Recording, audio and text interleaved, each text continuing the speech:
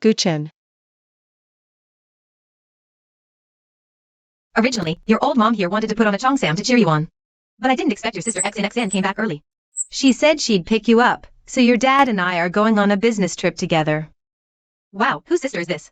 She's so gorgeous. She's here to pick up her boyfriend, right? How did you come back? We haven't seen each other for half a year, and that's the first thing you asked me? No finals this week?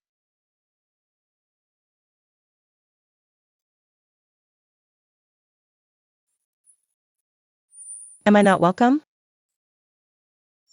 It's not that. Congratulations, Guchin, your exams are over. Are you that scared of me? It's so hot my hand slipped. Heh. Guess why I came back early? You have something you need to do for me, right? Just this? What else? It's 2,000 kilometers from Shanghai to Rongqing.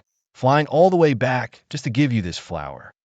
You do the math, that makes sense, doesn't it? Basic common sense. Paying that much attention to me, you even know when my exams finish. My mom told me. Oh, Auntie told you. Believe it or not. Guchin. I don't think I ever told Auntie when I'd be back. Probably she saw it on a short video. We haven't seen each other in half a year, you're still as silly as ever. Switching to arts major is more stable for you. Can you stop making decisions for me all the time? Thanks for the flower. I'm going home now. Guchin. I'll hail a cab myself. You really are such a dummy.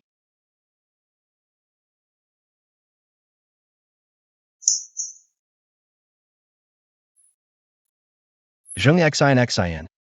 We haven't seen each other for so long, and you still want to run away the second you see me. I don't. Then why are you hailing a cab? Don't you have other things to do anyway? Who do you think I came back for?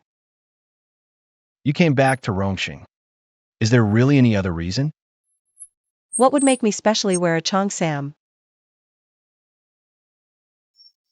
If I remember correctly. This is also the first time you've seen me in a cheongsam, right? So you really... Shh. Stop hailing that cab. I drove here specially. Thank you. Zheng xin. We're beyond thank yous. Then what do you want? Show some real gratitude, don't just talk. Dinner's on me tomorrow. You pick the place, money's no object. All right.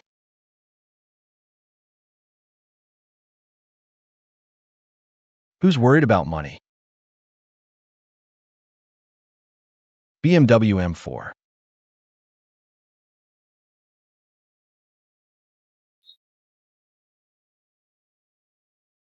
I still don't get how you bought such a cool car.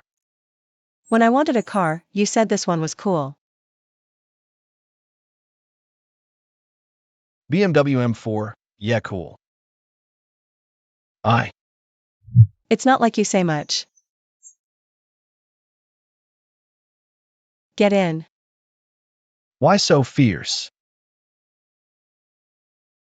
At least you listen. I respect traffic rules. Little Guchin, so rule-abiding.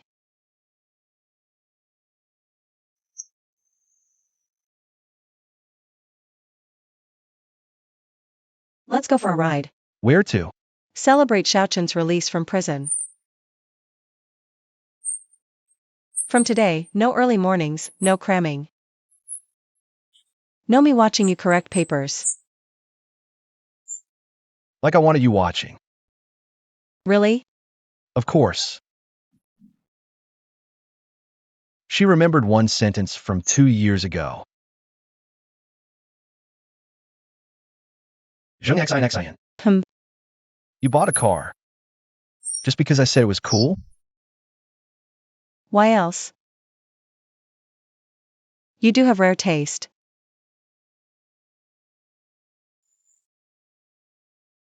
My taste is just good. So I bought it.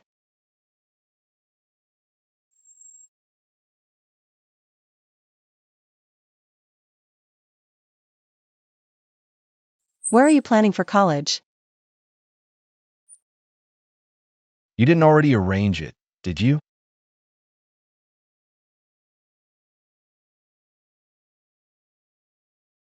That scared of me managing you? Not scared. I'm an adult. I'll choose my own college. Not Shanghai Jiao Tong. Not considering Shanghai. Right, those 985s in Shanghai, with your current scores, are a bit of a stretch. Impossible. I can at least get into a 211.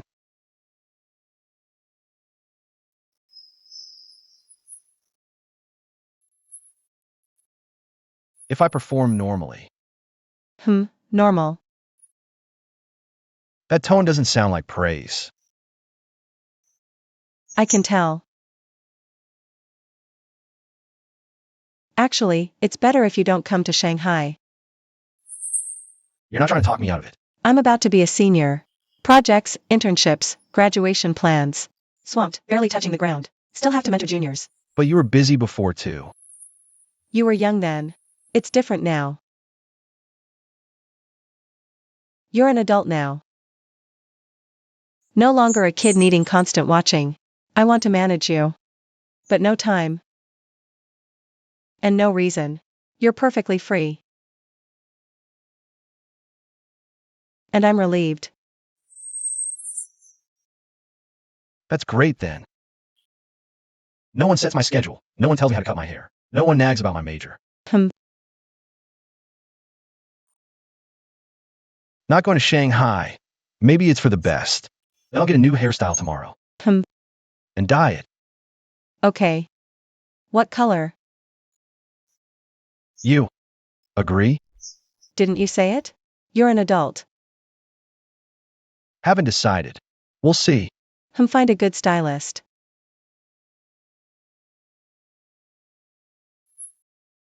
You used to hate when I messed with my hair. That was then. Now you decide.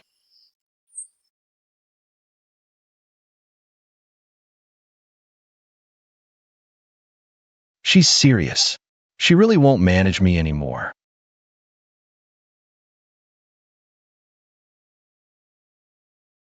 There was a reason I didn't let you perm your hair before. Oh, finally admitting you were overbearing. In 9th grade, checking your homework, your math book had 2 love letters tucked inside. That was ages ago. Who remembers that? My memory's always been good. So, what do love letters have to do with me perming my hair? Perms look good, but attract too much attention. That logic doesn't hold. Blame me for being good looking too? Not blaming you. Just back then, you were young. I'm not young. So I'm not managing you now. It was different before. You were the kid I watched grow up. No early dating. Oh, Just an oh? what else? I'm home. Guchin. Here, take the flowers. Got it.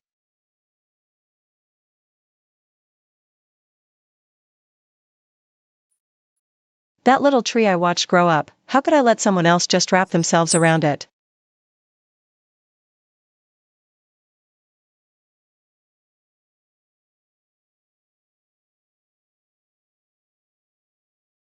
No early dating. Early dating. The college entrance exam is over. What early is there talk about?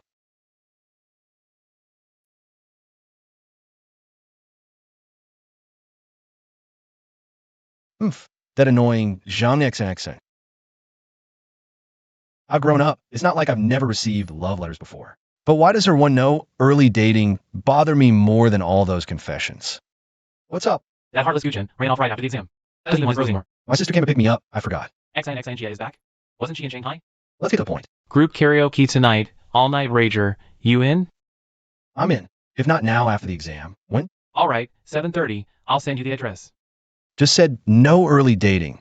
Next up is the all-night grad party. Anyway, she said she's not going to interfere.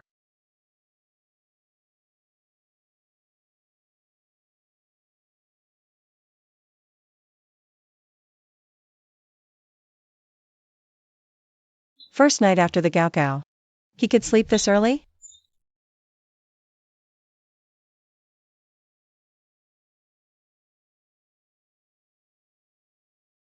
Said she won't interfere, didn't say she won't keep an eye on you.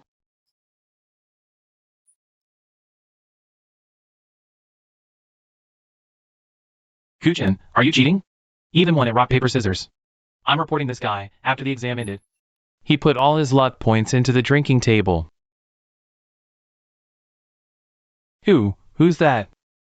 Checking up on you this late? Cut out. Just for safety. She clearly said she wouldn't interfere with me. Honor, don't worry. I'll definitely be up by tomorrow afternoon. Promise to treat you to a big meal. Won't run away. Come on, let's keep going. XINXIN checking in? You're so well behaved around her. It's ridiculous. Get lost. My sister's worried about my safety. You get it? So, just a sister. Kuchin lost. Drink.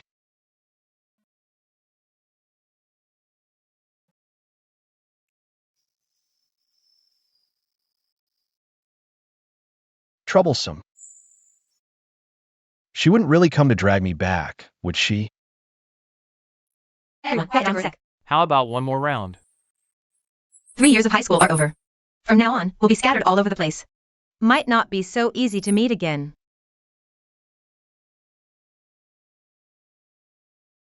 But, starting today, we've leveled up from high school students. We can finally date openly and above board. No more early dating. No puppy love. Ha ha ha. Stop laughing, I'm being serious. We might really never see each other again after graduation. Your crush is right here. Aren't you gonna give it a shot? Confess. Whoever chokes out wasted their whole high school.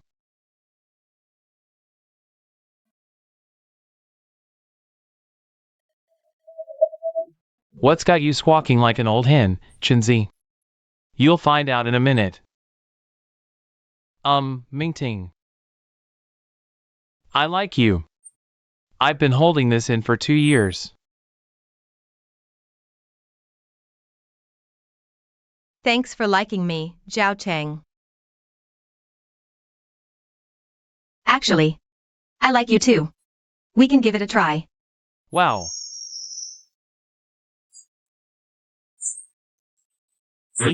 It's true.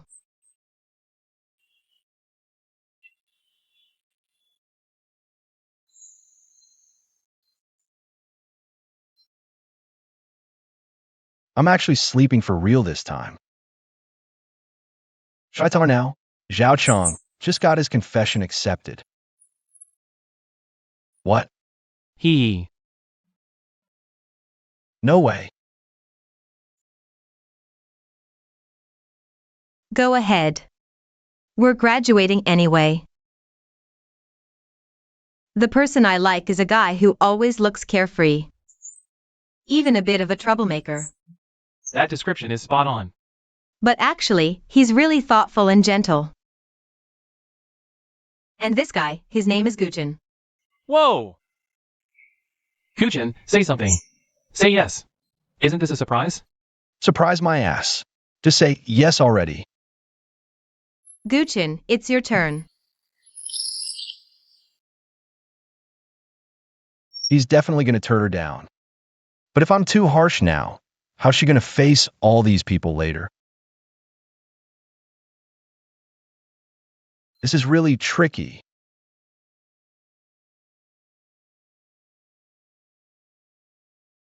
Guchin. I wonder if you'd give me a chance. To test the saying that all it takes for a girl to chase a guy is a thin veil.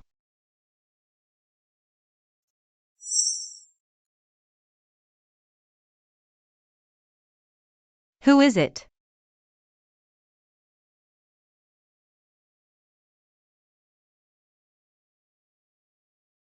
Huh? She actually came here? Hi, who are you looking for? I'm Guchin's older sister. Kuchin has such a pretty sister. Doesn't look like a biological sister, though. Hi, sister. Come on in. Oh, hi sister, come in please.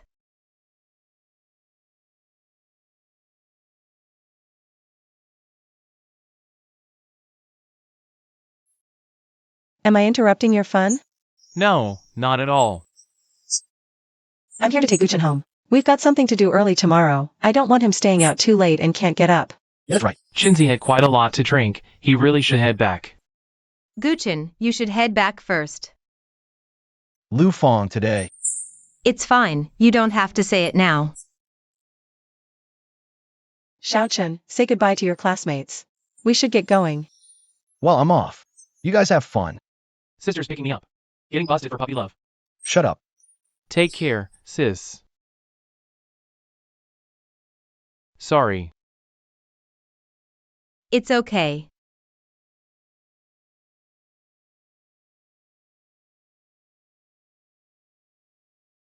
What are you doing here? Didn't you send your location? That was to let you know I'm safe. Right. So I'm here to take that safe person home. I'm not a kid. Just now, you seem like one. Seem like what? Like a kid who did something wrong and can't look anyone in the eye. You. Did you hear anything just now? What do you hope I heard? I hope you didn't hear anything.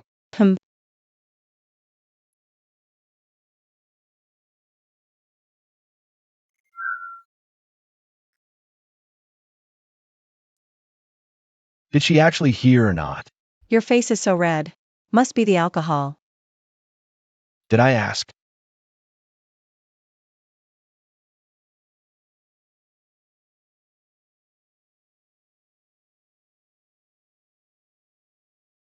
That's my cup. You. Why did you put your cup there? The cup holder is for holding cups, isn't it? I thought it was honey water. So you didn't look before drinking? How was I supposed to know your cup was warm too?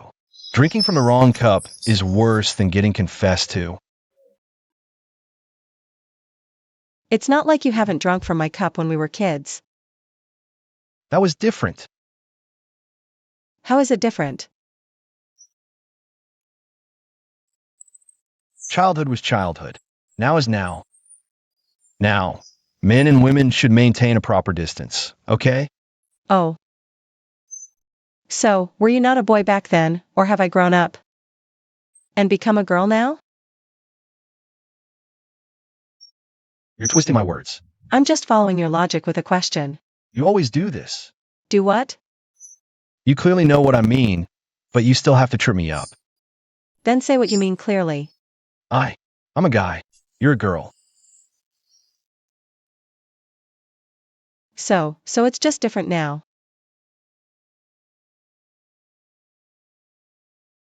It really is different. Good, you finally get it. Yeah, I get it.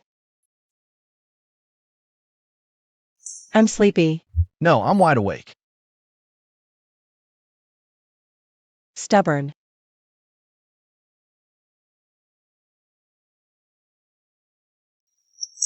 Guchin. Xiaochen. Pig. Guchin, I like you. No wonder you're so popular with the girls.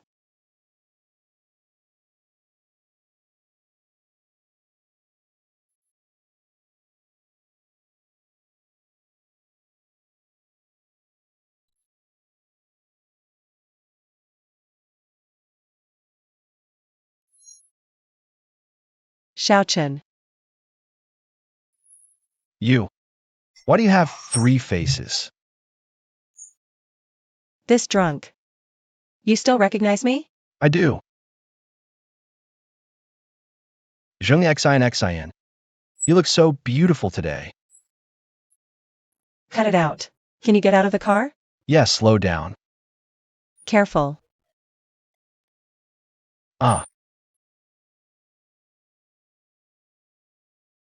Guchin, stand up straight. I'm standing. Is this what you call standing? Why are you so close to me? You're the one leaning on me. Oh. Guchin. Zheng Xin. Hmm? You came to pick me up in the middle of the night. Won't your dad say anything? He can't control me. That's good. You sure know how to worry about me. Guchin, let go. I'll help you back. Zheng Xin, you feel cool. Hugging you feels so good. Cools me down. Guchen, do you know who you're hugging? Zheng xin. Not anyone else. If you don't let go, you'll regret it tomorrow. We'll talk about it tomorrow. Patrol. Didn't see a thing.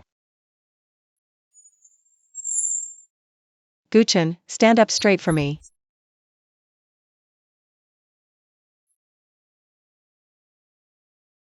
I didn't tell you to lean on me.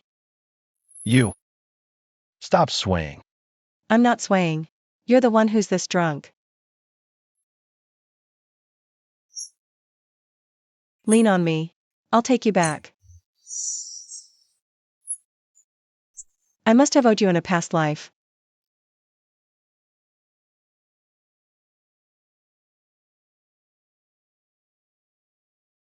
Acted tough when drinking, now you're behaving.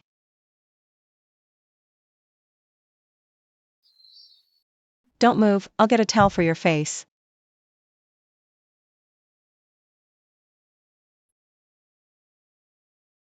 Guchen. Zheng xin. What disappeared? Zheng xin. I'm here. Why are you here? Your room is next door. You were gone. I just want to get water. Get up.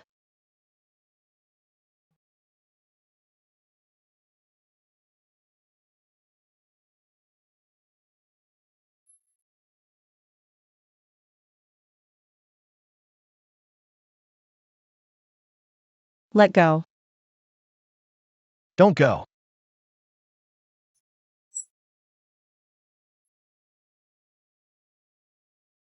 I'll deal with you tomorrow, you troublemaker.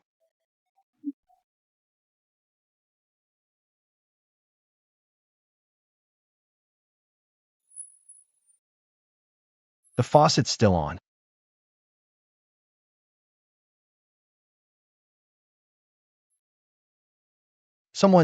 Wait, that's not right. Go to sleep. Zheng xin. Why is she showering in my bedroom? It's still early. Wait. This isn't my house. This is Zheng xin's bedroom. Go to sleep. I'm screwed. The longer she's unconscious, the worse it'll be. Where are my shoes? My socks? I have to get out before Zheng xin wakes up.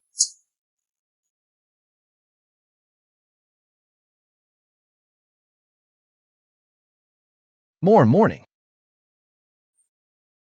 Guchen. What are you looking for? In nothing. Oh, your nothing is over there. Shoes and socks, I'm going back to shower first. I'll catch up later. Think you can just sleep and run?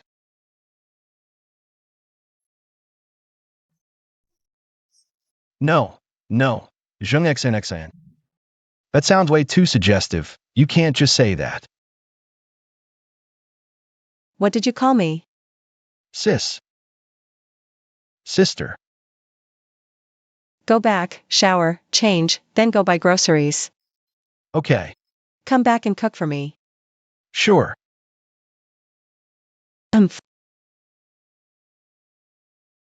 So obedient.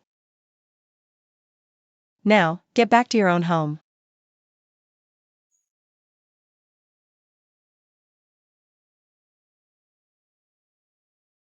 Go to sleep. What on earth did I do last night? I'm so screwed. I'm 18, she's 21, we're not related.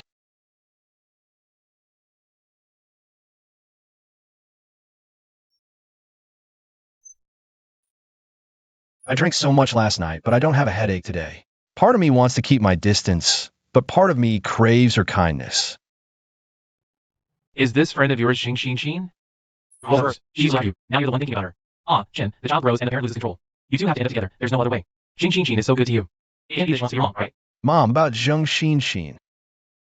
It's not like I'm looking for a mom. Then how does she feel about me? You're leaving tomorrow?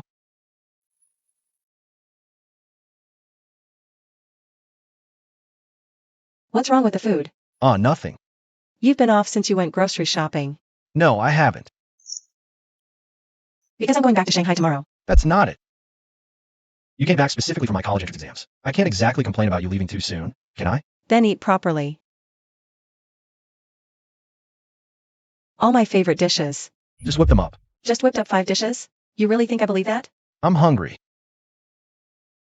Why aren't you eating the shrimp? Too lazy to peel them.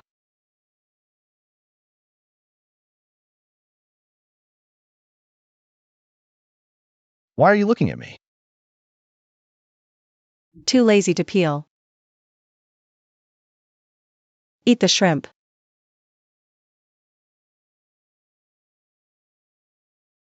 Okay. Zheng Xin. Yeah? Do you want to be my mom? Gu Chen. What? So eager to be my son? No, that's not what I meant. Then what did you mean? Ugh, it's just you're too good to me. So good it feels different. Not that I'm complaining. Oh, I see. So that's what you think. Well then, from now on, I'll be worse to you. On second thought, forget it. Gu Chen, do you realize you're being a bit greedy? Maybe just a little. Not maybe. You are. I can't eat anymore. Don't you have things to do this afternoon? Eating so little, you'll be hungry again at night. You're quite good at managing me. Didn't you always manage me before too?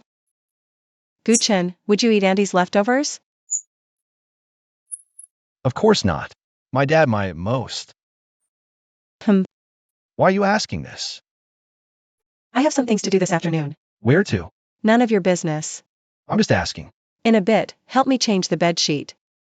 Change. Change the bedsheet. The one you slept on last night? Yeah. Pick me up for dinner tonight. Okay. So obedient. Would you eat Andy's leftovers? Of course not. I wouldn't eat my mom's leftovers. So eager to be my son? Then why would I? Even if we were real siblings, with only a 3-year age gap, I wouldn't.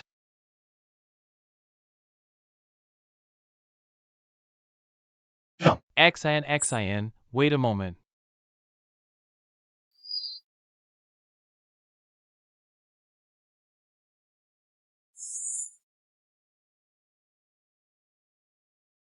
XIN, this bouquet. I picked it for a long time. Wow, red roses. Ning Shi, this is way too obvious. Ning Shi. I didn't expect you to remember Gu Chen likes roses. Huh. He's just here to pick me up. I'll thank you on his behalf. Perfect timing. Give the flowers to him. Goo.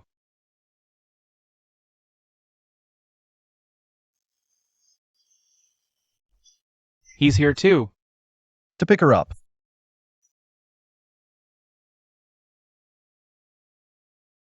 Where's your car?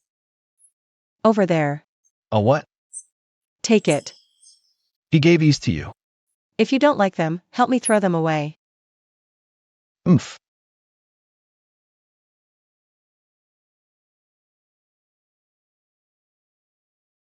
Where should I put it?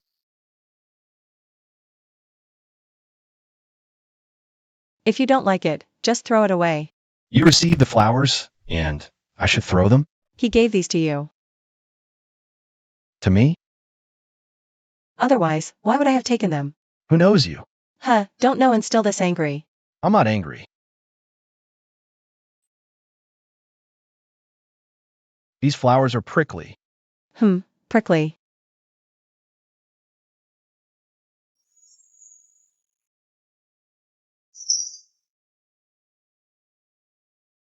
What if he sees?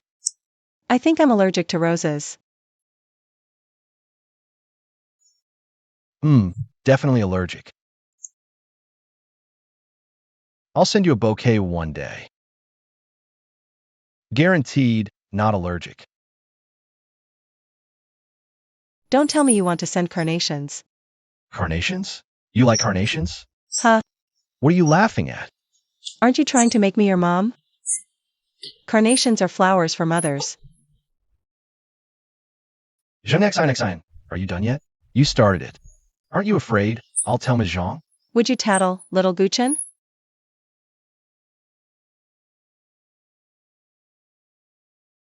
Let's eat.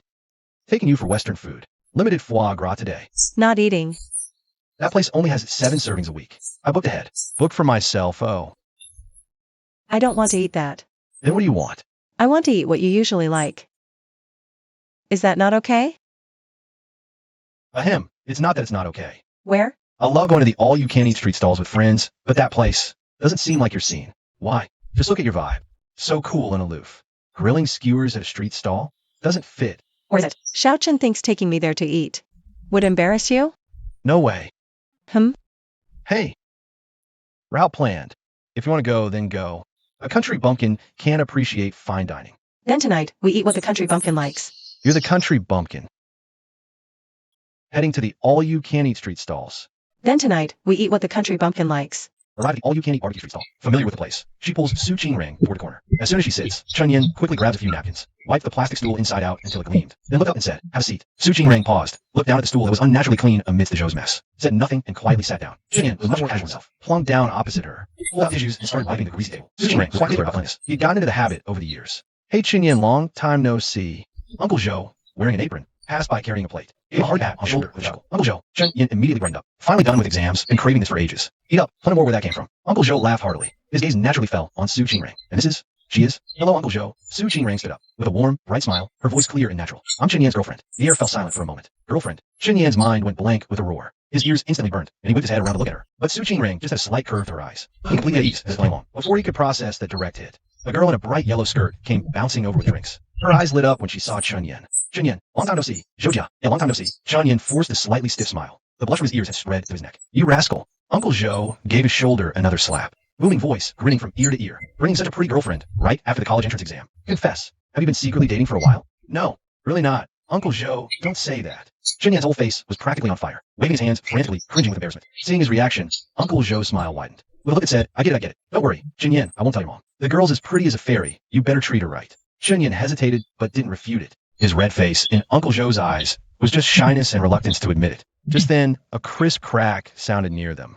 Chen Yan rose, and along with Su Qing Ring and Uncle Zhou all turned their heads at once. They saw Zhou Jia flustered, crouching on the floor, hurriedly picking up the pieces of the shattered glass. "Be careful not to cut your hand." Chen Yan opened his mouth, instinctively wanting to help. But Uncle Zhou stopped Chen Yan. "It's just a bit of broken glass. I'll clean it up in a moment. You two must be hungry. Go get the skewers ready to grill. I just got a fresh batch of boiled edges today. Left in the usual spot for you to eat, kid." Chen Yan looked at the mess on the floor, then looked at Uncle Zhou again, still a bit worried. Su Qing Ring, who had been sitting quietly, suddenly stood up. She walked over to Zhou Jia, took a clean pack of tissues from her small bag, pulled out a thick stack, handed it over, her voice gentle. "Use this to wrap your hand while picking it up. Using your bare hands is easy to get cut." Zhou Jia abruptly raised her head. Under her thick bangs, a pair of eyes stared blankly at Su Qing Ring. She hurriedly took the tissues, lowered her head, her bangs hiding her reddened eyes. Her voice was so low, almost inaudible. Jesus." Su Qing Ring gave a faint smile and said nothing more. Instead, she stood up and looked at Chen Yan. "Go get the ingredients." While getting the food, Chen Yan was bent over in front of the freezer, picking through items. He just wrapped a large handful of ripe, fresh skewers. When he suddenly felt a ticklish sensation on his back, he instinctively straightened up, looked back and saw Su Qing Ring had somehow gotten extremely close. Her expression was indifferent as she used her slender index finger to lightly trace something on the center of his back. Her fingertips' slight chill came through the fabric. "Huh? What's up? Did I get something on my back?" Chen Yan asked, puzzled. He even subconsciously twisted his shoulder, trying to look. "No." Su Qing Ring withdrew her hand. Her expression was calm and unreadable, as if that slightly intimate little gesture had never happened. "I also want to eat grilled gizzards." "Oh, okay." Chen Yan, suspecting nothing, immediately turned back, his eyes searching among the dazzling array of ingredients for the gizzards. Meanwhile, Su Qing Ring stood in place. Her gaze fell on Chen Yan's broad back, the fabric of his white t-shirt, because of her earlier tracing. Now bore a small, barely noticeable wrinkle. She quietly looked at that brief imprint. A faint, triumphant smile rippled across her lips, before vanishing again beneath her usual composure. Scene 1. Hazy cooking smoke wafted upward, a warm mist carrying the scents of cumin and char. It blurred the figure across from her, who was intently turning skewers. Su Qing Ring narrowed her eyes slightly, peering through the swirling smoke, watching Chen Yan's face glow in the charcoal firelight. Sizzle. Suddenly, a piece of marbled pork belly crackles loudly, splattering a few drops of scalding oil onto the back of Chun Yan's hand. He flinches reflexively, sucking in a sharp breath. Be careful. Su Qingrong's warning comes almost simultaneously, her voice carrying a barely perceptible tightness. She watches the small spot rapidly turning red, her brow furrowing almost imperceptibly. Su Qingrong picks up her small bag from nearby, gets up, walks around the table to Chun Yan's side. Wings are almost ready. What's up? Chun Yan looks up at Su Qingrong, thinking she's here to check on progress. Move over, Su Qingrong says succinctly. Chun Yan pauses briefly, but obediently scoots further into the bench. Seeing this, Su Qingrong calmly sits in the space he just made. Instantly they're close, arms nearly touching, and can even smell her clean, subtle fragrance, distinct amidst the strong barbecue smoke. Aren't you hot? Sitting next to me? He asks. Yan's practical skills are maxed out, but his theoretical knowledge is lacking, while Su Qingrong is the exact opposite. So since childhood, whenever Chun Yan took things apart at home, Mrs. Du Meishing's roar would follow. Chun Yan, why can't you be more like Su Qingrong? Read more books, Mom. Practice makes perfect, okay. Young Chun Yan argued stubbornly. Since you chose not to study abroad, to grind through exams, we'll use our hands-on skills. How many points can they score? The memory flashes by. Chun Yan feels a slight coolness on his cheek, turns to see Su Qingrong leaning slightly, using a corner of a wet wipe, gently and carefully wiping his cheek. Her movement slow, gaze focused, breath close. Warm breath, faintly brushing his skin. Chun Yan stiffens. Don't move, Su Qingrong whispers, her breath fragrant. Only Su Qingrong finishes licking half. Is he allowed to move again? Chun Yan's Adam's apple pops, remembering his earlier suspicion. He speaks clumsily, testing and reminding. Su Qingrong, I've grown up now. Su Qingrong chuckles softly at this, not directly responding, instead posing a question. Eyes clear. What is our relationship now? Chun Yan pauses, then understands. Right, Su Qingrong told Uncle Zhou they're a couple. But is there any need to put on a show for Uncle Zhou? But Chun Yan quickly realized something. He asked seriously, do you want to be a star in the future? So you're seizing every chance to practice your acting now? How do you let go of these everyday situations? Chapter 12. Su Qingrong. You're not a lesbian, are you? Su Qingrong, oh. Su Qingrong took a deep breath. She pressed her fingers to her forehead. Isn't that right? Chun Yan glanced at Su Qingrong, not noticing her almost murderous expression. He just removed the skewer from the grilled chicken wing and put it in a bowl. That honest look on his face, like he just uncovered the truth. Su Qingrong was silent for a few seconds. Then, in the noisy, smoky food stall, she lowered her head, her shoulders trembling almost imperceptibly. I can't beat him. Damn it, I couldn't hold back. Under the table, Su Qingrong stepped on Chun Yan's foot. Chun Yan's eyes widened. What? What's wrong? Su Qingrong acted as if nothing had happened. Instead, she nodded seriously. You're so smart, I agree. Chun Yan scratched his head, not picking up on Su Qingrong's sarcasm. A bit of a blockhead, huh? Su Qingrong sighed lightly. Gave up. Too lazy to argue with this blockhead about this heart-stopping topic. She did have a big appetite. Ate 2 chicken wings, a few slices of gizzard and some grilled mushrooms, and she was full. The rest almost all went into Chun Yan's stomach. His appetite was more than 3 times hers. When they paid and left, Uncle Zhou was too busy to even stand still. Just waved at them from afar with a smile. Let them come over. Chun Yan looked back, muttered casually, strange. Zhou Jia didn't even come out to say goodbye today. Su Qingrong didn't stop walking, but her eyebrows lifted almost imperceptibly. Her tone suddenly cooled a bit. Oh, really? You two were pretty close. We were okay. Sat together for a year in middle school. After her mom had that accident, Zhang Zhongwei and I helped run some errands. Chun Yan, completely unaware, kept talking. Don't know which university she plans to apply to. You care a lot? Su Qingrong asked, her voice betraying no emotion. Not really caring, just asking casually. Chun Yan waved it off, not taking it seriously. But the next moment, a sudden realization hit him. He turned sharply, staring at Su Qingrong's profile. Wait, why are you so curious about Zhou Jia? Su Qingrong paused in his steps. He turned to face her, meeting her probing gaze, and answered straightforwardly. I'm only curious about you.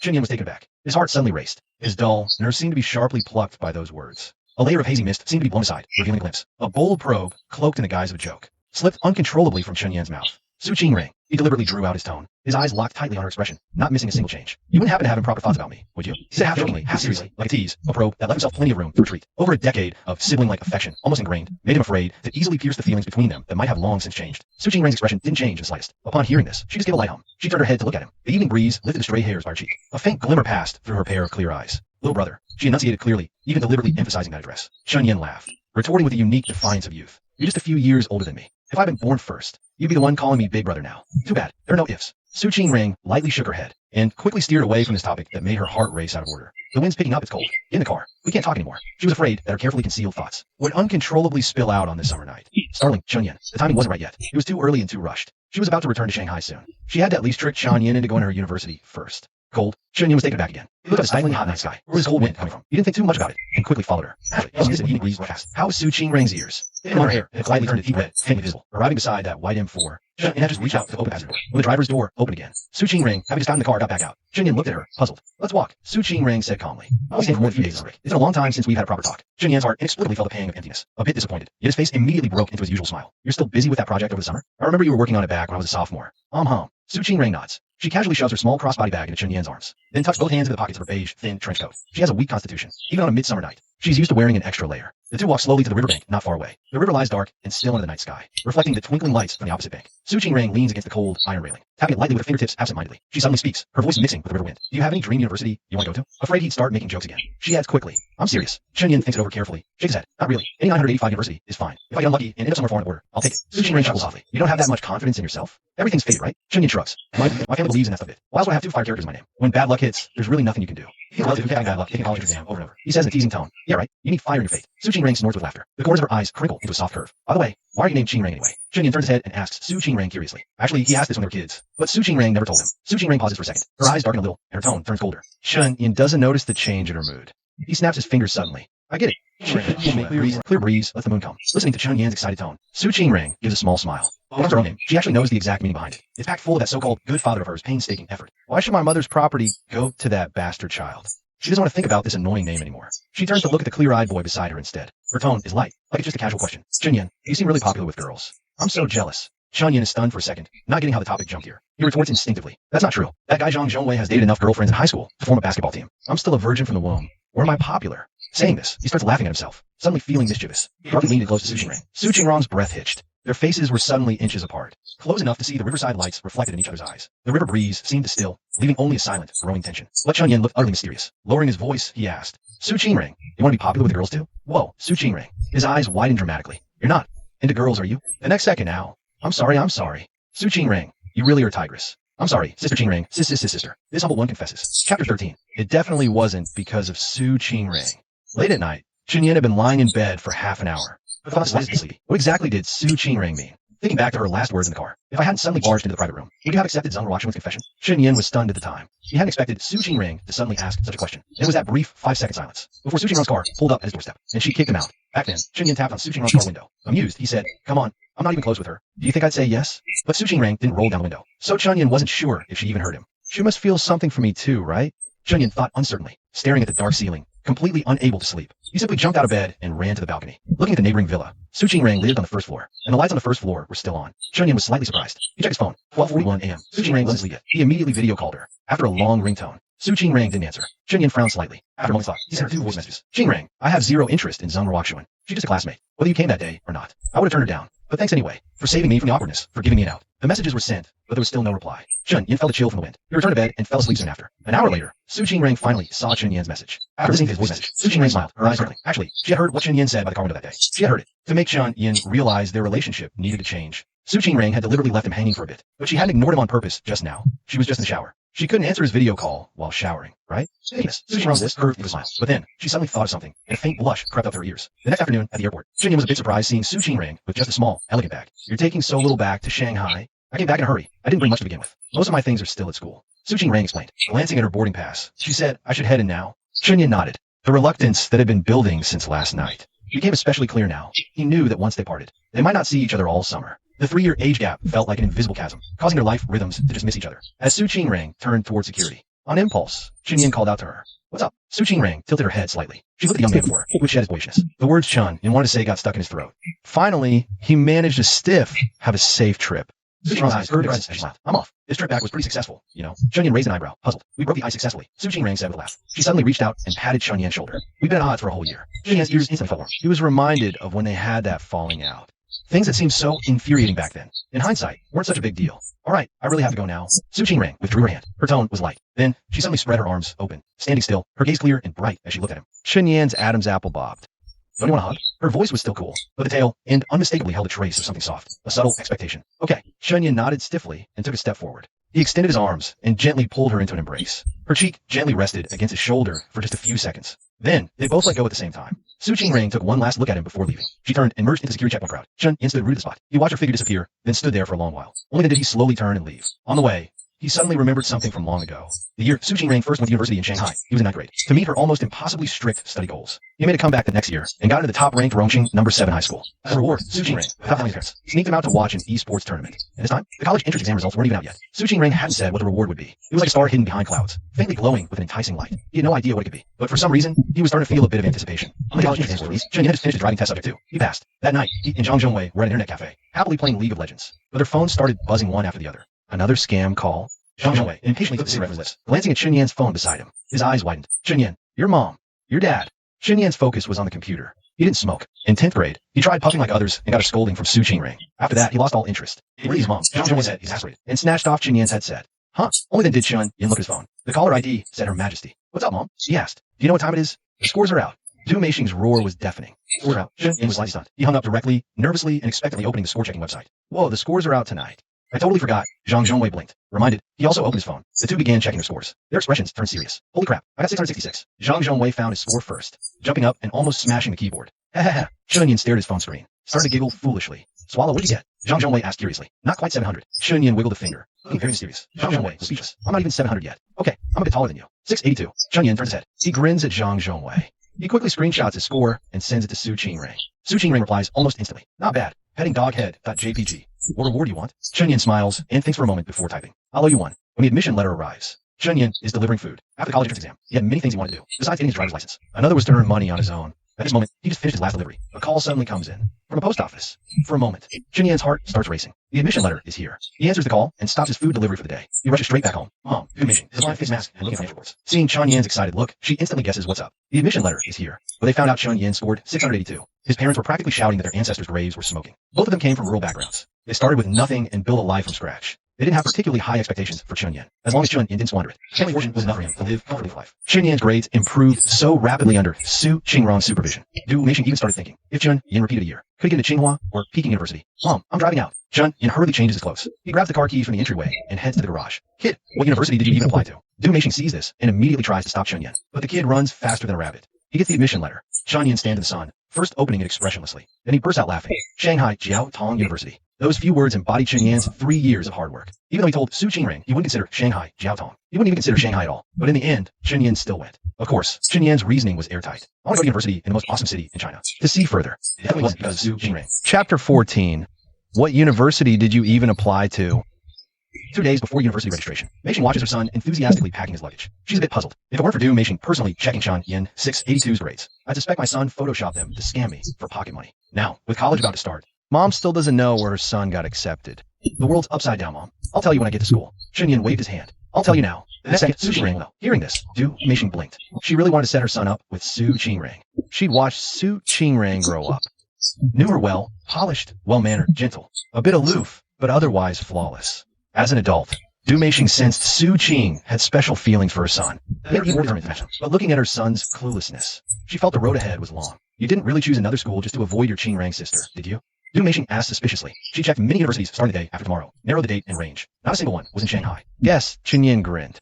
Beside them, the silent father, Chen Tianjian, spoke up. Still won't tell your parents? Fine. Don't blame me if I cut off your funds. A threatening statement. But Chen Yan wasn't scared. He grinned bright-eyed. Dad, to be honest, I made 5,000 delivering food this month. 3,000 writing programs online, plus the bonuses you gave me after the Gaokao and results came out. It adds up to around 40,000. I can pay my own tuition. Why fear a fun cut? Seeing Chen Yan was unmoved. Du Meishing and Chen Tianjian were out of ideas. But before Chen Yan left Rongqing, they still transferred 50,000 for tuition and spending money. Shanghai, vast sky, drifting clouds, under a clear sky. Chen Yan carried a suitcase, stepped off the plane. Shanghai Jiao Tong University started in 3 days. Chen Yan came early to keep the sharp Su Qingrang from guessing. It was his first time in this international metropolis. He'd have a great time these 3 days. But as soon as Chen Yan dropped his luggage at the hotel, he saw Su Qingrong's WeChat post. He clicked, eyebrows raised. Su Qingrang, always busy, was actually gathering people on WeChat to watch fireworks at Disney. Subconsciously, Chen Yan wanted to sign up in private chat. But just as his fingertips touched the screen and typed a few words, he immediately shook his head and deleted them. Wouldn't that expose that he's in Shanghai? Before Chen Yan's fingers could even move away from the screen, as if reading his mind, Su Qingrang sent a message. Chen Yan frowned slightly, and also sent a question mark. Qingrang, can you accompany me to Disney World tomorrow? Chen Yan's heart skipped a beat. Su Qingrang knows he's in Shanghai. No wait, she's fishing for info. He paused briefly, then typed, school started for me. I'm not in Shanghai. On the other side of the screen, Su Qingrang looked at Chen Yan's message. Her delicate eyes narrowed. She thought and sent, oh, but your school starts the day after tomorrow, right? Seeing this, Chen Yan couldn't help but smile. No, my school started today. The day after tomorrow is your school start date. On the other side, Su Qingrang smiled lightly. You know when Shanghai Jiaotong starts. Your start date, SG News. Hope I don't see you the day after tomorrow. Little Chen Yan. Chen Yan's brow instantly furrowed. I heard from my mom, your school starts the day after tomorrow. I'm not going Shanghai Jiaotong. You guessed wrong. Su Qingrang instantly laughed. She looked at the enrollment list in front of her, raised an eyebrow. Oh, so I was overthinking it. If you do come to SJEU, what then?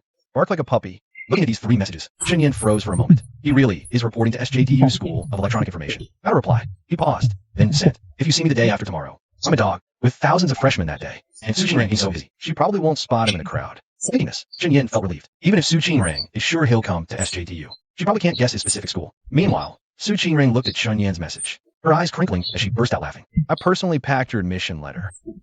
How would I not know your school? Su Qingrang was a member of the student union. After realizing Chen Yin was guarding his college choice, she simply joined the admissions volunteer team. That admission letter of Chen Yan's, along with many from Shu province, were all personally sealed by Su Qingrang. Her gaze fell on Chen Yan's entry in the list. A smile unconsciously curled at the corner of her mouth. School of Electronic Information. That stubborn Chen Yan. He said he was coming to Shanghai University, yet his major is only a few hundred meters from her school. Su Qingrang opened that friends-only social media post and clicked delete. After all, Chen Yan had already seen it. Keeping it was pointless. After deleting it, Su Qingrang began to ponder how to accidentally run into Chen Yan 3 days later. As she was thinking, the student council office door was gently pushed open. A girl peeked in, her face full of helplessness, holding a milk tea in one hand and a bouquet in the other. Senior, Dai's own way sent you these again. The faint hint of a smile in Su Qingrang's eyes instantly faded. You drink the milk tea. Her voice calm. Next time, don't accept anything from him. Huh. The girl was taken aback. Then about this bouquet.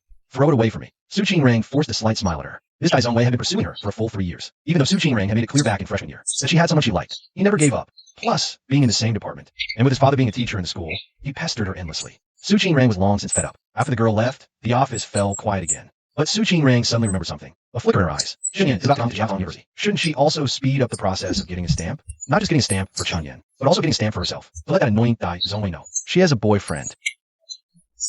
Chapter 15. You're taking advantage of me, Su Qingrang. After ending the chat with Su Qingrang, Chen Yan wasn't idle either. A programming job he took on a week ago wasn't finished. He found a random internet cafe, sat down, and started working on it. Thanks to his mother, Du Meiying's foresight. Seeing he couldn't get into book theory, she had Chen Yan learn programming early on. Now it truly had become his livelihood. Because of this interest, Chen Yan also chose artificial intelligence as his university major. It's 2022 now. Although he wasn't sure how AI would develop in the coming years, he was certain it would turn everything upside down. He sent the results to the client ahead of the deadline. Chen Yan stretched lazily. He played a few games, and by the time he left the internet cafe, dusk had settled. After thought, he had theory near Shanghai Jiaotong University. After all, he'd officially be a Jiaotong student the day after tomorrow. It wouldn't hurt to scout the place out early. Chen Yan just stepped out of the car when his gaze swept the area. He froze on the spot. He saw Su Qingrang. Shanghai summer nights weren't much cooler than Chengdu's. Cicadas still buzzed, the last rays of the setting sun slanting across the scene. The light cast a pale golden glow on Qingrang's white shirt. She had left the top 2 buttons of her collar undone, revealing fair collarbones. It was casual, yet not inappropriate. Besides, Su Qingrang wasn't alone. A man and a woman stood beside her. The three were talking, heading toward a nearby commercial street. It looked like they'd made plans to eat together.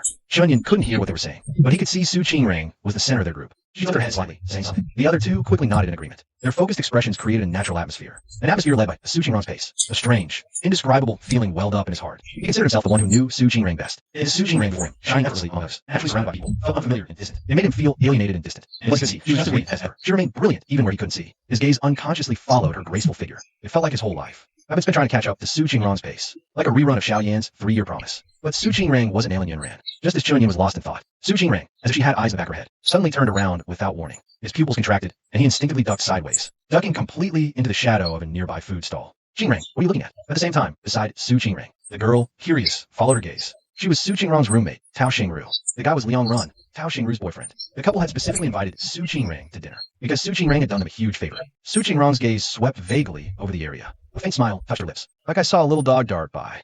Tao Xingru was puzzled. A dog? I don't see one. Let's go. Go to dinner. Su Qingrang smiled. No more speaking. Did she just see the Chen Yan? Idiots like to wear pure black short sleeves, even in summer. I don't even know the heat absorption. After watching Su Qingrang, 3 figures disappear. The Chen Yan, after the food stall, was relieved. Some mess, stand up straight. Young man hungry. Do you want to eat fried noodles?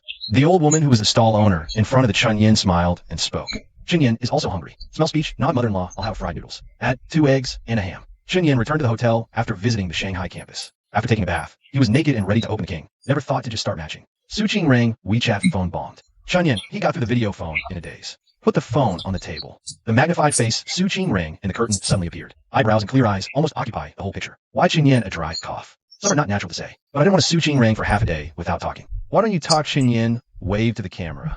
Su Qingrang verbally. She hit this video. Originally, it was purely to raid and ridicule Chen Yan. The panicked black figure of the afternoon was mostly Chen Yan. This guy must be living in a hotel right now. I suddenly came to a video call. Enough to keep him busy. After all, which college dormitory would be like a hotel? But she never expected. The Chen Yan who picked up the video was naked. It's completely beyond her rehearsal script. Watching Su Qingrang rarely speak, Chen Yan frowned. How do you suddenly think of playing video? As he spoke, he took a sip of the coconut water at hand. Light inadvertently swept his own image on the phone screen. The next moment, Chen Yan, the whole person, suddenly stiff. The face was red with a bang. I to Su Qingrang only heard the muffled sound of the mobile phone falling down. Then the picture was dark and nothing was visible. After about 10 seconds, the camera lights up again. I saw a neatly dressed Chen Yan sitting in front of the phone, trying to keep the sound steady. What? Su Qingrang looked at him, pretending to be calm. He didn't resist, sniggered. It looks like your ears are still red. I want to see your dormitory. She blinked, her tone casual. Chen Yan's internal alarm bells went off. He immediately waved his hands. No way, my roommate's shirtless. Can't let you see. Men and women shouldn't be too intimate. Su Qingrang's lips curved slightly. You're not a man. Chen Yan was stunned for a moment. Then his face flushed a little. Well, this Su Qingrang. He thought she'd silently let that awkward page turn. He didn't expect her to deliberately poke the sore spot, but seeing the obvious teasing on Su Qingrong's face, Chunyin paused and suddenly laughed too. His eyes crinkled, showing white teeth. You're taking advantage of me, Su Qingrang. What if her boyfriend finds out? Boyfriend? Su Qingrang raised a delicate eyebrow. I don't have a boyfriend. It must be a girlfriend. Chunyin blinked. Su Qingrang chuckled softly, but the warmth in her eyes quietly faded. Chunyin immediately raised both hands to surrender. I was just talking nonsense, sis. Every time he annoyed Su Qingrang, calling her sis always got him off the hook. It worked every time. He didn't know what her deal was with that. Did she really like hearing him call her sis that much? Would it feel good if she called him bro? This strange thought flitted through Chunyan's mind. He quickly pushed it down. What did you eat for dinner? Su Qingrang didn't continue the previous topic. Instead, she asked abruptly. Stir-fried rice noodles, Chunyan said. Pretty tasty. Different from Sichuan's spicy flavor. A bit sweet. Unique. What a coincidence, Su Qingrang said with a smile. Feeling her true, foxy intentions. She suddenly picked something up from her left side and held it in front of the camera. I had stir-fried rice noodles too. On the video, the packaging of Su Qingrong's rice noodles was identical to Chunyan's afternoon meal. Chapter 16. Just missed you. When Chunyan saw the packaging with Annie Wong's rice noodles printed on it, his pupils dilated in shock. Wasn't this the exact same place he ate it this afternoon? He hurriedly grabbed the coconut drink beside him and took a sip. Watching Chunyan's flustered look, a trace of triumphant amusement flickered in Su Qingrong's exquisite eyes. She feigned curiosity and asked, Chunyan, was the stir-fried rice noodles you had tonight good? It was okay. Chunyan coughed and put down the coconut water. That rice noodle place is outside Jiaotong University. Probably very popular. It's just a coincidence Su Qingrang went there. He didn't want to dwell on this topic. Chunyan, you called me for a video chat tonight. Just to ask what I had for dinner? Of course not. Su Qingrang shook her head. A faint smile touched her lips. I just missed you, that's all. Instantly, Chunyan's ears turned bright red. He almost choked. This Su Qingrang really knows how to drop a bombshell. Then her next words doused the fire that had just ignited in his heart. After all, it's your first day of university. I'm worried you might pick up bad habits. You're like a little brother I watched grow up. Annie even called me today, asking me to look after you. Hearing this, Chunyan felt a twinge of disappointment and a bit of frustration. She still sees me as a kid. Chunyan narrowed his eyes, looking at Su Qingrang on the screen. You and my mom don't even know where I'm studying. How are you going to look after me? Su Qingrang blinked. Her cool eyes were full of amusement. Aren't I looking after you right now? But Chunyan's mom, Du Meishing, still doesn't know where her precious son is actually studying. Chunyan hasn't told Du Meishing. Even if Su Qingrang knew, she wouldn't overstep and tell. Once the semester fully starts, Chunyan will tell her eventually. Hearing Su Qingrang's words, Chunyan couldn't help but laugh in exasperation. This is what she calls looking after me? Is she sure she's not just here to mess with me? With that thought, Chunyan waved his hand. Alright, gotta go. He hung up the video call. Soon, it was Shanghai Jiaotong University's opening day. Chunyan took a taxi to the university gate, carrying a single suitcase. He took out his phone, posed with a peace sign in front of the gate, and snapped a selfie. He sent it to the loving family group chat. Before he could put his phone away, messages from Mom and Chun Tianjian flooded in. Mom, you little rascal, Chunyan, all that mystery, and you ended up at Shanghai Jiaotong anyway. Mom, who said you weren't going to Shanghai? Such a tsundere.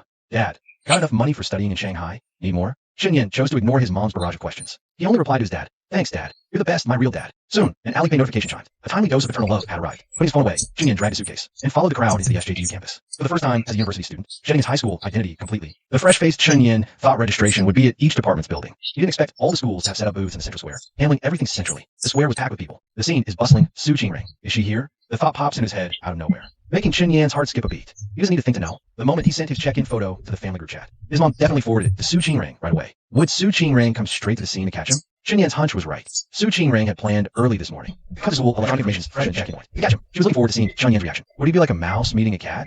Chunyan had already collected his freshman welcome pack. Holding the campus map, he politely declined and enthusiastic seniors offered to guide him, planning to find his dorm on his own. But he hadn't walked far from the square when a smiling senior stopped him. Hi there, freshman. Her voice was sweet. Looking for your dorm? You can volunteer, show you the way. We can even give you a campus tour. Hello, senior. Chunyan smiled politely, waving his hand. I think I know the way. No need to trouble you. Oh, don't be shy. The senior's smile didn't fade, clearly not planning to let him go easily. Helping freshmen counts for volunteer hours. Plus, having a senior show you around means getting all the college life tips early. Before Chunyan could speak, a clear female voice came to mind. I'll take this freshman. Thanks. Like a mountain spring striking jade, bringing a refreshing coolness to the muggy summer morning. Chunyan spun around. Su Qingrang was standing quietly behind him. She was dressed to impress today. A simple white pleated skirt made her skin look even fairer. Her legs were straight and slender. Su Qingrang also wore delicate, natural-looking makeup today, making her already striking features even more captivating. She looked almost unreal in the morning light. The senior who stopped Chunyan was stunned. Glancing at Su Qingrang's outfit, she asked uncertainly, classmate, are you a volunteer? Volunteers wear red vests. But Su Qingrang wasn't wearing one. He's my brother. Su Qingrang smiled slightly. Her excuse was flawless. Your brother? Wow. No wonder you're so pretty, and he's so handsome. The girl suddenly understood, waved quickly, and ran back toward the square. In a blink, only the two of them remained. The moment Su Qingrang appeared, Chunyan confirmed his earlier guess. You saw me yesterday, didn't you? Su Qingrang either confirmed or denied. She just looked at him with a gentle smile. I just saw a little black dog. It ran pretty fast, and could even stand up. Chunyan watched Chun and eat his words. Su Qingrang's expression softened even more. Let's go. I'll take you to your dorm. I promise your mom. I take good care of you. Chunyan dragged his suitcase and followed Su Qingrang. He didn't feel embarrassed about being caught in a lie. Instead, he grew a bit curious. When did you figure out I chose Jiaoda? Su Qingrang raised a delicate eyebrow. A smile spread from her eyes. If you hadn't been so secretive about it, I might not have been so sure. Chunyan instantly understood. He had just given himself away. If he hadn't hidden his college choice, Qingrang wouldn't have suspected he'd picked Jiaoda. But what Chen Yan didn't know was, Su Qingrang had other ways to confirm his choice. Chen Yan gave Su Qingrang a thumbs up. The old ginger is indeed spicier. As soon as Chen Yan finished speaking, Su Qingrang kicked him in the shin. I'm not old. I'm only 18. But then he noticed all the volunteers around wore red vests. Yet Su Qingrang wasn't wearing one. He was curious. Why aren't you wearing a red vest? Isn't she a volunteer? Su Qingrang chuckled softly. Her words held a deeper meaning. Who said I'm a volunteer?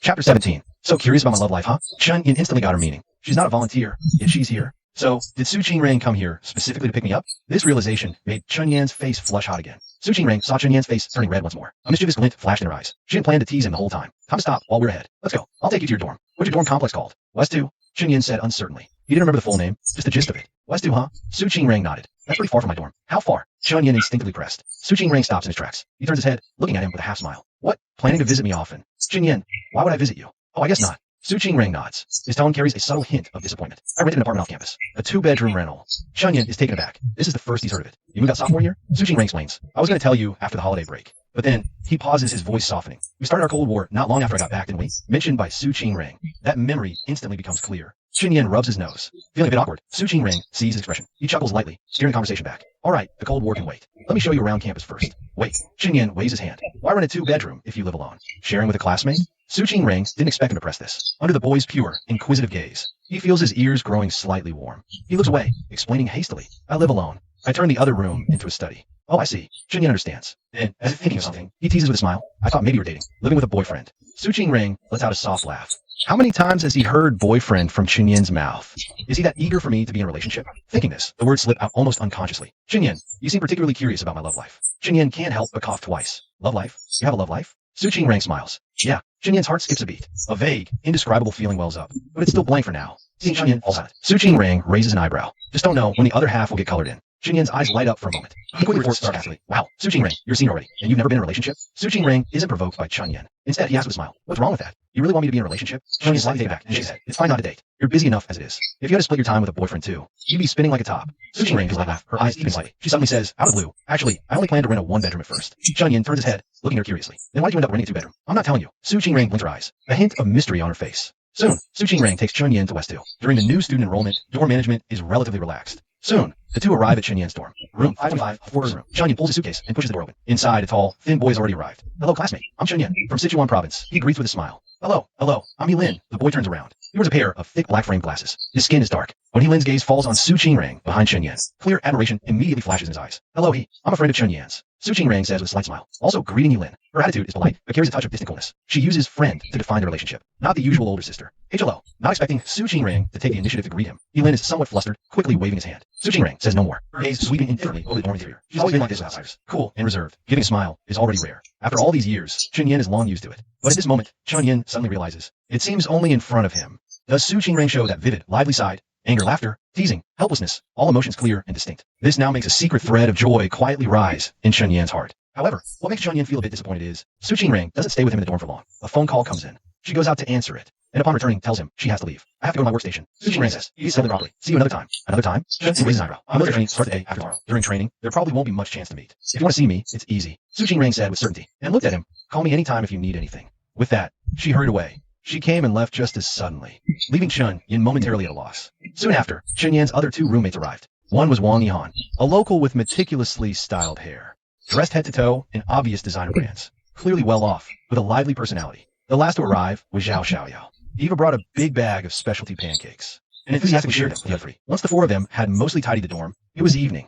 They shared a smile. The initial awkwardness had mostly faded, as the local, Wang Yihan, was the first to suggest, guys, let me show you around. Lin, more reserved. Wave it off. You guys go ahead, I have something to do. Chen Yan immediately chimed in with a smile. No way. This is room 525's first outing. We all go together. We'll wait for you. Then we can all explore the campus, get familiar. Lin hesitated, but seeing the expectant looks from Chen Yan and the others, he finally relented and nodded.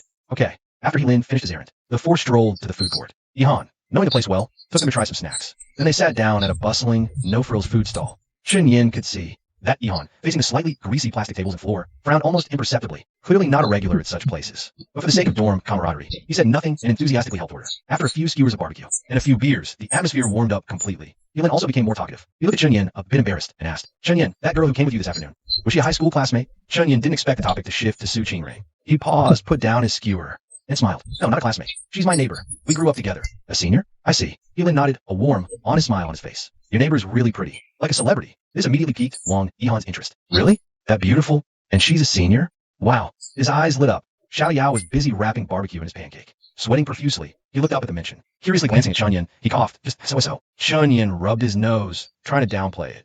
Just SOSO? Yilin immediately retorted. Sounds sincere and unquestionable. I think she's prettier than our high school's known beauty. So elegant. That good? Wang Yihan's eyes widened. He leaned forward unconsciously. Chunyin, you gotta let the brothers see her. Chapter 18. Is the goddess looking at me? Chunyin wagged his index finger in the air, his expression firm. Wang Yihan was dumbfounded. Not even a look.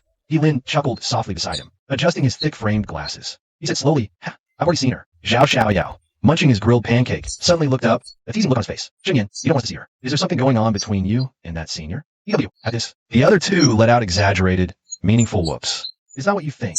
Chunyin cleared his throat, feeling a bit guilty. He waved his hand helplessly, trying to steer the conversation back. If fate allows, you'll meet her. I'm not that close with her anyway. Just call her over for you guys to see. This was a lie. Chunyin just thought. His three roommates were like wolves and tigers. He didn't want them to scare Su Qingrang. Of course, there was also a bit of selfishness. He felt if Wang Yihan really saw Su Qingrang, he would try to pursue her. That wouldn't do. But soon, Chunyin saw Su Qingrang again with his three roommates. 3 days later, under a scorching sun, the green field swayed with patches of camouflage figures. The air steamed with the smell of scorched plastic and grass. The drill instructor's commands pierced the sultry air. When the rest whistle blew, everyone collapsed on the spot. Finally, a 5-minute break. Wang Yihan plopped down next to Chunyin, grabbing his cap to fan himself vigorously. Chunyin also took off his cap to fan. For the 2-week military training, he'd simply gotten a buzz cut. Before getting a haircut, I instinctively wanted to tell Su Qingrang. But I quickly realized I'm a college student now. Do I really need to report getting a haircut to Su Qingrang? So I just went ahead and got cut. The 4 guys in dorm 25 are lined up by height, just like a Wi-Fi signal bar. They're all crammed in the front row, with Chunyin standing second. Hey guys, what for lunch? Xiao Yao gulped down a few big mouthfuls of water. He leaned over and asked. Wang Yihan glared at him. It's 8 o'clock, and you're already thinking about lunch. Where do those 2 bowls of noodles for breakfast go? Xiao Yao patted his round belly. He grinned. Digestion's fast, I guess. He's pale-skinned and chubby. In the sun, he looks like a glowing steam bun. He adjusted his eyes. I heard the braised noodles at Cafeteria 2 are good. Let's get that. Just as they decided, Yilin's expression suddenly changed. Flushing his stomach, he raised his hand and tapped the restroom. Chunyin fanned himself absently. His thoughts drifted. What is Su Qingrang doing right now? 3 years ago, she was in military training. Was it this hot? With her easily falling ill constitution. I wonder how she got through it. Lost in thought, his sleeve was suddenly yanked by Wang Yihan. Holy crap, look outside the field. A total babe. Oh my god. She's so pretty. Xiao Yao exclaimed in awe. He frantically fished his glasses out of his pocket and put them on, craning his neck to get a better look. Chunyin looked up. His heart skipped a beat. Su Qingrang? Why would she come to the sports field? Beyond the metal mesh fence of the field, a slender figure stood quietly there. Su Qingrang wore a simple light-colored shirt today. Her long hair was loosely tied back, revealing a pale neck. The harsh sunlight fell on her face like a soft glow. Her skin was so translucent, it was almost dazzling. Too bad Yilin was off with diarrhea. Otherwise, he'd recognize her in an instant. Isn't that Chunyan's ridiculously beautiful friend? She's gorgeous. Xiao Yao gasped. This girl is shaking my resolve. Chunyin shot the fat guy an annoyed look. What resolve? Fatty Xiao grinned. I said I wouldn't date in college. Focus on studying for grad school. Chunyin was speechless, thanks to these two making a fuss. A lot of eyes turned towards Su Qingrang's direction. Then a girl suddenly said, Isn't it the president of the university student council? The university council? That's impressive. Wang Yihan is a little surprised. Being the student union president of the top 10 university carries a lot of weight. Then it turned out to be this unbelievably beautiful girl standing right in front of him. Suddenly, Su Qingrang turns her head slightly. Her gaze sweeps calmly in Chunyan's direction. That clean look is completely out of place with the dusty camouflage everyone else is wearing. Holy crap. Is the goddess looking at me? Wang Yihan grins and laughs like an idiot. She's looking at me. Chunyin says firmly. I don't buy that. Wang Yihan shakes his head. Even though I'll admit you're handsome. A goddess like that would obviously go for a cultured guy like me. What culture do you even have? Chunyin finds it funny. I've got poetry all over my abs. Wang Yihan pats his belly. His camouflage short sleeve soaked through, looking completely smug. Chunyin falls silent, completely speechless. It's definitely wet. But very quickly, he pats Wang Yihan on the shoulder. Says earnestly, stop dreaming. The president really isn't looking at you. There's no way she's actually looking at you, right? Wang Yihan rolls his eyes at Chunyin, speechless. Chunyin nods. You got that right. He's just about to explain that it's the celebrity zero they've all been clamoring to see these past few days. When suddenly, phew, a sharp whistle cuts through the air. Everyone get ready. Attention. The 3 of them immediately jump up from the ground, turn around, and stand with their backs to Su Qingrang. Stand straight, eyes right. In the distance, Su Qingrang sips lemon water in small sips. She looks at that lean, strong figure under the scorching sun. Squints her eyes. Has Chunyin gotten a little tan from the sun? She puts the prepared bag in a corner of the playground. Takes a photo of Chunyin. Writes a caption. Nice new haircut. It makes your good looks even sharper. The sun is brutal. Remember to put on sunscreen. I'm so jealous of you, Chunyin. You get to enjoy a sun bath. Unlike me, I can only sit inside with the AC on. I've been growing a sun for you every night, you know. I'll give you a reward after military training. Chapter 19. She really was looking at you. Chunyin finishes military training. He picks up his phone and immediately sees the message from Su Qingrang. A smile spreads across his face. His eyes quickly lock onto the bag from the photo on the playground. It's pink. Chunyin, where are you going? Yihan and the other 2 watch Chunyin walking off in the opposite direction. All look confused. My sister. The words die on his tongue before he can finish. Chunyin switched to calling me senior, saying she brought me something. Told me to introduce myself in front of Yilin as just friends. So, me calling her senior. That's fine, right, senior? Wang Yihan and the other 2 all widened their eyes, like they've been struck by lightning. Freshman military training isn't even over yet, and already a senior is showing interest? Is there no justice? Chunyin walked over to the tree, picked up that pink girly bag, opened it to find a clear glass bottle inside, and 2 bottles of sunscreen. His heart skipped a tiny beat, like being gently tickled by a summer breeze. What's the good stuff? 3 heads crowded in together, eyes full of gossip. A pink bag. Is this senior of yours legit? Wang Yihan took an exaggerated breath. What's not legit about her? Chen smiled, unscrewed the glass bottle, and took a sip. Cool and sweet. It was lemon water. Definitely prepared by Su Qing herself. Drinks and sunscreen? That's way too thoughtful. Wang Yihan clicked tongue, sour with envy. Zhao Xiao Yao blinked. Spill it. What's your real relationship with this senior? Nothing right now. Might change later.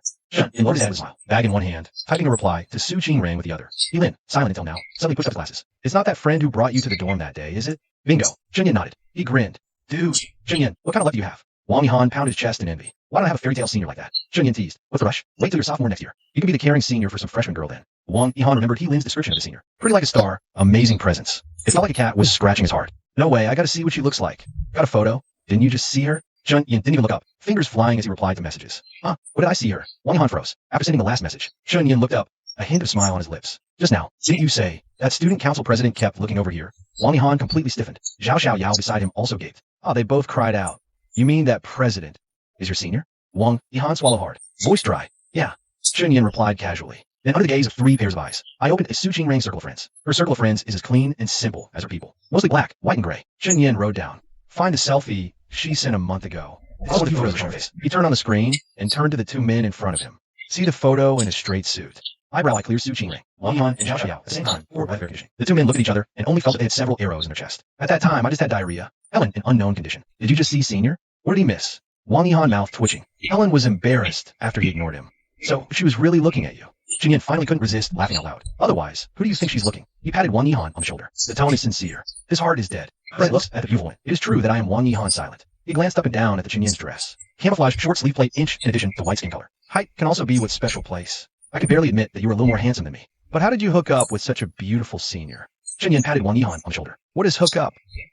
My relationship with my senior is very pure. Ghost letter, Wang Yihan rolled a supercilious look. Chen hey smile. Until the time of eating marinated noodles. Enthalpy and Zhao Xiao Yao are both still immersed in this topic. Face envy, Chen hand over burning tactic. How do you know senior students so well? Chen a serious face is not don't know. Is the slow understanding, rhythmic understanding. Let those who know at first, and then drive it to roll. Senior looks very tall and cold. How can you know the kind that doesn't eat fireworks? Where is she cold? Don't be fooled by her appearance. Temperament is very outstanding cold. This is not what the high cold goddess is. Chen silence has to say. It is true that Su Qing has been said to be cold since childhood. They have never seen Su Qing when it is not high and cold. Met her and still call her aloof? Clearly, she's a sly one. Although Su Qing gave me sunscreen, Chen still got a shade darker. Turns out he had fair skin. After the military training ordeal, he's tanned. With that buzz cut, he doesn't look like a bookworm at all. Just then, Chen came out of the shower, wearing only asphalt. Zhao Xiao Yao saw his physique and gasped. How are you so fit? Like a sports student. Was one for a while in 10th grade. Chen said, drying his hair. Later found I was better at academics, so I switched. Damn, you were a sports student who switched academics? Zhao Xiao Yao's eyes widened. So impressive. Chen waved it off. I'll tell you more later. Gotta go now. Wang Yihan, who was gaming, took off his headphones. It's almost dinner. Where you going? Someone asked me to eat. Chen grinned. I'll be back late. Don't miss me, kids. Wang Yihan immediately thought of something. His eyes widened. It's not to see that senior, is it? Smart. Chen nodded. Before the guy could ask more, he shut the door. Why don't I have a senior? Watching Chen cool departure, Wang Yihan's eyes were wide. He let out an envious wail. Today was the end of military training. After the morning drill display ended, Chen was finally free. She had invited him to dinner tonight a few days ago, telling him to meet at a rental place. She also had to give him his reward for getting into university. Chen was really curious. What kind of reward had Qing prepared? So mysterious. Chapter 20. Su Qingrong's exclusive battle attire. Chen arrived in less than 10 minutes. Knock, knock. He knocked, and the door soon opened. Su Qingrong appeared behind it, wearing a white apron. She still had gloves on, dotted with bits of white batter. Chen pupils slightly shook. Su Qingrong was cooking. Eat. Su Qingrong saw his surprised look, narrowing her eyes slightly, her voice carrying a cool warning. You'd better explain that expression. Chen immediately clasped his hands, lowering his head playfully. Wouldn't dare. I'm just an ossis. I never expected you to be so capable, Mr. Su. I was in the living room, but also the kitchen. Su Qingrong curled with a slight smile. He stepped aside to let him in, then turned back to the kitchen. Should I change my shoes? Chen leaned halfway in, peering toward the kitchen. They're ready. Su Qingrong's voice mixed with a light clatter of spatula. Finding yourself. Chen looked at the entryway shoe cabinet. His eyes immediately landed on the pair of slippers deliberately placed there. A black and white husky dog head pattern, grinning right at him. What kind of taste is this? He laughed while changing his shoes. Why do you always buy these cat and dog things? Su Qingrong's amused voice came from the kitchen. Don't you think it looks a lot like you? Chen looked down, glaring at the silly dog face on the slipper. Su Qingrong's retort drifted over lightly. Who said that if I could catch you at Jiaoda on registration day, you'd be the dog and have to bark twice? Chen was speechless, grinding his back teeth slightly. He's been at a disadvantage for so many years, hardly ever gaining the upper hand in front of Su Qingrong. Speak up. Su Qingrong efficiently directed from the kitchen. I was just about to start the first dish. Come on, me prep. I can't kill the fish, okay? Chen called back in agreement. His gaze swept around the room. It was like her, the person. Simple, clean, with sharp lines. A few pots of carefully tended green vegetables on the balcony added a touch of vibrant life to this cool space. On the balcony, he saw Su Qingrang had added a small hanging cradle chair. As she planted pots of lettuce, red and green, strikingly eye-catching. Why are you growing peppers now? Chunyan called out. Can't get used to the sweet dishes here. Su Qingrang's voice came from the kitchen. You understand if you stage out a bit longer. Chunyan raised an eyebrow. I'm not as picky as you. As soon as the words left his mouth, a memory suddenly surfaced. From 3rd grade to high school, Su Qingrang was extremely picky. She'd only take a few bites of the meals the housekeeper made before putting her chopsticks down. Back then, the young Chunyan saw her growing increasingly thin. It worried him. He ran to ask Su Qingrang what she liked to eat. Su Qingrang said she liked meals made by someone who cared. Hearing that, young Chunyan got excited. He immediately thought he was the one she cared about. He pestered Du, making to teach him how to cook. From then on, every holiday, Chunyan had endless cooking to do. Having a skill is never a bad thing. It's just that every dish Chunyan mastered was firmly imprinted with Su Qingrang's taste preferences. Colors must be vibrant, aroma must be strong. Some dishes have to be specially ordered with a few drops of vinegar. Cilantro is absolutely untouched, but shallots can be sprinkled in large numbers. Now, in retrospect, it's really abominable. Su Qingrang. Chunyan chuckled in his heart and scolded. But the corners of the mouth unconsciously raised. He turned around her cabin to avoid the 2 bedrooms. I went to the bathroom and washed my hands carefully before I went to the kitchen. As soon as he got to the door, he couldn't help laughing. Su Qingrang, you're cooking. Still at war. Do everything with ease. Look cool, Su Qingrang. At the moment, his slightly frowning eyebrows like the general enemy. She held a transparent glass lid in one hand as a shield. The hand wrapped only in thick baking gloves holds the spatula, far from tentatively poking at the ingredients in the pot. Be alert as a fencer. Oil will splash Su Qingrang's sip lips. He turned to look at his cold voice with a hint of grievance. Chunyan, you laugh at me. Inflammation rarely sees Su Qingrang showing weakness and injustice. And still this tone. In an instant, his ears began to burn a little again. The Su Qingrang of weakness is really rare. Surprisingly up the lower ear roots. Chunyan a dry cough. Okay, I shouldn't laugh at you. I'll do it. You go out and sit down and tell me what you want to cook. Hey, for Su Qingrang to finish meal. It is estimated that it will be early in the morning, and that is not rice yet. It's fucking poison. The only thing she does well is seafood porridge. But behind this sentence, Chunyan swallowed it back. Don't dare to say that although Su Qingrang looks clear and cold, the character background is still Sichuan and Chongqing pepper style. One bite down is especially choking. You Su Qingrang blinked my eyes. The cold voice is even more wronged, which Chunyan immediately stared around the eyes to refute. The tone is exaggerated. I feel sorry for you. Look at your hands. The delicate jade finger is clearly used to write and plan. How can those who order Jiangshan be wronged to get spatula? I'm sorry for your hand. After all, your hand. Weak boneless skin and coagulating fat. He hasn't finished his flattery. Let the spatula be shoved into his hand. At the same time, put down the glass shield. It's disgusting. Shut up. Chunyan, he weighed the spatula in his hand. Tone bitterness, I sincerely praise you. I can't believe you feel sick. Save those sweet words for yourself. Su Qingrang takes off the apron. She casually shakes her hair. A few strands brush against her slightly reddened ear tips. Chunyan gives a sly grin. He looks at the hot, bubbling oil in the wok. Su Qingrang is frying sweet and sour pork. It's a northeastern dish. Sweet and sour, but both he and Su Qingrang love it. Though, Su Qingrang's batter coating is a bit of a mess. Thinking this, Chunyan monitors the oil temperature. He's about to criticize the batter, but the words catch in his throat. A pair of arms gently encircles him from behind. Cool skin, separated by a thin layer of short-sleeve fabric, presses against his waist. Chunyan freezes. His ears flush right instantly. Su Qingrang seems completely unaware how much intimacy this sudden action could bring. She leans in slightly, carefully threading the apron straps around his waist, tying a neat knot in the front. Chunyan's breath nearly stops. Look down. Her voice is right by his ear. Warm breath fans the back of his neck. It tickles. Chunyan's Adam's apple bobs. He obediently lowers his head. A hint of triumphant laughter colors her tone. She smoothly slips the apron over his head, securing it firmly in place. Su Qingrang's exclusive battle gear. She lifts her chin, eyes sparkling with mischief. Bestowed upon you today. Chapter 21. Su Qingrang. Who said you can't cook? Seeing Chunyan frozen, unresponsive for a long moment, a triumphant smile rises in Su Qingrang's eyes. She adds, Minister Chun, shouldn't you thank your sovereign's grace? Finally, snapping out of the intimate moment. He speaks, voice slightly hoarse, a bit exasperated. Many thanks, Your Majesty. Long live the Emperor. Su Qingrang gives a light chuckle, then turns to leave. It's in your hands, Minister. Do not disappoint my expectations. With that, she closes the kitchen door. Chunyan can't help but grind his teeth. Who said Su Qingrang is aloof? Only she can. She's also wicked and childish. When Chunyan finishes cooking and comes out, Qingrang is in the living room working on her laptop. Her fingers dance gracefully across the keyboard. Done. She glances at Chunyan, then turns her gaze back to the screen. Chunyan puts down the last dish. Wiping his hands, he asks curiously, why are you so busy in college? Is the project that tight? You've been busy since summer. Su Qingrang nods. Summer was for a camp. Now I'm back finishing the project. Chunyan pauses. The camp could secure my grad school spot. I applied to a few schools over the break. Su Qingrang explains briefly. Chunyan suddenly understands. He realizes, when he was a sophomore, Qingrang might be off to another university. Su Qingrang had top school potential, but she had a bad flu during the exams, took fever meds, and went anyway. Her score was just 3 points short of the top tier. So close. A real shame. Grad school might make up for it. Chunyan is genuinely happy for her. It's something tugs at his heart. A vague, stifling feeling rises. I'll wash up. Su Qingrang closes her laptop, heads to the bathroom. Wait, there's one more dish. Chunyan snaps back. Su Qingrang stops. Another one. Chunyan points to the kitchen. I got it. I saw spicy chicken in your fridge. Let's heat it up for tonight. It'll spoil. Su Qingrang freezes almost imperceptibly. Oh. She quickens her step to the bathroom. Her tone is normal, but there's a hint of haste. That was probably my takeout from yesterday. I forgot. Sorry for the trouble. Chunyan watches her almost fleeing back. Something feels off. Was Su Qingrang just flustered? And she'd never say sorry for the trouble, so formally. Something's wrong. Very wrong. When he brings out the steaming, fragrant, spicy chicken. His gaze drifts to the balcony. Pots of red and green chili peppers stand out in the sunset. A thought strikes. Su Qingrang can't cook. That's Chinyen's firm belief. But what if he's wrong? Or his info is outdated? Maybe Su Qingrang's cooking isn't bad. Maybe it's only bad when she cooks for him.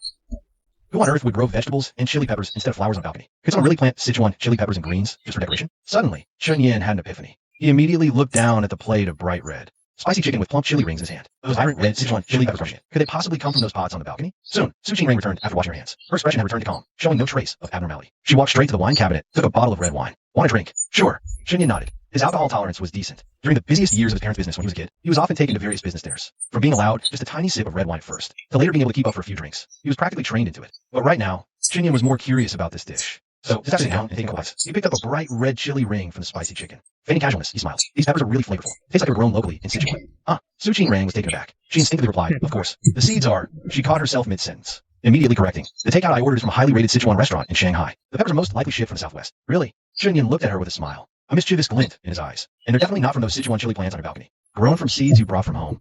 Su Qingrang's movements paused. She looked up, meeting his smiling eyes. She immediately realized he had tricked her into revealing the truth. She let out a soft, not seeming flustered at being caught. Her chopsticks turned, picking up a piece of golden fried pork. Without a word, she stuffed it directly into Chinyen's mouth.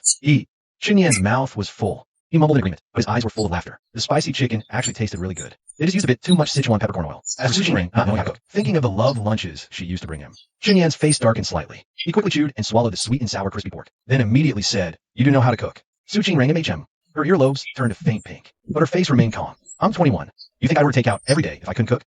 Chinyen chuckled. She was dodging the question. "So the lunches you used to bring me." He lightly tapped the Kung Pao chicken with the chopsticks, looking at her with amusement, as if she were a witch adding poison. Su Qingrang was silent for a moment. Could she admit she did it on purpose? Suddenly, Su Qingrang put down her chopsticks and stood up. She walked to Chinyen, reached out, and gently placed her hand on his head. Chinyen's eyes widened in an instant. The clear sensation of a soft palm stroking his hair. His entire face flushed bright red. Yet Su Qingrang acted as if nothing happened. Her fingers even ruffled his soft hair again. In a serious tone, she said, "No pain, no gain."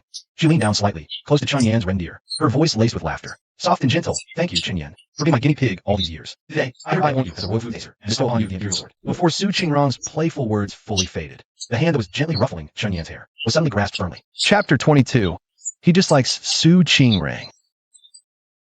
She hadn't expected Chinyen's sudden counterattack. They were originally sitting face to face. Now, Su Qingrang stood leaning over, her hand still hovering in Chinyen's hair. Chinyen sat looking up, his left hand already firmly gripping her wrist. A distinct warmth spread where their skin touched. Su Qingrang felt Chinyen's palm was quite warm. Their gazes suddenly met in midair. A flicker of panic flashed in Su Qingrang's eyes. All Chinyen's eyes determined, amused glint. Surprisingly, his grip on her wrist wasn't tight, but it was steady. He said, word by word, "Su Qing." Su Qingrang blinked. That bit of panic was quickly suppressed, replaced by a hint of playful scrutiny. She tilted her head slightly, looking down at him. Her tone light, what? Planning a rebellion. Though calm, her reddened earlobes betrayed her. Chinyen paused. He meant to say something domineering, but what came out was, "Since you can cook, you'll do all the cooking from now on." Su Qingrang was taken aback. Then she burst out laughing. "What are you laughing at?" Chinyen released her slender wrist, looking at her puzzled. Su Qingrang chuckled softly again, the corners of her eyes crinkling, just like that. She quickly added. Chinyen's eyes widened instantly, but he was at a loss for words. He could only pick up a piece of Kung Pao chicken. What else would you do? Nothing. Su Qingrang shook her head. A clear smile spread in her cool eyes. "I just think you're really cute, little brother." "You're the little brother," Chinyen retorted weakly. "And you're my big sister?" Seeing like this, Su Qingrang felt even more cheerful. Chinyen finally understood. Reasoning with Su Qingrang is useless. You can't win an argument with her. Wang Yihan should see this. What kind of aloof is this? She's downright scheming. Shameless. But soon, remembering how Su Qingrang hurriedly cut off his questioning earlier, his eyes suddenly lit up. "Just eat," he said quickly. Handing over his chopsticks, he fed the Kung Pao chicken piece directly into Su Qingrang's mouth. For a moment, Su Qingrang was stunned. Chinyen coughed unnaturally. His gaze drifted aside. This is called giving someone a taste of their own medicine. Su Qingrang pursed her lips. The spiciness spread her mouth. She blinked lightly. "So you just picked Kung Pao chicken. What's wrong with that?" Chinyen looked up puzzled. Seeing he still hadn't caught on, Su Qingrang decided to be direct. She explained plainly, "I just ate your chopsticks." Cough, cough, cough. Chinyen choked on his rice instantly. His whole face flushed red as he stared wide-eyed at Su Qingrang. He glanced quickly at the Kung Pao chicken dish. Su Qingrang had used diced chicken thigh. To eat a whole piece, you'd definitely touch the chopsticks. But what she just fed him was a whole piece of sweet and sour pork. Which wouldn't touch him at all. The air grew quiet for a few seconds. Chinyen's ears were burning. After a long pause, he squeezed out, "So what?" Chinyen tried to sound confident. He's eaten plenty of Su Qingrang's leftovers. Su Qingrang's eyes curved into a smile. Mimicking his tone, she said, "So what?" "Who said you could use that meme?" Chinyen couldn't help but laugh. "Where's your aloof persona, Su Qingrang?" Here in the second half, Su Qingrang chuckled lightly. "When did I ever have that persona? You only fool people who don't know you well." Chinyen nodded, teasing in his tone. "If they saw your true self." "So, do you want them to see it?" Su Qingring suddenly interrupted him. Of course she knew how others described her. Always so cold, they'd say, but that was others. Chen Yan froze for a moment. His answer came out almost without thinking. Only after speaking did he realize the possessive tone in his words. He quickly corrected himself. It's your decision, not mine to make for you. But Su Qingring acted as if she hadn't heard his addition. She just softly repeated that phrase. Don't want to. Her voice trailed off slightly, like a feather brushing the heart. Chen Yan's heart suddenly tightened. Then we won't show them, she said casually. It made Chen Yan miss a breath. At 10:30, Su Qingring drove Chen Yan back to his dorm. It was only a few hundred meters away. He really didn't understand why she insisted on driving him. He only found out the reason when he got out of the car. A Porsche 911, its body line sleek. The silver paint shimmered with a delicate glow under the streetlights. It was exactly the model Chen Yan secretly liked. Su Qingring parked the car in an inconspicuous corner near the dorm. She leaned half against the door and patted the car body lightly. His mind was still stuck on her dinner time words. Then we won't show them. Just recalling it made his ears burn. Before, he wasn't sure about his feelings for Su Qingring. Was it just habit and companionship, or a real crush on a man and woman? Now he knew for sure. He really did like Su Qingring. Though he didn't know when it started, this liking was clear and certain. But he couldn't figure out what Su Qingring felt for him. And now, hearing her sudden question, do you like it? Chen Yan's pupils dilated. He immediately jumped to the wrong conclusion. She knows? How? But Su Qingring looked at him with slight confusion. Chen Yan, why do you blush so easily? Are you a mimosa? She asked patiently again. Do you like this car? Oh. Chen Yan snapped back to reality, his cheeks slightly warm, but a vague, indescribable feeling of disappointment brushed his heart. So awkward. Yeah, I like it. Porsche 911. Coming to his senses, Chen Yan nodded honestly. His gaze swept over the car's smooth silver curves in the night. But the next second, he remembered the white BMW M4 Su Qingring had parked in Rongqing. He suddenly felt a bit irritated. Su Qingring, you specifically buy the cars I like. Are you trying to tease me on purpose? Chen Yan had just gotten his driver's license not long ago. Mrs. Du Meishing and Mr. Chen Tianjian hadn't planned to get him a car yet. And here was this person, driving all the cars on his wish list one by one, ahead of him. Like showing off. Su Qingring smiled. Huan Jiuhao was draped in a white thin blazer, leaning casually against the silver gray 911. Her left hand tucked casually into her trouser pocket. The light outlined a sharp silhouette on her shoulder. That relaxed yet focused posture added a touch of indescribable coolness to her otherwise aloof demeanor. Chen Yan's heart suddenly raced. An image of his ideal type formed in his mind. Here, Su Qingring suddenly spoke, pulling her hand from her pocket, palm up. Your coming-of-age gift. The silver car key lay quietly in her pale palm. Chen Yan's breath hitched, pupils dilating slightly. This 911 was bought for him. Didn't Su Qingring already give him a college exam gift? Why was there suddenly a coming-of-age gift too? Su Qingring spoke again. As for the college exam gift, her voice softened, with a hint of a barely there smile. I've already given it to you. Open it back in your dorm. Remember, Chen Yan's breath paused. His gaze met Su Qingring's in the air. Only you can look at it. Chapter 23. How could it be this kind of gift? Without waiting for his reaction, she grabbed his hand directly. The cool key pressed firmly into Chen Yan's palm. Their fingertips brushed briefly, then parted. Don't talk to me now. Before Chen Yan could speak, Su Qingring took half a step back, chin slightly raised. Her tone carried an unyielding warning. Or I'll call your mom and tell her. You made me angry, and I won't talk to you for at least 3 months. Chen Yan opened his mouth. Words stuck in his throat, unspoken, because Su Qingring would absolutely do it. She always kept her word, ever since they were kids. Seeing Chen Yan's frustrated expression, Su Qingring's eyes curved into a smile. Come get the car yourself tomorrow, and buy groceries cook. Happy National Day, little Chen Yan. With that, she turned briskly, got in, and started the engine. The silver sports car hummed softly, gliding into the night. Its taillights drew a red arc at the corner, then vanished. Chen Yan stood there watching Su Qingring for a long time. Finally, he turned and walked toward the dormitory. He couldn't help but smile silently. What to do? It seems I've really fallen for Su Qingring. When he returned to the dorm, the 525 investigation trio, led by Wang Yihan, were already waiting at the door, ready for action. The three of them stood in a row, blocking the doorway, as if saying, no confession, no entry. What were you doing with the senior tonight? Wang Yihan took the information. His finger almost poked Chen Yan's nose. Just having dinner. Chen Yan replied naturally. Tell us, how far have you in the senior gone? Lin held a hanger, doubling as a torture tool and a microphone. The senior junior stepped. Chen Yan said without changing his expression. Zhao Xiaoyao shoved a half-eaten chicken leg in front of Chen Yan, using it as a microphone. Last question. Do you like the senior or not? Chen Yan took a step back, looking disgusted. Putting some distance from the chicken leg, he paused, his voice not loud. But every word was clear. I do. Holy crap. Dorm 525 instantly exploded. The howling and shouting almost lifted the ceiling. The door was yanked open and then slammed shut. Chen Yan was practically dragged inside by the three of them. Wang Yihan didn't sit anymore. He pulled up a small stool and sat right in front of Chen Yan. Spill it. Does the senior like you back? Chen Yan shook his head. I don't know. Lin pushed his glasses up, looking puzzled behind the lenses. Then why did she have dinner with you alone? Zhao Xiaoyao nodded vigorously. He chewed the last bite of his chicken leg with gusto. After the chicken bone landed perfectly in the trash, can a parabola, he mumbled with his mouth full. Yeah, normally, an ice queen or caliber. Wouldn't agree unless you begged and pleaded. Yet she even gave you water and sunscreen on her own. As soon as he finished, all three of them stared at the box Chen Yan was holding tightly, 6 eyes gleaming with curiosity. Zhao Xiaoyao gasped. Don't tell me this is from the senior. Open it. Let's see what's inside.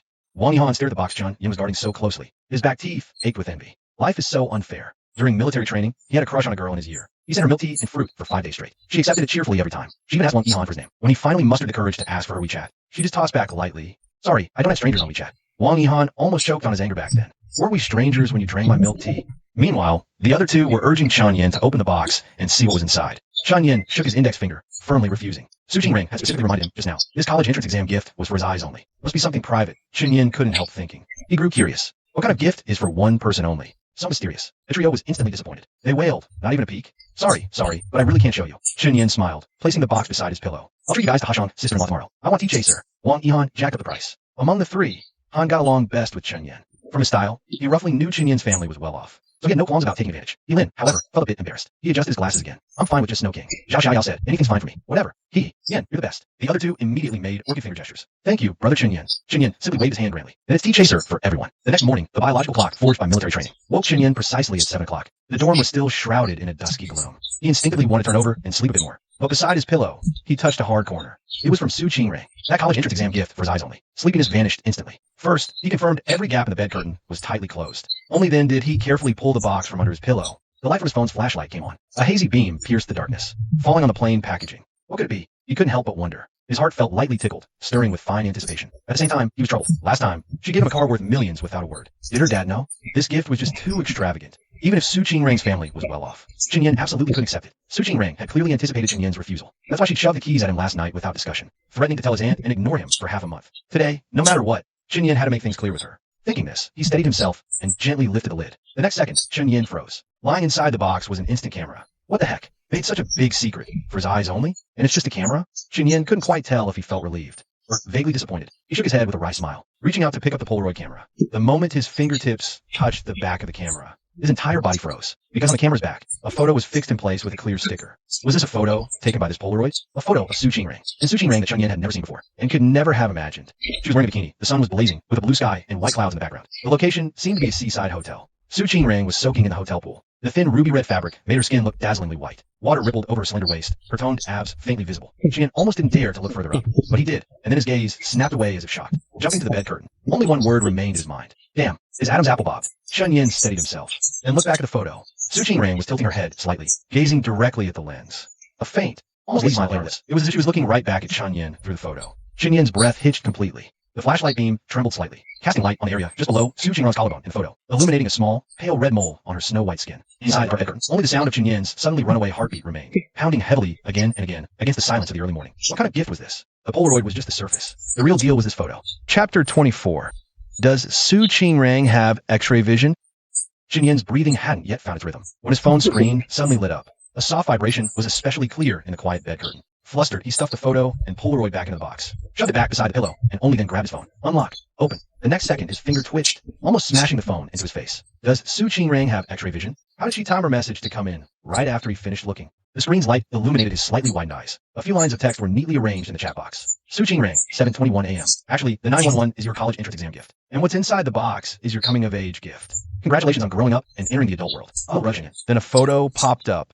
It was a selfie Su Qingrang had just taken. In the picture, she was leaning headward, makeup-free, hair loosely tied behind her ears, wearing a simple white t-shirt. She raised an eyebrow slightly at the camera, the background lit by the pale, gray morning light. After sending the picture, she added a sticker. Sisiscoolness.jpg. Chunyin stared at those lines. His ears instantly burned red. He took several deep breaths before his heart, about to explode, finally calmed down. His phone vibrated again. By the way, take good care of the gift. If you dare lose it. She didn't finish. She only sent a smiling emoji. Don't forget to pick up the car tonight. And cook.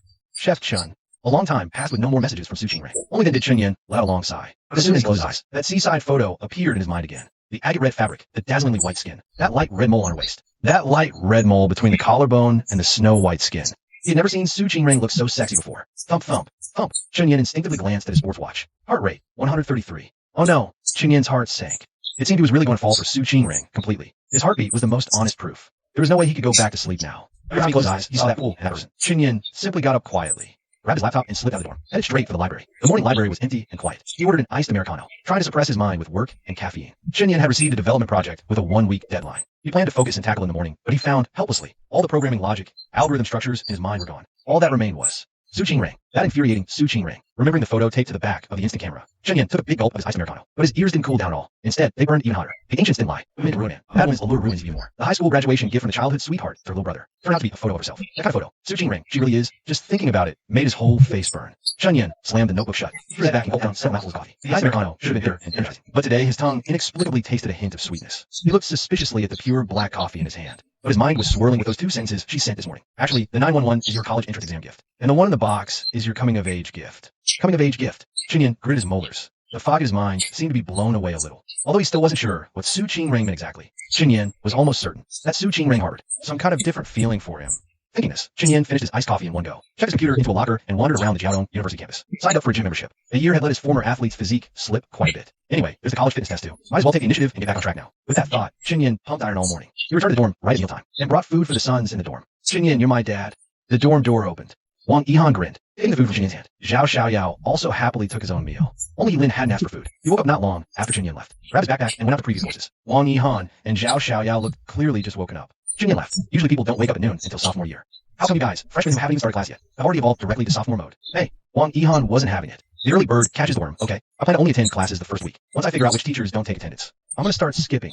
He shrugged. I'm not interested in grad school, nor in awards and honors. I'll let it fail and graduate smoothly. That's the greatest filial piety to my dad. Chinyan gave a thumbs up. Zhao Xiaoyao had already opened his fragrant chicken cutlet rice. Brothers, internet cafe this afternoon? Wang Yihan nodded. Let's go. Chinyan shook his head. All morning, his head was full of that photo of Su Qingring. It took an hour of strength training to calm down. Chinyan planned to finish part of the freelance work he'd taken on this afternoon, then go grocery shopping to cook for Su Qingring. Time flew by online, and it was soon afternoon. Chinyan wrapped up his planned work for the day. Seeing it was still early, he casually started a game of Honor of Kings. When he finally quit the game, he hadn't replied to the message Su Qingring sent that morning. It was that Chun didn't want to reply. He genuinely didn't know how. He decided to play dead for now. He talked to her when they met later. By the time he packed up and left the library, the wall clock already showed 4 in the afternoon. A small crowd had gathered on the open ground outside the library. Faint cheers could be heard. Chen Yin wasn't planning to join the commotion, but a shout carried by the wind made him stop dead in his tracks. Su Qingring, I've liked you for a long time. Please be my girlfriend. Even if you reject me again this time, I'll come back again.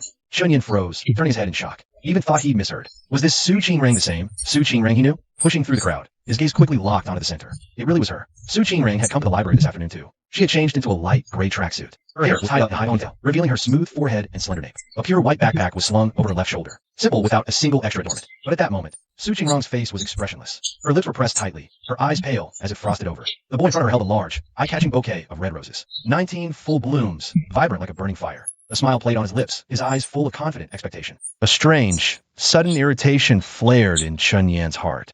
Chapter 25, A Sudden Rage for Beauty. Chun Yan had always known Su Qingring was popular. Even back then, her desk drawer was never short of love letters and gifts. Once, Chun Yan had even accidentally delivered one for someone else. Holding that pink and blue envelope, it took him a long moment to realize what it was. Back then, he was just a little boy obsessed with Armor Hero, completely clueless about these subtleties. He even foolishly asked, how can anyone like someone as fierce as you? Su Qingring just took the letter, threw it in the trash, then leaned down slightly to look at him. A hint of helpless amusement in her eyes. She said, Chun Yan, come find me to walk home together after school from now on. Okay. Why? Middle schooler Chun Yan looked up, his round eyes full of innocence. She reached out and ruffled Chun Yan's fluffy head. When you grow a bit taller, no one will dare to chase me. Su Qingring's voice softened, like sharing a secret. Then you'll be my little knight. Protect me, or they'll keep bothering me and affecting my studies. Middle schooler Chun Yan puffed out his chest without a second thought. He agreed firmly. No one can affect my sister's studies.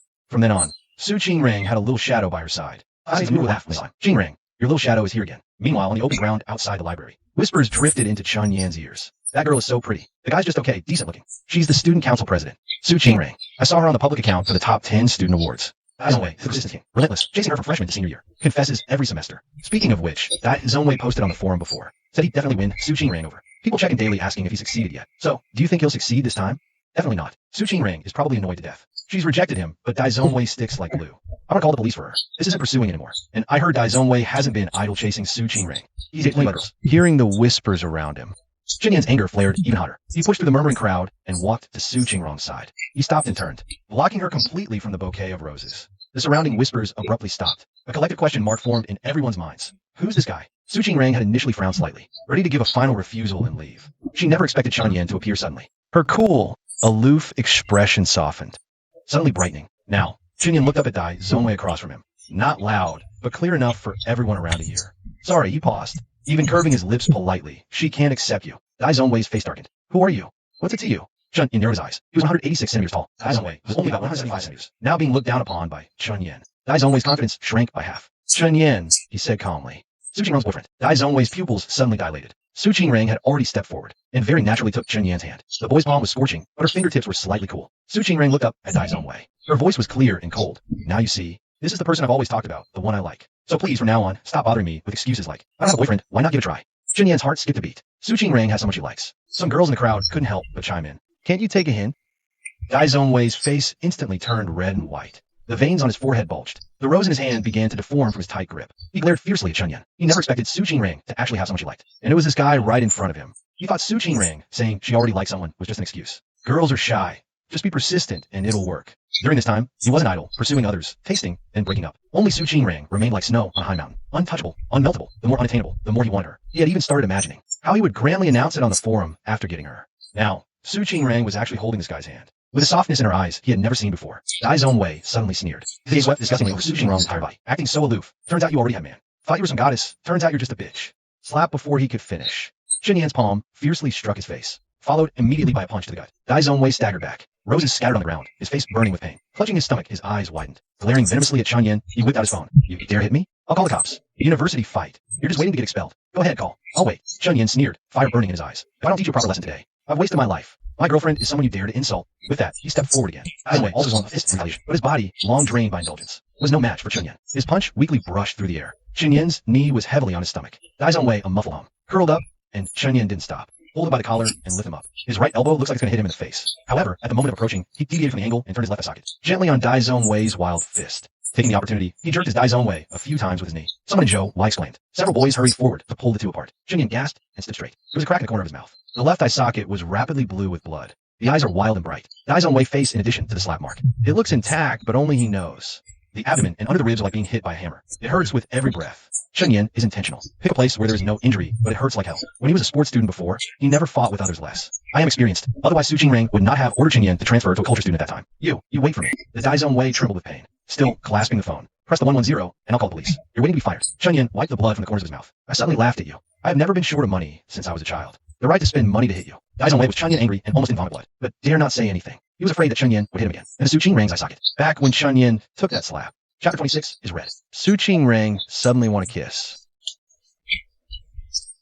Jing's fingers gently touched the Chen Yan and bruised corners of his eyes. The voice is low and trembling. Does it hurt? Chen Yan panting and overlooking. The hot breath brushed her ears. I hit this crap myself. Even beating me requires my own help. Qingrang Zhengfundus, that layer of water has not yet condensed into tears. I almost laughed at this sentence. She pinched the heart of his hand, and the fingertips trembled slightly. Chen Yan's sound is very light. There is no blame, only the pain that cannot be pressed. It's okay, Chen Yan whispered back. The thumb rubbed lightly on the back of her hand. The police came closer. At most, I slapped him in the face. With that, he took out his phone. He sent it to the police and didn't look back at Dai Zhongwei lying on the ground. Instead, he directly opened the call log and dialed old Chen. It rang 3 times before connecting. That, Chen Yan began. His voice was calm, even carrying a hint of casual amusement, as if talking about the most ordinary thing. I could beat up a piece of trash. He paused, then added, you might need to contact Lawyer Lin.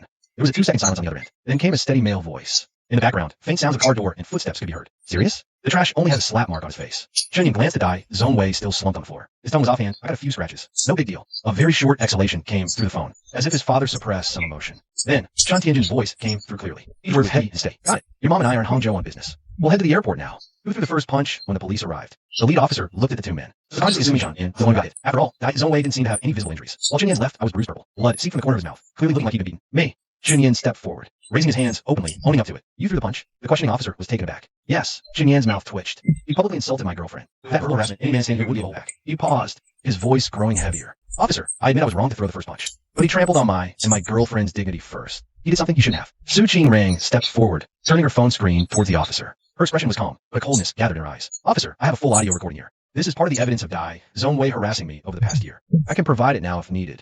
She was utterly fed up with Dai Zhongwei, on the verge of outright cursing him out. She had also blocked countless texts from Dai Zhongwei, but Su Qingrang hadn't deleted them back then. She was saving them for a day of reckoning. She hadn't expected that day to come so soon. As words fell, the surrounding crowd stirred. Several guys who had witnessed the whole thing spoke up immediately. Officer, I can testify. It was that Dai Zhongwei who insulted the girl first. The answers were absolutely this. He's harassed that senior student more than once. There were posts about it on the forum. That guy was protecting his girlfriend. We all saw it. Dai Zhongwei insulted him first. That's why he fought back. Dude's got guts. He's a real man. Amid the chatter, Dai Zhongwei's face turned pale. He tried to argue back. Screw you. When did I insult anyone? She's just a stuck-up bitch anyway. The officer glanced at Dai Zhongwei, slumped on the ground. He warned him, watch your language. Dai Zhongwei immediately shut up. The lead officer already had a pretty good idea of what happened. He turned to Chen Yan, his tone softening slightly. Regardless, fighting is never the right answer. Come with us to the station first. We need your statement. Chen Yan nodded. Of course. Su Qingrang immediately grabbed his hand. I'll go with you. Chen Yan didn't refuse. Dai Zhongwei was helped to his feet by the police. He spat towards Su Qingrang and Chen Yan. Bitch and her dog. You're getting expelled for sure. He's in the same department as Su Qingrang. His dad's a senior professor there. With that connection, Chen Yan's as good as expelled. Hearing this, an officer gave Dai Zhongwei's back a hard slap. Shut up. Chen Yan and Su Qingrang got into the police car. Meanwhile, footage of that afternoon's heroic rescue was already being uploaded online. The prestigious university, angle mixed with the brawl headline, quickly caused a huge stir. As soon as the car door closed, Su Qingrang whispered to Chen Yan, look at me. Chen Yan turned, slightly puzzled. She took out her phone and aimed it at the bruise on his face. Even in the dim light, she managed to get a few clear shots. Good. A warm spread in Chen Yan's chest. Even if he really got expelled for this today, he wouldn't regret it. The worst case, just study for the exams again. That way, Chen Yan could still pull all-nighters. Crying like crazy and aim for Tsinghua or University. By then, Su Qingrang would be starting her master's there too. They could spend another 3 years on the same campus. Thinking this, Chen Yan even felt the fight was a little worth it. Su Qingrang put her phone away and took a wet wipe from her bag. silently. She began wiping the dried blood from the corner of his mouth. She knew full well Chen Yin had exaggerated the injury himself, but seeing that dark bruise in the cut, her heart still felt a sharp pang as if pricked by a needle. Tears welled up in the corners of her eyes, but she forced them back. I'm really fine. Chen Yin lowered his voice. Tried to smile at her, but it pulled at the wound. Don't move. Su Qingrang pressed on his shoulder. Her gaze swept over his bruised eye socket. Her lips pressed into a tight, straight line. The cop in the driver's seat glanced in the rearview mirror. After a moment of silence, Chen Yin suddenly spoke. Wonder when this will be over. I was supposed to cook for you tonight. Su Qingrang's wiping motion paused slightly. She lowered her eyes. Her voice was soft, but left no room for doubt. He's gonna cook for me every day from now on. Chen Yin was about to agree. Qingrang's gaze fixed on the dark bruise at the corner of his mouth. Her eyes were deep, as if holding something back, and at that moment, Su Qingrang really wanted to kiss him. Kiss that wound. Let the warmth of her lips cover that glaring bruise. But this was a police car. In the end, she just withdrew her hand, carefully folded the used wipe, clenched it in her palm, turned to look at the passing streets outside. Chapter 27. Even beasts know to clean up. The two were separated to give statements. Chen Yin was led into a simple interview room. Su Qingrang was guided by a female officer to the next room. The incident, the officer taking the statement, was all business. Chen Yin explained clearly. Her Dai Zongwei confessing to his girlfriend outside the library. To the other party's insults. To him throwing the first punch. It was all logical. Mentioned the other party's history of harassment and public insults towards women. Thanks to Su Qingrang's earlier reminder about the phone, Chen Yin quickly thought of this angle. Focused on that. So, you admit you hit him first, slapped him, and there was a subsequent physical altercation. The officer confirmed. I admit it. Chen Yin nodded. I'm willing to take responsibility. But his harassment and insults must be addressed. In the next room, Su Qingrang's statement was more calm and restrained. She presented the evidence she had backed up on her phone, one by one. Screenshots of messages from computers, records of malicious speculation from formal accounts. There was even one time, Dai Zongwei followed her to the dorm building and was caught in a blurry image by a roommate. Then, she opened the full recording from this afternoon. Dai Zongwei's actions have caused me long-term mental distress and real safety concerns. Her voice was steady, carrying a weight that couldn't be ignored. Today's incident is the result of pent-up pressure. I demand a serious investigation into this matter, and I reserve the right to pursue legal action. The female officer's expression grew serious as she took notes. Meanwhile, in the interrogation room where Dai Zongwei was, the officer was sliding with hints of anxiety. At first, he tried to tough it out. He tried to frame the public humiliation as youthful passion, and twisted Chen Yan's retaliation into an unprovoked assault. Officer, I dislike her too much. My approach might have been intense, but that guy attacked me first. That's not right, is it? He rubbed his hands together, his eyes darting. He tried to force a look of sincerity. The officer taking notes was a woman with delicate features. Without looking up, she said calmly, please state the facts objectively. Then the recording was played. After Su Qingrang's clear, calm prompt, Dai Zongwei's own oily, venomous voice filled the small room, completely exposed. Acting all high and mighty, but she already has a man. Thought she was some goddess. Turns out she's just, hey. The words blared out, each one grating. The color drained from Dai Zongwei's face. He was like a cornered animal. He slammed his fist on the table with a dull thud. Was I wrong? What with the act? The untouchable goddess? Who knows what she's really like? She'd sleep with anyone. The female officer, who had been quietly taking notes, suddenly stood up. Her eyes icy. She also slapped the table, with an air of unassailable authority. It was startlingly loud in the quiet room. Dai Zongwei. Her voice was sharp and firm. This is a police station, not a place for your tantrums. Your words just now constitute another act of personal defamation. Dai Zongwei flinched at the sudden reprimand.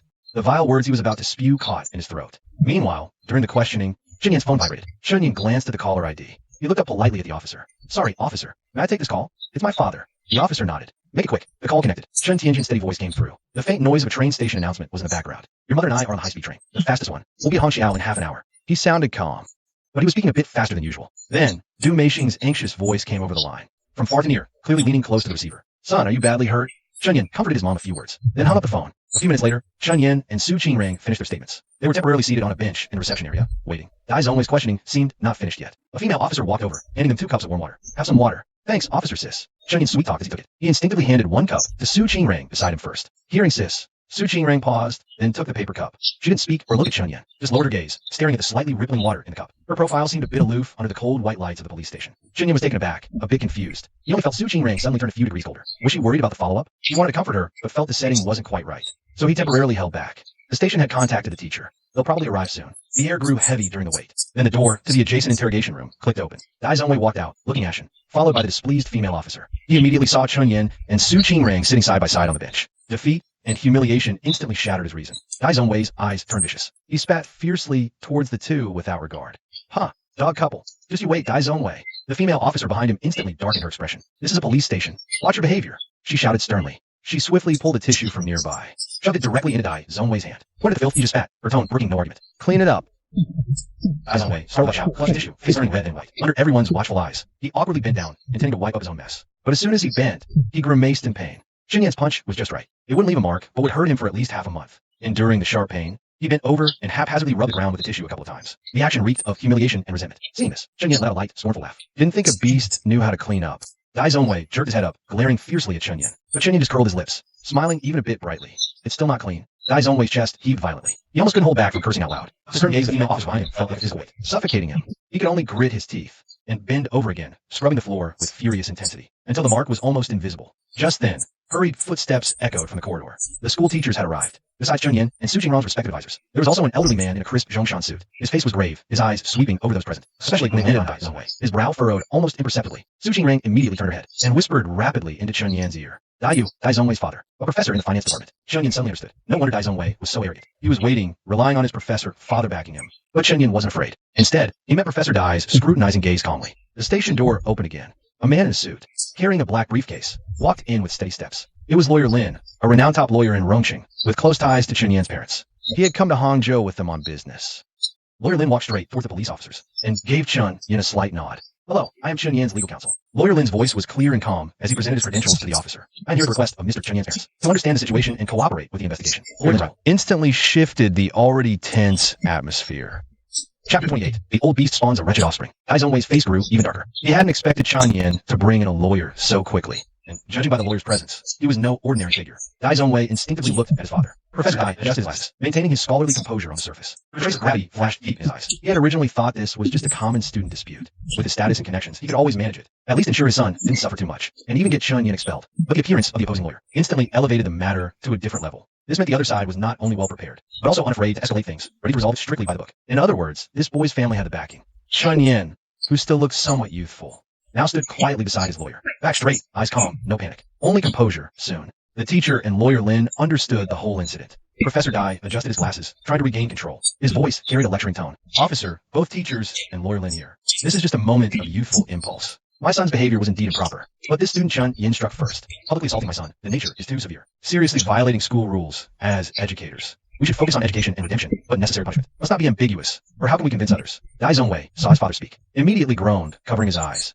Yes, he hit me. He should be expelled. Chun Yin chuckled upon hearing this. This old guy is good at shifting focus, only grabbing that I struck first. While his son harassed Su Jingrong for years is just lightly called improper behavior. Truly, an old beast breathes his little. Professor Dai paused slightly, meaningfully looked at Chun Yan's counselorly shooting. Teacherly, what do you think? Especially for such circumstances. In any school, expulsion wouldn't be excessive, right? At least probation, recorded in the file for life. His words carried implicit pressure and threat. Expulsion or a serious lifelong penalty. Enough to ruin an ordinary student's future. Unfortunately, Chun Yin is no ordinary student. Lawyer Lin remained silent for now. Instead, he compiled and polished everything he learned. And sent it. Chun Yan's parents arrived with him. But the elderly couple went to the school first, intending to donate in the company's name, waiting for the full story. Meanwhile, hearing Professor Dai's words, counselorly shooting looked troubled. Expelling a student right after military training, and having just understood the whole incident. Li Shooting just wanted to say, Chun Yin did well, not bad at all. And Su Jingrong's counselor, teacher Zhang Mingyin, felt the same. Had long heard about Dai Zongwei harassing Su Jingrong. Su Jingrong had sought her mediation. She had also spoken to Dai Zongwei about it. Useless. Even got lectured by his father Dai. Thinking this, the two counselors exchanged a glance. Li Shooting was about to say something. The phone in his hand vibrated again. This time, he listened for a few moments. His expression suddenly turned serious and respectful as he repeatedly said, Yes, sir. Yes, Vice President. Understand. We will fully cooperate with the police. We will handle this according to law and regulations. Professor Dai asked, seeing this, teacherly, what's going on? The Vice President in charge of student affairs is on his way. Li Shooting already had a plan in mind. He looked at Dai Zongwei with a hint of disdain. The school stance was already very clear. Vice President. Is it President Xiao? Professor Dai's eyes lit up. This is an old acquaintance. Li Shooting nodded. He found Dai Yu's inexplicable excitement a bit strange. He wondered if Dai Yu knew what the Vice President had just said. He didn't know if Dai Yu would still be smiling considering that. Shortly after Chun Yin and Dai Zongwei fought, in less than an hour, someone uploaded a video online. Likes had already surpassed 100,000. The comment section was furious. It made Dai Zongwei be severely punished. A girl he had tricked into getting an abortion came forward, presenting evidence and calling for a thorough investigation into possible cover-ups. The outcry grew louder and louder. Online public opinion overwhelmingly favored one side. Thinking of the Vice President's words, Li Shooting looked at Dai Zongwei with some pity. Why? You were about to graduate. Why did you have to harass that girl? Now you're facing expulsion. The Vice President's exact words were, the school takes this matter very seriously, especially the long-term harassment reported by students. We have reviewed some past records. Dai Zongwei's behavior seriously violates school rules and regulations. With things put this way, the direction was clear. They only awaited the Vice President and the Student Affairs Director to make the final call. Thinking this, Li Shooting stepped forward. He gathered his thoughts. He said to the police, our school's stance is that this must be dealt with seriously. We will initiate a formal investigation shortly. As for today's altercation, we respect the police's handling. We also ask the police to consider the mitigating circumstances, the nature of the provocation, and the fact no serious harm was caused. Professor Dai didn't speak, his brow furrowing slightly, because the latter part clearly indicated shift. However, Dai Zongwei grew excited. He glared at Chun Yin. Just wait to be expelled. Professor Dai frowned, glancing at his son. He felt helpless, but said nothing. He had his son late in life. Dai Zongwei was indeed a bit spoiled. And now it had come to this at the police station. The grass will accept its results will be out in 2 weeks. He has to clean up his son's mess again. Chun Yin chuckled softly, saying nothing. Seeing Attorney Lin's composed expression, he knew this wouldn't be resolved so easily. Dai Zongwei is still waiting for me to get fired. Dream on. Old Chun would never let himself get shortchanged. How could he? His father, Chun Tianjian, fought his way up from the bottom to become a boss. He employs nearly 10,000 people. Besides, Chun Yin believed he wasn't in the wrong here. Just acted a bit impulsively. A hot-blooded young man. A real man. Could he stand by and watch someone insult the woman he likes? While waiting for the vice principal, it was already 6 p.m. Chun Yin noticed Su Qingrong's lips looked pale. He remembered she had low blood sugar and grew worried. This won't be wrapped up quickly. So Chun Yin stepped forward, raising his hand, and said, "Officers, it's dinner time. Can I order some takeout for my girlfriend? She's not feeling well, has low blood sugar. How's your girlfriend? Who should I care for?" The interrogation room fell silent for a moment. The female officer taking notes was the first to react. The corner of her mouth couldn't help but curl up. "You're quite the caring one, kid. All right, go ahead, but don't take too long. Yeah, if I don't care for my own girlfriend, who should I care for?" He didn't think much of it after saying it. But Su Qingrang, who had been keeping her head down beside him, felt the tips of her ears grow slightly warm. The straightforwardness and intimacy in Chun Yan's tone made her feel dazed for a moment, as if she and Chun Yin were really together. Attorney Lin, standing slightly behind, a flicker of amusement passed behind his glasses. As a longtime friend of Chun Tianjian and his wife, he was well aware of the unspoken feelings between these two kids. He'd often hear Du Meixin complain, saying the girl's affection was practically overflowing. She just needed to tie Chun Yin to the bed. But this clueless son of hers kept treating her like a sister. A real match. Attorney Lin felt a hint of regret missing show. Chun Tianjian and his wife were still handling matters in Shanghai. They missed seeing their son finally catch on. Chun Yin took out his phone. "Bro sis, how about I order dinner for everyone? I know this is your job, but I really caused trouble for you today, adding so much extra work for no reason." He spoke sincerely, his eyes clear. Several police officers, who were just doing their duty, softened their expressions. They quickly waved their hands. No, young man. That's not appropriate. Yeah, we have a cafeteria. We'll eat when we change shifts." They looked at Chun Yin, one eye bruised. A cut at the corner of his mouth, yet he was still thinking about ordering food for his girlfriend. Seeing his considerate look, their internal scales had long since tilted. This didn't look like a troublemaker looking for a fight. He was clearly a reasonable young man, who, overcome with momentary anger, was protecting his girlfriend. In contrast, Dai Zongwei on the other side, eyes shifty. Speech crude. Looked all the more unsavory. Seeing the police insist, Chun Yin didn't push it. Instead, he smiled and looked at the two counselors who had stayed with him. "Teacher Li, Teacher Zhang, making you come out during the National Day holiday. Adding to your workload. Please, don't be polite with me, okay?" He spoke rapidly. As soon as the words left his mouth, he lowered his head. His fingers were already skillfully swiping across the screen. His posture made it clear he was determined to treat everyone. Counselors Li Shooting and Zhang Mingyan exchanged a look. The polite refusals on the tips of their tongues suddenly became hard to say. Their internal scales had also shifted long ago. Li Shooting felt Chun Yin handle things methodically. He dared to stand up at the critical moment. Mingyan already felt guilty about Su Qingrang being harassed. Seeing Chun Yin so thoughtful and thorough, her favorable impression grew. Dai Zongwei felt stung by the scene. He sneered sarcastically, playing the good guy. "Think treating a meal will make it okay? You're definitely getting expelled for fighting." The finger swiping to choose dishes on the screen stopped. He slowly lifted his eyelids. Before he could speak, Counselor Zhang Mingyan spoke up. "Dai Zongwei, do you want another fight?" Meanwhile, Su Qingrang looked coldly at Dai Zongwei. Her tone icy. Whether Chun Yin treats or not is Chun Yan's business. If you don't like it, you can treat too. What's the matter? Too stingy? Or have no one to treat? Hearing this, Chun Yin nodded with a smile. "Yeah, why don't you treat me to a meal?" Dai Zongwei was choked, a breath stuck in his chest. He glared, wanting to curse back. But the police officer recording nearby shot him a sharp look. Professor Dai also looked at Dai Zongwei. Frustrated, he snapped, "Shut up." Dai was inwardly shocked. He now felt even more that Chun Yin handled things with seasoned skill. His background was probably not simple. Dai felt his hair turning even whiter.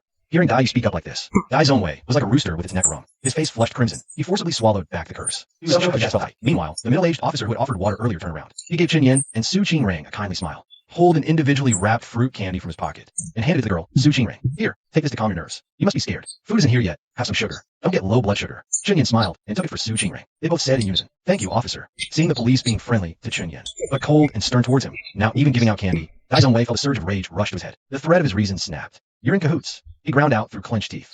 "I'm the victim. I'm the one who got hit.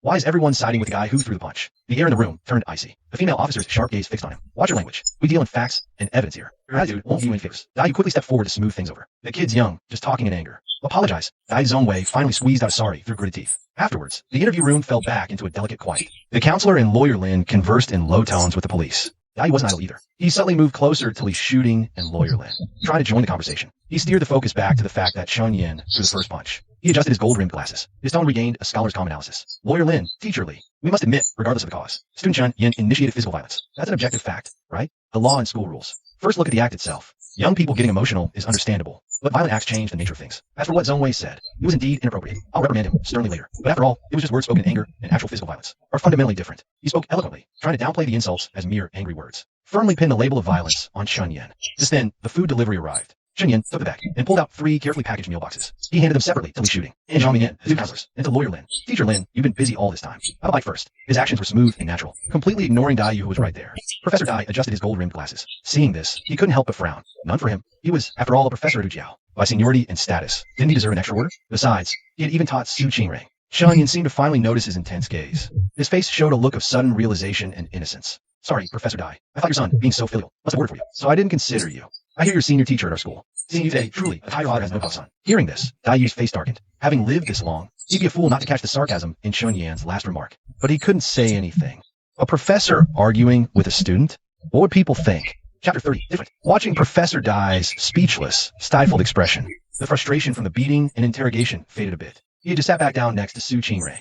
Open up. Su Qingrang's voice was soft. Her warm breath brushed Chun-Yan's ear. Chun-Yan obeyed instinctively. He opened his mouth slightly. The next moment, a plump, perfectly peeled shrimp, glistening with a bit of sauce, was steadily delivered into his mouth with chopsticks. Chun-Yan froze completely. He even forgot to chew. He felt his ears burn hot all of a sudden. The heat quickly spread to his neck. Su Qingrang was actually hand-feeding him shrimp right here, even though they were pretending to be a couple now. They weren't actually together. Chun-Yan chewed mechanically a couple times. His face was burning. He mumbled softly, "Why you don't have to go to the trouble? I can do it myself." But Su Qingrang had already withdrawn the chopsticks. Hearing him, she turned her head to look. A faint trace of lingering redness still tinted the corner of her eye, especially noticeable under the cold white light. Her gaze towards Chun-Yan, however, was so tender it could melt. Her voice also softened. "Last time we shrimp together, you said it was too troublesome. Couldn't be bothered to heal him." She paused, a slight curve forming at the corner of her lips. "I'm different from you. I'm not lazy." Chun-Yan's heart skipped a beat. Did Su Qingrang know just how flirtatious her words were? Fortunately, after that, she just silently peeled shrimp and placed it in his bowl, not feeding him again. Chun-Yan breathed a sigh of relief. It felt a vague sense of loss. Afterwards, Su Qingrang didn't touch her chopsticks much herself, only lowering her gaze to stare at her phone. Her fingertips tapped lightly. Chun-Yan stole a glance. He saw her chat in her face was almost entirely green, but the other party's replies were sparse. His heart inexplicably tightened. Was Su Qingrang acting like some lovesick fool? She was indeed busy, but not in the way he imagined. The full video of the incident was already circulating online. Su Qingrang's family ran a media company. Handling public opinion was second nature. The original video was reported and taken down. In its place was a version she had someone edit, toning down Chun-Yan's harsh words, highlighting Dai Zhongwei's harassment and insults, and Chun-Yan's act of protecting her. At that moment, she was contacting her cousin, using company resources to push the topic. Hashtags like hashtag school harassment and hashtag public rebuttal quickly climbed the hot search. Public opinion overwhelmingly Dai Zhongwei. An unexpected bonus was that Dai Zhongwei's father's academic misconduct and exploitation of students were also exposed in posts. Su Qingrang wouldn't let Chun-Yan bear the consequences alone. Once everything was handled, she had just put down her phone when she heard Chun-Yan's muffled voice. The food's getting cold. Su Qingrang was slightly taken aback. "I don't have much appetite." Chun-Yan, unbeknownst to her, had also peeled a shrimp. He was holding it to her lips. He averted his gaze, the tips of his ears bright red. His tongue was awkward yet sincere. "You can't be bothered to peel shrimp. It's different when it's for you." She was stunned. Her heart felt like it had been unexpectedly tickled by a feather. Immediately after, her heart pounded like a drum, making her chest tingle. Who said Chun-Yan was dense? The supposedly dense guy, who just months since, had precisely hit the softest spot in her heart. Across the way, Dai Zhongwei clutched his stomach, his face alternating between pale and green. He had been starving for ages. Watching the intimate scene of Su Qingrang hand-feeding Chun-Yan made his stomach ache even more with anger. That pain was mixed with jealousy and humiliation, burning fiercely. In a flash of inspiration, an idea suddenly popped into his head. Ouch! He suddenly clutched his abdomen. He let out a distorted wail, deliberately amplifying his voice. "Dad, my stomach, it hurts so bad." Must be from his beating earlier. "I think I have internal injuries. I need to go to the hospital, get a full checkup right now." While wailing, he shot a fierce, sidelong glance at Chun-Yan. "Show off your wealth. Flaunt it. Have your girlfriend feed you shrimp. I'll bleed you dry." Professor Dai was taken aback at first, then immediately grasped his son's intent. He adjusted his glasses, his face instantly shifting to a worried, serious expression, turning to the police and the counselor. "Officer, Teacher Lee. Teacher Zhang, look, the kid keeps crying out in pain." His blushes off. The altercation was indeed intense earlier. To be safe, shouldn't we send him to the hospital for a checkup first? If there really are internal injuries, it'd be bad to delay. Hearing this, the police and counselor frowned. He was in pain earlier, not later, but now he is. Just as Dai was about to press further, the waiting room door opened and 4 figures walked in. Chun-Yan's eyes lit up. Leading the way were his parents. Du Meishing hurried over, her face full of anxiety, and straight for her son. Chun Tianjian followed, his expression calm, authoritative without showing anger. Both were impeccably dressed, carrying an extraordinary air. Behind them were Vice Principal Xiao of Student Affairs and Director Zhou of the Student Affairs Office. Vice Principal Xiao, Director Zhou. The 2 counselors quickly stepped forward. Dai approached with a forced smile. "Vice Principal Xiao, you come personally." But Vice Principal Xiao seemed to ignore his outstretched hand, merely nodding to the police, his gaze sweeping the room. His tone was steady. "Officer, thank you for your hard work. We have a general understanding of the situation." Dai's heart sank. Anyway, however, secretly at least, even the principal is involved. Chun-Yan is finished now. Du Meishing had already reached Chun-Yan. Su Qingrang greeted softly, feeling somewhat guilty, as Chun-Yan was driving for her sake. Du Meishing didn't blame Su Qingrang, but patted her hand, then cupped her son's face. "Does it hurt? Anywhere else injured?" "Mom, I'm fine. Just some scratches." Chun-Yan tried to grin, but it pulled at his wound, making his expression look comical. Chun Tianjian nodded to the police. Chun Tianjian, Chun-Yan's father. Sorry for the trouble. His gaze shifted to Daiyu. His eyes were calm, yet carried the scrutiny of one long accustomed to authority. Daiyu involuntarily straightened his back. An intangible pressure washed over him. My heart sank as my initial hunch was confirmed. This boy's family is anything but ordinary. This is Chun Tianjian. Vice Principal Xiao. But his eyes never left Daiyu. Vice Principal Xiao quickly chimed in. "Mr. Chun, this is Professor Daiyu from the finance department. Father of the student involved, Dai Zhongwei." Professor Dai. Chun Tianjian is like on. It's flat and unreal. You didn't even give Daiyu a chance to respond. Turning instead to Vice Principal Xiao and Vice Principal Xiao. Director Zhou. The school should already be clear on what happened. As parents, we trust and support the school in handling this, fairly and by the rules. Chun-Yan threw the first punch. We won't shirk the responsibility for his impulsive actions. He paused briefly, his voice dropping a notch. But as for the conflict's cause, my son was protecting a classmate from prolonged harassment, forced to react to stop a public insult. We hope the school's investigation fully restores these facts and give them due consideration. Attorney Lin stepped forward half a pace, his tone clear and professional. We understand initially that similar harassment incidents are not the first occurrence. The school's prior interventions seem to have failed to stop it effectively, leading to tensions that erupted today. This point, perhaps, is also worth the school reflecting on its management mechanisms. Hearing the words prolonged harassment, Dai Zhongwei jerked his head up, lashing out like he'd been stepped on. What harassment? That's bullshit. I didn't do anything. Chapter 31. Like father, like son. Like father, like son. You have no place to speak here. Chen Tianjian swept a glance at him, his voice not loud but sharp as an ice blade through the air. Dai's Zongwei choked under that gaze. But youthful arrogance and pent-up frustration made him snap back recklessly. Who the hell are you? What gives you the right? Slap.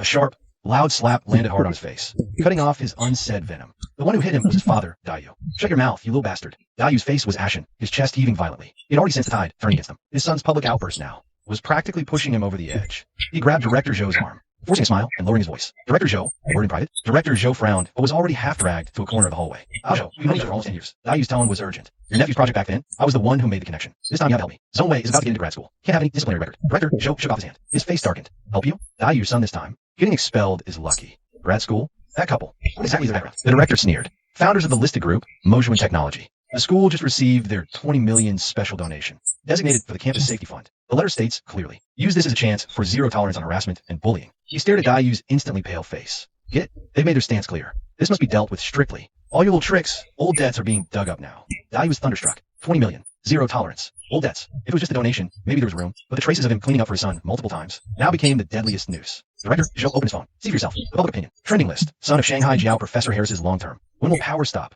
Topics followed by a deep red explosive. Click in. It's edited on-site videos. Anonymously compiled timeline of Dai Zongwei's past misconduct. Even blurry screenshots of chat records showing Dai used project resources to pave the way for son. Dai swayed, nearly losing his balance. He never imagined a routine cleanup would drag him down too. Meanwhile, in the interrogation room, Lawyer Lin glanced at his phone. Took a step forward. President Chao, Director Zhou, when we accompanied student Chen Yin here, the group's legal department conducted a compliance search on Dai Zongwei's public records during school. He paused briefly. Each word landed clearly. 5 complaint cases were successfully mediated and not pursued. But we found Professor Dai, you participated in communications as parent or advisor. We have reasonable questions about this. Whether the professor used academic status to exert undue influence, interfering with normal disciplinary procedures. Furthermore, Lawyer Lin adjusted his glasses. The legal department noted, student Dai Zongwei, as an undergraduate, published a paper as co-first author in his freshman year. His advisor is his father, Daiyu. We are deeply puzzled. How could a mere freshman complete a journal paper of doctoral level? Nonsense. That's not true at all. Dai Zongwei's face turned deadly pale. He tried to stand up agitatedly, held down by the officer beside him. His mind was a mess. Wasn't he just entangled with a few girls? And his article authorship is perfectly reasonable. If it's his dad's student's article, why can't it be his? A graduate student is just a workhorse for his dad. Attorney Lin didn't even look at him. He continued, our firm has long been concerned with educational equity. This time, establishing the campus safety fund is to support the school in building an upright educational environment. We believe the school's fair handling of this matter will be the best fulfillment of the fund's purpose. Vice Principal Xiao and Director Zhou looked grim. Director Zhou said gravely, the school will immediately form an investigation team. We will thoroughly investigate Dai Zongwei's behavior and any issues Professor Dai may be involved. As his words fell, coincidentally, Dai stumbled back to the door of the inquiry room. Instantly, all eyes in the room turned to him like spotlights. Dai Zongwei saw his father, like a drowning man grabbing a lifeline. He cried out, Dad, they're framing me. It's all nonsense. But Daiyu turned a deaf ear to his cries. He only felt the ground beneath his feet give way. Regret flooded over him like icy seawater. He should have made his son bow his head and apologize at the police station, and brush the matter off lightly. He forced himself to steady his nerves. Dragging his heavy steps, he walked up to his son. Then, under everyone's astonished gaze, Daiyu suddenly reached out both hands, firmly pressing them on Dai Zongwei's shoulders, and pushed down with all his might. Thud! Dai Zongwei, caught off guard, crashed hard onto the solid floor tile with a dull thud. The pain made him cry out, Dad, what are you doing? Daiyu ignored his son's agonized scream. He turned to Vice Principal Xiao and Chen Tianjian. A twisted smile, mixed with pleading, despair, and a last shred of hope, appeared on his face. His voice was dry and trembling. Mr. Chen, Principal Xiao, you must see clearly this is just young people being hot-headed, immature, roughhousing. A joke that went too far. I'll make this brat apologize properly to classmate Chen Yan. Let's treat it as a misunderstanding. He explained around without knowing this. Okay, as he spoke, he nudged his kneeling son, not too lightly, not too heavily. Quick, apologize to classmate Chen Yan, he ordered. Say it was just horseplay, not serious. Dai Zongwei's face flushed red. Veins bulged on his forehead. Humiliation made his whole body tremble violently. Why? Before, no matter who he offended, wouldn't they always swallow their anger out of respect for his father? Why am I the one swallowing my pride now? But under his father's firm pressure, he could only grit out a few words, is sorry. We're just messing around. Chen Yan looked at his uniform and suddenly smiled. He crouched down, meeting Dai Zongwei's bloodshot eyes at eye level. His voice was soft. It filled the entire room. Messing around, Senior Dai? You harassed my girlfriend for 3 whole years. You even stalked her. Was that messing around? Those vulgar insults you hurled at her before. Was that messing around? Serious. They exchanged glances. Su Jingrong's ears felt hot. Chen Yan paused, his gaze turning cold as a blade. For the medical bills, I won't miss a single cent. But today's matter won't be settled privately. With that, he lifted his eyes, looking past Dai Zongwei's head, straight at Daiyu's ashen face. His tone was sarcastic. Professor Dai, you're a highly educated, respected figure. You're not young anymore. How can you utter such childish nonsense? His gaze returned to Dai Zongwei. Word by word, he said, besides, your son is 3 years older than me. Does he think I'm here to play house with him? Dong Yin stood up, brushing off non-existent dust. He tossed out one last line. Truly, a worthy son of Tiger Father. Chapter 32. Her, Chun Yen. Chapter 32. Her, Chun Yen. Chen Tianjian watched his son's calm, yet sharp handling. A flicker of hard-to-detect approval passing through his eyes. He was truly his son. And Su Qingrang, looking at this version of Chun Yen, felt her heartbeat go erratic once more. In front of her, Chun Yen was always restrained, obedient, even a bit clumsily docile. This side of him, bearing his fangs sharp and clear-headed, she rarely saw, and yet this rare instance was also for her. How could she not be moved? Chun Yen, her, Chun Yen, the Dai father and son were in a completely different state of mind. After hearing Chun Yen's words, the last trace of color drained from Dai Yu's face. It was as if his soul had been instantly sucked dry, leaving only a teetering, empty shell. What else could he do? His son was beyond saving. Now, the most urgent matter was how to extricate himself. As long as he remained, there was still hope. Meanwhile, Dai Zhongwei's face, which had been livid with anger, quickly changed as he acted. He trembled all over. His face pale, almost losing control. Even he, as foolish as he is, now understood that his father's protective umbrella had truly failed this time. He had kicked an iron plate, one even his father couldn't handle. Chun Yen couldn't be bothered with the despair of that father and son. His gaze fell on Su Qingrang's slightly weary profile. With matters settled, Chen Tianjian gave a slight nod to the school leaders. We respect and trust the school and police procedures. It's late, and the child is injured. We'll take him home to rest first. Du Ming tightened her grip on Su Qingrang's hand. Xiao Rang, come with Andy. Night had fallen. Once in the car, Su Qingrang finally let out a soft sigh, her back relaxing slightly. Chen immediately pulled a thin blanket from the back seat and draped it over her shoulders without a word. Cold. A bit. Su Qingrang rubbed her temples. Uncle, turn on the AC, Chen Yen said to the driver. Sure, uncle. You have it on cooling, right? Can you switch to heating? The driver was stunned. Heating? In the middle of summer? Du Mixing turned to glare at her son. Are you weak? Trying to roast us? Chun Yen widened his eyes. Mom, what kind of talk is that? Su Qingrang explained softly. Auntie, Xiao Yen is worried I'm cold. Du Mixing's expression changed instantly. Turn it on. Chen Yen pouted. It's okay. Annie, Su Qingrang said, pulling the blanket tighter. This is fine. The car smoothly entered the night. After a moment of silence, Chen Tianjian finally spoke. Chen Yen. Chen Yen's heart tightened. He looked at his father. He did well. The unexpected praise. Chen Yen paused for a moment. Then he scratched his head, slightly embarrassed. Old Chun, you're so serious even when praising someone. The corner of Chun Tianjian's mouth lifted slightly. Can't I scare you a little?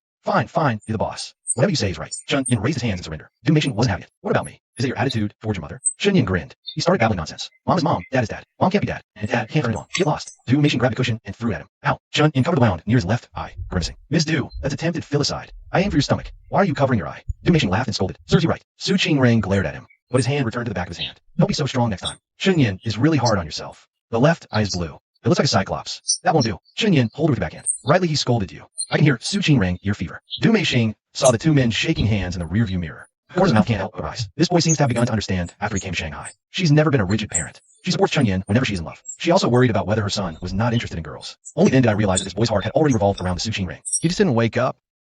Chen Tianjian listened to the noise in the backseat, smiled silently, and then said to school, there will be preliminary results tomorrow at the latest. How to deal with Chen Yen asked. Dai Zhongwei fired Dai Yu, at least Su's pled for investigation. If academic conduct sits down, title professor cannot be interviewed. Chen Tianjian toned flat. Schools need to give public opinion. Give a donor an account to all the students. Chen Yen, I gave a thumbs up. Chun is still old and spicy. Du Meixing stare where your father is old. Then I am Chun, and he is Xiao Chun. Chen Yen, hey hey, smile muddle. Fuck your Du Meixing. Su Qingrang watched his family 3 times the war interaction. A trace of irresistible envy lit past his lips. She whispered, thank you, uncle, aunt, silly child, thank what? Du Meixing back smiled gentle. We should thank you. I came late. If you hadn't stabilized the scene in the first place, guy public opinion things won't go so well. Chen Yen, one lung, looked to the Su Qingrang. What public opinion? Xing Fu Air, what did you say about your earlier words? I thought you knew. I didn't get some information from Uncle Lin. I'll play it myself. Chen Yen grinned. Is your son smart? Su Qingrang held a smile. Hand him the phone.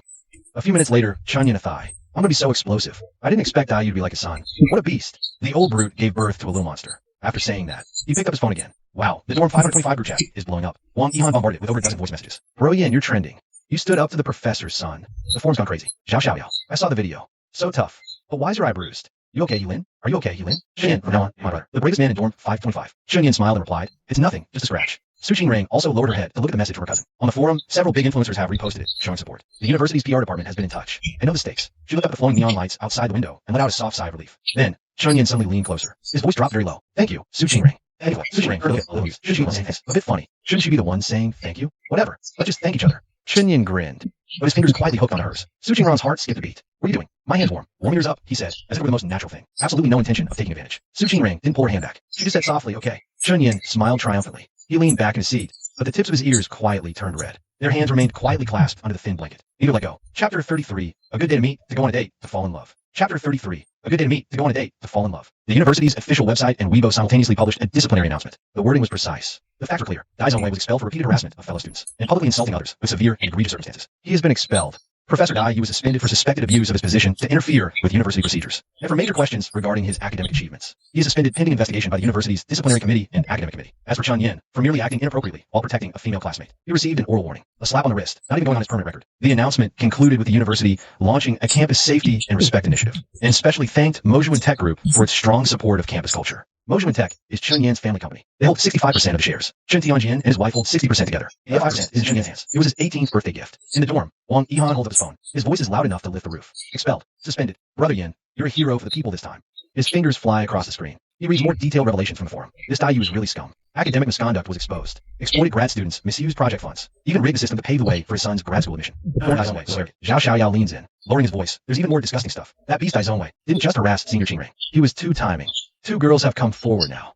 They posted a real name, dozens-page PowerPoint, chat logs, transfer screenshots, everything's there. And one girl was beaten by Dai Zhongwei until she miscarried. One of them saw through his true colors. Tried to break up, but he beat her so badly she ended up in the hospital. The air in the dorm suddenly chills. Chunyin stares out the window at the glaring sunlight. His eyes darken. After a long moment, he spits out 2 words. Scum. He didn't adjust his glasses. The school reacted so fast this time, so harshly. These exposures played a big role. All of him can't be contained anymore. Zhao Xiaoyao suddenly playfully extends 2 fingers. On the table, he mimics a little person kneeling. His tone is exaggerated but sincere. Brother Yin Mighty, a hero for the people. Please accept your little brother's knees. Chun Yin is amused into a smile, but the heaviness in his heart doesn't fully lift. He waves a hand, not speaking. Right then, his phone screen lights up softly. Su Qingrong's profile picture pops up. The message is simple and clear. Come for dinner tonight. Making your favorite seafood feast. And black tiger shrimp. A smile tugs at Chun Yin's lips. His fingers tap a quick reply. You peeled them. The reply is almost instant. In your dreams. Amusement spreads from his eyes. Chun Yin puts away his phone and looks out the window again. Today's sunlight is just right, not stifling at all. It filters through cypress trees, scattering golden flecks. A breeze passes, carrying a refreshing coolness. All the gloom and ugliness seem to be carried away by this wind. Chun Yin stretches. His joints crack. His mood is like the sky right now. Clear and bright. Yes, the sun is radiant, the breeze gentle. A good day for meeting, for keeping a date, for love.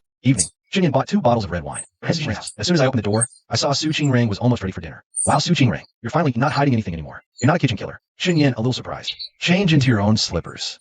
Spin your head and look towards the kitchen. Reward your Su Qingrang for speaking with a deserted voice. Falling in Chun Yin ears, but how to listen and how to listen. Walk into the kitchen to see the seafood in Su Qingrang mouth. Chun Yin was blindsided. How did you make 3 kinds of oysters? Garlic baked raw, oyster steamed fat, oyster cheese baked raw, oyster shrimp crab also have. But compared to oysters, they're a complete foil. A woman's beauty salon. Su Qingrang hook lip angle. High upper heat insulation gloves. The well-steamed oysters are brought out of the steamer. White steamed dents her beautiful side face. But it's not a man's gas station either. Chun Yin subconsciously said this just said export. He reacted. His face turned red instantly. Yes. Su Qingrang turned around and took off his gloves. It was stuffed into Chun Yin's hands. There was a sly light in his eyes. Empty. Said you were empty, and I have to be responsible for helping you make up for it. Chun Yin immediately refused to accept. I could do 20 push-ups with one hand. Oh, Su Qingrang bland response. Chun Yin teeth. I take cold showers in winter. Oh, I was a sports student senior high school. So, Su Qingrang finally turned around. He glanced up and down at the corner of his lip, and the art couldn't be pressed. Still empty, you Chun Yin helpless. Just Su Qingrang, he said. He decided that he was empty, right? But how does this thing prove that the idea just came out?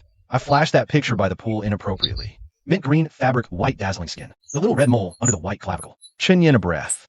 Shake your head and try to shake out those colored thoughts. Soon the food is on the table. Su Qingrang are concentrating on that bottle of red wine. Elegant posture and calm side face. Looking at the calm, Su Qingrang seems to have identified their own virtual. Chun Yin, look at her like this. In my heart, the strength of not admitting defeat rubs up. After a pause, I suddenly grabbed the hem of my t-shirt. Lift up cleanly.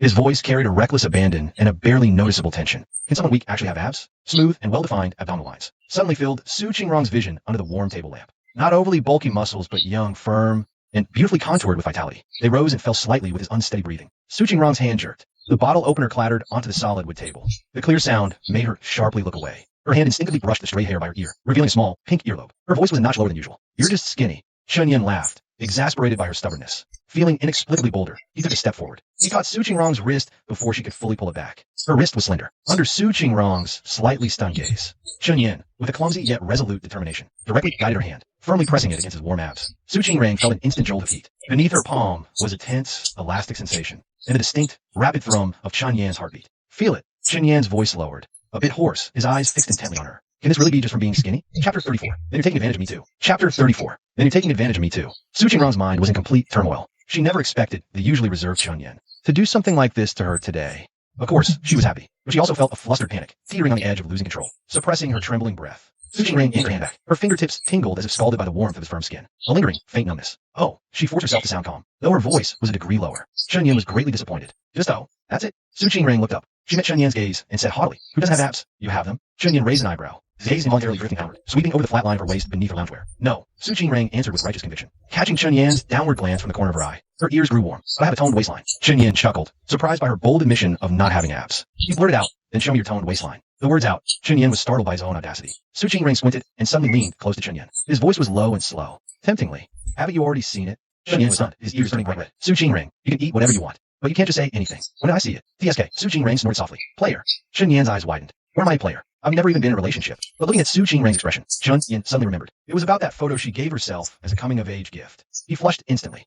That's different. How was it different? Su Qingrang looked at him, amused. I showed even more. Chun Yin was speechless at Su Qingrang's boldness. But yours was just a photo. This was real. And you took advantage of me, he said, his voice faltering slightly. Take it back then. Su Qingrang dropped the bombshell. The moment her words fell, the room fell pin-drop silent. Chun Yan's entire face burned crimson. Even his neck flushed red. Stunned, Su Qingrang forced a composed expression. She even slightly raised her chin, as if daring him. Chun Yan avoided Su Qingrang's challenging gaze, stammering, well, let's just forget it. He wanted to, but didn't dare. Who knew if Su Qingrang would suddenly turn hostile? Su Qingrang chuckled softly. She knew Chun Yan wouldn't dare. That's why she dared to say it. If Chun Yan dared. A flicker of panic and shyness flashed in her eyes. Instead, Su Qingrang broke the suffocating silence first. Her voice was a bit more hurried than usual. She shoved the corkscrew and wine into Chun Yan's arms, turning to get the bowls and chopsticks. Her steps hurried. Chun Yan held the wine and corkscrew, standing there, his heart pounding like a drum. He watched Su Qingrang's slender, slim back, and caught a glimpse of her bright red earlobe. It peeked through her smooth black hair like a ripe cherry. Realizing Su Qingrang's composure was an act, Chun Yan immediately called out to her. Su Qingrang. Su Qingrang's figure paused. She turned to look at Chun Yan. Chun Yan cleared his throat.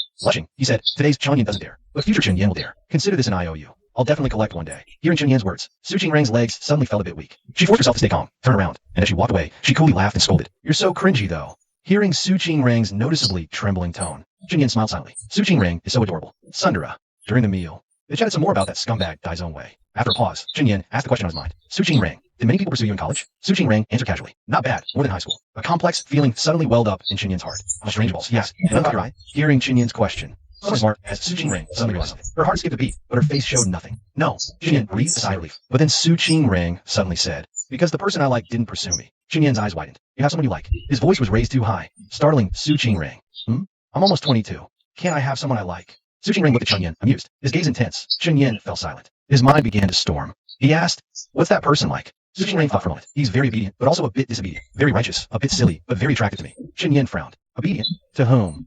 His mother. Before Su Qingrang could answer, Chun Yan cursed. Mama's boy. After cursing, his Adam's apple bobbed as he observed Su Qingrang's expression. Chun Yan wasn't a blockhead. With Su Qingrang's description, he automatically substituted himself as the person she liked. Now it was just a routine probe. After all, Chun Yan was full of defiance when facing his mother, Du Meishing. Su Qingrang couldn't help but chuckle. He's not Mama's boy. Chun Yan pretended to be taken aback. With a movement, Su Qingrang unhurriedly pulled out a tissue. Wiping her small hands, she said slowly, he listens to his sister. After a few glasses of red wine, Chun Yan suddenly became bolder. He blurted out, Su Qingrang, you wouldn't happen to be that guy's sister, would you? Just as Chun Yan blurted out those words, sudden, urgent ringing sound pierced air, drowning out Chun Yan's voice, and snuffing out the sparks of intimacy that had been kindling. It was Su Qingrang's phone. Su Qingrang glanced at her phone, and the moment she saw the name Uncle Wei on the screen, the faint blush from their earlier playfulness vanished instantly. The smile at the corner of her lips turned into a sharp, cold edge. This number ringing at night, not on holiday, could only mean one thing. Her worst fear was happening. I need to take this call. Su Qingrang's voice suddenly turned calm and detached, carrying a formal, distant tone. Without looking at Chun Yan, she picked up her phone and strode toward the balcony, gently closing the door behind her. Watching Su Qingrang's suddenly somber expression, Chun Yan's heart tightened, and he couldn't help but look toward the balcony. What's going on? Inside the glass balcony door, Su Qingrang stood with her back to him, phone pressed to her ear, occasionally giving a slight nod. The light outlined her figure in a hazy glow, making her slender silhouette appear somewhat fragile. But the disappointment Chun Yan felt from the interruption was gradually replaced by softer, more tender emotion. Unfortunately, the soundproofing of the glass balcony door was too good. Chun Yan couldn't make out what Su Qingrang was saying at all. He could only sense her mood. She's angry. Why? Chun Yan frowned, subconsciously clenching his knuckles. After what felt like an eternity, the door opened, and Su Qingrang stepped back inside. Her face showed little expression, but a lingering weariness was visible in her eyes, along with a cold glint of resolve. Chapter 35. It's okay if you don't know. I can teach you. Chapter 35. It's okay if you don't know. I can teach you. Su Qingrang. Chun Yan called her name softly, his concern unmistakable. She walked straight to the dining table, filled her wine glass to the brim, and downed it in one go, as if needing the alcohol to suppress something. The earlier heart-fluttering atmosphere was completely gone. The room fell into an oppressive silence. Sis, Chun Yan called out tentatively. Su Qingrang stood up and looked at him. Her gaze lingering on his face for a few seconds, complex and unreadable, filled with emotions Chun Yan couldn't decipher. Finally settling into a weary, almost exhausted calm, Chun Yan grew even more concerned. Her biggest flaw is that she bottles everything up. Taking her kids, for instance. If Chun Yan hadn't been thick-skinned enough to stick by her side, he would never have discovered Su Qingrang was contemplating suicide. Then, Su Qingrang suddenly curled a finger. Chun Yan moved around the table, standing before her, deeply worried. The next moment, his pupils abruptly dilated. Su Qingrang suddenly reached out, grabbed his collar, and yanked him forcefully towards her. Chun Yan was caught completely off guard. He stumbled forward, crashing solidly into her embrace. His warm chest pressed against her slightly cool body. A perfect fit. Su Qingrang took a deep, trembling breath. Only then did Chun Yan see clearly. Her eyes shimmered with fragmented tears. Immediately, without giving him a chance to react, Su Qingrang rose on her toes, and with a desperate, reckless force, kissed him straight on. Chun Yan's mind went blank with a buzzing sound. His hands hung frozen in midair, unsure where to go. The sensation on his lips was soft, tinged with the astringency of red wine, and a faint, elusive saltiness. Chun Yan realized Su Qingrang was crying. The kiss was clumsy, unskilled, forceful, even accidentally bumping against Chun Yan's teeth. Yet, it landed like a heavy blow, crashing hard against Chun Yan's chest, making his whole heart tremble. He remained frozen, until he felt the fingers clutching his collar start to tremble slightly, as if he suddenly awoke. Chen Yan's suspended hands slowly lowered, gently encircling Su Qingrong's slender back. Su Qingrong's eyelashes fluttered. She didn't push him away, instead holding him tighter. This brief yet endless kiss held too much. Su Qingrong's unspoken grievances, the loneliness she'd borne alone for too long, and those feelings she'd never voiced, her burning affection, after who knows how long. Su Qingrong finally released him. Chen Yan's face flushed crimson. His heart pounded wildly, but worry outweighed it all. He was about to ask what was wrong, when Su Qingrong lifted her face. The sheen of tears hadn't faded, yet her tone regained its usual composure, even a hint of forced levity and teasing. Chen Yan, Su Qingrong's voice was slightly hoarse. Kissing requires opening your mouth. Pausing, she looked at Chen Yan's completely stunned expression. She then softly added, "It's okay if you don't know. Big sister can teach you." Chen Yan's pupils shook with shock. The next moment, before he could fully digest her words, Su Qingrong embraced him again. With her cool body temperature and faint scent of red wine, she completely overwhelmed him. After the National Day holiday, Su Qingrong seemed to have vanished from the face of the earth. She would reply to the messages Chen Yan sent, but her replies were very brief. Just a mem, or okay. For a while, he was completely at a loss. On one hand, Chen Yan was extremely worried about Su Qingrong's current state. What on earth happened? On the other hand, Chen Yan felt somewhat helpless. After all, they had already kissed that night. Yet afterwards, Su Qingrong acted as if nothing had happened. Not only did she ask Chen Yan to leave, she even thoughtfully called a taxi for him. The next day, she stubbornly drove that Porsche 911 over and parked it downstairs at Chen Yan's dormitory, refusing to take it back. Chen Yan originally wanted to say he didn't want the 911, but thinking of Su Qingrong's obviously low spirits, he couldn't bring himself to say it. He didn't want to upset her at this time. But afterwards, Su Qingrong seemed to have disappeared. Chen Yan offered to cook for her, but was refused, saying it wasn't necessary. Chen Yan wasn't one to wait passively. He went to Su Qingrong's apartment to look for her, But was surprised to find she wasn't home.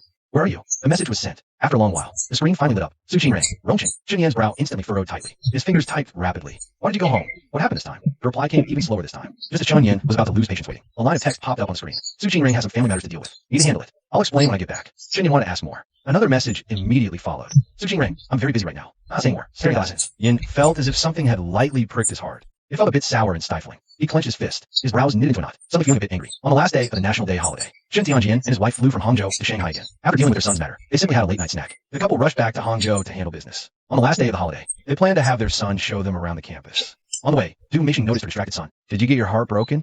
You look miserable. Chen Yan smiled wryly. "How can I be heartbroken if I was never in a relationship?" Du Meixing and Chen Tianjian exchanged a look. I thought you were with your sister, Su Qingrong. Chen Yan felt even more bitter. Didn't I explain that to you?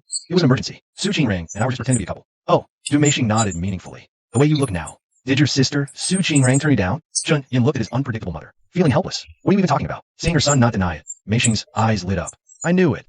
"You definitely have feelings for your sister Qingrong." Chen Yan didn't argue. "I do like Su Qingrong. Then go after her. Your dad pestered me until I said yes." Meixing immediately got excited to tease her son. "This silly boy finally gets it," she joked with a smile. "If your dad hadn't made a move, you wouldn't be here. You know, back then, your dad was the least noticeable among my suitors." "Go for it, son." Chen Tianjian coughed from the side. "Least noticeable?" Du Meixing hugged her husband's arm. "Just a little. Otherwise, I wouldn't have agreed to date only you. I have a good eye, don't I?" Chen Tianjian's lips curled slightly, watching his parents still so affectionate.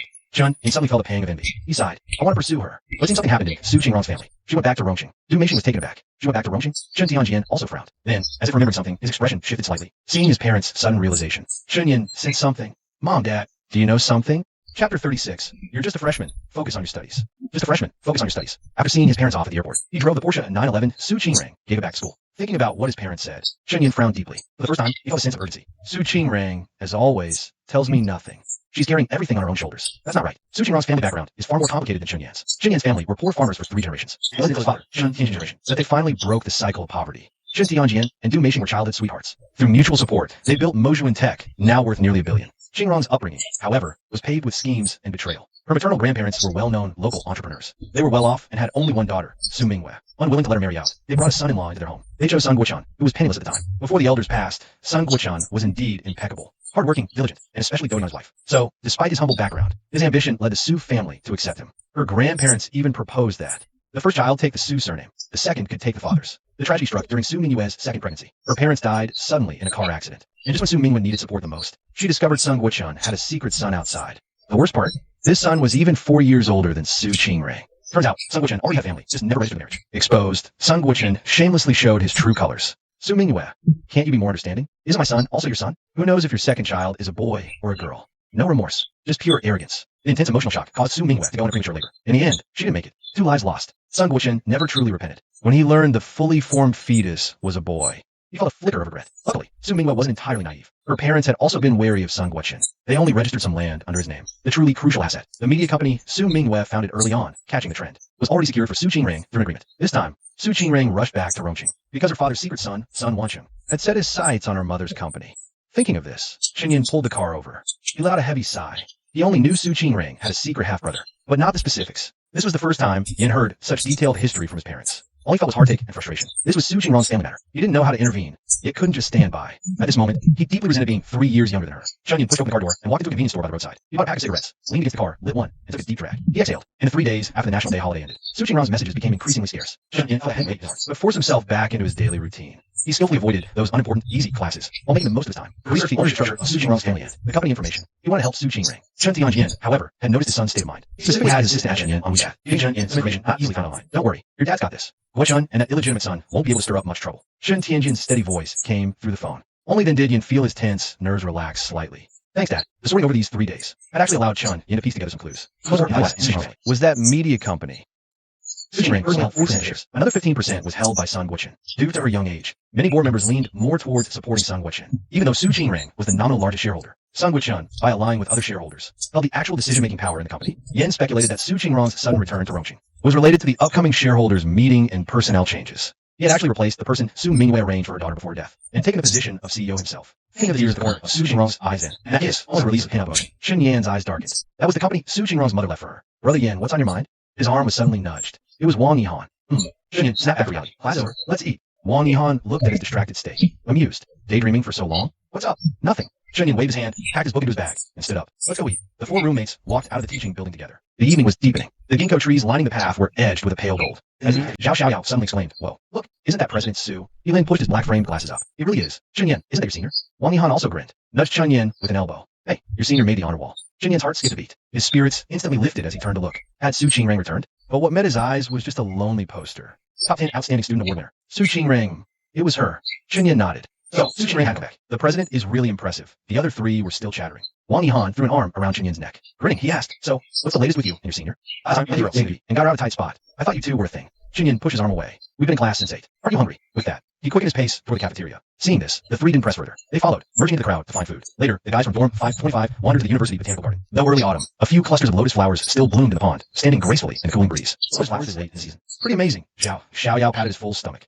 He couldn't help but burp. Wang Yihan waved a hand in disgust. Get away from me. You ruined the whole mood. Yin, peering through thick glasses, gazed at a couple strolling hand in hand in the garden. He suddenly asked softly, tell me, what's the one thing you most want to do in college? Following Yulin's gaze, Chen Yan looked. Under the nearby trees, a couple stood quietly embracing. Almost without thinking, the words slipped out. I want. Before he could finish, a hand tapped him lightly on the shoulder from behind. He turned. The rest of his sentence fell softly at the same moment. To fall in love. To fall in love. A cool, familiar voice came, like wind rustling through autumn leaves. Su Qingrong stood right behind him. Her eyes rested on Chen Yan's face. The corners of her lips held a faint, almost imperceptible smile. You're only a freshman. Su Qingrong's voice was soft, yet every word was clear. Focus on your studies. Chen Yan froze in place. A buzzing filled his ears. Chapter 37. Then I'll teach you how to date. How about it? Chapter 37. Then I'll teach you how to date. No, he hadn't expected Su Qingrong to be back already. His 3 roommates, who had been leaning on the railing, enjoying the view, stood frozen in place, mouse agape, the person they had just been discussing on the poster wall. Now you're standing right in front of me, alive and real. Wang Yihan was the first to snap out of it. He quickly spoke up. Hello, senior. I'm Chen Yan's roommate. The other 2, San Yihan, also hurriedly greeted her. Hello, senior. Hello, senior. Hello. Su Qingrong smiled slightly. Her attitude was gentle, but carried a hint of distance. What a coincidence to run into you all here, taking a walk. Yeah. No classes this afternoon, just strolling around after lunch. Wang Yihan scratched the back of his head and grinned. Amazement in his eyes was puzzle-eyed. Xiaoyao even quietly took out his gold-rimmed glasses and put them on, just to get a clearer look at Su Qingrong's face. So stunning. Chen Yan, you lucky dog.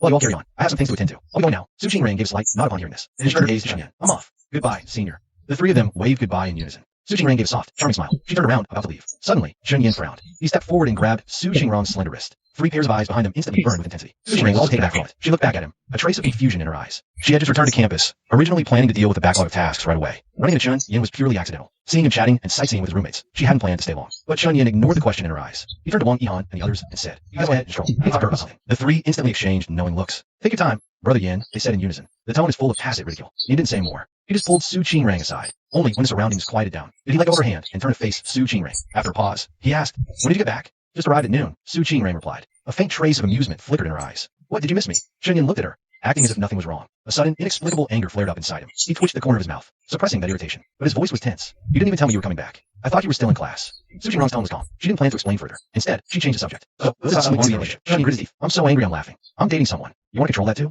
He's getting a bit annoyed. A flicker of confusion passed through Su Qingrong's eyes. Why such a big reaction? But then she remembered her own sudden move that day. Her ears involuntarily flushed a faint red. She then took a small step forward, tilting her face up to look at him. Don't like me meddling? Let me put it another way. Her voice softened. Fine. Shimmering light danced in her eyes. Let your big sister personally teach you how to date, okay? The irritation in Chun Yan's heart instantly vanished. His ears burning red, he narrowed his eyes at Su Qingring. And how does Big Sister plan to teach me? Su Qingring momentarily came back by this. She smiled, her breath as fragrant as orange. A teacher instructs a student. It must be hands-on, of course. Fine. Chun Yan nodded. He then turned. Then I'll be waiting for your hands-on instruction. Su Qingrang's beautiful eyes widened in surprise. She absolutely didn't expect Chun Yan to just turn and leave, without a moment's hesitation. But after a pause, Su Qingring still didn't chase after him. Instead, she took out her phone and sent Chun Yan a message. Come to my place for dinner tonight. Busy. Chun Yan replied instantly. Su Qingrang's delicate brows furrowed slightly. She looked at Chun Yan and left. Suddenly realizing something, she texted. It's all your favorite dishes tonight. Su Qingring grabbed a fine plate of stir-fried sea vegetables. She placed it in front of Chun Yan. Try it. Thanks. Chun Yan's tone carried a deliberate distance. Seeing him like this, Su Qingring sighed softly in her heart. She had already guessed what Chun Yan was upset about, but she just didn't want to drag him into it.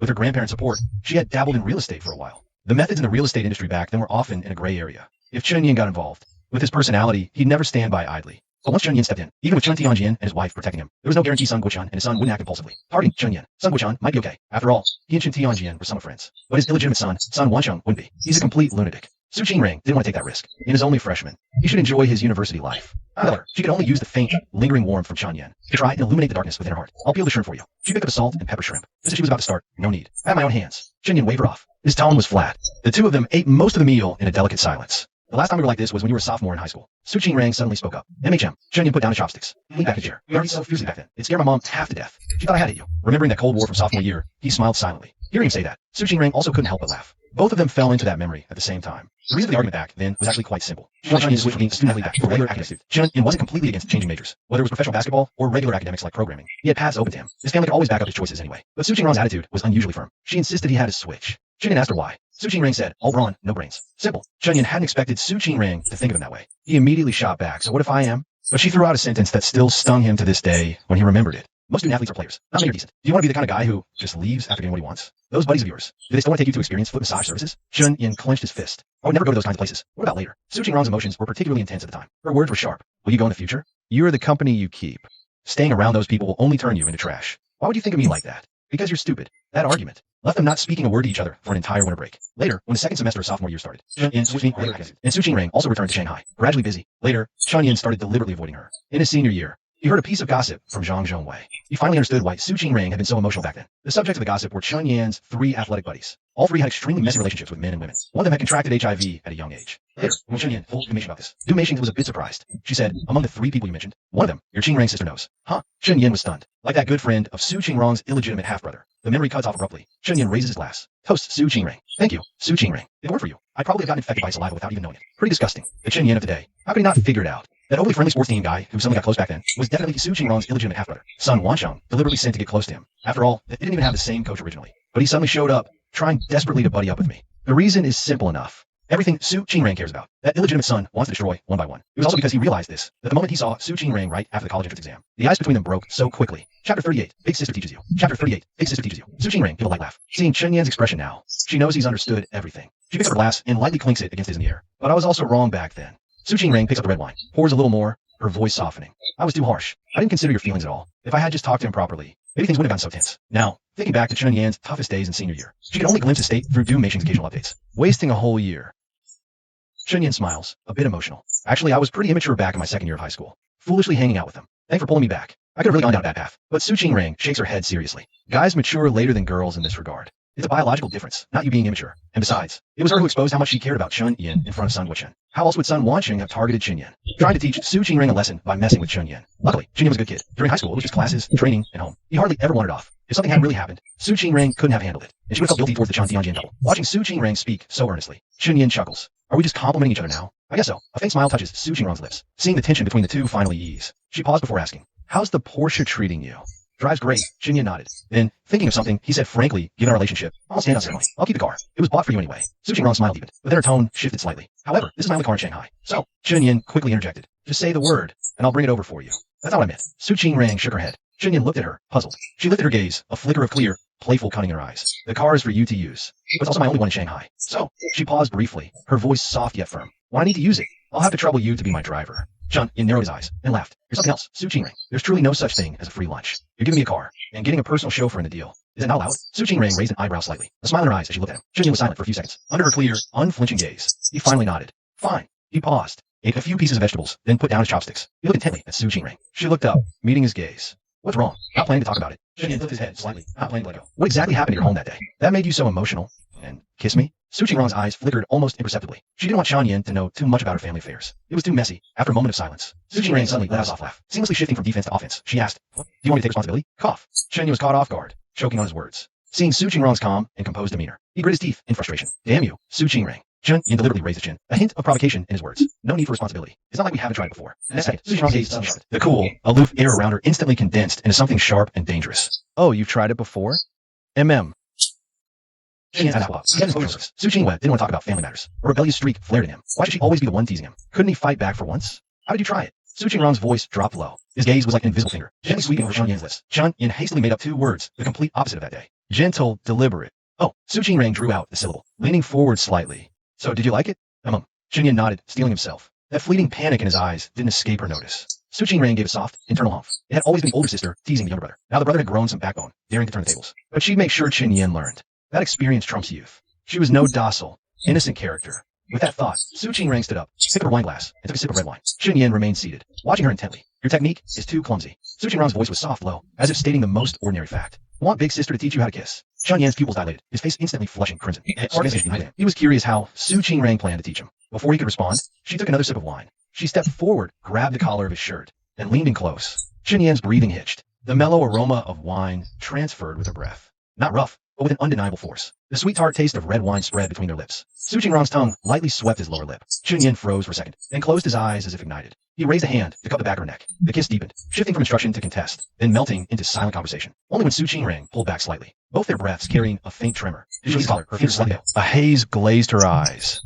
Yet they shone brilliantly. Now, Su Qingrong asked in a low voice, her breath still uneven. Do you still think others are gentle? Chen Yan licked the corner of her lips. A faint flush rises in her eyes, her gaze locked firmly on her. She relaxed, and she aged slowly. Su Qingrong, your kissing skill. That's pretty mediocre too. Even though she's just as inexperienced herself, she still puts on this teacher act. Or his two newbies fumbling through together. Su Qingrong narrows her eyes. Her voice is soft, like feathers brushing against her ear. What's wrong? Am I not as gentle as the one you tried before? Not slow and careful enough. She shakes her head, her burning gaze fixed on Chen Yan's full, moist lips. It's not that I'm too bad at it. I just haven't learned it yet. Su Qingrong chuckles softly. Her hind ear, already flushed red, almost like bleeding. I charge tuition for teaching, you know. Tell me. Chen Yan blinks. But didn't you say you'd teach me how to date? Sister. She enunciates the word sister with a heavy yet soft bite. Su Qingrong's thighs suddenly go weak. She almost loses her balance. She huffs softly, reaches out, and tilts Chen Yan's chin up. I'll let the tuition slide this time. With that, Su Qingrong leans in and teaches the clumsy Chen Yan again by example, until both of them are struggling to catch their breath. Before she pulls away, Su Qingrong, Chen Yan's eyes are a little red. She stands up unconsciously, wanting to push her luck and keep going. But Su Qingrong pushes her away, and mercilessly kicks Chen Yan out of the house. Chapter 39, Su Qingrong. Let's give this a try. Chapter 39, Su Qingrong. Let's give this a try. Bang. The door clicks shut cleanly right in front of her. Chen Yan stands frozen for a moment. Then she lowers her head, her shoulders shaking slightly, and a muffled laugh bubbles up from her chest. Su Qingrong, you really got me there, huh? You annoying woman. Inside the room, there's one door part. Su Qingrong's hand is still clenched tightly around the doorknob. Her fingertips are trembling slightly. She leans her back against the cold door panel, slowly slides down, until she sinks onto the soft carpet. The corner of her mouth can't help but curl upward. This is Chen Yan, who she's known for so many years. Watch grow up little by little. And now this same Chen Yan has thrown her completely off balance. And she is Chen Yan, Su Qingrong's Chen Yan. This thought sends a warm tingle straight to Su Qingrong's heart. After a moment, she stands up, carefully presses her bright red ear against the door panel, and hears Chen Yan's laughter. Su Qingrong lowers her eyelashes, murmured in a low, coquettish voice. Silly. Outside the door, he stood in place, grinning foolishly for a moment. Chen Yan then took out his phone and typed, Teacher Su. What is the next lesson? His thumb hovered over the send button. Before he could press it with a click, the door in front of him suddenly, without warning, was pulled open again. Chen Yan looked up abruptly. Warm, pale hallway light still over the threshold. Su Qingrong was leaning against the doorframe. Her dark hair felt somewhat disheveled over her shoulders. Her face showed no particular expression. She looked at him with those cool, clear eyes, a hint of a smile playing on her lips. A touch of moist, rosy red still lingered on her lips. Little Chen Yan, Su Qingrong spoke first. Her voice softer than usual. Teacher Su. Chen Yan grinned, his eyes exceptionally bright under the light. Hearing this address, Su Qingrong clearly froze for an instant. Then, over past her gaze, she nodded snow watching slightly. Good boy, Teacher Su. Chen Yan took half a step forward, his burning gaze locking onto her. When is the next lesson? Su Qingrong lifted her eyelashes. The corridor was so quiet they could hear each other's faint breathing. She suddenly blinked. Her lips parted slightly, and she breathed out two words in a whisper-like voice. Right now, the moment the words fell, the taut string in Chen Yan's heart snapped with a twang. He hardly thought. His right arm already encircled her slender waist, pulling her toward him. His left hand naturally braced against the doorframe as he lowered his head and kissed her. A faint, soft whimper escaped from Su Qingrong's lips, immediately swallowed by the suddenly close warmth. Unlike the deliberate, instructional tone from earlier inside the room, this was urgent, inexperienced, yet utterly sincere. The corridor's motion sensor light flickered on and off due to the slight commotion. Light and shadow flowed and danced over their overlapping figures until Su Qingrong finally turned her head away from Chen Yan. Her breathing was terribly ragged, her chest rising and falling slightly. She gave him a light, not so gentle stomp on the instep of his foot. Her eyes, misted with a layer of damp, alluring haze, glared at him. Let me catch my breath. Only then did Chen Yan pull back a little, but his gaze still lingered on her glistening lips. His voice was low and hoarse. Teacher Su. Today, Su Qingrong took several deep breaths, barely managing to steady her voice. She raised a hand to press against the chest, creating a bit of distance. Today's lesson ends here. The warm light fell white. It clearly illuminated the alluring flush on her earlobes and neck. Chunyin looked at this Su Qingrang, and a certain corner of his heart softened completely. He barely thought before the words slipped out. Su Qingrang, let's give it a try. The moment the words fell, both of them froze. Tom seemed to hit pause. Chunyan's heart skipped a beat. He cursed himself for being too impulsive, for blurting it out without any preparation. As for Su Qingrang, she was completely stunned. She hadn't expected that after Chunyan finally caught on, it wouldn't be the awkward, tentative advance she'd imagined, but something this direct, an ardent assault, like a sudden summer downpour. Unavoidable, leaving no place to hide. Instantly, her heart was flooded with something scorching hot. She almost blurted out yes, but in that same instant, a torrent of thoughts came rushing in. This sudden let's try from Chunyan. Was it just a moment of impulsive infatuation, or bravery born of careful thought? Even Su Qingrang herself hadn't fully sorted out. How much of her feelings for Chun Yen were possessiveness, dependence, and how much was pure love? To Su Qingrang, Chun Yen was her son. She didn't want her son to sink into the mire. Could Chun Yen accept the most real version of her? Su Qingrang knew Chun Yen too well, and cherished him too much. That's why she didn't dare to easily catch this overly fervent sentiment. What she wanted wasn't a summer downpour, but the changing of the seasons. Silence spread between them. Each second stretched out long. Seeing Su Qingrang remain silent for so long, the small flame that had just ignited in Chun Yan's heart seemed brushed by cold wind. He quickly pulled up the corner of his mouth, into his usual smile, scratching the back of his head. What I mean is, I'm quite the diligent student. I still want the teacher to teach me more, to try that lesson again. He also offered a gentle way out for the silent Su Qingrang, wrapping his careful hope in a joke. Su Qingrang suddenly felt a sharp pang in her heart. A dense ache spread. She pressed her lips together and took half a step forward. Su Qingrang lifted her eyes, meeting the boy's bright, yet uneasy gaze. Her voice was soft, but each word was clear. Chun Yen, no rush. I haven't even started teaching you yet. Seeing his puzzled look, Su Qingrang smiled. Didn't I say before? I was going to teach you about love? Chun Yan's eyes lit up. Seeing his instantly brightened expression, Su Qingrang unconsciously curled the corners of her mouth into an extremely gentle curve. She lifted her head slightly, ways that you probably learned as it. A fine, warm smile rippled in Su Qingrang's eyes. Then decide whether to accept this big sister's pursuit. Okay. Chapter 40. How many levels can Saint Chun endure? Pursuit. Chun Yen was stunned. The meaning of Su Qingrang's words was, she was going to chase him? Yeah, even the journey to the west for scriptures required enduring 81 hardships. She also tilted her head, sizing up Chun Yen with leisurely composure, as if appraising an interesting challenge. Let me see, Saint Chun, how many levels can you last? Chun Yan's heartbeat skipped, scalded by the certainty and subtle challenge in her words. What if you change direction halfway? I won't. Su Qingrang shook her head without hesitation. What about you? Will you change direction? Accept advances from other girls? Chun Yen looked into Su Qingrang's eyes, his voice firm. A teacher can only be one. I've already decided. In an instant, Su Qingrang's heart hammered against her chest, but her tone forcibly maintained its usual coolness, only softly uttering two words. Okay, then starting tomorrow. Let me see if I can win Saint Chin's true heart. Chun Yan's breath hitched. Then he smiled. His humble monk's resolve to seek the scriptures is unshakable, indestructible. Is that so? The curve of Su Qingrang's lips deepened. She suddenly leaned in closer. Her warm breath almost brushed past the corner of Chun Yan's mouth. Her voice was low and soft, carrying a bewitching quality. What if Saint Chun, just entering the beginner's village, encounters a top-tier succubus? Before her voice faded, in the instant Chun Yan's pupils constricted sharply, Su Qingrang had already pressed herself against him. Her soft, warm lips gently imprinted on his cheek. It was ticklish, carrying the scent of Su Qingrang. Level. Su Qingrang's cool voice sounded at an extremely close distance, laced with a hint of triumphant laughter. Before the sound of her tongue faded, one of her slightly cool little hands deftly pressed down on Chun Yan's arm, which subconsciously started to lift, while the index finger of her other hand rose, gently pressing against her own full, red lips, making a silent should gesture. Back in the dorm, thinking of Su Qingrang's words, the smile on Chun Yan's lips never faded. Although it could be considered rejection of sorts, he also knew how hasty his own words had been at that time. It wasn't even a proper confession. How much time had passed, even though they had known each other for over 10 years. The change in their feelings only began to sprout this summer. No rush, no rush. Chun Yan calmed himself down, thinking there's plenty of time. He took a deep breath, then picked up the photo of Su Qingrang from behind the Polaroid. He looked at it and smiled again, genuinely curious. Su Qingrang, Professor Su. How will she teach him a date? Chun Yan slept well that night. Early next morning, another 8 a.m. class. Go to class. Wang Yihan turned off the alarm. Broadly, he asked Chun Yan, what class today? Chun Yan opened one eye, searching for the schedule. Wang Yihan said uncertainly, it's a major course. Intelligent algorithms? Forget going. Hearing it was a major course. Chun Yan immediately sat up straight. He got out of bed in a flash. Wang Yihan was stunned. What? You actually like major classes that much? I skipped the easy ones like mental health. For the rest, I tend. Chun Yan said with a laugh. Let's go. Hurry to class. Wang Yihan reluctantly climbed down. In the classroom, Chun Yan twirled his pen, listening to the lecture, but his mind wandered. The female professor covered a lot of substantial material, but Chun Yan had already learned part of it in high school, so it was mostly review for him. He half listened to the lecture, while thinking about Su Qingrang and the things at home she wouldn't talk about. How could he get her to open up? Lost in thought, he unconsciously filled the textbook's first page with Su Qingrang's name. In the very center, he wrote, annoying. Finally, Chun Yan drew a cat's head to represent the annoying Su Qingrang. Just then, the professor took a sip of water from her cup. Class break. As soon as she said it, Wang Yihan flopped onto the desk. How cold? I need 10 minutes of unconsciousness. Chun Yan chuckled, picked up his cup, and went to refill it. Returning, he sensed a subtle shift in the classroom atmosphere. It was a faint stir. He didn't pay much mind and headed to the back. Just as he neared his seat, he instinctively glanced toward the podium. His steps halted abruptly. Su Qingrang? He blinked in disbelief. The figure by the podium, in a beige knit sweater, speaking softly with the professor. Who else could it be but Su Qingrang? What was she doing here? Chun Yan couldn't contain his curiosity. He gently nudged Helen, who was reading beside him, with his pen cap. Why is she here? Helen looked up from his book. following Chen Yin's gaze to the podium. His eyes widened behind his glasses, and he blurted out, "Holy crap." His voice wasn't loud, but it drew the attention of half the classroom. The teacher and Su Qingrong's eyes turned toward them. "Chen Yin, Helen, you're really something." Chen Yin's gaze met Su Qingrong's. He saw the corner of her mouth lift slightly. She gave him a faint smile. Chen Yin's heart skipped a beat. He forced himself to stay calm, coughed, and went back to his seat. A male classmate suddenly sidled up to Chen Yin, looking furtive. Chen Yin? Chen Yin vaguely remembered this guy was from the dorm next door. "Are you close with Su Qingrong?" The guy swallowed. He whispered. Chen Yin raised an eyebrow. He gave a vague answer, even though the Dai Zhongwei incident was a big deal. In the videos circulating online, his and Su Qingrong's faces were blurred. Unless you knew them well, it was hard to recognize them. Only his 3 dorm mates knew Chen Yin and Su Qingrong were neighbors. No one else knew the connection between them. Classmates knew about Chen Yin's heroic rescue. Some even asked if he was dating Su Qingrong. Chen Yin's answer at the time was honest. Not yet, but it should be soon. Somehow, as the rumor spread, only the first half seemed to remain. Now the guy asked hopefully, "So, do you have her WeChat?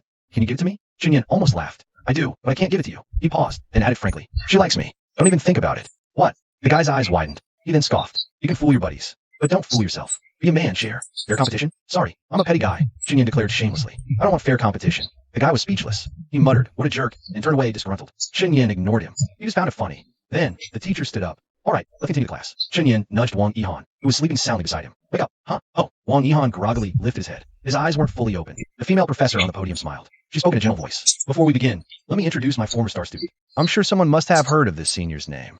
Dong Yin looked up, and Wang Yihan instantly snapped wide awake. Chapter 41. So Su Qingrong has already come this far. Damn. Wang Yihan hissed a scream, like he was having a fit. He frantically poked Chen Yan's arm. Luckily, the classroom was already in a slight uproar because of Su Qingrong's appearance, so his exaggerated actions didn't seem too out of place. He saw Chen Yin helplessly grab his flailing hand. "What's the senior doing here?"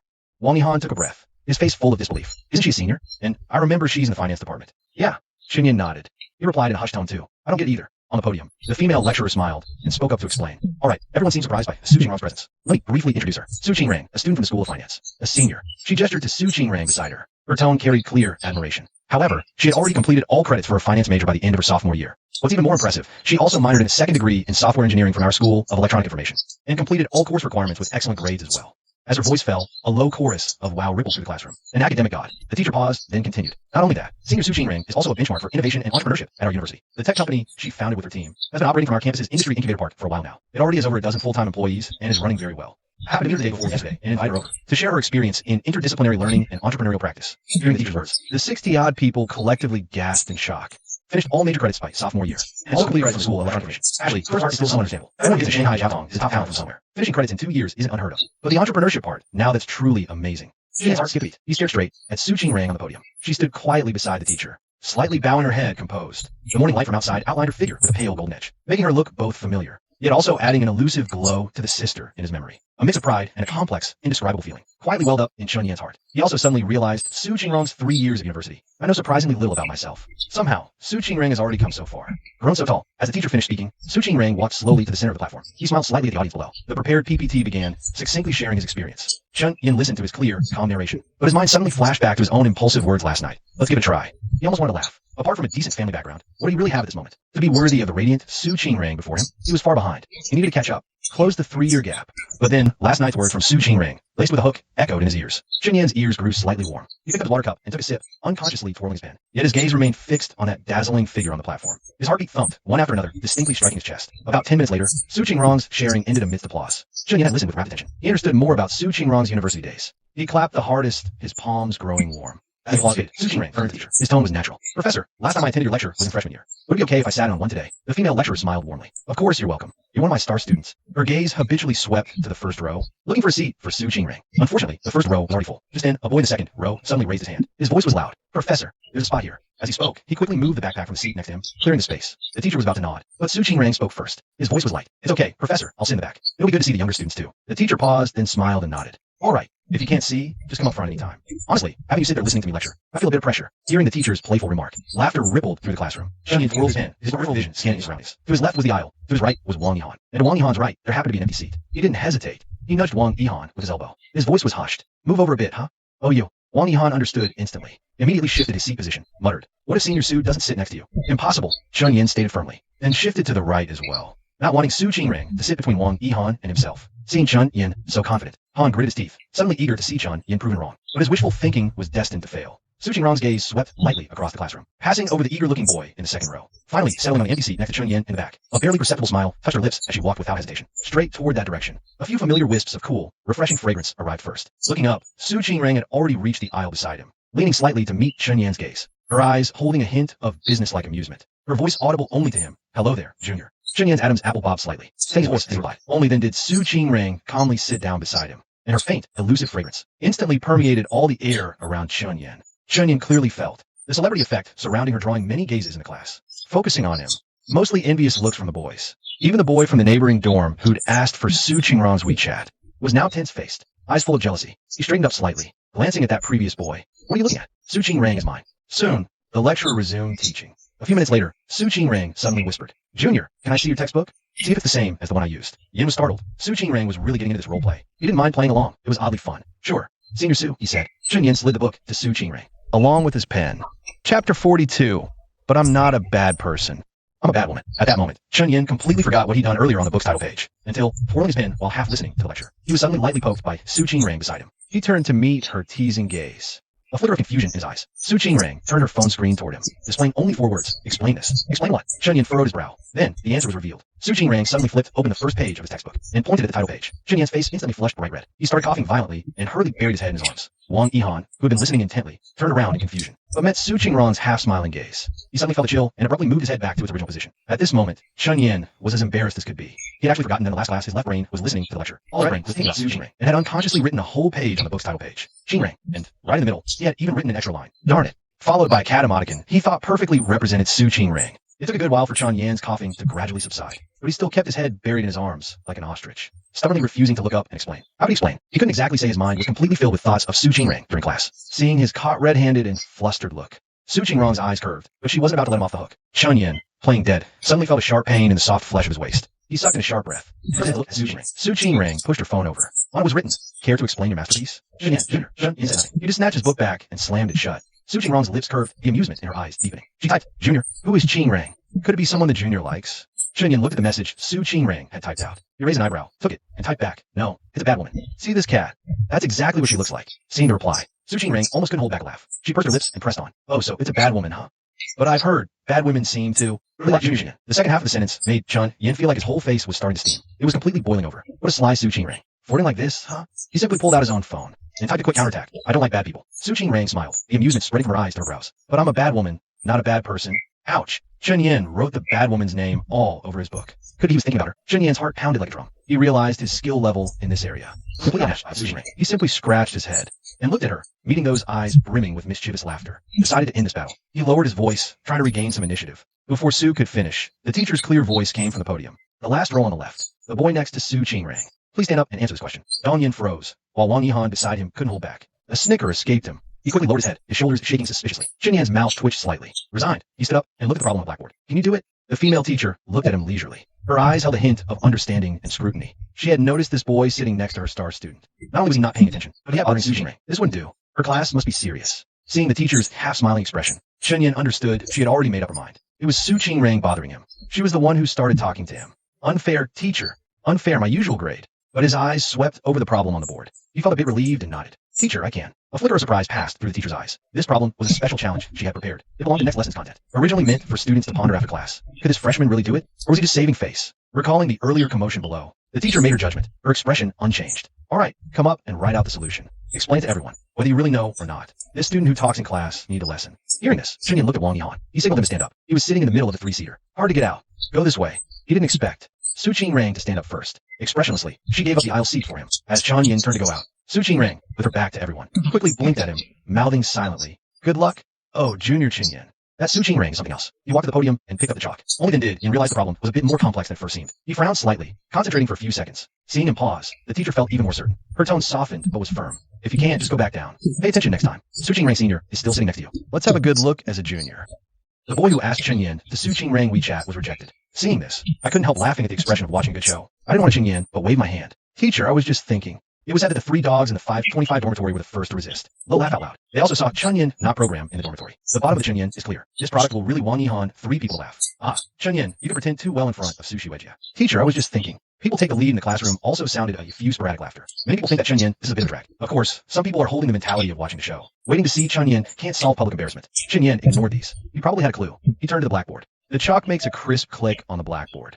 Chapter 43. What a trick Su Qingrang are playing. At first, the female teacher watched the Chunyin right on the blackboard, still with a bit of disapproval. The preconceived determination that the student is just trying to support himself. Especially when I think of a sentence just now. I was thinking, feel more funny. Let's see what this freshman can think. Just thinking about the crisp clatter suddenly stopped. Teacher, I've written it. Please look at it first, right? If there's no problem, I will tell you about it. Yin turned around, and there was just the right humility in his tone. It's written. The female teacher is withdrawn from her thoughts. Summer's eyes so quickly. Her eyes then fell on the blackboard. Only a few eyes swept my heart is a shock. Not only the steps complete logic clear. It is more ingenious than the standard answer in some details. He actually can and master it very well. Many watching the lively eyes are focused on the teacher.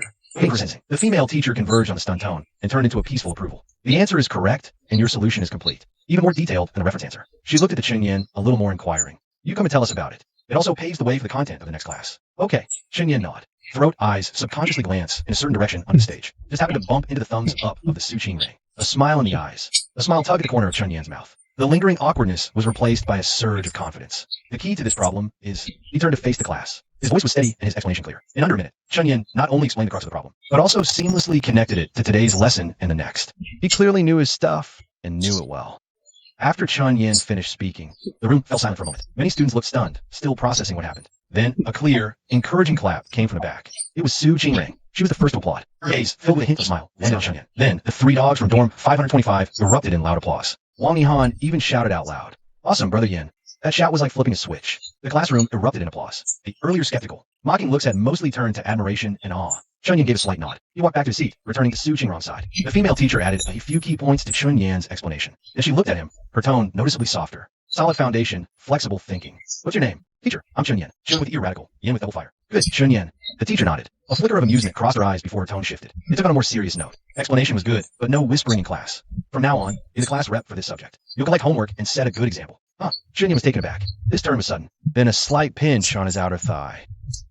Chunyin turned his head to find Su Qingrang, poker-faced, had subtly pinched him onto the desk. He got the hint instantly. He straightened up and said clearly, "Thank you for your trust, teacher. I'll do my best." The teacher finally smiled, satisfied. She dusted the chalk off her hands. All right, class dismissed. After class, Su Qingrang said to Chunyin, "Your schedule shows no more classes today. Lunch." Thinking back to being called up by the teacher, if he hadn't actually known the material, he would have been utterly humiliated. So, Chunyin crossed his arms and shook his head. "No, I'm not going." Su Qingrang raised an eyebrow, looking at Chunyin's expression. A flash of understanding crossed her eyes. "Not coming." Chunyin shook his head again. "All right." Su Qingrang nodded. She picked up her bag with a decisive motion. "Well, I'm off," she said. Then she turned and walked lightly towards the classroom door. Chunyin was taken back and smiled. He was waiting for Su Qingrang to visit the fashion show 3 times, but after only 2 visits, she stopped inviting him. A bad woman with no sincerity. He hurriedly swept the books into his bag. Chunyin stood up, wanted to chase after her. But just as he reached the classroom door, his steps halted. He saw Su Qingrang surrounded by a few classmates in the corridor. They all wore expressions of excitement or admiration. Their phones out, seemingly asking for contact info or advice. And Su Qingrang was encircled in the middle, nodding slightly as she listened. Her profile appeared soft and focused in the corridor light. She occasionally responded with a word or two, which elicited even more enthusiastic reactions around her. Truly the center of attention, the moon was surrounded by stars. Chunyin leaned against the doorframe, watching the lively scene over there. A strange, indescribable bitterness instantly welled up in his heart. A second later,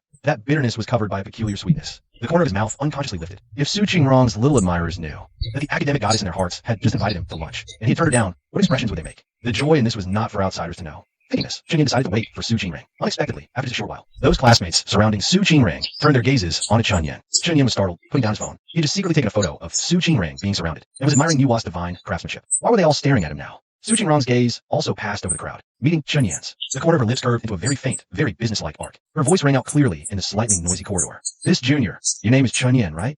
Chunyin's brow imperceptibly raised. What act was Su Qingrang putting on now? He found it amusing in his heart, but immediately cooperated, showing a touch of perfectly appropriate surprise. In respect, nodding, yes. "Senior Su, I'm Chunyin." What a coincidence. Su Qingrang gave a slight nod. Her expression was the usual cool composure she showed outsiders. I was also teacher G's class representative at the time. It seems we have some fate. Chunyin immediately let out a pleasantly surprised wow. The acting is a bit over the top. He casually takes out his phone. His tone is sincere, with a touch of naive recklessness. "Senior, what a coincidence. Since we're fated to meet like this, would it be convenient to add to WeChat for collecting assignments or any course-related questions? I can consult you promptly." As soon as he said this, the classmates surrounding Su Qingrang, especially the one who just failed to get her contact info, their expressions became somewhat subtle. A girl with glasses, who looked very friendly, quickly reminded Chunyin in a low voice. "Classmate, Senior Su usually doesn't add personal WeChat. Official matters can be contacted through the official email of Spark Company. Spark is the company Su Qingrang founded based on the Shanghai Jiaotong University Student Innovation and Entrepreneurship Platform." "Is that so?" Chunyin showed a disappointed expression. He was just about to put away his phone. "Wait, Su Qingrang suddenly spoke up. She took 2 steps forward, just managing to step out of that small circle of people. She walked straight up to Chen Yan. This is what class representatives recognized by Professor G. It counts as a work-related connection. Su Qingrang's tone was flat,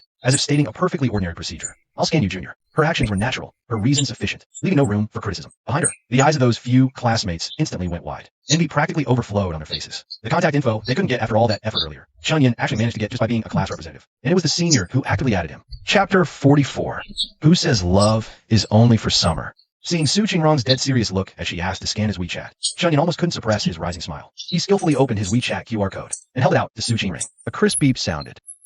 They've been friends on WeChat since the moment their accounts were created. So now, looking at what popped up on the screen, Chen Yan smiled. Senior, I've accepted. Good. The word of Su Qingrang's mouth lifted almost imperceptibly. She nodded slightly, her tone returning to a business-like coolness. Junior, if you have no study or work-related questions, I'll be going now. Okay, senior. Take care. Chen Yan nodded compliantly, even moving half a step to the side, letting the few adoring juniors who were watching eagerly stand together. He watched as Su Qingrang turned and left. Only when her figure disappeared at the end of the corridor did the little schemes in Chen Yan's mind immediately start turning. He was just about to step forward and follow. Chen Yan. A voice called out to him. He turned around. It was the girl with round glasses who'd kindly warned him about Su not adding WeChat. The girl pushed her glasses up. A faint blush spread across her cheeks, and her voice softened. Can I trouble you for Senior Su's WeChat? I promise I won't bother her randomly. It's just some questions about my major. I really want to ask her. Chen Yan barely hesitated. He shook his head gently but firmly. Sorry, classmate. I'd have to ask the senior herself first. Sharing her contact without permission isn't really appropriate. Then a voice suddenly spoke up. Chen Yan, could you let me see Senior Su's profile? Don't worry. I'm not trying to memorize her ID. I'm just curious what someone so amazing posts on her moments. Chen Yan looked at the boy, amused. If you're interested, ask her yourself. I'm not a broker. With that, he turned and left, wondering where Su Qingrang had gone. He was definitely going to that dinner tonight. The few people left behind looked at each other. They eventually scattered. A complicated mix of envy stirred in their hearts. To have someone so dazzling in their contacts, that's bragging rights for a while. Plus, Su Qingrang is as pretty as a celebrity. Seeing a beauty's moments is a treat for the eyes, okay? Meanwhile, Chen Yan, his fingertip hovered over the familiar chat window on his phone. He quickly typed the line and sent it. Teacher Su, why run off so fast? Your student still has many questions to ask in person. Message sent, he kept walking. Chen Yan scanned the small plaza downstairs a few times. He couldn't find that familiar beige figure anywhere. Su Qingrang was like a teleporter. She'd only left a few steps ahead, but now she'd vanished. He looked down, pulling out his phone, typing, where are you? Just as he was about to send it, a hand tapped his shoulder from behind. Chen Yan whipped around. Su Qingrang stood silently beside him, almost shoulder to shoulder. Her face was expressionless, but fine shards of laughter danced in her clear, bright eyes. Her tone was coolly detached. Looking for me, Junior? Yes, Senior. What coincidence. Running into you here. Chen Yan quickly put his phone away. A flash of delight lit his eyes, but as his gaze unconsciously landed on her full, glossy lips, that delight was instantly replaced by a hotter, more urgent emotion. His Adam's apple bobbed, and the words that left his mouth changed tone. Teacher Su, haven't you taught me today? Su Qingrang didn't immediately react to what lesson he meant, tilting her head slightly with genuine confusion. What do you want to learn, then?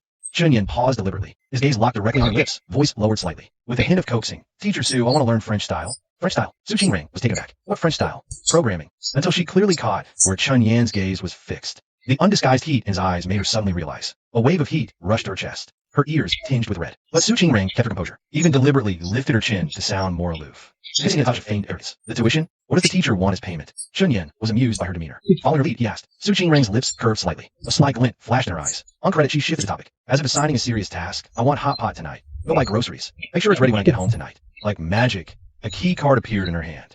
Handing it over, she said, text me when you arrive. My fingerprint is already recorded. Just leave the card on the shoe rack when done. Su Qingrang's apartment had a smart lock. Previously, Chen Yan always knocked. She actually meant to have him record his fingerprint on his first visit, but kept forgetting every time. Finally remembered now. All right, Chen Yan's eyes lit up, taking the key card from Su Qingrang, but lowered his voice to tease. Teacher Su, recording my fingerprint just like that. Aren't you afraid of inviting a wolf into your home? A man and a woman alone. By then, they had reached a quiet spot deep in the ginkgo forest. Morning sunlight filtered through golden green leaves, casting dapple patterns on the ground. Su Qingrang suddenly stopped. He bumped into her slender, yet straight back. Sorry, he instinctively started to apologize. Before he finished, the figure in front turned abruptly. Su Qingrang rose on her toes. Cool fingertips gently touched Chen Yan's face. The next second, her soft, warm lips pressed precisely against his. A fleeting touch, quick as an illusion, yet left an unmistakably clear sensation. With a unique, fresh fragrance. Chen Yan, little brother, this is what you should be worried about. A man and a woman alone. Aren't you afraid I'll lock you in a house and do something? After saying this, Su Qingrang tilted her head slightly. A few strands of hair slipped past her cheek. Her voice was soft, yet every word was clear. Who said only guys can take advantage? Even behind these words, enough to make Chen Yan's heartbeat go haywire, and an extremely light, amused hum. Qingrang turned and walked briskly towards the edge of the woods. She just waved her hand behind her back. I really have to go. Remember, I want pickled mustard greens. Chen Yan stood frozen in place. It took a long moment before he slowly raised his hand. His fingertip gently brushed his own lower lip. It still felt like the soft outline of her lips lingered there, and a hint of lingering moisture. He watched that slender silhouette gradually blend into the light and shadow. He murmured a reply. An early autumn breeze swept by. A golden ginkgo leaf spiraled down. It quietly landed on Chen Yan's shoulder. He raised his hand and plucked the leaf. The thin, brittle veins were clearly visible between his fingers. Its edges were already tinged with a beautiful caramel color. Lifting his head, he saw a whole sea of ginkgo trees, gold and green intertwined. Who said love is only for midsummer? Chen Yan thought, early autumn is quite fitting too. It doesn't have midsummer's reckless, scorching heat, nor the desolate chill of late autumn. It's between the two, like a perfectly timed prelude. Just like between him and Su Qingrang. Everything was just right. Chapter 45. Su Qingrang's Spark. Su Qingrang's Spark. While Su Qingrang was handling her business, Chun Yin didn't plan on idling either. That morning, Su Qingrang's 10-minute speech in class had truly given Chun Yin a huge shock. He never imagined that Su Qingrang, alone thousands of miles from home, had quietly accomplished so much. No wonder she was always so busy, but thinking that Su Qingrang was already this busy. Yet, during his first and second year of high school, she still made time during breaks to tutor him. Chun Yin felt waves of emotion in his heart. How could there be someone as wonderful as Su Qingrang? But thinking about the issues with Su Qingrang's family company, Chun Yin's eyes darkened slightly. He needed to hurry and bridge the gap these 3 years created, to walk side by side with Su Qingrang. Returning to the dorm, dropping his backpack, and finishing a simple fitness meal, Chun Yin headed for Jiaodong University's startup incubator park, Spark. At this moment, Yin stood before a modern-style glass building. Looking up at the sign hanging by the door, a cluster of orange-red flames drawn with simple lines burns quietly against a pure white background, serene, yet brimming with vibrant life force. This is the company Su Qingrang founded singularly. Earlier, during the meal, Chun Yin quickly looked up related information on his phone. He was taken aback by what he found. The company's introduction listed the names of 2 finance professors. They serve as part-time advisors here, and the compensation Su Qingrang pays them is even higher than their main university salaries. Typical Su Qingrang. Chun Yin murmured in admiration. He pushed the door open, having booked a tour in advance. "Hello there, student." A girl in a gray hoodie smiled and came forward to greet him. After checking his tour reservation, she explained the visiting guidelines to Chun Yin, casually asked his major, and even handed him a part-time job offer. "I see you're an AI student. That aligns perfectly with our company, Flame. We're currently in need of technical talent like you." Chun Yin chuckled and waved his hand. "Thanks for the offer, senior. I'll consider it in the future. Work at Su Qingrang's company, then besides being her chef and driver, he'd also be her subordinate." After a quick tour, Chun Yin's surprise grew even clearer. He suddenly understood why Su Qingrang pursued a dual degree in finance and software engineering. Because the company she founded, Flame, is a bridge built between these 2 academic peaks. In short, Flame aims to use cutting-edge AI technology to solve pain points in financial services. It's a highly forward-thinking and innovative endeavor. In today's world, where AI isn't yet all-powerful like in the movies, the path ahead is inevitably filled with unknowns and challenges. Just like Chun Yin's major, artificial intelligence. Back in 2022, many people's impression of it was still limited to phone voice assistants and remote control. No one knew what the future held. Full of infinite possibilities. It was precisely because of these infinite possibilities that Chun Yin resolutely chose AI when filling out his college applications. He believed in his choice. After the tour, Chun Yin left the 3-story building. He took out his phone and sent Su Qingrang a message. "Su Qingrang, you're amazing." No immediate reply came. She's probably busy, he thought, putting his phone away. He walked to a nearby cafe, bought a coffee, and sat down. Gazing at fireplace outside the window. His index finger unconsciously tapped on the desk. Lost in thought about many plans, his phone vibrated on the desk. Chun Yin snapped back to reality, picked it up, and saw his reply from Su Qingrang. Why the sudden compliment?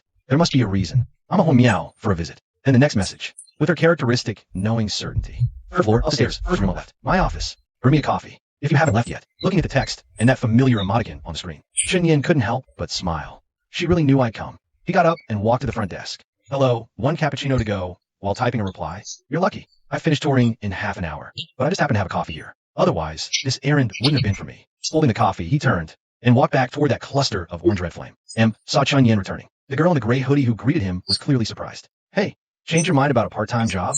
she said, helpfully starting to register Chun Yin's information. "No," Chun Yin coughed, suddenly feeling a bit strange. "I'm Su Qingrang." Su Qingrang? The girl was taken aback. Then she realized. "Oh, you mean Qingrang Senior. She's in her office, but do you have an appointment?" "Without an appointment, you can't go in." "An appointment?" Chun Yin was surprised, just as he was about to text Su Qingrang. "Shaolin, he's my brother." A cool voice came from the second-floor stairwell. Su Qingrang stood there holding a white porcelain cup. Afternoon light filtered through the glass curtain wall, outlining her figure with a faint glow. Her calm gaze fell on Chun Yin. She gave a slight nod to the girl named Shaolin. "Next time he comes, no appointment needed. Let him come right up." "Ah, okay, senior." A blush quickly spread across Shaolin's face, surprised by Chun Yin's identity. She quickly nodded. "Come on up." After saying this to Chun Yin, Su Qingrang went ahead. Chun Yin had never seen her like this before. A strange sense of novelty rose in his heart. He followed, after both their figures disappeared upstairs. The girl named Shaolin suddenly clutched her chest. He let out a breath. Wow. Who would have thought this guy is Senior Qingrang's brother? Ah, he's President Su's brother. Brother? The Spark team also has full-time staff from outside, so the way of addressing Su Qingrang is more formal. Probably not. Shaolin shook her head. Thinking about Chun Yin's appointment info earlier. His surname seems to be Chun, different from Senior Qingrang's. TSK, I just saw him go upstairs with President Su. They actually look quite good together. I was even guessing if he might be President Su's boyfriend.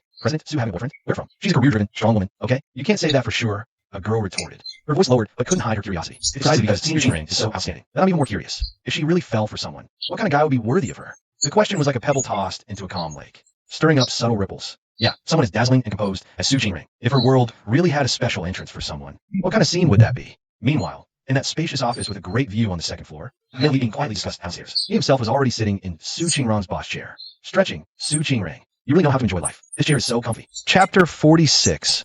A Hidden Thrill. Su Qingrang put down the white porcelain cup in her hand, casually picking up a finance magazine. Then come and enjoy it every day from now on. Chun Yin take it back, quickly waving his hands. Nah, better not. Su Qingrang's company. What do you do here every day? Flirt and date? The thought had just popped into his head when Chunyin suddenly felt maybe it wasn't such a bad idea. He coughed, dismissing the thought. Picking up the coffee bag on the table, he stood up and handed it to Su Qingring. Here, your cappuccino. Extra shot of milk as usual. Su Qingrong's taste in food is standard Sichuan spicy, but with drinks, she has a sweet tooth. Milk tea, coffee, always full sugar, plus an extra shot of milk. How much? I'll transfer you. Su Qingring habitually picked up her phone. Chunyin laughed.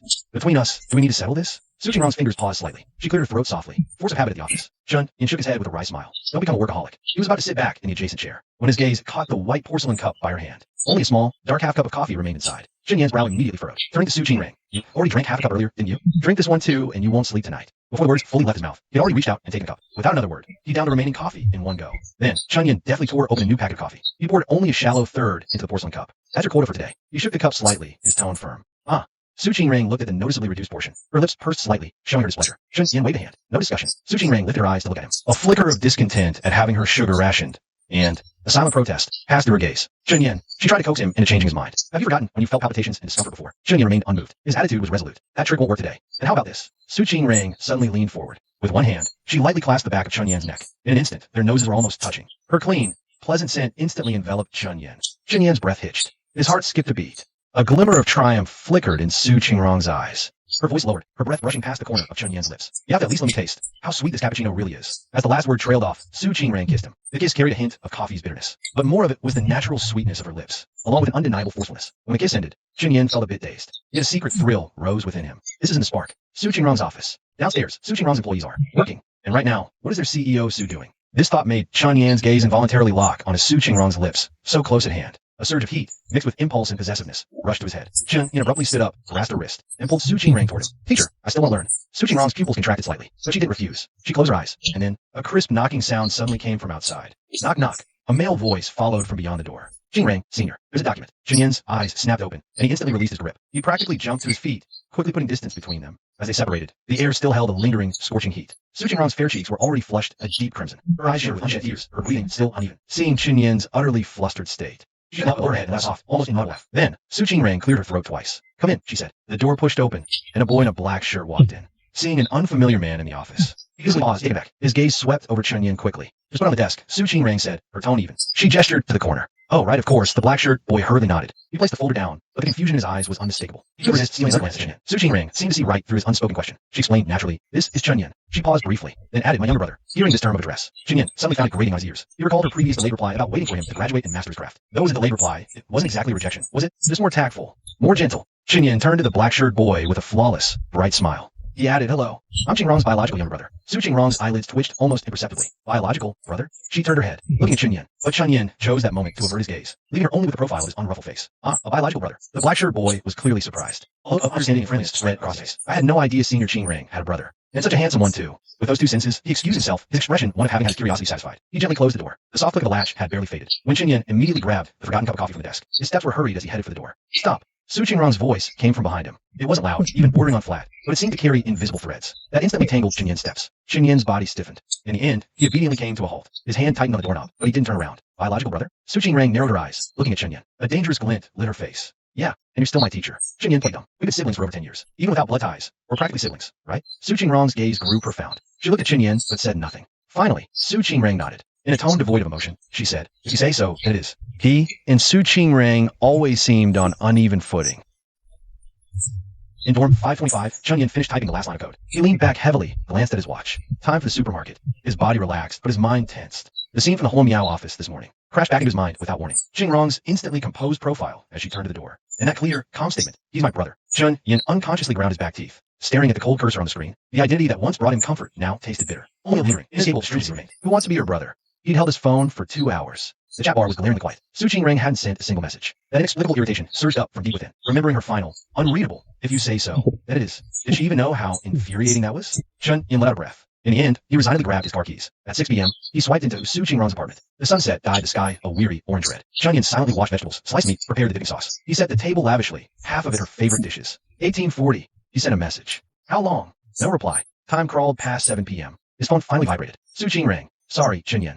Something urgent came up at the company. Sorry. I'll cook for you next time. Okay. Chun-Yin stared at the screen. He suddenly smiled, but the smile was faint. It tugged at a dull ache somewhere in his heart. Chun-Yin took a deep breath. He turned off his phone, looked at the table, a dazzling array of dishes. The empty induction cooker in the hot pot center, two place settings facing each other. Everything was ready, except for the one who stood him up, Su Qingrang. Xinyan took another deep breath. He stood up, confirmed the access card was neatly placed in the entryway, then closed the door, sitting in the car as the Porsche's engine started. That delayed anger finally crystallized, immediately followed by a deeper sense of helplessness washing over him. Xinyan realized he seemed to be constantly waiting for her break, her return, her explanation. This posture of waiting, Xinyan suddenly realizes his passivity in this relationship. Su Qingrang is pulling his emotional strings. He doesn't even know what storm she's facing.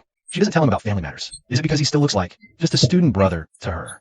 Xinyan shakes his head with a bitter smile, pulls out that almost forgotten pack of cigarettes from the glove compartment. The crimson glow flickers in the deepening night. He steps on the gas and merges into Shanghai's endless traffic flow, driving aimlessly with a destination in mind. Before this, inside the flame icon, was the final data interface authorization contract from Tianjin Tech. Legal has reviewed it. Please give final confirmation. The assistant gently places the document on the desk. Su Qingrang takes it and reads every word carefully. Only after confirming everything signs her name. She looks up at the darkening twilight outside the window, planning to leave early. Xinyan is waiting for her. If there's nothing else, Director Su, the assistant reminds her timely. With a cautious tone, one thing. Director Sun from Tianjin Tech just called personally to confirm tonight's Shanghai Tech Innovation Night Business Gala. She hopes you'll definitely attend. Business Gala? Su Qingrang is taken aback. A corner of her memory suddenly lights up. Last week's calendar reminder. She completely forgot amidst the nonstop work. Yes, Director Su, this gala is very important for us. Seeing Su Qingrang's furrowed brows, the assistant adds quietly, it's not just about next quarter. In renewing the core data service contract with Tianjin, I heard Sun Wancheng will also be there. Qinghua Media. Qin is her user Mother Su Mingwei. Started as a simple influencer agency, but miraculously caught every traffic trend. Now, with growing strength, business has extended to artist management, with bases in Rongqing,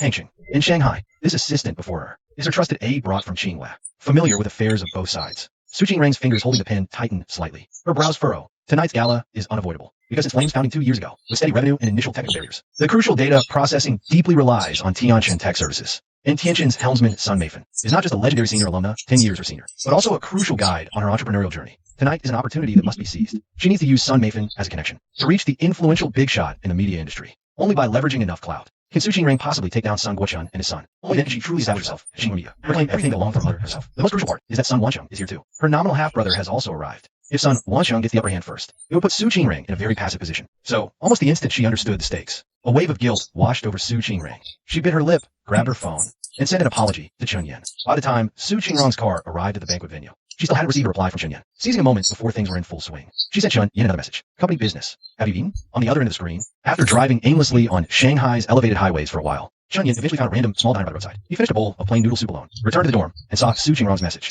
Chunyan paused, and finally replied, "Hey, don't work too hard." Seeing the theory at the end of Chunyan's message, Su Qingrang's brow furrowed slightly. She knew Chunyan too well. He never ended his text with a period normally. Only was holding back frustration would he do this. Her finger hovered over the screen. Su Qingrang tried to smooth things over. Are you mad?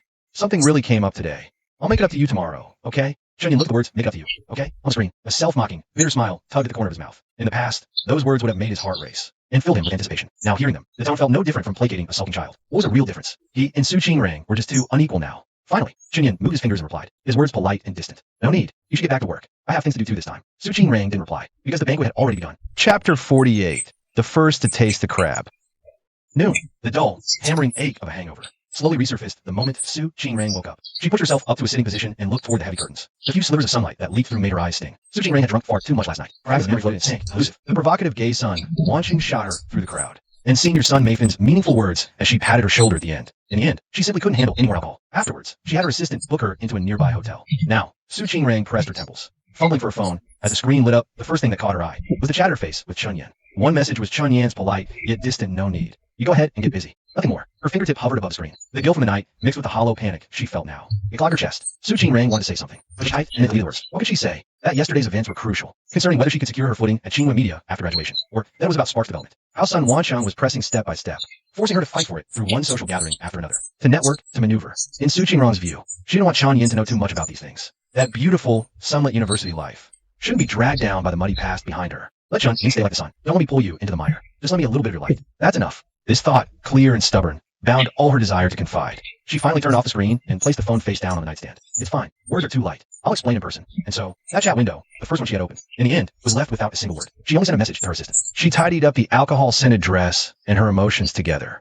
In the afternoon, she had planned to sit in on Chunyan's class and take the chance to apologize for standing him up, to ease his anger. But Sun Meifen's message arrived first. The weighing of options lasted only an instant. Su Qingrang turned and headed back to Spark. On that same day, in the same startup park, Chunyan arrived just after her. A mere 10-minute time gap, like a silent fissure, quietly misaligning their paths. And that misalignment lasted a full 2 months. For 2 whole months, they didn't see each other again. The WeChat chat window wasn't completely silent, though. Most of the time, it was Su Qingring sending messages. Sometimes a picture of the gorgeous sunset outside the Spark office window. Sometimes an empty street late at night after working overtime. A couple sentences about classes or trivial things. Fragments shared like stones carefully tossed into a still lake. The replies were always brief, like a fleeting reflection. Blurry reflection. Okay. Polite, thorough Joe. Nothing wrong, but no warmth either.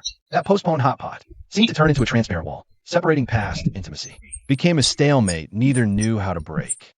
Just like Chen Yan's entire senior year, Chen Yan's life was filled with something else. He began chasing Su Qingring. Besides necessary classes, Chen Yan spent most of his time in the library. On screen, Father Chen Tianjian occasionally sent marked cutting-edge tech materials and internal reports. Chen Tianjian, 90s top STEM graduate. His mojo in tech delved deep into algorithms for years. Possessed information channels hard for ordinary people to reach. These materials were like quietly open doors, letting Chen Yan glimpse a brewing AI algorithm storm. Now, in the library's quiet afternoon light, Chen Yan leaned forward slightly, eyes locked on a program software Dad sent. After a simple trial, Chen Yan murmured, ChatGPT. He quickly checked. ChatGPT wasn't open source, meaning by late 2022, in domestic tech circles, such existence was still a cognitive wasteland. Most were still seeing flowers through fog, or simply dismissing it as flashy tricks. Chen Yan's heartbeat in the silent library suddenly thundered like drums. A thought flashed through the fog, blazing bright. Then, can I build one too? Despite varied external opinions. From this brief dialogue, Chen Yan felt an almost instinctive certainty. This will change everything. It will move more than simple tool iteration. AI will surely take this as an opportunity, completely reshape the future. This conviction aligned with Father's professional sense.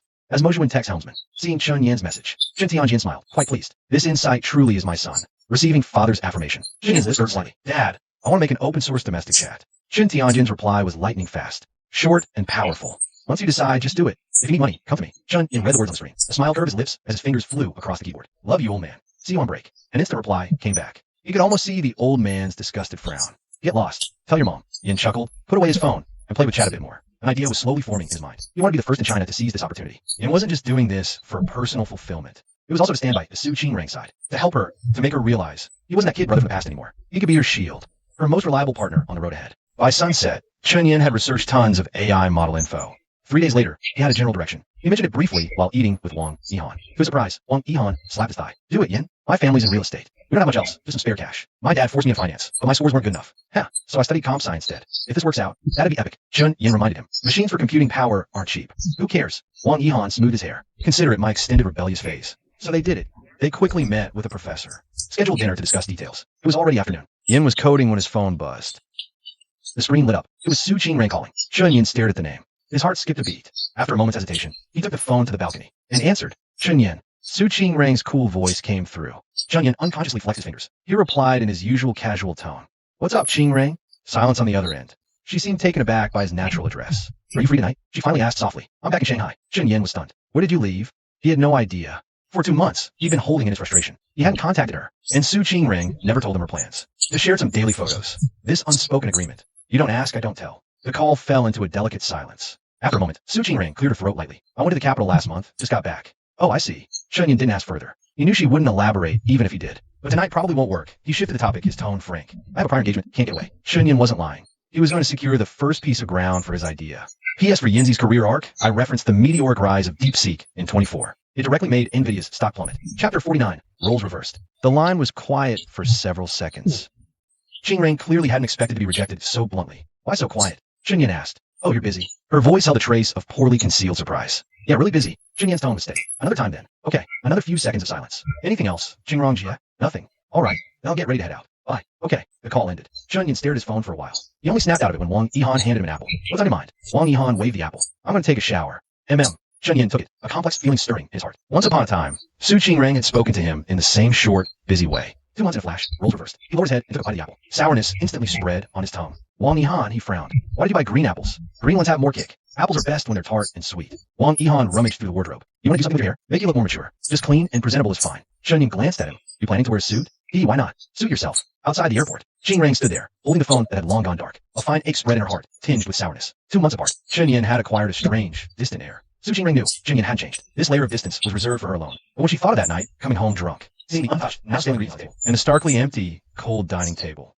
she gently bit her lower lip again. How could she, Su Qingring, not understand what Chen Yan was upset about? She was the one who chose not to tell him about the angels. She was the one who asked him in advance of saying all that. She was the one who, upon waking, thought she'd explain when they met, and postponed all explanations. Later, returning home late at night, facing that table of frozen anticipation, Su Qingring only hesitantly asked on WeChat, didn't you have hot pot? What did you eat for dinner? Chen Yan replied the next day, wasn't hungry. It was perfunctory to the extreme, but Su Qingrang suddenly remembered. Hadn't she treated Chun in the same way before? Besides, can eating hot pot alone even be called eating hot pot? Thinking this, she sighed silently, her knuckles turning white as she gripped her phone. Damn, Chun Yin, you really dare to brag. In all my life, I've never seen someone draw such a perfect circle of a pie. At 9:30 in the evening, after seeing the two teachers off, Chun Yin and Wang Yihan strolled to the bund. River breeze, carrying moisture, blew in their faces, dispelling the alcohol haze. Chun Yin glanced sideways at him. What else? With just our student status, and a plan that's all talk on paper. If we don't make the blueprint sound compelling, why would the teachers approve that two-story space for us? He turned back to gaze at the dazzling lights across the river.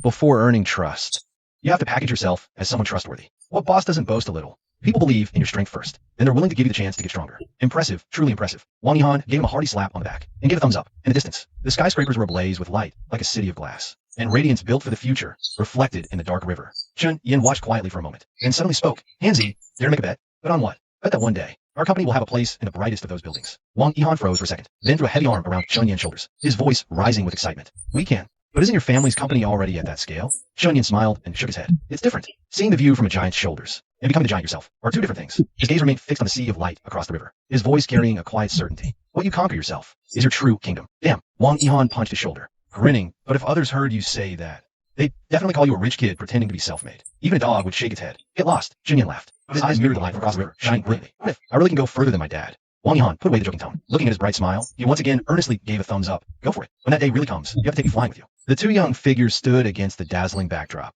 Their silhouettes were both clear and blurred by the lights. The two of them, fighting the straws of their 4-yuan smoking drinks, strolled along the bund, blown by the river breeze, wandering aimlessly. As the lights grew sparse, they unknowingly turned into a dim alley, starkly out of place with the splendor across the river. It's really dark here, Chun Yin remarked, somewhat surprised. There's a place like this right by the bund. You think Shanghai is really paved with gold? Wang Yihan scoffed. As they joked, they turned a corner and both stopped in their tracks simultaneously. Under the pale glow of a street light deep in the alley, the scene that took their breath away was revealed. A thin girl with an old backpack was trembling uncontrollably, and a middle-aged woman standing opposite her raised her hand and delivered a sharp, resounding slap across the girl's face. The crisp sound exploded in the confined space. Chun Yin and Wang Yihan's brows instantly furrowed. The woman's shrill, piercing curses filled the entire alley. Did I raise you all these years just for you to grow wings and fly away? Spending money to send you to college is already a huge favor. Is going back for a matchmaking session going to kill you? Don't you know if you just go with Boss Lou's son, 60,000 bride price is immediately. With that money, your brother's house, your younger brother's bride price, it'll all be covered. I'm taking you back today no matter what. You can forget about continuing your studies. The girl's head was knocked to the side by the blow. Tears fell like broken strings. Her voice choked with sobs. It was unusually clear and stubborn. I don't want to. I want to study. I want to get out of here. I'd rather die than marry. How dare you defy me? The woman's face twisted with rage. She raised her arm high once more. However, that hand swinging down with force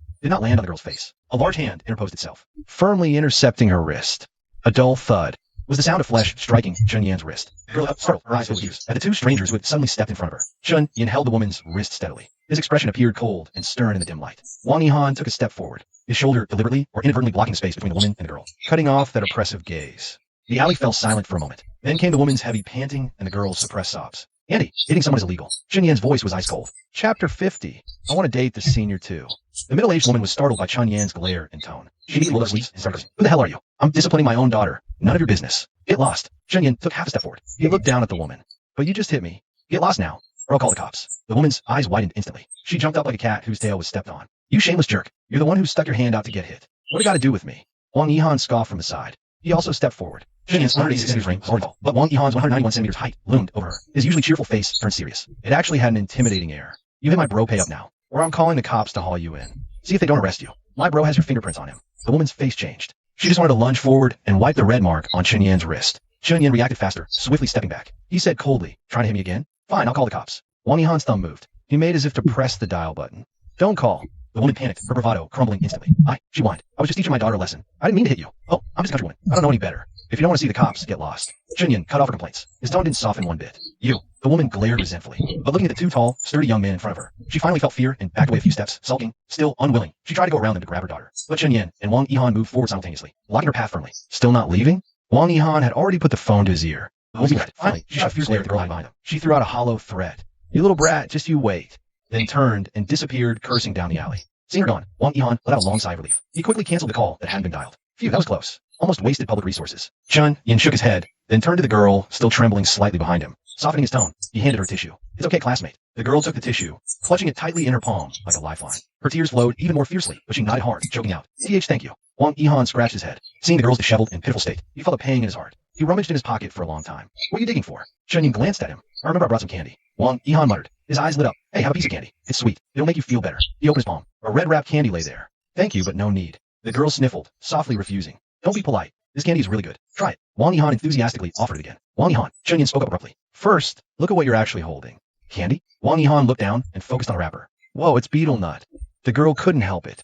She burst out laughing, but as she laughed, her tears burst forth again. Her crying was even louder than before. Chunyin and Wang Yihan were immediately at a loss. They had no idea how to handle a girl crying like this. Hey, I'm sorry, I really didn't mean it. You definitely can't eat this stuff. Wang Yihan fumbled to stuff the beetle nut back in his pocket. His face flushed with panic. Unexpectedly, the girl, still sobbing, reached out and gently took the misidentified candy from his palm. Thank you. I'm not crying because of that. Her voice was thick with congestion. Wang Yihan's ears burned. He scratched the back of his head awkwardly. That really sorry. By the way, which school are you from? We'll walk you back. The girl wiped her tears hard, trying to steady her breathing. She looked up at the two and forced a grateful smile. Thank you, really, it's okay. I can go back by myself. School Shanghai, Jiaotong University. It's close. Jiaotong, Chunyin, and Wang Yihan said in unison. Yeah? What's up? The girl blinked her swollen eyes. What a coincidence. We're from Jiaotong too. Just heading back. Wang Yihan perked up instantly. Grinning, he said, let's walk together. You guys are too. The girl was surprised. Yeah, we're both from the School of Electronic Information. Wang Yihan nudged Chunyin with his elbow. I'm a senior. He's my junior, a freshman. The girl paused. Her gaze shifted between their faces. Get lost. Chunyin pushed him away, annoyed. Roommates, both freshmen in the School of Electronic Information. I'm Chunyin. He's Wang Yihan. I'm Luo Mingyao. The girl sniffled, a bit surprised. What crazy coincidence. I'm in the School of Electronic Information too. I'm a junior now. Thanks so much for today. Let's head back to campus. This is quite a coincidence. Wang Yihan immediately felt the atmosphere relax. Who would have thought she's in the same college? And she's a senior. Luo Mingyao didn't refuse anymore. On the way back to school, everyone tacitly avoided mentioning what happened in the alley until they reached the school gate. Chunyin and Wang Yihan exchanged a look. Wang Yihan cleared his throat. He said, Senior Luo, if you run into trouble again, don't hesitate to call us. Luo Mingyao bit her lip. She looked at Chunyin, then at Wang Yihan. Her eyes reddened again. Thank you. Really? She then took a step back and bowed deeply to them. No. Chunyin and Wang Yihan hurriedly helped her up. Let's add WeChat. Wang Yihan quickly pulled out his phone. He showed his QR code. It'll be easier to contact you if anything comes up. Okay, thank you. I'll treat you to a meal some other day. After adding WeChat, Luo Minyao's swollen eyes crinkled into a smile. She waved at them. My dorm is in the East District. I'll head off first. Take care. They waved back. After Luo Minyao's figure disappeared into the distance, Chunyin turned to go back to his dorm, but he noticed Wang Yihan still standing there, unmoved. His gaze fixed on the direction she had left. What are you staring at? Chunyin patted him. Wang Yihan slowly turned his head. His Adam's apple bobbed, his eyes a bit dazed. Chunyin, tell me, is Senior Luo kinda cute? Chunyin raised an eyebrow, amused. Is this love at first sight, or are you just attracted to her looks? Shut up. It's long-term accumulation, finally achieving a qualitative leap at this moment. Wang Yihan snapped back to reality and nudged Chunyan's shoulder. He lowered his voice, his tone unusually serious. Hey, tell me, do I have a chance with Senior Luo?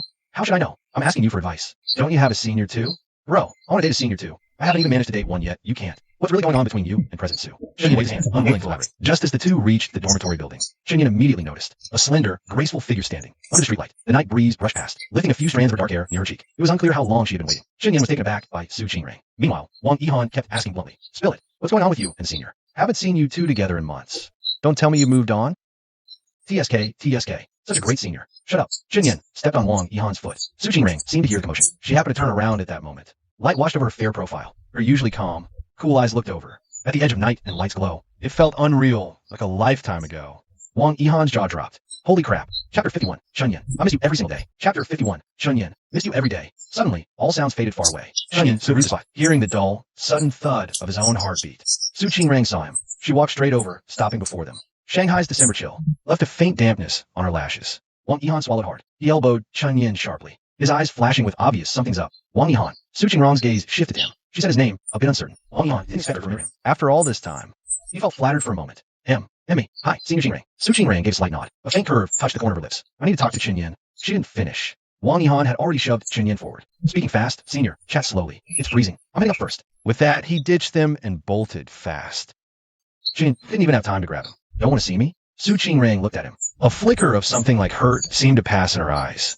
Chunyin paused, looked away, scratched his head. No. What's up? Why won't you look at me then? Su Qingrang said. Chunyin finally turned to face her. Looked at her closely. Shanghai in December. The night wind carried a knife-like cold, just a few degrees. Qingrang only wore a light pink short-down jacket. Above her boots, thin fleece-lined tights, and a black pleated skirt. Doesn't look very warm. Her originally fair nose tip was already red from the cold. Clearly had been waiting downstairs for a long time. Seeing Chun, in turned his head to look at her. Su Qingrang smiled. Because I wanted to ask you out for a meal. The breath she exhaled condensed into a small puff of white mist in the cold air. At the same time, Chunyin, almost unconsciously, reached up and unwound the black cashmere scarf around his own neck. Without a word, he clumsily wrapped his scarf around Su Qingrang's slender neck, completely covering the patch of skin reddened by the cold. Su Qingrang was slightly taken aback. Chunyin turned his face away and cleared his throat awkwardly. Afraid you'd catch a cold and then go complain to my mom about me again. Su Qingrang lowered her gaze. A very faint, yet genuinely soft curve appeared at the corner of her mouth. A softy with a tough exterior. She thought silently to herself. When she looked up again, her clear eyes met Chunyan's. Then come home with me. Okay. Chunyan's heart gave a sudden jolt. He subconsciously raised a hand to rub his burning earlobe. My dorm's about to lock up. I won't be able to get back later. If you can't get back, then stay at my place. She answered naturally, without a hint of hesitation. Chunyin was stunned. A certain heat rushed from his chest straight to his eardrums, but his mouth was still holding strong. Isn't your place just a one-bedroom?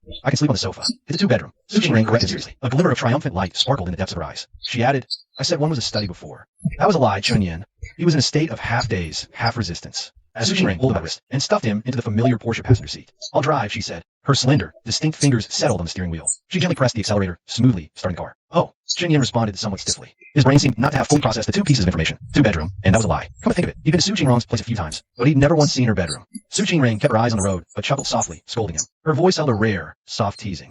You're the silly one. This time, Chen Yan heard clearly and retorted grumpily. Yeah, right. Unexpectedly, Suchin Rang didn't argue back. He said, she deserves, nodding, her tone even carrying a hint of indulgence. I'm a silly goose. Chen Yan was instantly speechless. Today's Suchin Rang was soft in an unusual way, but this unusualness didn't put Chen Yan at ease. Instead, it made him strain his heart tighten even more. His posture became somewhat uncomfortable. Chen Yan always felt that Suchin Rang was holding back a big move. Soon, the car stopped at the entrance of the residential complex. In the elevator, Chen Yan looked at Suchin Rang beside him. His Adam's apple moved. Getting a soft sound, the elevator doors opened. Chen Yan and Suchin Rang walked back. At the door, Chen Yan couldn't hold back. Why did you suddenly call me over for dinner so late? Suchin Rang's hand, reaching to open the door, paused almost imperceptibly. She pushed open the dark door, not answering immediately. Warm, yellow light spilled out from inside the room, illuminating a small patch of the entryway floor. Suchin Rang walked in. After hanging her bag, she turned to the threshold of light and shadow inside the door. She said, because I missed you. 3 words, very soft, yet like a stone, unexpectedly thrown into the lake of Chen Yan's heart. His heart contracted violently, then began to pound wildly. Oh, he replied somewhat coldly. Just a no. Suchin Rang turned on the light, stepped aside to let Chen Yan in, closed the door. Otherwise, Chen Yan was being stubborn with his words. He looked at it, and his changed his lips. Then a slightly cool hand suddenly grasped his wrist. The next second, his fingers were gently parted. Suchin Rang's slender fingers interlocked perfectly with his. Fingers entwined, palms pressed together. Her coolness contrasted sharply with the burning heat of his own palm. An electric sensation spread instantly throughout his entire body. Chen Yan's pupils contracted slightly. Hold your breath, Chen Yan. Suchin Rang's voice was very close, carrying a trace of an almost inaudible sigh. Warm breath brushed past his ear. I really missed you. As the words fell, Suchin Rang gently took a step forward, resting her forehead against Chen Yan's chest, greedily absorbing the young man's warmth. That month in the capital, I missed you every single day. Thump thump. Chen Yan heard the sound of his own heartbeat. His ears were bright red, speechless. What about you? Suchin Rang suddenly looked up, taking a slight step back 3 degrees of distance. She looked at him. Her clear eyes held a glimmer of expectant light. You miss me too, right? Meeting that gaze, Chen Yan couldn't bring himself to say the opposite. A little. Only a little. Suchin Rang blinked her clear, cool eyes. But your heartbeat right now is very fast. Illusion. Chen Yan coughed. All right. Suchin Rang bit her lip lightly, pulling away from leaning on Chen Yan's chest. Chen Yan suddenly felt a void. But before that sense of loss could spread, Suchin Rang abruptly changed the subject. She looked up at Chen Yan again, a glint of mischief in her slightly watery eyes. Then, let the teacher check if your studies have slipped these past 2 months. Okay, chapter 52. Chen Yan, I'm a rebellious disciple. Chapter 52. Chen Yan, I'm a rebellious disciple. Chen Yan's eyes widened. He expected that after 2 months art, Suchin Rang's boldness would not diminish, but increase. But gazing at her stunning face, so close, his throat tightened. He wasn't planning to refuse. Yet Suchin Rang remained still, a slight curve on her lips. Why so quiet? Afraid the teacher will find your skills lacking? She even reached out, her fingertips lightly grazing Chen Yan's chin. Her gaze held a hunter's composure. That whispered challenge was the final straw. Chen Yan's eyes darkened. No more hesitation. He lowered his head and kissed her. All the pent-up, indescribable emotions of 2 months, and the raw fervor of youth, made this kiss longer than any he remembered. Deep, with an undeniable demand, as if reclaiming all the lost time. They only broke apart, breathless and ragged. Ouch! Suchin Rang inhaled sharply. A misty, alluring haze clouded her eyes. She instinctively glanced behind her. Only then did Chen Yan realize. Somehow, entangled, they'd moved from the foyer to the dining area. Now, Suchin Rang's slender back was pressed against the cold, hard edge of the marble table. No wonder she cried out. He immediately stepped back, creating some distance, his voice still breathless. Did I hurt you? Are you okay? Suchin Rang shook her head, unbothered by slight pain. She just looked up, staring at him intently. What's wrong? Chen Yan felt uneasy under her gaze. He coughed, looking away. He realized with a jolt, 2 months apart, and the latent desire between them was like tinder to a flame, ready to ignite. If they had continued just now, Chen Yan didn't dare think further. But this was already the limit. After all, they're not together yet, and a shred of reason returns. It reminded him of the last time Suchin Rang gave that wait until you graduate answer. Even though he brought it up hastily last time, the feeling of being gently rejected is still clear. Here, his churning blood cooled a bit. I just feel. Suchin Rang spoke softly, a hint of serious inquiry in her tone. 2 months apart, and you seem a little more grown up. During training, Chen Yan's eyes still held the clarity of a college student. But now that's gone. He has a whole new air of steadiness about him, a greater sense of focus, a little more grown up. Chen Yan heard this, and suddenly smiled. Suchin Rang's tone sounded like she was evaluating a younger brother she needed a guide. He then looked at the empty dining table, remembering the hot pot date she stood him up on, lightened his eyes, and almost imperceptibly for a moment, his tone took on a deliberately teasing note. Teacher Sue, didn't you say on the phone you'd treat me to a meal? Suchin Rang didn't pick up on his subtle shift in mood. Instead, she extended his finger, lightly tapping her own lips, now a shade paler than before. A flash of mischief crossed her eyes. Haven't you already eaten? My lip gloss. Chen Yan was caught off guard. This blunt, suggestive remark made him cough violently. The tips of his ears instantly flushed red. Drink some water. Seeing him like this, Suchin Rang laughed heartlessly. She turned, took a glass pitcher from the coffee table, and poured him a cup of warm water. After calming down, Chen Yan looked at her, somewhat amused. So, this is the meal you promised? MHM. Suchin Rang nodded, taking an empty cup from him and placing it back on the table. You must have eaten dinner already, right? And you had a drink too. She had caught a faint whiff of alcohol on him when she got close. Sandy Han was there too, but it didn't seem like a usual dorm hangout. What did you actually do tonight, Chen Yan? She voiced the question directly. Chen Yan paused briefly, then brushed it off with a light tone. Nothing much. Just had dinner with someone. Had a drink, and went out to play with Wang Yihan. Suchin Rang was a bit confused. Her intuition told Chen Yan's answer was evasive. Logically speaking, for this kind of dinner, drinks, and going out, even Chen Yan's personality, it should have been with the whole dorm. But when I was waiting downstairs earlier, I only saw him and Wang Yihan. didn't go out to play, was handling some business. Chen Yin waved his hand, then looked at Su Qingrang with a half smile. What about you? Going to the capital? This time, Su Qingrang didn't hide it. Nodded. Had important business to discuss. The follow-up was quite involved, took a bit longer. I see. Chen Yin acknowledged. He didn't press further, seeing his casual attitude. Qingrang's curiosity was piqued instead. And you? What was tonight's real business? Chen Yin wasn't ready to tell her about his plans yet. Especially since the startup hub was right opposite her flame. He thought for a moment, chose a shareable part. Just took a walk along the bund with Wang Yihan. Did a good deed along the way. Then, Chen Yin recounted bumping into Luo Mingyao And her overbearing mother. After finishing, he shook his head. Can't believe in 2022, families like that still exist. Su Qingrang didn't seem too surprised. Just a cold curve touched the corner of her lips. In their eyes, a daughter's just a money-making tool. Like her father, Sun Guoqin. Worse than an animal. Seeing her expression turn cold. A flicker of clear disgust in her eyes. I guess she was thinking of that son, father, and son. His heart softened, his tone unconsciously gentler. Let's not talk about this. Did you eat dinner? Wait downstairs so long. Weren't you cold? Su Qingrang snapped back, the frost on her face thawing slightly, a teasing look. Oh, starting to care about me now. You're my sister. Who else would I care about? Chen Yin answered matter-of-factly. If you caught a cold, Aunt Du Meishing would skin me alive. Su Qingrang burst out laughing, but a hint of unwillingness welled up inside. Just because you're afraid Annie will get you? Chen Yin rubbed his hot earlobe awkwardly. What else could it be? Oh, Su Qingrang drew out the syllable. Mischief sparkled in her eyes. Thought maybe someone had designs on his teacher. Chen Yin's eyes went wide. Impossible. I respect my teachers. Respect your teachers? She laughed out loud, even laughing until her eyes crinkled. She dabbed a tear from the corner of her eye. My good student, this is your respect, she said, raising her index finger, pointing. His gaze involuntarily drifted to where she pointed, towards Su Qingrang's lips, redder than usual. He avoided eye contact and cleared his throat. So, have I mastered this subject now? Su Qingrang took a half step closer. Bullying your teacher and still talking about respecting them? You still want to graduate? Chen Yin's Adam's apple popped. He blurted out. Rebelling against the master is a form of respect, isn't it? I graduated. Chapter 53. But Chen Yin, I want to live with you.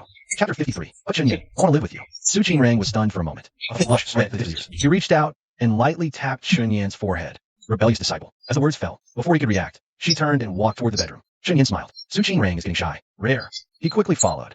Is this where I'm staying tonight? Stopping the door, Chen Yin watched Su Qingrang push open. She stepped aside, motioning him in. The room came into view. Unlike the minimalist living room, this space was clearly imbued with the owner's presence. Beige curtains were half drawn, letting a few strands of city night light. A small balcony was faintly visible outside. The air held a faint, crisp scent that belonged to Su Qingrang, mixed with the warmth of sun-dried fabrics. Chen Yin was slightly taken aback. This is your bedroom, right? Uh-huh. Su Qingrang nodded, showing you around. It's not like you haven't seen it in Rongqing. Chen Yin smiled. It's different. Her tone was serious. All right, then show me what's different. The room held a wide double bed with light gray bedding, looking soft and comfortable. A few books were scattered on the nightstand. What surprised Chen Yin was a floor-to-ceiling bookshelf standing beside the cabinet, crammed full. The nearby desk was spacious, with files and blueprints spread open next to a laptop. A pen holder held a few frequently used pens. Everything was tidy, exuding a reassuring sense of order, just like Su Qingrang herself. Su Qingrang walked to the desk, casually closed the open book, then turned to look at him. Is it different from Rongqing? Chen Yin nodded. In Rongqing, your bedroom didn't have a bookshelf, let alone a desk. He thought of something curious. Didn't you say the other room was a guest bedroom? Why not just turn it into a study, instead of moving your work here? The corner of Su Qingrang's mouth curved up. Her words held a hint of subtle meaning. During the summer, that room was indeed the study. Then why have you moved everything here now? Chen Yin pressed on without hesitation, but he suddenly stopped halfway through his sentence. A thought flashed through his mind like lightning. If he still couldn't catch the subtext here, he'd be a total idiot. Su Qingrang's gaze rested calmly on his face. Far from avoiding it, she met Chen Yin's unspoken question head-on. Her voice was gentle, every word clear. I heard the school allows freshmen to rent off campus now. She paused and looked directly into Chen Yin's eyes. She finally laid the long circling invitation out under the light. Chen Yin, would you like to move out and live here? If it were just a vague guess before, then right now, this is an unmistakable, clear invitation. Chen Yin's heart gave a heavy thud. A burning surge of excitement welled up in his chest. He forced himself to calm down, turned, and looked around the bedroom, filled with scent. He asked half-jokingly, aren't you afraid I'll live next door? So much entities. Su Qingrang met his gaze. A shallow, touching light rippled in the depths of her eyes. Instead of answering directly, she tilted her head slightly. She answered Chen Yin with an even softer line that left him daydreaming. You're not even afraid of what I might do to you. Su Qingrang paused, her tone carrying a gentle provocation. Why would I worry about you being too noisy? Chen Yin could hear the sound of his own heartbeat. He coughed to compose himself, waved his hand, and said, we'll see. I'm still a bit attached to my good bros in the dorm. Okay, Su Qingrang didn't press him. She just nodded. My place is always open for you anytime. It's totally up to you. Chen Yin nodded and coughed again. Then Su Qingrang walked out of the bedroom. She tilted her chin up. Come on, let me show you where you'll be living from now on. Even though Chen Yin didn't agree right away, just now, only giving a vague answer. Su Qingrang was already convinced that Chen Yin would come. Fine. Chen Yin didn't argue with her about it. Soon, the door of the next room was pushed open. Chen Yin stood in the doorway, stared inside, and was instantly stunned. Su Qingrang stood beside him, her lips curved silently, a satisfied glint flashing in her eyes. Wait a minute. Chen Yin suddenly turned to look at her, the corners of his mouth twitching, slightly in shock. How can anyone live here? He'd expected, even if it wasn't nicely decorated, there'd at least be a bed, a set of bedding, something that looks like it's a place you can stay temporarily. But all I could see were four walls painted snow white and pristine, and a light-colored floor so shiny you could see your reflection in it. It was completely empty. Not even a bed, let alone a chair, or a single lamp. It was as bare as a model apartment just handed over. Only the ceiling light was there, big and empty. Su Qingrang met his incredulous gaze, a hint of mischief twinkling in her eyes, her tone innocent. Yeah, I figured, once you get into Jiaoda, you should be the one to decide how to decorate this place, she said slowly, her eyes sweeping over the empty room, then landing back on Xinyan's face. Xinyan fell completely silent. After a long moment, he turned his head away, looking at Su Qingrang with a mix of amusement and helplessness. You had it all planned out, didn't you? But I'd definitely get into Jiaoda. What if my scores weren't good enough? Su Qingrang raised a delicate eyebrow, her tone carrying an unshakable certainty. I believe in your ability. Chinyan really didn't expect her to be so sure. And what if I wasn't even interested in Jiaoda in the first place? It proved that Su Qingrang had calculated every move on herself flawlessly. This feeling that every step fell exactly as she predicted was just too subtle. Chinyan felt he should be angry. But the one who set this up was Su Qingrang. That bit of annoyance was like a fist hitting cotton, softly dissipating. Not interested, huh? Su Qingrang paused for a moment. Then the corner of her lips curved into a deeper, more mischievous smile. Well, I'd always have other ways to trick you into living with me. She deliberately slowed her speech, emphasizing the words trick and living with me with extra clarity. The trailing tone was like a little hook. Who wants to live with you? Chun inverted his gaze, retorting stubbornly, his breathing becoming a bit unsteady. Damn Su Qingrang. How could she be so good at this? I want to. Su Qingrang took a small step closer, looking straight into Xinyan's eyes, her voice full of gentle insistence, repeating, but, Xinyan, I want to live with you. Xinyan's Adam's apple bobbed, his ears flushed crimson, and Su Qingrang couldn't help but stand on her tiptoes and ruffle Xinyan's hair. Her warm breath brushed against his ear, once again stirring a faint tingling sensation. Her fingers unconsciously twirled a strand of Xinyan's hair. Her gaze locked on him. Sister's strategy, making you fall into the trap step by step. How does it feel? Awesome, isn't it? Chapter 54. Who said only you get rewarded? Awesome? It's more than awesome. It's absolutely incredible. Xinyan felt he should be angry. Besides being happy, he didn't have a single other emotion, while mentally cursing himself for being so useless. Chun forced himself to be calm. He cleared his throat, his tone flat. It's okay. Su Qingrang obviously didn't believe him. Her eyes sparkled. Just okay. It was a little amazing. Xinyan reluctantly added, pinching his thumb and forefinger together to show a tiny distance. Su Qingrang laughed, reaching out to his forehead lightly. You little liar. Mimicking her steady tone from the office last time. He replied on purpose. If you say so, then it is. Su Qingrang narrowed her eyes. Her fingers instantly found a soft spot on his waist and pinched. She gave a gentle twist. Don't copy me, and don't be sarcastic. Ouch. I'm telling on you. Xinyan yelped in pain. He widened his eyes. I'm telling. Su Qingrang looked at him with a half smile. She leisurely let go. Do you think Annie will feel more sorry for you? Or believe me more? Chun Yin was utterly defeated, watching his deflated expression. Su Qingrang's smile grew even brighter. Her eyes seemed to hold starlight. Chun Yin unconsciously rubbed his burning earlobe. He awkwardly changed the subject. Weren't you going to make it up to me? That hot pot dinner 2 months ago that never happened. He remembered it clearly. Right. Su Qingrang nodded frankly. Her gaze settled on his face. That's why I asked you here tonight. To make it up to you. How? Xinyan was genuinely curious now. Besides those heart-racing lessons, what other big move could Su Qingrang have to compensate him? Su Qingrang waved her hand generously. Her tone was cool, but clearly laced with amusement. She enunciated each word clearly. Your reward tonight is you get to sleep in my room. Cough, cough. Chunyan choked unexpectedly. He coughed violently, glaring up at her. He stammered. Then where will you sleep? Su Qingrang blinked her dark, glistening eyes. Her long lashes fluttered like butterfly wings. Mischief danced clearly in her gaze, but her tone feigned innocent confusion. Who said the reward is only for you? Her voice dropped lower, carrying a breathy laugh. Each word landed slowly on Xinyan's heart. I reward you by letting you sleep in my room, and I reward myself. She paused deliberately, enjoying Chunyan's suddenly frozen expression. Then, unhurriedly, he added the final line, sleeping beside you. It felt as if all the blood in his body rushed to his head in an instant. His entire face and neck flushed a visible, deep red in no time. It looked like a steamed crab. No, not that. Su Qingrang, you. His tongue tied. Mind a mess. Men and women shouldn't be too close. Su Qingrang beat him to it, raising an eyebrow to finish his stumbling words. Her tone carried an understanding smile. Chunyan was completely speechless, only able to nod hastily. What's the big deal? Su Qingrang's lips curled up. That smile under the light seemed both innocent and enticing. It's just sleeping together. We've slept together before, haven't we? Chunyan's pupils shook. He almost jumped up. That was back then. How long ago? Probably when I was 3 or 4. She was 5 or 6. 2 little beans squeezed onto a small bed for a nap. No awkwardness at all. But now, I'm 18, she's 21. Both adults. Is it the same? Watching Chunyan shocked, flustered expression, the amusement in Su Qingrang's eyes nearly overflowed. But she deliberately blinked, adopting an even more innocent look, softly asking, not aloud. Chun pressed his lips tight. His heart pounded wildly in his chest. Did it move him? The answer was a deafening yes. But reason and inexplicable shame pulled him back. This was way too forward. He opened his mouth to argue further, only to see a flicker of realization in Su Qingrang's eyes. She raised her fair hand, gently patting her forehead. Her tone held just the right amount of surprise. Oh, Chunyan, she drawled.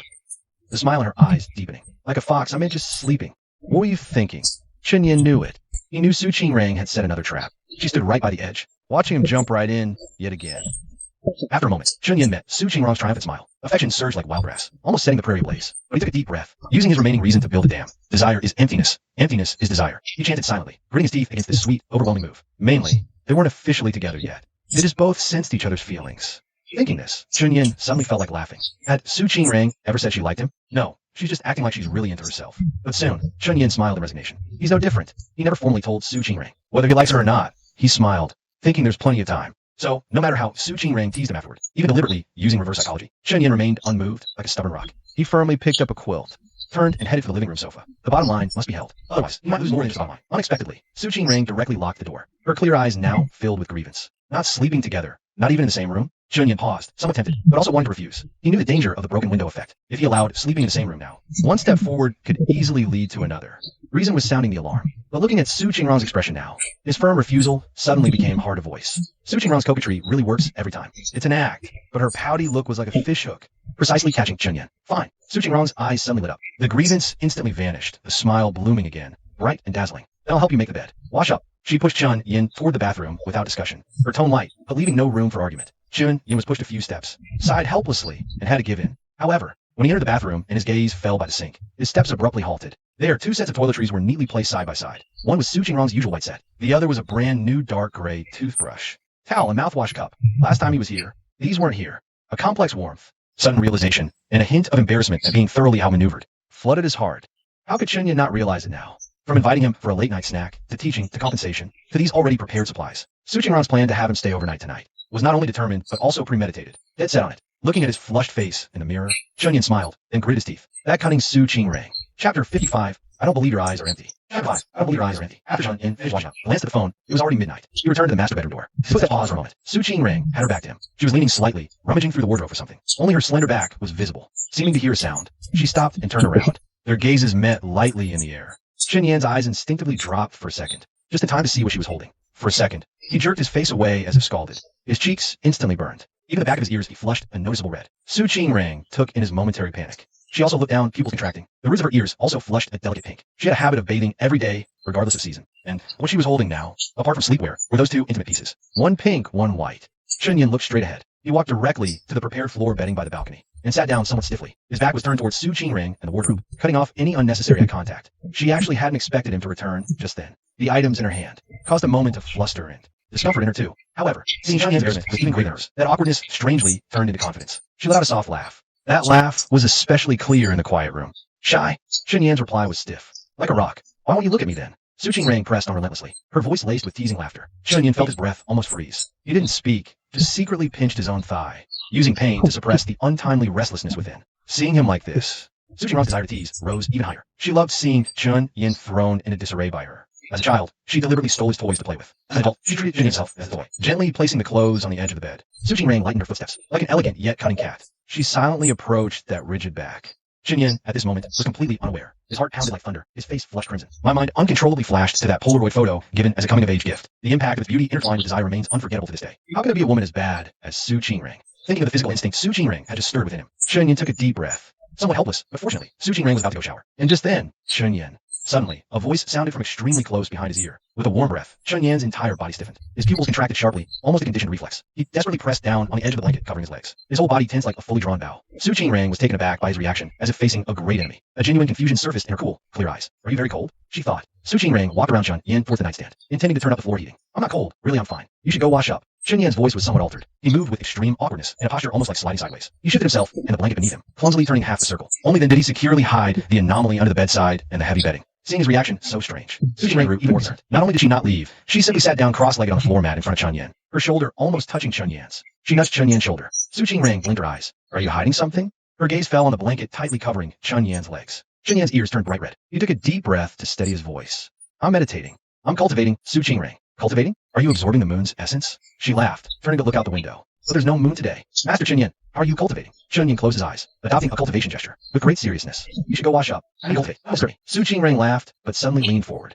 Master Chun-Yan, open your eyes. I don't believe your eyes are empty. The moment her words fell, her slightly cool little hand suddenly slid down from Chun-Yan's tense cheek, gently all the way down. Her fingertips, through the not-too-thick pajama fabric, brought a clear, unfamiliar tremor until it stopped. Just a moment before her fingertip was about to touch the edge of the forbidden zone, Chun-Yan sprang up as if electrocuted, tightly grabbed her mischievous wrist. The force was so great it made Su Qingrong gasp softly. In that instant when their physical contact reached its closest limit, all the teasing and curiosity on Su Qingrong's face vanished like a receding tide. She was also completely stunned, because the room had floor heating. The pajamas and bedding she prepared for Chun-Yan weren't very thick. Then she understood the reason behind Chun-Yan's sneaky cultivation. Solid knowledge from science subjects automatically surfaced in her mind. Su Qingrong instantly realized what that was. With a soft pop, a blush instantly spread across her face, even brighter than Chun-Yan's ears. She yanked her hand back, almost like she'd been shocked. Flusteredly, standing up from the floor bedding, moving so fast she almost tripped. I won't disturb your cultivation anymore. Watching Su Qingrong practically stumble out of the room, he looked down at the blanket covering him, feeling even hotter. He let out a long sigh. Chun-Yan covered his face, but couldn't help laughing. What is this? Damn Su Qingrong. At that moment, Su Qingrong practically fled to the bathroom. She slammed the door shut, cheeks flushed, taking several deep breaths. Su Rang turned on the faucet, scooped up cold water, and splashed it on her face. 3 splashes later, she finally felt the heat in her cheeks subside a bit. But as soon as she looked up and saw her right hand, certain images flashed through her mind. Su Rang's face grew even hotter, and she suddenly realized her change of clothes was still in the bedroom. Chapter 56. Chunyin, I don't believe you don't like me. Chapter 56. Chunyin, you don't like me. By the time Su Rang sneaked back to the bedroom, Chunyin was lying stiffly straight on the floor bedding, only the blanket covering his lower half. The reason for which she naturally understood perfectly. She quickly averted her gaze. Su Rang tried hard to keep her voice calm. I left to hurry earlier and forgot my clothes. Oh, Chunyin kept his eyes fixed straight ahead. Su Rang grabbed the folded pajamas on the chair back and swept out like a gust of wind. When she returned again, Chunyin was on his phone scrolling through short videos. His posture still rigid and stiff. Fortunately, the blanket concealed it, hiding any further telltale signs. She towel dried her damp hair and sat on the other side of the bed, picking up the hairdryer. A whirring sound filled the room. By the time she finished drying her hair and put the dryer down, Chunyin also locked the screen and put his phone away. She closed her eyes, looking ready to sleep. Su Rang lifted the blanket and sat on the bed, gazing at the outline of the floor bedding. He hesitated for a moment before tentatively speaking softly. Chunyin opened his eyes. He looked at her. Their gazes met in the air for an instant. Then both quickly looked away as if burned. An atmosphere of awkwardness immediately filled the air, mixed with a lingering, subtle thrill. After a while, it was Chunyin who cleared his throat first, breaking silence with a stiff explanation. I'm fine now. Su Rang's face, which had just cooled down a bit, instantly flushed red again. She grabbed a pillow in embarrassment and annoyance, and threw it at him with moderate force. Who asked about that? Oh. Chunyin caught the pillow, awkwardly pulling at the corner of his mouth. Su Rang licked his slightly dry lips. Too lazy to get up for water, he simply said, it's late. Let's sleep. Chunyin nodded. Click. The light went out, plunging the world into pure darkness. Only the sound of their faint, intermingled breathing remained. Time flowed slowly in the silence. Just as Chunyin was growing drowsy, on the verge of being submerged by sleep, Xinrong's voice suddenly rang out clearly in the dark. Chunyin, are you asleep? Chunyin opened his eyes and helplessly rubbed his temple. I almost was. Su Rang, but then he quickly cleared his throat. The floor is hard to sleep on. Do you want to come up to the bed? Chunyin turned over, facing away from the bed. No. Rang seemed choked by this blunt refusal. A hint of irritation crept into his voice. Why? Am I a tiger? Will I eat you? Chunyin chuckled in the dark, teasing on purpose. Yeah, you're a tigress. Su Rang. Then you're a male tiger. I'm human. You're the tiger. I'm not. Then you're a puppy. Chunyin didn't expect him to bicker in such a childish way. He couldn't help but chuckle softly, indulging him. I'm a puppy. Woof woof. Su Rang was stunned for a moment. Then a few muffled, breathy-like chuckles came from under the blanket. I'll be a puppy too. Woof, wait, no. I'm a wolf. A wolf. Hearing his usually cool, clear voice emit such a soft, completely unthreatening wolf howl, something in his heart felt like it had been gently nudged. His smile deepened. Su Rang, your image is ruined. If your admirers knew, their aloof goddess was this childish in private. What they think doesn't concern me. Su Rang retorted with a hint of teasing in her voice. You're the one who should consider it. Dong Yin raised an eyebrow, propping himself up to look toward the bed. In the darkness, only a vague outline was visible. Consider what? They're after you. Not me. Su Rang chuckled softly. The sound was especially clear in the quiet night. Then she spoke slowly and deliberately. But I like you. Shin Yanshin's pupils widened abruptly. Any lingering drowsiness was blown away by those words. Before he could process the sudden confession, Su Rang added leisurely. Her voice carried a sly threat. If they found out, I'm like this with you. Xinyan, do you think you'd still be safe? Xinyan's heart pounded in his chest. He steadied himself, recalling her previous gentle rejection. Determined to regain the upper hand, he said flatly, that's none of my business. We're not together. Su Rang curled her lips in the dark. Her voice suddenly softened, with a tone of knowing certainty. She whispered, do you want to be with me then? Then quickly added, Xinyan, I don't believe you don't like me. Xinyan opened his mouth, but found himself speechless. There was no answer. He did like Su Rang, more and more each day. So Xinyan said directly, if I said I want to be with you now, would you agree? Su Rang answered bluntly, no. Xinyan laughed in frustration. He fell silent. No sound came in the darkness for a long time. After a long pause, Su Rang suddenly said, the 81 trials aren't over yet. Only after you obtain true scriptures. Xinyan smiled. Understanding this was her answer to his proposal. He said, what if I don't want to be the scripture seeker? Su Rang turned her head toward Yan's direction. Her voice was soft. Then I'll keep the holy monk in the kingdom of women. So you can't get the scriptures, only the beauty. But the second half went unsaid, though Yan sensed her meaning. His heart raced. He said nothing more. Su Rang narrowed her eyes, suddenly remembering the careless tease from Wang Yan. Down at the dorm earlier that night. Yan, don't tell me you've switched affections. An indescribable sourness mixed with curiosity surged within her. She let a soft, disbelieving huff, a hint of a pout she didn't even realize she had. Accusing him, heartbreaker, Yan was practically speechless with exasperation. He yanked the covers back and snapped on the bedside lamp. The sudden light made Su Rang instinctively raise a hand to shield her eyes. Yan stood by the bed, hands on his hips, looking down at the woman curled into the blankets, torn between annoyance and amusement. Where's the heartbreak? We were never even together. Whose heart did I break? Su Rang peeked at him through her fingers. She decided to play the brat. I don't care. That's what Wang Yihan said. Seeing this rare, childish side of her, Yan's frustration suddenly melted away, replaced by a sweet, bubbling delight. He leaned in closer, eyes sparkling. What's this, Teacher Su? Are you jealous? Su Rang didn't deny it. She just buried her face deeper in the covers, only a pair of slightly reddened ears visible. This silent admission was like honey dropped into his heart, spreading infinite sweetness. Yan took a deep breath, fighting to control the smile, tugging his lips. He cleared his throat, putting on a reluctant tone. All right, fine, seeing how pitiful you are. I'll grant you one little wish. Su Rang peeked out from the covers, confused. What wish?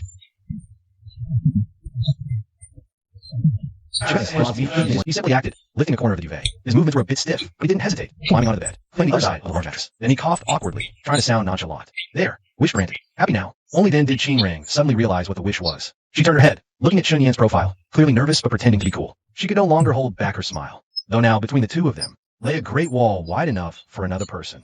She reached out a finger and poked Chun Yan's rigid arm, her voice brimming with unconcealed laughter. Who's to say this isn't granting your own wish too? Chun Yan stiffened, refusing to answer. Su Qingrong's smile grew wider. Knowing this was his way of admitting it, she was satisfied and didn't press further. After a long silence, Chun Yan reached out and turned off the light again. Darkness falls once again. A few minutes later, Su Qingrong's voice sounded quietly again. Chun Yan, I'm cold. Then I'll turn the heating up a bit more. As Chun Yan spoke, you want to get up. Su Qingrong's voice carried genuine chagrin. Ah, Chun Yan was stunned by her scolding. Then he chuckled, tonight I was a tiger first, then a dog and now a pig. Well, I turn in next. Su Qingrang, is your house a zoo? Before he finished speaking, a soft, slightly cool body, carrying the fresh scent of a post-shower, leaned over without any warning, and quickly slipped into his arms. Chun Yan froze for a second then. Su Qingrang boldly grabbed his arm and put her neck to the pillow. Then she pressed her cheek against the hollow of Chun Yan's shoulder. Her movements were smooth and decisive, leaving no room for refusal. It was quite bold, but her slightly trembling eyelashes betrayed her restless heart. Chun Yan was completely rigid. His eyes went wide as saucers in the dark. His heart was pounding so hard it felt like it would burst out his chest. Idiot, Chun Yan. After a long moment, Su Qingrang mumbled softly against his chest, her voice trembling. It was a half complaint, half a satisfied sigh. It's warm like this. Chun Yan swallowed hard and didn't say a word. A moment later, Su Qingrang grabbed Chun Yan's hand again and guided it to wrap gently around her back.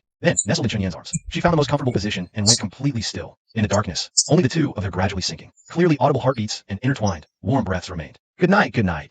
Sweet dreams. Chun Yan had thought that with another person next to him, he must sleep all night easily. But maybe it was Su Qingrong's cool body temperature, which perfectly offset the stuffy heat from the heater, or maybe it was that reassuring faint scent on her body. He slept unusually deeply this time, without even a single dream. When he opened his eyes again, the sun was already high in the sky. Chun Yan reached out toward the side of the bed. All he touched was a cool, empty sheet. He shook himself awake and sat up. As expected, he was alone on this huge bed, but the indentation on the other pillow and that faint lingering scent in the air were the only proof that last night wasn't just a dream. A faint, almost perceptible pain disappointed rushed his heart. Chun Yan shook his head and smiled. He grabbed his phone from the bedside. It was almost 11. Chun Yan hadn't expected to sleep so long and so soundly. He hadn't even noticed when Su Qingrang got up and left. A message from Su Qingrang sat quietly in the chat window. It was sent around 8 a.m. Hu Miao had an impromptu meeting this morning. I went ahead. There's seafood congee in a rice cooker for you. It's on keep warm. Then, the next message. A few minutes later, as if after some serious thought. Don't worry, little Chun Yan. Your sister isn't the type to sleep and run. I'll take responsibility for you. The text ended with a cartoon emoji. Wearing tiny sunglasses, pretending to be cool. Yan could instantly picture the expression on her face as she typed those words. A mix of teasing, smugness, and tenderness. This Su Qingrang. He muttered himself. The corner of his mouth betrayed, curling up into a smile. His fingers flew across the screen. What nonsense. Don't make it sound so ambiguous, okay? After sending it, with a hint of defiance, Chun Yan deliberately added another line. If anyone's responsible, it's me for you. Qingrang sis. He put down his phone and went to wash up. Just as Chun Yan dried his face with a towel, his phone on the bathroom counter chimed crisply. Su Qingrang replied quickly. Okay, I'll wait then, little Chun Yan.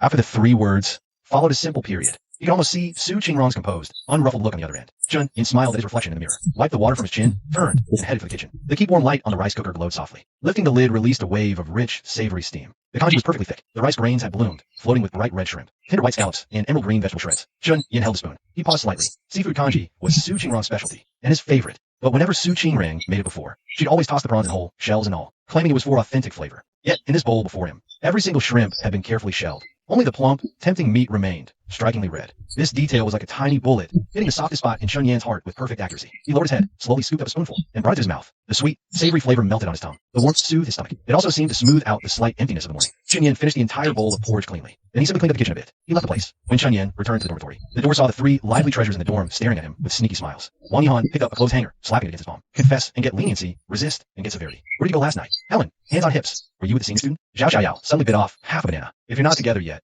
I'm going to pursue the senior. Chun Yan looked at Zhao Xiaoyao with a half smile. The latter immediately shivered, swallowed the banana, and mumbled quickly. I'm joking, brother Yan.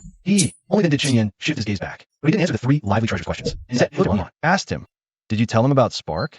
Spark is the name of the tech company Chun Yan plans to start. Su Qingrang calls it Flame, so we'll call it Spark. The flame ignites first, and the spark flies, finally gathering to spread like wildfire. Wang Yihan was stunned, then realized, nodded vigorously. Don't worry, I told them. Helen and Zhao Xiaoyao also realized after hearing this. Zhao Xiaoyao raised his hand and smiled. Count me in.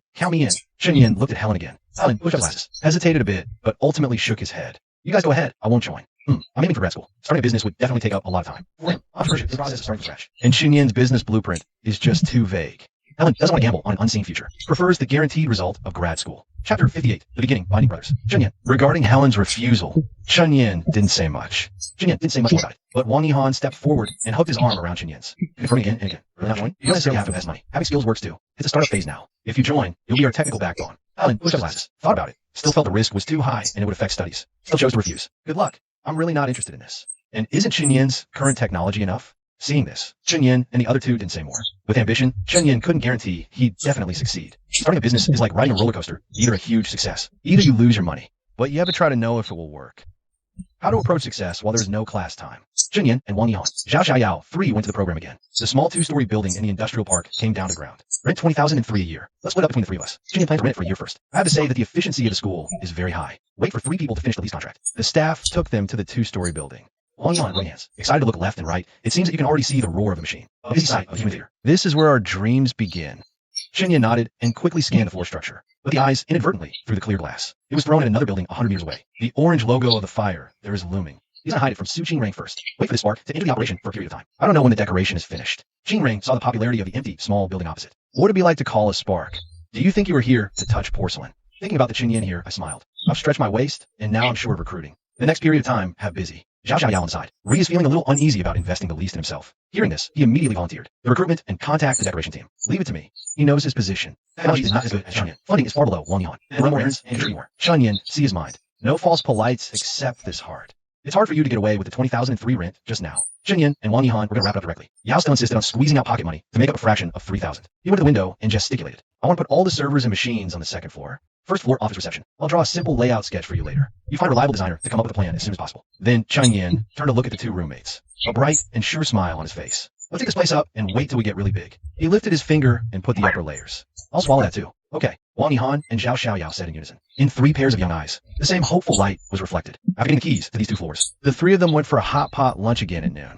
Amidst the steaming pot, Chen Yin put down his chopsticks, his gaze sweeping over his toothbrush. A near arrogant certainty hung at the corner of his mouth. That former model of hiding things and charging fees is outdated. Let's play a different game. We'll just give away the most powerful brains for free, for everyone to use. Wang Yihan stared wide-eyed. Really? Free and open source? He had probably heard Chen Yin mention it before, but never understood how that could make money. According to the old logic, we could just copy the US's ChatGPT model, bring it into the country. Wasn't Taobao initially inspired by Amazon's model? Charity?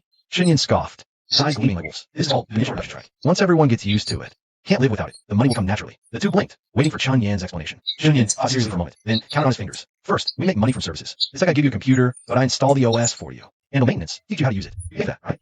Not foolish. They blinked. Chen Yin continued. Second, we big players. We collaborate with other major domestic platforms. They handle promotion and sell computing power. We provide the core AI capability and split the profits. Zhao Xiaoyao thought for a moment. What if someone uses the free version and succeeds on their own? Even better. Chen Yin slapped the table. That's the 3rd move. Open a casino. Be the house. The more people use our tech, the bigger the ecosystem becomes. Other companies will grow from our ecosystem. We can invest early, become shareholders, or even acquire them. Simply put, use free to blast open the market. Build an ecosystem and sustain it. The computing power programs can be specialized for generating AI videos, programming, etc. We can charge separately for these services, but keep the basic program free. Wang Yihan and Zhao Xiaoyao only half understood, but the fire in Chen Yan's eyes burned so brightly it made their own hearts feel warm. Let's do it, brother Yin. I believe you. They exchanged a look. At the same time, they raised their glasses and toasted to Chen Yin. Glasses clinked, and they downed their drinks in one go. A warm, spicy earth red for us. Chen Yin put down his glass, looking at his 2 earliest comrades in arms before him. The smile faded from his face, and his tone turned serious. Let me be clear front. In the early stages, it will absolutely be a bottomless pit for burning money. We could throw in a few million, and we might not even see a decent ripple. Even tens of millions might just be a loud noise. Are you really sure about this? The table fell silent for a few seconds, only the bubbling of the hot pot filling the air. Wang Yihan was the first to break it. He waved his hand dismissively. My old man is always scolding me for being a slacker. I'll take out 10 million to show him what serious business looks like. If we succeed, it brings glory to the ancestors. If we fail, he'll just chuckle. At worst, I'll flirt less and go home more often to massage his legs. Anyway, I'm the only heir.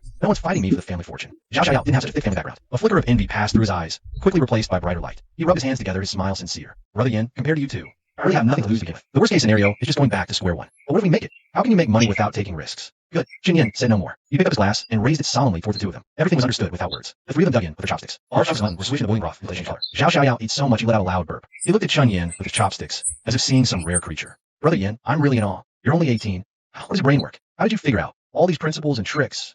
If Chen Yin hadn't pointed out, his college life would probably have been just attending classes, playing games, waiting to graduate, get a diploma, and find a stable job. But you could see the end of his art. Wang Yihan felt the same way. He put down his chopsticks heavily. His hands were Chen Yin in extra maybe in a decade or so. Wang Yihan's art written in those weak fancy novels. Won't be some Ma from Shenzhen or Ma from Hangzhou. It'll have to be changed too. Starting out, bound to brother Chen Yin. Ha ha ha. Zhao Xiaoyao burst out laughing at the idea. Chen Yin also laughed. He shook his head and didn't pick up on that thread. Deep in his eyes was something calm and resolute, becoming clearer in the steam rising from hot pot. It wasn't a desire for empty fame, but something more substantial. The urge to create something, to change something. Chapter 59. I'm here to take you home. Little Chen Yin, Chapter 59. I'm here to take you home. For little Chen Yin, half a month passed in a blink. Amidst revision, code, and renovation dust. Early January in Shanghai. The cold wind, like tiny knives laced with ice chips, stung their faces. Final exam pressure was suffocating. Chen Yin squeezed out his mouth. Wang Yihan and Zhao Xiaoyao. Their stomachs were empty, but no one mentioned food. Walking through the campus, Chunyin stuffed his pen directly into his pocket, waved a hand, and the three of them turned in unison. Braced against the cold wind, they ran towards the startup park. The first floor was under renovation. The second floor was largely untouched. Just whitewashed walls and gray anti-static flooring laid down. Making it look clean and sharp. Today, Chunyin wasn't here to check on progress. Something big was arriving. Their first batch of computing power servers. From a distance, they saw a van parked downstairs. Workers in overalls were unloading. Deep black chassis wrapped in thick protective foam. Looked heavy. Master, let us give you a hand. Chunyin called out. Took off his jacket and tossed it aside, revealing a thin sweatshirt underneath, and stepped forward first. Wang Yihan and Zhao Xiaoyao immediately followed. The cold metal chassis was freezing to the touch. The weight was substantial. The three of them, plus a few workers, carefully moved these expensive brains one by one from the van onto the transport board, and pushed them into the elevator, and up to the second floor. When the last server was settled in its designated spot, and connected to the temporary power, the three of them almost simultaneously let out a huge sigh of relief, and sat down right there, leaning against the cold wall or server rack. Zhen caught his breath for a moment, pushed himself up, pulled out pre-bought soft-pack Wazi cigarettes, and a few bottles of water from his pocket, and handed them out to the master workers. You worked hard, masters. The masters were a bit embarrassed in the cold. Taking cigarettes, they waved their hands. Students starting business, it's not easy. We'll just help clear away the unpacked packaging on our way out. Zhen didn't refuse further. Just while they were busy, quickly ordered a few set meals from a nearby restaurant on his phone. The masters left, profusely thanking them for the warm food. Only then did the second floor fall completely quiet. The three of them crouched beside the brand new servers, holding disposable lunchboxes, eating their rice, as the indicator lights quietly lit up a serene green glow. Wang Yihan chuckled. Now, can we say we have a heart? After the new year, we'll have most of the staff hired, and everything can start running. Zhao Xiaoyao was about to agree, but his stomach growled first. The sound was especially clear in the empty floor. He had just finished a boxed meal. Chunyin and Wang Yihan paused for a moment, then laughed and called him a foodie. Zhao Xiao didn't mind. He patted his stomach, which was actually still hungry, and grinned sheepishly. Then, light footsteps sounded at the door. Helen pushed the door open and peeked in, although he had decided not to get involved. He couldn't help hearing them calculate costs every day in the dorm. In the end, his curiosity got the better of him. After eating, he just took a deeper and came over. At first glance, he was stunned by the row of silent, towering black chassis. These are imported, right? Helen pushed up his glasses. His voice held an awe he himself didn't notice. How much do they cost? Chunyin turned to the sound. His face was still smudged with dust from somewhere. He looked a bit surprised to see him. Wang Yihan was too tired to even lift his eyelids. He weakly held up one finger and wiggled it. Top student, guess in a direction you wouldn't dare think. Just the 8-core graphics cards inside. This much. Helen tentatively quoted a number he thought was already huge. Chunyin waved his hand. 1 million. Helen's black-framed glasses immediately slid down. 1 million? That's so expensive. Yeah, and they're hard to get. We pulled a lot of strings to buy them this fast. Wang Yihan nodded in agreement. Zhao Xiaoyao pointed at the machines. We bought 2 servers. One can hold up to 8 cards. The servers are the real big expense. One full setup costs about $1 million. How could it be that expensive? Helen's throat felt dry. He swallowed unconsciously. He suddenly felt immensely grateful for his earlier rationality. This wasn't just burning money. This one he couldn't help but look at Zhao Xiaoyao. His expression was complex. Chunyin and Wang Yihan came from well-off families. They could afford to burn money. But Zhao Xiaoyao, what if profits aren't good later? What then? College is only 4 years. Wasting it is wasting it. Chunyin tossed his empty lunchbox into the corner trash can. He took a sip of water and explained. Now, whole world is swimming with these powers. AI miners are all watching. The price is ridiculously inflated, but it's the unavoidable startup cost. That's terrifying. Helen adjusts his glasses, shaking his head, still shaken. You guys are insane. I have an exam at 2 p.m. Don't forget. I'm heading back to study. Thanks. The three respond. After the final exam, a light snow had begun to fall. Chunyin exits the building, looks up at the snowflakes, exhaling a white breath. He's been busy with renovations lately, and Su Qingrang is away on business again, both oddly in sync with their busy schedules. Chunyin raises his phone, takes a photo of the snowy night sky, sends it to Su Qingrang with a voice message. Softly sings, Shanghai, where it hasn't snowed in years. Suddenly it snows. Before he finishes, a clear voice comes from behind him, continuing the melody like a snowflake on his neck. The moment you said we were through, Chunyin turned abruptly. His eyes instantly meet a familiar figure. Qingrang stands under the building's eaves. Her wool coat makes her look like the season's first snow. A gray scarf loosely around her neck. Hands in pockets. She tilts her head, smiling at him. Eyes sparkling. Final exams are over. Su Qingrang's voice is soft, yet clear through the snow. I'm here to take you home. Little Chunyin. Chapter 60. Is Su Qingrang a celebrity? Chunyin's heart skips a beat. Classmates pour out of the building. Their eyes immediately lock on Su Qingrang. Senior Su, someone shouts first. Voice filled with surprise. Chunyin pauses. It really is Senior Su Qingrang. Why is she at our department building? Su Qingrang's striking appearance, standing quietly in the snow, draws attention. The exclamation draws more stares. Dongyin watches as the space around her fills with people in seconds. Chatter and curious looks form an invisible net. Wang Yihan and Zhao Xiaoyao, who left their exam last, also emerge, quickly spotting the snow-white figure in the crowd.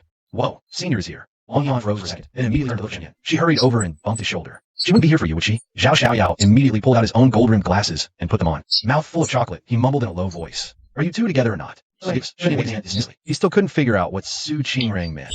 Thinking back to that night, sharing a bed, he narrowed his eyes. What counts as graduating from this master class? Didn't Su Qingrang say she was going to chase him? But why hasn't there been any progress since? Chunyin decided to ask her privately later. For now, Su Qingrang was like a star fallen into a sea of people. Surprisingly, people were even blushing and crowding around asking for photos with her. Watching this, Chunyin almost got the illusion that Su Qingrang was like a celebrity spotted by chance. Wang Yihan crossed her arms and clicked her tongue. Lowering her voice, she said, Senior's popularity is no joke. If you like her, you better move fast, bro. Zhao Xiaoyao suddenly slapped his forehead. Right. Didn't the school's Douyin and official account post a grad school encouragement video a while back? Senior was a star. That video blew up. Over 1 million likes, purely on looks. He said, hastily swallowing his chocolate, pulled out his phone and swiped a few times. Thrust the screen in front of them. Look, this one. The video content itself was pretty ordinary, but because the star was Su Qingrang, plus the boost from the SJTU name, the likes kept climbing.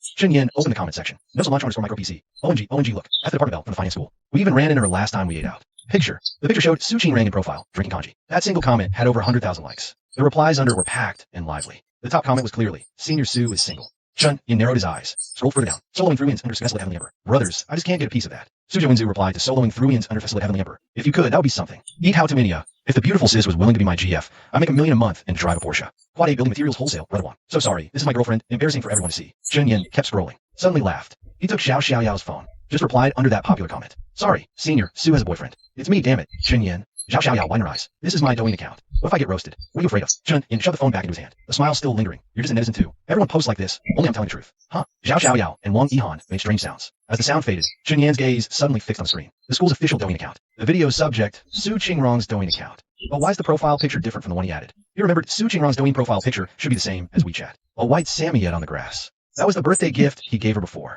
Name Belle. Sadly, when Belle was only a few months old, Su Qingrang took it out. It accidentally ate a poison ham sausage. It passed away before reaching the hospital. Chen Yan's brow twitched. Using Xiao Xiaoyao's phone, he clicked into that account. Su Qingrang is really popular. She only ever posted one video, yet gained 20 to 30,000 followers from a grad school encouragement video. Chen Yan opened that sole video. The content was a few photos of clouds taken on a plane, posted exactly this past summer, right after he finished the college entrance exam. The caption had just one line. Another summer, the little tree has finally grown up. To others, it might seem like an ordinary sigh. But Chen Yin stared at those words. His heart felt a gentle tug, rippling with silent waves. What does the little tree has finally grown up mean? His eyes darkened slightly, a smile curling at the corner of his mouth. This Su Qingrang, she actually kept such an account, secretly hidden from me. Thinking this, Chen Yin looked up, watching Su Qingrang still surrounded by people at the center. He listened to her chatting with them, smiling. Someone even asked Su Qingrang how she studies, what her study methods are, and how to pursue a double major. Questions about a double major, you could just ask a counselor. They had to ask Su Qingrang, but looking at the inquiring boy's flushed face, and the undisguised admiration in his eyes. Suddenly, Chen Yin didn't want to wait anymore. He stepped forward, walking straight into the lively center, rudely inserting himself into it. She directly cut off the boy's follow-up question. Su Qingrang, long time no see. Although Su Qingrang kept answering the junior's questions, her attention was always on Chen Yin. Seeing that Chen Yin wasn't coming to her, she felt a bit disappointed. Just as she was about to disperse the crowd and go to Chen Yin, he unexpectedly came to her on his own. A smile silently spread from the corners of her eyes and brows. Like the first crack of spring ice, people around inexplicably felt. The surrounding air seemed to warm up a bit. The boy who was interrupted frowned. He looked at the boy standing in front of him, stepped aside, quickly put on a smile, and planned to continue chatting with Su Qingrang, to leave a good impression and get her WeChat. But Su Qingrang had already taken half a step forward, leaving only half a person's distance between her and Chen Yin. She seemed not to hear the whisper around her, nor see the expectant gazes of others. Looking at Chen Yin, the corner of her mouth curved into a faint yet bright arc. Then Su Qingrang softly spoke, saying something that stunned everyone. Junior Chen Yin, I've been waiting for you for a long time. Chapter 61. I'm the one pursuing Junior Chen Yin. I'm the one pursuing Junior Chen Yin. As soon as Su Qingrang said this, everyone around her instantly fixed their eyes on Chen Yin. Who on earth could make Senior Su wait here specifically? And it's a guy? A few of Chen Yan's classmates, however, had an as expected expression, exchanging glances with each other, with envy and jealousy almost blatantly written on their faces. Last time Su Qingrang came to the speech class, didn't she just sit right next to Chen Yin? They probably connected back then. Plus, both of them are class representatives. So close to the water, his luck is just too damn good. So are also kicking themselves with regret. If only they had known, when the teacher asked who wanted to be class representative, they should have raised their hand first. Otherwise, the one being waited for by Su Qingrang on the teaching building day might have been themselves. Han and Zhao Xiaoyao instantly revealed a knowing, amused smile. Not only did they not leave, but they also secretly took out their phones, quietly taking photos and recording videos of the scene. Very short and small and crafty analyses. Xiao Yin cleared his throat lightly. He instantly understood Su Qingrang's meaning. She's planning to start playing the junior-senior act again, meeting Su Qingrang's smiling gaze. He said, Senior, are you looking for me? Then I'll wait for you. Su Qingrang, with a smile in her eyes. Chen Yin didn't answer. Instead, he waved to the people around. In a clear voice, he said, Sorry, classmates. I'm here today, specifically to wait for Junior Chen Yin. So I won't keep you company now. Immediately, before his goodbye, Senior, echoed around. But everyone's face was filled with curiosity and inquiry. Chen Yin is only a freshman, right? How do you have any connection with Su Qingrang, the senior? A classmate whispered to the person next to him,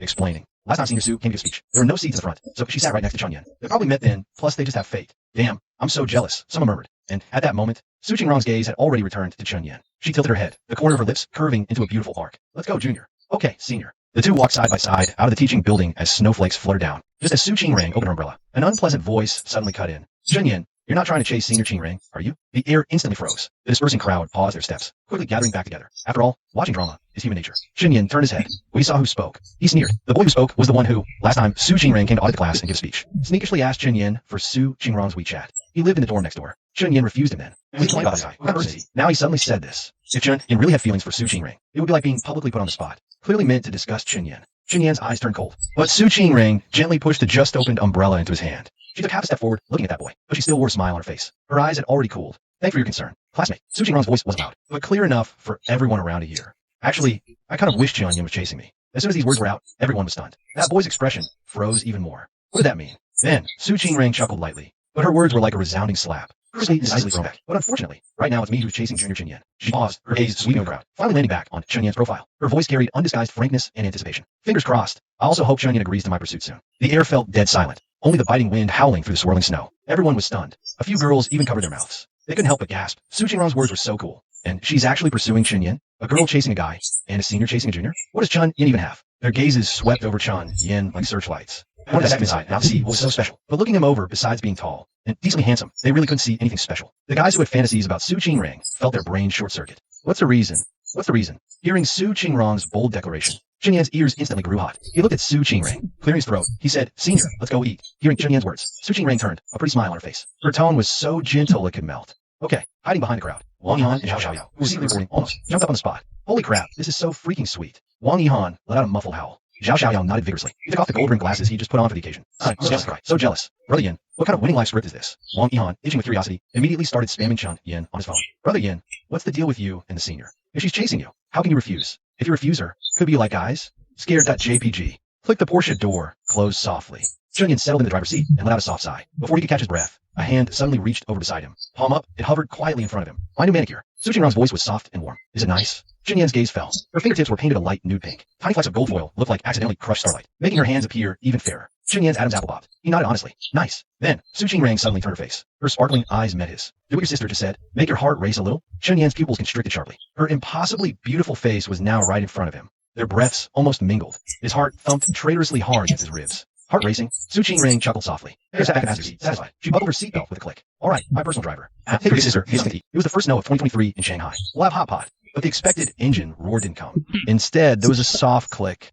The driver's seatbelt was unbuckled. Su Qingrong turned her head in confusion. The next second, her eyes widened slightly. Chen Yin suddenly leaned in closer. One hand braced against the side of her seat, enveloping her in a warm shadow. Sister, Chen Yan's breath brushed Su Qingrong's ear. Which level of your 81 trials is this stunt? As soon as the words fell, without waiting for her answer, he lowered his head and captured those full, red lips. Chapter 62. Across 3 years. Across 3 years. The car was parked near the dormitory area. It was right around dinner time. People's footsteps and laughter occasionally drifted past the windows. Fortunately, Su Qingrong had the car fully tinted when she got it. The glass gently concealed everything inside, leaving only 2 blurry shadows. All right, enough. After who knows how long, Qingrong finally lightly pushed Chen Yan's shoulder, breath slightly ragged. A layer of moist, faint red tinged her eyes. Chen Yan's breathing was also a bit unsteady, yet he lingered by her lips, reluctant to pull away. I can't breathe anymore. Su Qingrong extended a finger, softly pressing it against his lips, her tone firm. No more. Chen Yan found it a bit amusing. How can you not breathe? Big sister, don't you know how to switch breaths? Su Qingrong narrowed her eyes and snorted coldly. It's definitely your technique. Others can breathe just fine. Chen Yan raised an eyebrow. Others. Su Qingrong started acting shameless. I've only ever kissed you, but in TV shows. Others can breathe just fine. So it must be a problem. Chen Yan's heart felt tickled by a feather. Although he already knew this was Su Qingrong's first time too.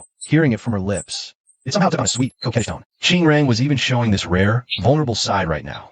It made Chen Yan's heart itch. He couldn't help but tease her again. But isn't big sister the teacher? He slowly moved closer, his voice low. How come a teacher is less skilled than a student? Su Qingrong pushed Chen in a way. Her ears slightly red. She sat up straight, putting on haughty air. Haven't you heard? Masters always keep one trick up their sleeve. Oh, Chen Yan, drawing out the syllable, his eyes brimming with amusement. So, master, if this disciple wants to surpass the master, shouldn't I practice harder? There are too many people here. Su Qingrong shook her head firmly, glancing at the occasional figure passing by outside the window. Flustered and annoyed, this Chen Yan, he's got to pick a place like this to kiss, even though I know no one can see from outside. But the mere thought is enough to make my face burn. They can't see us. Chen Yan took her hand, gave it a gentle shake. I'm hungry. Su Qingrong turned her face away, not giving him an inch. Fine, whatever you say, master. Chen Yan chuckled and settled back in his seat, fastening his seatbelt again. Which hot pot place do you want? Su Qingrong thought for a moment. Almost 4 years of university have passed, and I still haven't found authentic Sichuan hot pot near the school. Hidaleo's extra spicy and numbing is pretty close. Let's go to Hidaleo. I'll pull up the navigation. Chen Yan started the car, casually turning the air conditioning temperature up a bit. All right, I remember you love the tomato soup. Su Qingrong nodded her snow white chin. MHM. While I'm still a student, might as well make the most of the student discounts. Hearing this, a vague, indescribable feeling stirred in Chen Yan's heart. Su Qingrong was about to graduate and move on for his studies. While by then, he'd only be a sophomore. The car soon weaved through traffic following the GPS. 10 minutes later, it pulled up in front of Hidaleo. Su Qingrong took the tablet the server handed her, her fingertips nimbly swiping across the screen. Meanwhile, Chen Yan stood up, going to make dipping sauces for both of them. Every time he and Su Qingrong went out to eat, it was Su Qingrong who ordered. If there's sauces to miss, he'd go to it. Su Qingrong remembered all of Chen Yan's taste preferences. Never needed to ask when ordering. By the time she finished ordering, Chen Yan was just coming back. His gaze eventually settled on Su Qingrong's lowered eyelashes across from him. He couldn't hold back from asking, Qingrong,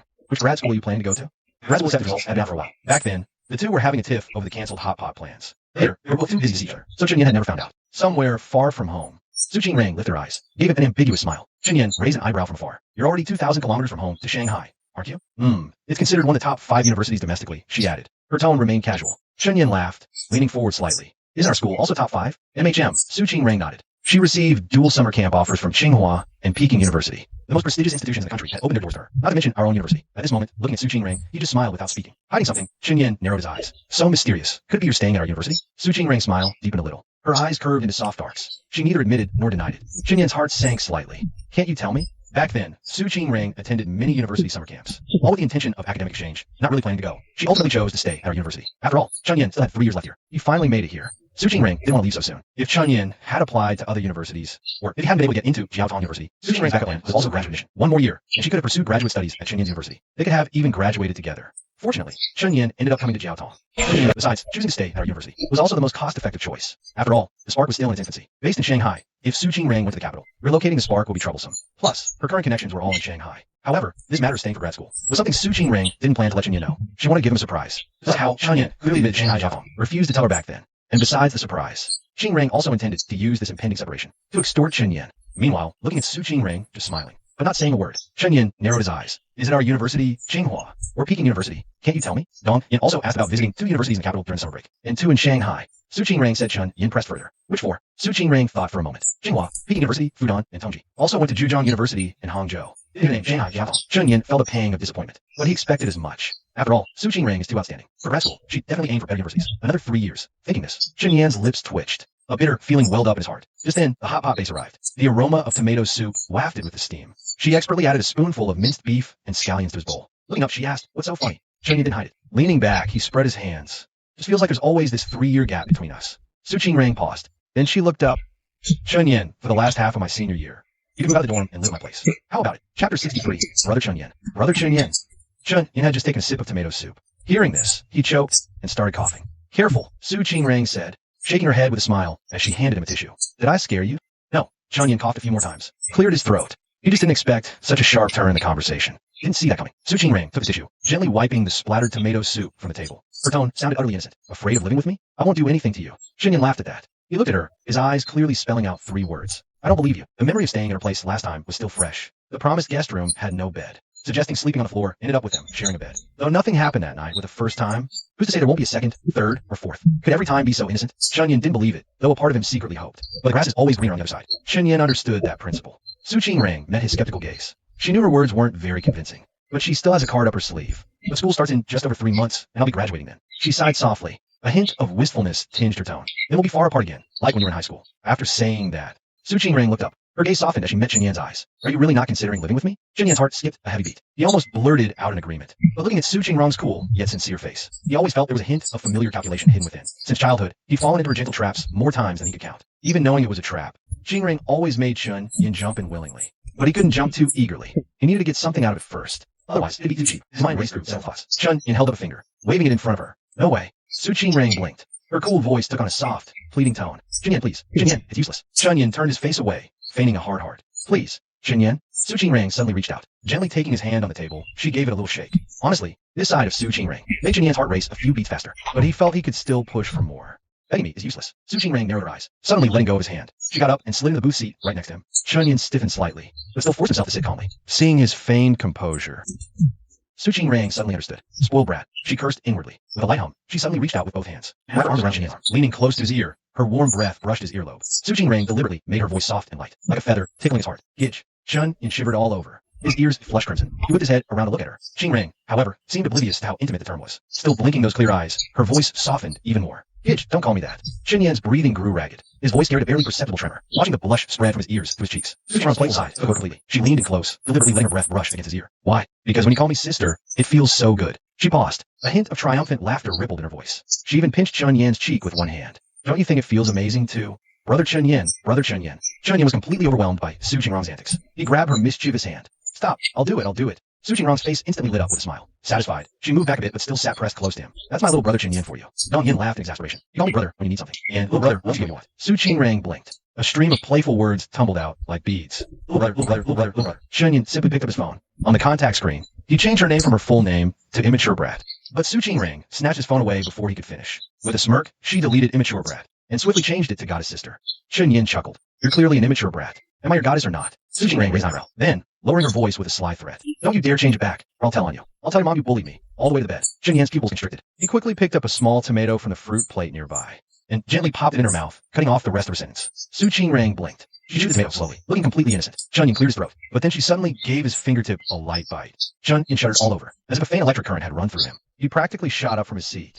while Su Qingrang acted as if nothing had happened. She turned and pointed her chopsticks at the bubbling red oil in the pot, said casually, "The broth's boiling. Time to add the meat. Why are you still standing? Trying to be a lamppost?" In the bathroom now, looking at the neatly folded pajamas on the rack. The bathtub filled with slightly hot water, a layer of pale pink petals floating on the surface. Chunyin blinked, a bit dazed. He wasn't sure how he'd ended up here. After dinner, Su Qingrang said she wanted to go to a quiet bar. They had a few drinks. In a tipsy atmosphere, somehow he ended up following her home. And then she gently pushed him into the bathroom. After a few seconds of silence, Chunyin lowered his head and smiled. He resignedly took off his clothes and stepped into the warm, steamy water. By the time he came out of the bathroom, drying his hair, Su Qingrang had already blow-dried her long hair. She was applying toner and lotion, not even bothering with an excuse this time. Seeing Chunyin emerge, she simply patted the soft bedding beside her. Her voice was light but firm, leaving no room for refusal. "Sleep here." Chunyin grunted in response and gritted his teeth. He looked at Su Qingrang, who was gently patting her face in front of the mirror. "Su Qingrang, you better be careful you don't get burned playing with fire." Su Qingrang's hands paused. She turned her face, eyes widening slightly. A glimmer of innocent curiosity flickered in their depths. What does he burn me? Yin was left speechless, but she wouldn't let it go. Putting down the bottle, she leaned towards him and pressed on. "What would I have to do to provoke you to that extent?" "To shut up," Yin said, unable to win the argument. He flopped out of bed, picked up his phone, and started scrolling. Su Qingrang looked at his faintly reddened earlobes and couldn't help but let out a soft laugh. "Yin, being with you is really fun." Yin scoffed. "Fun? You mean fun for you? Messing with me?" "MHM," she admitted unabashedly, a smile playing on her lips. But then, Su Qingrang spoke softly, her next words like a feather, instantly soothing all of Chunyan's restless emotions. "But what I like most is that it's only in front of me, that you act this way. In other words, only I can bully you like this. No one else is allowed. Right, little Chunyin?" Chapter 64. "You're special." Like this, she said, covering half her face.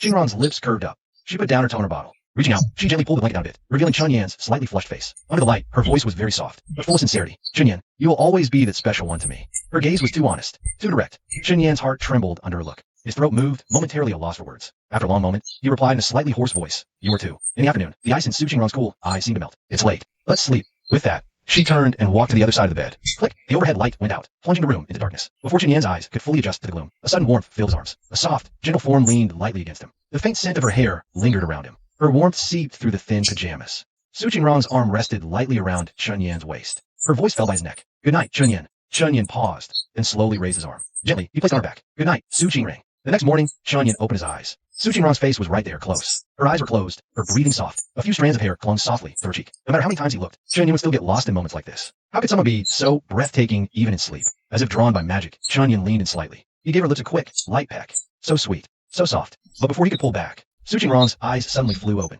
Chunyan's pupil shrank. He froze, caught red-handed. But Su Qingrang said nothing. She just met his gaze and leaned in gently. Then she kissed him again. It wasn't just a kiss. Su Qingrang also gently bit his lower lip. It felt like a cat's paw, softly patting over his heart. His ears flushed red, burning all the way to his neck. Su Qingrang blinked, sleep still in her eyes, and asked, "What time is it?" Chunyin reached for the phone on the nightstand. 8. Oof. Su Qingrang stretched, clearly reluctant. She sat up slowly from the blankets. Her face was full of sleep-deprived resentment. "I don't want to go to work." Chunyin found this new. He always thought Su Qingrang was an unshakable workaholic. Seeing her grumpy and unwilling to get up was a surprise. Su Qingrang's hair was slightly tousled from sleep. She rubbed her cheeks with her small hands. "Looking utterly miserable," she said, "but I have a meeting tonight. Chunyin, let's swap bodies, okay? You sleep for me, and I'll go to your meeting." Chunyin raised an eyebrow. "Deal." "I've never experienced being a girl. What if we really swapped?" Su Qingrang complained, but she briskly threw off the covers and got out of bed. "What would you want to do most with my body?" Chunyin grinned. A mischievous glint shone in his eyes. "Go strut in front of all your admirers. Then perform a chest-breaking stone act on the spot." Su Qingrang couldn't help but laugh out loud. The morning drowsiness faded a bit. "Why not?" Chunyin said with confidence. "Look at them. They think of Su as the aloof, perfect senior. But in private, she's quite mischievous." Su Qingrang shook her head with a smile, walked to the wardrobe to pick out clothes, suddenly turned her head, a sly glint in her eyes. "Then guess if I entered your body. What extreme sport would I want to try?" Chunyin thought for a moment. Su Qingrang had always been interested in sports like skydiving and diving, but because of her weak constitution, prone to illness, she only dared to watch documentaries for fun. "Wrong." Su Qingrang gently shook her head, then turned around and said seriously with the answer. "I want to stand up and use the oil. Chunyin, why don't you say you're about to take off?" Chunyin teased with amusement, also rolled out of bed, spread his arms wide, making an exaggerated takeoff gesture. "Ooh, takeoff." As soon as the words fell, his movements paused slightly. The word takeoff, among guys, has a bit of different meaning. Fortunately, Su Qingrang didn't overthink it, rubbing her eyes while mumbling, "I really wish I could take off, though. Directly parachute into the meeting room, so I could sleep an extra half hour." Chunyin coughed lightly, a bit awkwardly. "I'll drive you." You happen to need to go to the industrial park today, too. The servers were just installed yesterday. Need to check on the first floor renovation progress today. Even though exams are over and winter break has started, Chunyin estimated he'd have to stay about another week to finish overseeing this part of the project before going home. "Sure, driver Chun." Su Qingrang nodded, then asked, "When are you planning to return to Rongqing?" Chunyin raised an eyebrow. "You? I'll probably need about 10 more days," she calculated seriously. "Is that so?" Chunyin felt inexplicably relieved. Didn't expect their timelines to be almost the same. "Will you go back first?" Qingrang pulled 2 coats from the wardrobe, comparing them. Asked casually, "I'll wait for you." Chunyin answered almost without hesitation. After saying that, he curled his lips and added, "But waiting comes with a fee." "Teacher Su, how much salary are you planning to pay me? What kind of salary do you want?" Su Qingrang turned around. Her eyes blinked, bright and clear. Chunyan's gaze fell on her soft lips. He paused, but it didn't feel like enough. Going further, given their current relationship, didn't seem quite right yet. He let it go for now, changing the subject with a laugh. Su Qingrang seemed to sense something too.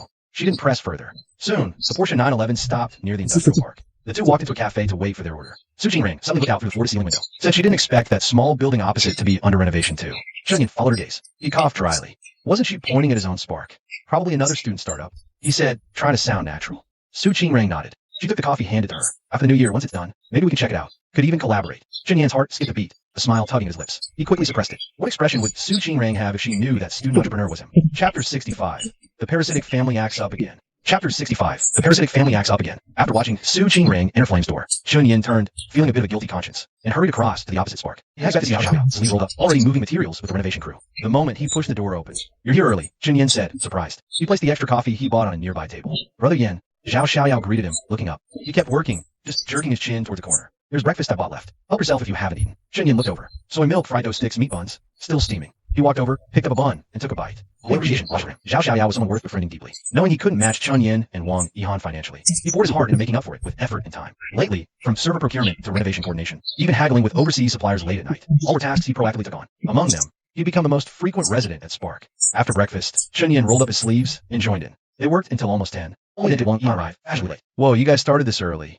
He exclaimed while taking off his jacket, admiration written all over his face. Let's talk. Get over here and help. Chunyin tossed him a pair of gloves with a smile. Wang Yihan caught them with a grin. Coming. He swiftly joined the assembly line. After a busy shift, the three squeezed onto a small balcony, cleared out on the second floor to eat box lunches. Wang Yihan had an unlit cigarette hanging from his mouth. Squinting at Chunyin, he suddenly leaned in. Brother Yen, come clean. Why didn't you come home last night? Zhao Xiao, who was busy shoveling food beside them, instantly looked up. His eyes shone like searchlights, fixed intently on Chunyin. Chunyin cleared his throat awkwardly. He flicked each of them on the forehead. Kids shouldn't ask about grown-up stuff.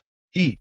Wang Yihan and Zhao Xiao exchanged a look. They both drew out a teasing "oh," their faces saying we know what's up. The three sat side by side on makeshift stools, letting their food settle. Wang Yihan lit the cigarette he'd been holding. He took a deep drag. With a sigh, he said, this kind of work, with a purpose, it's really something. Even I feel like I'm getting a bit of an edge. He finished, and grinned, and raised an eyebrow at Chunyin and Zhao Xiao. So, do I look edgy? Zhao Xiao didn't even look up. Edgy? You're practically a pothole. Get lost. Just as the two were about to start roughhousing, a sharp ringtone suddenly blared. It was Wang Yihan's phone. Truce. He gestured at Zhao Xiao. The moment he glanced at the screen, his whole body visibly stiffened. Then from his ears down to his neck, he flushed bright red. Chunyin Zhao Xiao. Chunyin Zhao Xiao. Look, Zhao Xiao teased. Brother Yen, is it? It's her. Wang Yihan shot to his feet. His voice cracked with excitement. Luo Mingyao. It's Luo Mingyao. Chunyin was stunned for a second. Then he remembered who that name belonged to. The girl they'd met while wandering near the bund that day. The one whose family was bleeding her dry. Wang Yihan had fallen for her at first sight back then. Oh, that's what Chunyin said, amused and exasperated. It'll stop ringing in a second. Oh, right. Wang Yihan hurriedly cleared his throat. He even instinctively reached up to adjust his carefully styled, side-parted hair. Only then did he solemnly press the answer button. Hello, Senior Luo. His voice instantly softened by 8 degrees, putting on airs. Chunyin and Zhao Xiao exchanged a look. They almost spat out the water they just sipped. Oh my god. Zhao Xiao shook his chubby body. He muttered under his breath, that male faker. Chunyin also suppressed a laugh. Who would have thought Wang Yihan, who usually seems so rough and tough, had such a gentle moment? He looked down at his phone. Su Jingrang had sent a photo an hour and a half ago. It was a selfie of her eating with a message. Got it, sister. Let's have dinner together tonight. Chunyin replied without thinking. Sure, I want to eat your cooking. After sending the message, Chunyin looked up. Wang Yihan was still on the phone, but the excited flush on his face had faded. His mouth tightened bit by bit, finally pressing into a thin, hard line. His brow was also furrowed. Luo Mingyao on the other end seemed to be having trouble. Chunyin's heart sank. Judging by this reaction, it was probably Luo Mingyao's vampire-like family causing trouble again. Sure enough, as soon as Wang Yihan hung up, he kicked a nearby empty lunchbox hard. He cursed. What the hell? Is this even something a human would do? Zhao Xiao was stunned by the sudden mood swing. What happened? Did she dump you? Dump my ass. Wang Yihan grabbed his hair in frustration. Veins were faintly bulging on his forehead. Chunyin stood up and asked gravely, did her family come to school to make a scene? More than just a scene. Wang Yihan gritted his teeth, his voice full of suppressed anger. Her mom rushed back to Shanghai half a month ago. After we ran into her last time, she quieted down for a few days, but now she's worse. On the phone, she's forcing Senior Luo to come up with 100,000 yuan for her and your brother's ride prices. She says if she doesn't get the money, she'll camp out at the school. Zhao Xiao listened, dumbfounded. 100,000 is this even a real mother? Wang Yihan let out a heavy breath. Where would Senior Luo get that much money? Just to get some peace. She gave them the over 10,000 yuan scholarship she just got in advance. And then, that old woman, as soon as she got the money, became convinced Senior Luo must be hiding more. She came straight to the school. The more he talked, the angrier he got, his fists clenched tight. The worst part is, her mom was afraid she couldn't make enough trouble alone. So she brought that creepy guy from the blind date last time too. Saying it's perfect to bond over winter break, get the marriage certificate right after going home. Now Senior Luo is trapped at the hospital and can't leave. Chunyin frowned deeply. The hospital? How'd he get there? Senior Luo isn't stupid. Knowing they're coming to Shanghai, she's been avoiding them, leaving early and coming back late. That old woman called this morning, crying and screaming, saying her heart hurts and she's dying. After all, Senior Luo is her daughter. She felt sorry for her, so Senior Luo rushed to the hospital. The old hag was sitting there just fine with that guy beside her. They cornered her right there in the hospital. Wang Yihan's eyes were getting a little red as he spoke. Senior Luo is hiding in the bathroom now. Won't come out. She's really at her wit's end. Seeing this, Chunyin quickly made a decision. Let's go to that hospital. Wang Yihan clenched his fist, hesitating a bit about the company this afternoon. I've got it. Zhao Xiao patted his round belly. A real man can't just stand by and watch, especially since you like her. Don't worry, I'll handle the company. Okay. Seeing Chunyin and Zhao Xiao both supportive, Wang Yihan's eyes grew a little misty. Chapter 66. No money, no release. Yin, you have a card too? Watching Chun, Yin head straight for the Porsche 911. Wang Yihan's eyes went wide. Chun Yin cleared his throat. Senior gave it to me. Stop dawdling. Get in the car, quick. The location's on. Oh, okay. Wang Yihan hurriedly got in the car. Found the navigation quickly. Senior Su's family is that well off? Chun Yin nodded. Rich, beautiful, good family. Hold on, Senior Trust. Holy moly, you two are such a perfect match. Neighbors since childhood, too. Destiny. Chun Yin smiled. Started the car quickly, glanced at Wang Yihan. Maybe after helping Senior Luo with this, you'll get the girl, too. Wang Yihan immediately coughed twice. Rubbed his hands. I'm a little bit hopeful, too. We'll see. Soon. They drove to the hospital where Luo Mengyao was. It was a private clinic. After parking and looking at the hospital, Yang Yin raised an eyebrow, a bad feeling rising in his heart. When he heard Wang Yihan's story earlier, he had this feeling. If that old woman tricked Luo Mengyao by saying she was sick, she definitely would go to a private hospital in Shanghai. It must be public. But would a public hospital allow people to cause trouble? Security would drag them away in a minute, especially with Luo Mengyao hiding in the bathroom. A private clinic in such a remote part of Shanghai. The surrounding area is sparsely populated. Looks like it doesn't get much business. That old woman must have planned this all along. The doctor at this private clinic was probably bribed. That's why they're cooperating so well. Thinking of this, Chun Yin let out a cold laugh. Luo Mengyao's family is something else. They cry poor in other areas, but they're willing to spend money to trap their own daughter. Anzi, do you have any connections in Shanghai? Chun Yin asked coldly, holding back Wang Yihan who was about to charge into the clinic. Yes, Wang Yihan nodded. He didn't understand why Chun Yin was asking this now. Good, Chun Yin nodded. Call the police first. Say someone's trying to extort us. Wang Yihan was stunned. Huh? Call the police first? Chun Yin nodded. He didn't plan to explain much. Just call the police first. Although Wang Yihan didn't understand Chun Yin's reasoning, he was obedient and quickly dialed 110. After the call ended, Chun Yin glanced around. The police will probably be here in less than 10 minutes. Once inside, he quickly explained the upcoming situation to Wang Yihan. Wang Yihan hesitated, but looking at Chun Yin's expression, he finally nodded quickly. The two of them entered the hospital. Immediately, a nurse in a white coat approached them. We need some medicine, Chun Yin replied with a smile. Where's the restroom? What medicine? The restroom is down the hall. Turn right. The nurse said, and the next moment, Chun Yin and Wang Yihan were gone. She stood there dumbfounded. Where'd they go? At that moment, Luo Mengyao, get out here right now. Mom's just asking you to get married, not selling you. Mr. Lu Sun is talented and wealthy. He's more than good enough for you. After saying this, the middle-aged woman blocking the restroom door raised a broom and slammed it against the door. That's right, little sister. You'll have to get married sooner or later. Mr. Lu's family is rich. After you're married, have the baby first. You can take a year off and come back to study later. A boy who somewhat resembled Mengyao stood outside the women's restroom door, calling out to her. Inside the stall, Luo Mengyao pressed her back hard against the door. Tears had long since covered her face. Sobs choked her throat, but she bit her lip hard, not daring to make sound. Every for your own good from outside. Felt like a knife stabbing her heart. Why? They're both her parents' children. Her older brother and younger brother are treasures. But she's just grass. We traded away at will. If that's the case, why did they even bother having her in the first place? At that moment, another man's voice chimed in. So slimy it's nauseating. Oh, Auntie, don't be mad. Yao Yao's just shy. Girls are all like that. Yao Yao, are you hungry? How about Big Brother takes you for some Western food? Hearing this man's words, Luo Mengyao's stomach churned. She almost threw up. Just then, a commotion suddenly erupted outside. Move! Wang Yihan roared angrily. He pushed aside the tall and short men blocking the door. Chun Yin followed closely behind. His calm gaze quickly swept across the room. Who are you? This is the women's restroom. The tall, skinny man, Luo Mengyao's brother Luo Xian, shouted with wide eyes. I'm your daddy. Wang Yihan's temper flared. He spat viciously. When his eyes fell on a man next to Luo Xian, his frown deepened even more. Luo Xian and Luo Mengyao shared some resemblance. Their blood relation was obvious. But the short, bloated man beside him, his face full of pockmarks. Could this be the so-called boss Lu's son? How could he possibly be worthy of Luo Mengyao? The middle-aged woman shuddered from Wang Yihan's shout. The broom in her hand clattered to the floor. When she squinted and clearly saw Chun Yin and Wang Yihan's faces, her eyes instantly widened as if she'd seen a ghost. Why are these troublemakers here again? You, what's your relationship with Luo Mengyao? Why are you haunting us? The old woman's voice turned shrill as she bent to pick up the broom. Get out. This is a family matter. No outsider should meddle. Wait. Chun Yin suddenly stepped forward. He blocked her path to the broom. A faint, almost mocking smile even played on his lips. Don't be so quick to kick us out. I just have one question. Exactly how much money do you want to leave Luo Mengyao alone? The old woman froze. She used her bulky body to block the restroom stall. Then suspiciously, she sized Chun Yin up and down. Her eyes darted as she tentatively held up a finger. A 10,000 in cash. Now, the short, fat Lu Jiabao beside her instantly became displeased. His greasy face scrunched up. Annie, what do you mean by this? Didn't we agree Yao Yao would date me? Why are we talking about money again? But she quickly straightened her back. What do you know? These two punks messed things up before. Now they're paying to make amends. What's wrong with that? As she spoke, she turned back to Chun Yin. Her tone softened a bit, but her eyes gleamed with greed. Young man, if you're really serious about helping Mengyao, consider this 10,000 as her filial piety to me. Hearing this, Luo Xian's eyes lit up. He rushed in to help his mother block the bathroom door, adopting a no money, no release stance. Chapter 67. This is all evidence of her extortion. Luo Mengyao bit her lower lip hard until she tasted the metallic tang of blood, but the pain couldn't suppress the despair and shame welling up inside her. Money again. It's always about money. How can I ever repay this favor to Chun Yin and Wang Yihan? Chun Yin smiled. He leisurely pulled out his wallet from his inner coat pocket. Wang Yihan watched anxiously from the side. He lowered his voice. Brother Yin, you're really giving it to them? Chun Yin didn't answer. He just pulled out a thick stack of bills and weighed it in his hand. The old woman's eyes instantly lit up and she reached out to grab it. But Chun Yin flicked his wrist, pulling the money back. If we give you the money, this is settled, right? You won't chase her for it anymore, and you won't bring that Mr. Lu's son to block her again. Is that right? Of course. The old woman nodded eagerly, her gaze glued to the money. You give me the money, I promise not to bother her again. Chun Yin raised an eyebrow. And if you go back on your word? Impossible. I keep my promises. The old woman patted her chest, her voice shrill. Fine. Chun Yin nodded. Then, under everyone's gaze, he casually tossed the stack of money onto the ground. Bills scattered, a few sliding to the old woman's feet. How would you do that? Luo Xian's face flushed red, feeling a humiliating insult. What do you take my mother for? Shut up. The old woman harshly scolded her son, her eyes fixed on money on the floor. She barely hesitated before bending down, almost kneeling and crawling to pick up the scattered bills. Pick it up. Hurry, help me pick it up. Chunyin watched her crawling figure silently. His eyes held no emotion, only a sense of absurdity and sorrow. From a stall came a choked back. Broken sob. Wang Yihan clenched his fists, knuckles white. Lu Jiabao's eyes widened. Seeing this, he said urgently, Tianfeng, what's going on? Who exactly is your daughter marrying? Tianfeng quickly counted the money. Not looking up, she smiled apologetically. Of course, this 10,000 is just for them to get Luo Mingyao to come out. That's a separate matter. Seeing this, Luo Xian yanked open the stall door lock. All right, Luo Mingyao is out. In a cramped, narrow stall, Luo Mingyao swayed as she stood up, her vision darkening, nearly falling. Xinyan stepped forward and caught her. Thank you. Her voice was so hoarse, it was barely audible. Bloodstains were still smeared at the corner of her mouth, clearly from biting down hard. Let's go. Xinyan grasped her icy wrist. He intended to lead her away, but Lu Jiabao and Luo Xian simultaneously blocked the restroom exit. Tianfeng, who had just stuffed a wad of cash in her bosom, rushed over. She spread her arms like a mother hen guarding her food, blocking the way. All the earlier fawning was gone from her face. Only naked greed remained. Want to leave? Fine. 100,000. No one leaves here without 100,000. You're really demanding a king's ransom. Wang Yihan trembled with rage. He nearly threw a punch. He suddenly understood why Chunyin had called the police in advance. Scum like this needs the cops. 100,000? Chunyin sounded like he heard a joke. His gaze swept over Tianfeng's face, twisted with greed. You think you deserve it? No money. No one leaves today.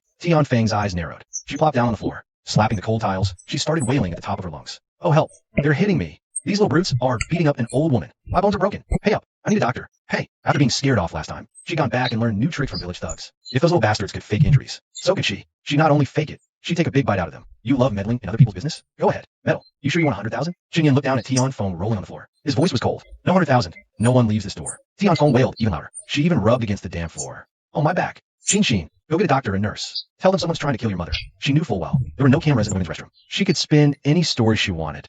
Luo Xian immediately turned and ran out. But Chunyin suddenly smiled. He leisurely took out his wallet again, pulled out all the remaining cash inside. Every last bill, loose change and all. Then he flicked his wrist. Bills fluttered down around Tianfeng like dead leaves. Count it. Xinyan's voice was calm. See if it's enough. At the sight of money, Tianfeng's wailing stopped dead. She scrambled over on hands and knees. No trace of pain in her eyes now. Only burning greed. Her spit-wet fingers frantically counted the bills on the floor. Muttering to herself, Tianfeng finally looked up. Her face showed no satisfaction, only a more ferocious expression. That's only 3,000? Far from enough. Not a penny less than 100,000. And what if we insist on leaving? Xinyan glanced sideways at Wang Yihan. Wang Yihan understood immediately, rolling up his sleeves to his elbows. Revealing his muscular forearms, he took a step forward. Lu Jiabao, who had been blocking the door, instantly turned pale. Shrinking his neck, he backed away, afraid the fist would hit his face the next second. Huh. Tianfeng wasn't scared at all. Instead, she spat. Her triangular eyes filled with calculating malice. If you can walk out of here today, I'll take your surname. She had invested heavily this time to make Luo Mingyao comply. To marry this Lu Jiabao willing to pay the bride price. She had thought through every step. Rapid footsteps approached from down the corridor. Steady and clear, Tianfeng perked up her ears, suddenly energized like she'd been given a shot of adrenaline. Lying on the ground, she wailed even more pitifully. Help. They're killing me. Stealing my daughter and beating an old woman like me. There's no justice. The footsteps stopped at the door. Who called the police? A calm male voice asked. Tianfeng's convulsing body suddenly froze. Call the police? Who called the police? Chun-In slowly raised his hand, timely showing the innocent expression of a freshman, with a hint of lingering fear. Officer, I'm the one who called the police. I'm a first-year student at Shanghai Jiaotong University. He gestured towards Tianfeng, still sitting on the floor, speaking clearly and restrainedly. I suspect this woman is involved in extortion and forcibly restricting my senior's freedom. She tricked my senior into coming to this clinic today, trapped her in the women's restroom, demanding I pay 100,000 yuan, or we couldn't leave. Xinyan's gaze swept over Lu Jiabao, cowering by the door, and Luo Xian, who had just returned looking pale, adding calmly, these two are with her. When we tried to take my senior away, they forcibly stopped us. Tianfeng's mouth hung open, her face alternating between green and white. Her tantrum-throwing act deflated like a punctured balloon, instantly collapsing. She shifted nervously on the floor, shrieking in denial. You're lying? I'm her birth mother. What's wrong with looking for my own daughter? I didn't extort anyone. You gave it to me voluntarily. Chunyin didn't respond to her. Instead, he looked at the lead officer, handing over the empty wallet he hadn't put away yet, saying sincerely, this is from when she was demanding money earlier. My classmates all heard it, and my phone was recording the whole time. That's all evidence. Also, the 10,000 in cash she forced me to give her earlier is probably still on her. She demanded it as a condition for letting my senior go. Chapter 68. Sentenced to over 3 years. Listening to Chunyan's clear and logical statement, the two officers on the scene exchanged a look. They already formed a basic judgment in their minds. The lead officer took the wallet Chun-Yin handed over, nodded, and said, we understand the situation. But this is all dispute and some money. We'll need everyone to come back to the station with us to make formal statements. They hit us. They're lying through their teeth, officer. Hearing they were really going to the station, Tianfeng collapsed on the floor again, slapping the ground and wailing. Chunyin didn't speak, just sneered coldly, and directly played the phone recording out loud. Tianfeng's greedy, vicious voice came clearly from the speaker. Not a penny less than 100,000. If you can walk out of here today, I'll take your last name. As if pricked by a needle, Tianfeng sprang up from the floor, even forgetting to pretend to be injured. With a ferocious look, she lunged and grabbed the phone. You're full of crap.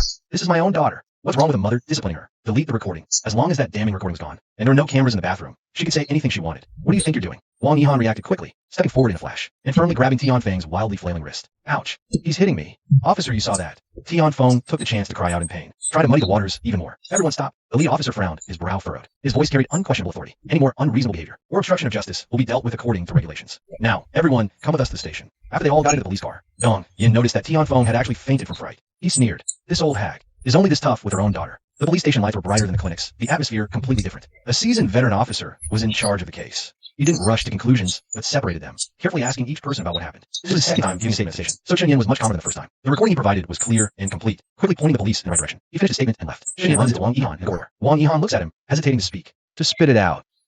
Wang Yihan, he's a heavy sigh. He stammers. Yin Ge. Are we really going to do this? If extortion gets filed as a criminal case, Luo Mingyao's mom and brother will get at least 3 years in prison. Chen Yin raises an eyebrow. Other than this, what other way can help her get rid of that family for good? If Luo Mingyao can't let it go, and you're not okay with it, I can back off. That's not what I mean, Yin Ge. Picking up the cold edge in Chen Yin's tone, Wang Yihan quickly waves his hands. I just think, isn't this too cruel? They're her biological mom and brother after all. Chen Yin smirks. If you were Luo Mingyao, you would have sucked right by him with soft personality. Wang Yihan is left speechless right away. Just at this moment, Luo Mingyao walks out of the interview room and sees Chen Yin and Wang Yihan. She bites her lower lip, her eyes red and swollen, but still bows deeply to both of them. Thank you both. I really don't know what I'd do without you. It's okay, it's okay. Wang Yihan hurries over to help her up, but Luo Mingyao looks right at Chen Yin. She sniffles, her voice hoarse but clear.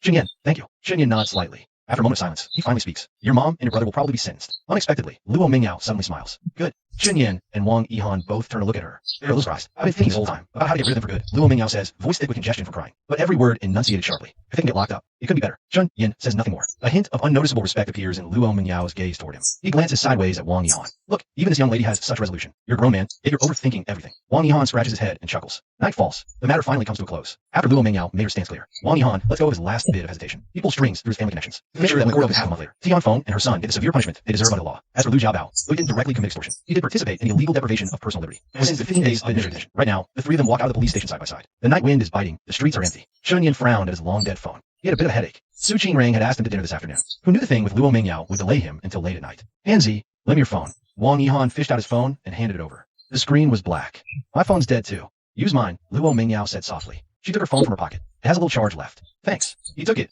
fingers quickly dialing the number he knew by heart. I'll make a call. It's so late. Luo Mingyao paused. Her voice was still hoarse, but her gaze was sincere. Let me treat you both to dinner. Please don't refuse. Otherwise, I really don't know how to thank you. Chen Yin waited for the call to connect. He smiled at her. We're modern-day Lei Feng's. Lei Feng didn't expect repayment. Hearing this, Luo Mingyao couldn't help but curve her lips slightly. Her eyes held clear gratitude as she looked at him, but there seemed to be something else in her gaze. Just then, the call connected. Hello, who is this? Su Qingrang's cool voice came through the receiver. The background was quiet. It's me. Yin unconsciously licked his dry lips. He felt inexplicably guilty. Something urgent came up at noon. My phone died, so... Silence fell on the other end. Luo Mingyao was right there. Chen Yin couldn't explain the afternoon's conflict in detail. He could only tentatively ask, have you eaten? Look at what time it is now. Su Qingrang's voice gave nothing away. Chen Yin moved the phone away and glanced at the time. His heart skipped a beat. It was already 10:30. I've eaten, Su Qingrang said, as if guessing his action. Then she asked, when are you coming back? Chen Yin did a quick calculation. He still had to go over court details with Wang Yihan and Luo Mingyao later. After dinner, it'd probably be past midnight, and he seemed to have a meeting around 7 tomorrow morning. It might be very late, he said carefully. I'll stay at the dorm tonight. 2 seconds of silence on the line. Fine. It's really a special situation today. Chen Yin tried to explain further, but there was no response from the other end. Hello, Su Qingrang. Puzzled, he pulled the phone back to look. The screen had already gone dark. Luo Mingyao's phone died at the most critical moment. On this cold winter night, the biting wind swept across the empty street. Chen Yin held the phone that had gone completely black, and suddenly felt a chill creep up the back of her neck. Chapter 69. Su Qingrang doesn't want to wait anymore. Downstairs, Su Qingrang stands in the pale glow of a streetlight. The cold air penetrates clothes and stabs into bones. Her nose is bright red from the frost. Her fingertips are long gone numb, yet she still clutches the icy phone tightly, and its screen stubbornly stays lit. Stuck on that ended call that cut off abruptly. It's an unfamiliar number. It came from Chen Yin, who was only connected for less than 10 seconds before. All that was left was the busy signal. Chen Yin had hung up. As Su Qingrang stood there thinking, she looked up at the brightly lit dormitory building. The worry of not being able to reach Chen Yin started to grow around 7 or 8 o'clock. Chen Yin never ignores messages. He never leaves her guessing out of the blue. Her heart has been hanging in the air. Hadn't had any conflict recently. He has no reason to ignore her, unless something unexpected happened that was out of her control. That has whittled away her patience inch by inch starting at 7 o'clock. She checks her phone over and over. Makes calls, listening as the prompt changes from the line is busy to the cold. The number you have dialed is currently switched off. Every mechanical reply hits her heart like a blunt weapon, pushing her deeper into panic. Su Qingrang even set aside her reserve, ran over to the boys' dormitory building, and begged the dorm manager to help check if Chen Yin was back. But the face verification machine showed no check-in record for Chen Yin's return. Su Qingrang completely panicked. Chen Yin is gone. The fear brought by this thought almost suffocated her. In the midst of extreme panic, Su Qingrang dialed 110, but the voice on the other end of the line was just a formulaic response. Ma'am, it has not been 24 hours since the person went missing. Please wait patiently. Wait patiently. How could she wait any longer? Su Qingrang, standing right here, is already waiting with her last bit of strength. Just when she thought she was about to be swallowed by the darkness,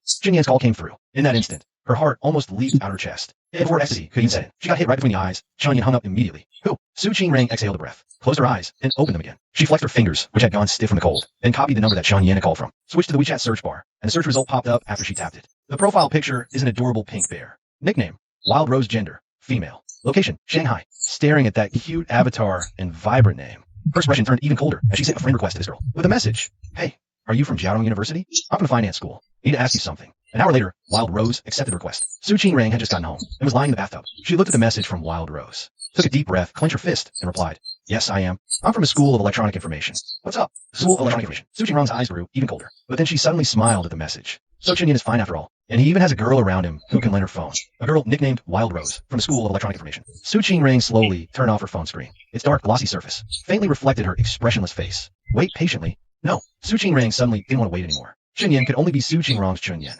Before Su Qingrang added Luo Mingyao on WeChat, Chunyin stared at the suddenly black screen of the phone in his hand, froze for 2 seconds, then helplessly rubbed his temples. Wang Yihan leaned in, lowering his voice. What's up, Yin? Senior Su mad. Not sure. Chunyin handed the phone back to Luo Mingyao, his tone carrying a hint of frustration he didn't even notice. Dead. I didn't even finish. Luo Mingyao took the phone, her face full of apology. Sorry, I didn't expect it to die right now. Is she your girlfriend? She asked cautiously, her gaze resting on Chunyan's slightly furrowed brow. Yeah. Chunyin nodded. Luo Mengyao's eyes dimmed almost imperceptibly for a moment. Then she bowed even more earnestly. I've really caused you so much trouble. Sorry. Oh, come on, it's no trouble at all. Chunyin immediately nudged Wang Yihan with his elbow, helping her up while defusing the awkwardness with a light tone. You've been out all day. It's a miracle your phone lasted this long. Luo Mingyao gave a bitter half smile, insisting, let me treat you to a meal. Anywhere is fine. I still have a little money, and I can charge my phone. Her heart weighed down by that heavy mix of gratitude and unease. Chunyin and Wang Yihan exchanged a look, and didn't refuse the offer this time. But the two of them, with perfect understanding, turned a corner, and headed toward a noodle shop on the street corner that looked affordable. Luo Mingyao was taken back and quickly followed, suggesting, let's go somewhere else. It's too. We just like this kind of noodles. They're warm and comforting. Chunyin waved his hand, cutting off her hesitation without another word. He lifted the plastic door curtain first. Let's go over the things to pay attention to for the upcoming hearing while we eat. And make sure your sentence is solid. Wang Yihan also grinned. His smile was bright and unclouded. Exactly, Senior Luo, don't be a stranger. If you really feel bad, just treat us to bubble tea next time. I hear the new Taro Boba place on Commercial Street is pretty good. Seeing these two juniors who had clearly helped her so much, they were going out of their way to make sure she didn't feel burdened. Luo Mingyao felt a lump in her throat. She finally nodded firmly. Okay, thank you. Between bites of noodles, Chunyin and Wang Yihan took turns, explaining every possible scenario to Luo Mingyao in detail. By the time the steaming bowls of noodle soup arrived, Luo Mingyao's eyes held not just gratitude, but a newfound confidence. But at this moment, Chunyin, holding the chopsticks, felt like a stone was hanging in his heart. He'd been uneasy ever since Su Qingrang's final okay. It sounded too calm. Chunyin knew Su Qingrang. The calmer Su Qingrang spoke, the more it meant the matter wasn't over. His own call had been abruptly cut off because his phone died.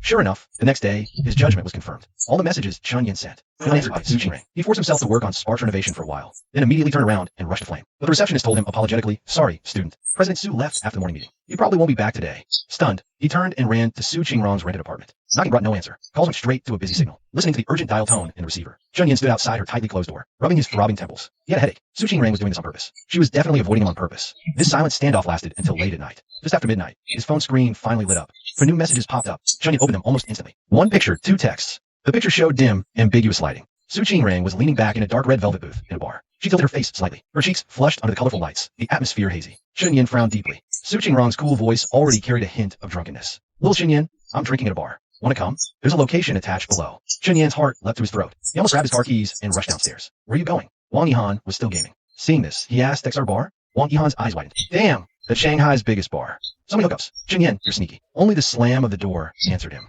Chapter 70. Su Qingrang is your girlfriend. XR bar, one of Shanghai's major clubs. Just past midnight, it was at its peak. The sound waves almost lifted the roof. Su Qingrang sat in the reserve booth. A freshly ordered whiskey sat before her. High proof, amber liquid swirling around the ice ball. She picked up without hesitation. Put it back in one go. Chunyan's almost here. Gotta make it look convincing. Down this whiskey in one gulp. The harsh alcohol made Su Qingrang's brows furrow. She quickly grabbed the nearby Wangzai milk, took several sips to neutralize the taste. Her composed demeanor naturally drew many curious glances. Several suave men had been lingering nearby for a while. They waited for a chance to approach her. Hoping a drink might lead to an unexpected encounter. This was Su Qingrang's first time at such a place, although she'd never been before. She'd heard about certain bar rules and hidden dangers. To ensure safety, she specifically invited her roommate Tao Xingru and Tao Xingru's boyfriend Liang Run. After all, 2 girls alone at a bar isn't safe. Having a guy around saves a lot of unnecessary trouble. At this moment, in the booth opposite her, Tao Xingru was like a lazy cat. In her boyfriend Liang Run's arms, she swirled her half-finished beer bottle, watching Su Qingrang with an amused smile. No way, Qingrang. You paid a fortune to come here, just to hide and drink plain milk? When your junior arrives later, you won't even smell like alcohol. That's not how the script goes. Su Qingrang raised an eyebrow, shaking the whiskey glass she just put down. She gestured to the empty cocktail glass beside her. I also drank half a Long Island iced tea earlier. Half a glass? Tao Xingru laughed out loud. You just took a tiny sip. Su Qingrang didn't respond, just leisurely took another sip of her Wangzai milk. Liang Run looked at his clearly tipsy girlfriend in his arms with a helpless and worried expression, whispering, Xing Xing, drink less. Have some milk to sober up a bit. You've almost had a dozen. Then you should drink more. Tao Xingru turned her head, puckered her lips at her boyfriend, a sly glint in her eyes. Xing Rang is paying us for this. Classmate Liang, you're still, 5 bottles short. Mission not complete. Liang Run looked at the messy empty bottles on the table. Then at his girlfriend's flushed face. After 2 seconds, he resignedly picked up a newly opened beer, tilted his head back and gulped it down. That's more like it. Tao Xingru blinked contentedly, rewarding him with a kiss on the cheek. Seeing the affectionate young couple across the booth, a flicker of envy passed through Su Qingrong's eyes. Soon, Liang Run finished drinking. He cleared his slightly hoarse throat and glanced at his phone screen. Senior Su, it's already past 12:05. When is the junior you're waiting for roughly arriving? So we can make our exit. Su Qingrong had been very clear when hiring them. 500 each. The mission was to accompany her here. A certain amount of alcohol to create the impression that Su Qingrong herself had drunk a lot. When Su Qingrong's awaited person showed up after midnight, they could withdraw, paying a 500 yuan hourly activity. Quite generous. Precisely because of this, Liang Run and Tao Xingru were especially curious about the junior that the usually calm and composed Su Qingrong was going to such great lengths for, specifically setting up the situation to wait for. Just who is this remarkable person? What's important is Su Qingrong's attitude towards this junior. If he said Su Qingrong didn't like this junior, Liang Run and Tao Xingru wouldn't believe it even if they were beaten to death. Hearing Liang Run's question, Su Qingrong glanced at her phone. The location and message sent to Chunyin exactly at midnight. It's now 0:07. 7 minutes. XR Bar is only about 3 kilometers from Jiaodong University. If Chunyin chose to come immediately upon seeing the message by car, it would take about 15 minutes. There's still 5 or 6 minutes. Su Qingrong said, finishing her Wangzai milk in one go. Then tapped the half-finished beer on the table. Have one more before you go. It's almost time. Got it. Liang Run nodded immediately. His girlfriend snatched the bottle before Tao Xingru could grab it, and downed in one go. Tao Xingru, seeing the drink taken, lightly punched his arm in protest. Leave some for me. Liang Run shook his head firmly, and drank even faster. Seeing this, Tao Xingru huffed, leaned at her boyfriend, squinting. But the next moment, her eyes snapped open. She stood up. No way. I gotta hit the restroom. I gotta hit the restroom. Liang Run, we'll leave after I get back. Liang Run put down the empty bottle, and nodded. Su Qingrong smiled at the scene. Liang Run and Tao Xingru were in the same year. They met at a freshman club event and got together. They fought countless times since, but made it almost to graduation. Meanwhile, the car door was slammed shut. Dong Yin stormed, almost running into XR Bar. After a brief talk at the front desk, he entered the main floor. Deafening music, flashing lights, and a writhing crowd swallowed him instantly. Chunyin narrowed his eyes, scanning the chaos like a searchlight. Wang Yihan's words from earlier echoed in his ears. This is Shanghai's biggest bar. Tons of hookups, with a face like Su Qingrong's. Sitting here is like walking into a wolf's den. At this thought, Chunyan's anger flared hotter. He pushed through the crowd impatiently, finally spotting the relatively quiet booth in the corner. Seeing 2 men in front of Su Qingrong, Chunyin frowned and strode over. At almost the same time, hey gorgeous, care for a drink? A young man with dyed yellow hair sauntered up to Su Qingrong, holding an orange cocktail. He'd been watching. The one protecting Liang Run's girlfriend was the one who just left, and this stunning beauty here was alone. Su Qingrong lifted her gaze, giving a cold glance. Her eyes then shifted to Liang Run. Liang Run understood immediately. He stood up abruptly, grabbing an empty bottle nearby. The boy's hostile. Are you blind? This is my girlfriend. The blonde guy froze, pointing towards where Tao Xingru had gone. Wasn't your girlfriend the one over there? Liang Run took a step forward, standing in front of Su Qingrong. Dating two is illegal? Dating two at the same time. Stunned by this shameless player's declaration, his gaze drifts uncontrollably to that cold, stunning face behind Liang Run. A girl of his caliber. And you're okay, Sharon? I don't believe it. After the initial shock, the punk shakes his head, deciding to ignore Liang Run. He turns to Su Qingrong with an ingratiating smile, pulling out his big move. Hey babe, ignore him. Let me buy you a proper drink. How about Louis XIII? 80,000 a bottle. That's more your style. Saying this, the punk rolls up his shirt sleeve, revealing the Rolex on his wrist. Su Qingrong doesn't even glance at it, just find it annoying. Liang Run hefts the empty bottle in his hand. Rolling up your sleeves looking for fight, huh? Get lost. Right at this tense moment, Chunyin arrives at the booth. That whole absurd she's my girlfriend and 80,000 a bottle conversation. He heard it all. Girlfriend. His steps falter. He looks at Su Qingrong in disbelief. At that moment, as if sensing something, Su Qingrong's gaze passes over the punk and lands on Chunyin. Chapter 71, Su Qingrong. What on earth are you thinking? Chapter 71, Su Qingrong. What on earth are you thinking? Meanwhile, the punk isn't scared off. He gets even more worked up. He scoffs, completely dismissing Liang Run's threat. His oily gaze smears over Su Qingrong's face. The lady hasn't said a word. Why are you so red-faced, blocking the way? Maybe she wants to try something better. Seeing Liang Run's awkward, student-like demeanor, he grows bolder, placing his words with blatant threat and mockery. Come on, hit me. Right here. He points to his own head. See clearly? He grins. Cameras everywhere. Security will be here in under 30 seconds. Me? I'll just go have a tea to sober up. You? Show me your student ID. Is it worth a criminal record?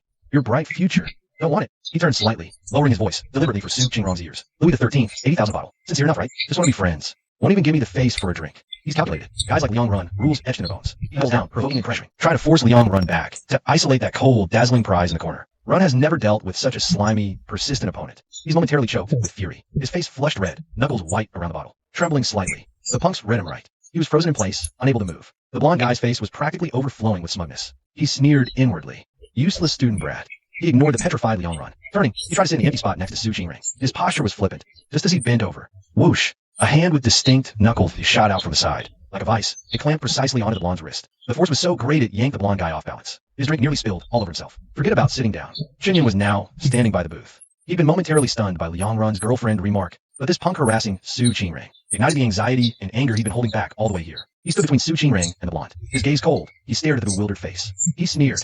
You think you can sit here? F***CK. Where the hell did you come from? The blonde's wrist ached from a grip. Cursing, he tried to wrench himself free, but the other's fingers were like iron bands. The more he struggled, the tighter it got. His wrist bone felt crushed. He grimaced in pain. Chunyin didn't even blink. I'm her boyfriend. The blonde was completely baffled. His eyes darted between Liang Run and Chunyin. Then he glared at Su Qingring, who remained expressionless in the booth. You're both her boyfriends? Doesn't look that innocent. Turns out you're playing the field too. Liang Run was also stunned, looking at this intimidating stranger who suddenly appeared. He didn't know how to react. He instinctively looked at Su Qingring. He saw her give an almost imperceptible nod. Liang Run understood instantly. This was the main character Su Qingring had been waiting for all night at the bar. Chunyin had no patience for the blonde to process this mess. His eyes darkened. How many she dates is none of your business. After saying that, his free hand had already picked up a heavy empty beer bottle from the table. I'll count to 3. If you're not gone, Chunyin twisted his wrist slightly, aiming the bottleneck at the blonde. His tone carried a reckless, vicious edge. I've got nothing to lose. Just a worthless life. Don't mind cracking your skull open today. Help you sober up. The menace in his eyes, and the ruthless, reckless aura around him. This was someone who would really do it. Consequences be damned. A cold sweat instantly broke out on the blonde's back. He came out to have fun and pick up girls, not to get beaten to death. His life is precious. He won't risk it with a reckless lunatic like this. I'm leaving right now. Chunyin finally let go of his wrist in disgust. Shoving him away, the blonde stumbled back several steps, almost bumping into others, too flustered to care about the embarrassment. He hurriedly turned and vanished into the crowd in a blink. Watching the fleeing figure, Chunyin slammed the bottle back on the table with a clang, muttering "fucking idiot" under his breath. Liang Run swallowed nervously, scared. So, Su Qingring actually likes this type of guy? Before he could finish that thought, a cold, scrutinizing gaze fell upon him. Chunyin was looking at him. A chill ran down Liang Run's spine, sobering him up instantly. He quickly raised his hands in surrender. I'm just Su Qingrung's friend, not her boyfriend. Since you're here, I'll go. Bye. With that, Liang Run put down his bottle and quickly fled. Seeing Liang Run wisely disappear, Chunyin narrowed his eyes. Ignoring him, he turned back to the booth. Su Qingring had sunk completely into the large leather sofa. Her thick lashes cast a small shadow under her eyes. A flush from the alcohol still stained her cheeks, strikingly visible in the dim, hazy light. As if sensing someone nearby, her eyelashes fluttered. She half opened her eyes, gaze unfocused. Chunyin, you're here. Seeing her like this, so unlike her usual cool, composed self, and alone in this chaotic place, the anger he had barely suppressed flared up again, shooting sky high. A chill of fear mixed in. His face dark, he sat down right beside her. The mess of empty bottles on the table seemed even more glaring. He clenched his fist, knuckles cracking softly, trying to keep his voice calm, but each word seemed forced through gritted teeth. Su Qingring, listen, my phone really died yesterday. It shut off automatically. I didn't hang up on you on purpose. I sent you so many messages on WeChat, explaining everything. You must have seen them. Why didn't you believe me? Why come to a place like this? He spoke faster and faster, his suppressed anger mixed with worry all pouring out. If I hadn't come, or if I was late with that kind of scum just now, what are you planning to do? In places like this, those kinds of assholes are everywhere, never fewer. All those eyes staring at you. Can't you feel them? He glanced around at those lingering, sleazy, prying gazes, the stifling anger in his chest growing heavier. His voice suddenly rose sharply. What if you really drank yourself unconscious? Was that guy who said he was your friend going to take you home? Su Qingring, what on earth were you thinking? His questions came rapid fire. The corners of his eyes were tense, slightly reddened from agitation. But Su Qingring just tilted her head slightly, using those eyes misty with drunkenness and tears, to quietly gaze at him. Chapter 72. Who the hell drinks milk in a bar? But she moved her lips, her voice soaked in drunkenness, soft and weak. But you came, didn't you? Seeing Qingring in this drunken state, eyes brimming with tears like a drunk kitten, the fire of anger in Chunyin's heart felt like it was doused with warm water, leaving only a helpless mix of anger and amusement. You were sure I'd come, weren't you? He raised an eyebrow, his tones still stiff, but his eyes softened. Rang blinked those eyes that looked especially innocent now, and with a touch of righteous certainty, she answered softly. Chunyin took a deep breath, happy about Su Qingrong's trust in him, but feeling a sense of powerlessness, like punching cotton. He took a deep breath, then slowly exhaled. How much did you drink? Just a little bit. Su Qingring lifted a swaying hand, her fingers trying to trace a tiny distance in the air. Her eyes dazed, trying to be convincing. You call this a little bit? Chunyin's gaze swept over the battlefield of empty bottles on the table, nearly laughing in anger. He gritted his teeth. It wasn't that much. Su Qingring seemed to sense the danger in his tone, blinking, her voice even taking on a hint of a whine. Are you mad?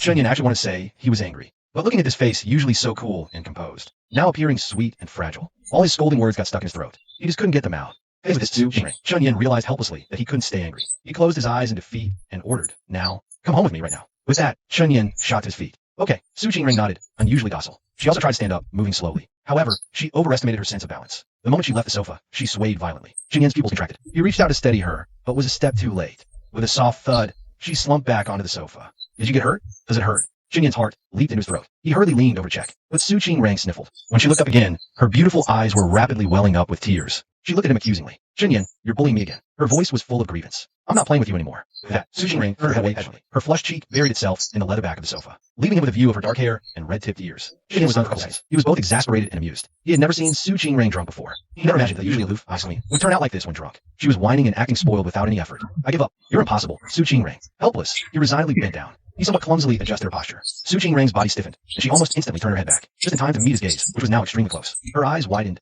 and her voice tightened. Zoe, what are you doing? What do you think? Xinyan said irritably, but his hands were steady and sure. Carrying you out. Unless you think you can walk a straight line yourself. Hey, Chow. Before she could finish, Xinyan answered with action. One arm slid firmly on her knees. The other went behind her back, under her arms. His hands circled her slender waist and with slight force. He lifted Su Qingren up in a princess carry. Her body was suddenly airborne. The loss of balance made Su Qingren gasp softly. Instinctively, her hands clutched tightly at the fabric of his shirt. Let's go home, Xinyan said, holding her. His voice rumbled from his chest with a low vibration. Su Qingren's heart began to beat wildly in that instant. So fast it felt like free. She instinctively hit her face against Xinyan's chest. Just as Chen, holding her, turned to leave. His foot suddenly kicked something, with a crisp clatter. He stumbled, his balance thrown off by the person in his arms. They nearly toppled over together. Chen broke out in a cold sweat. Steadying himself, he frowned and looked down. The culprit was a kick to the corner. Empty Wawa milk can. Amidst the colorful array of liquor bottles under the bar booth, the red and white can stood out glaringly. A vein twitched at Xinyan's temple. He was utterly speechless. Who the hell drinks Wawa milk at a club?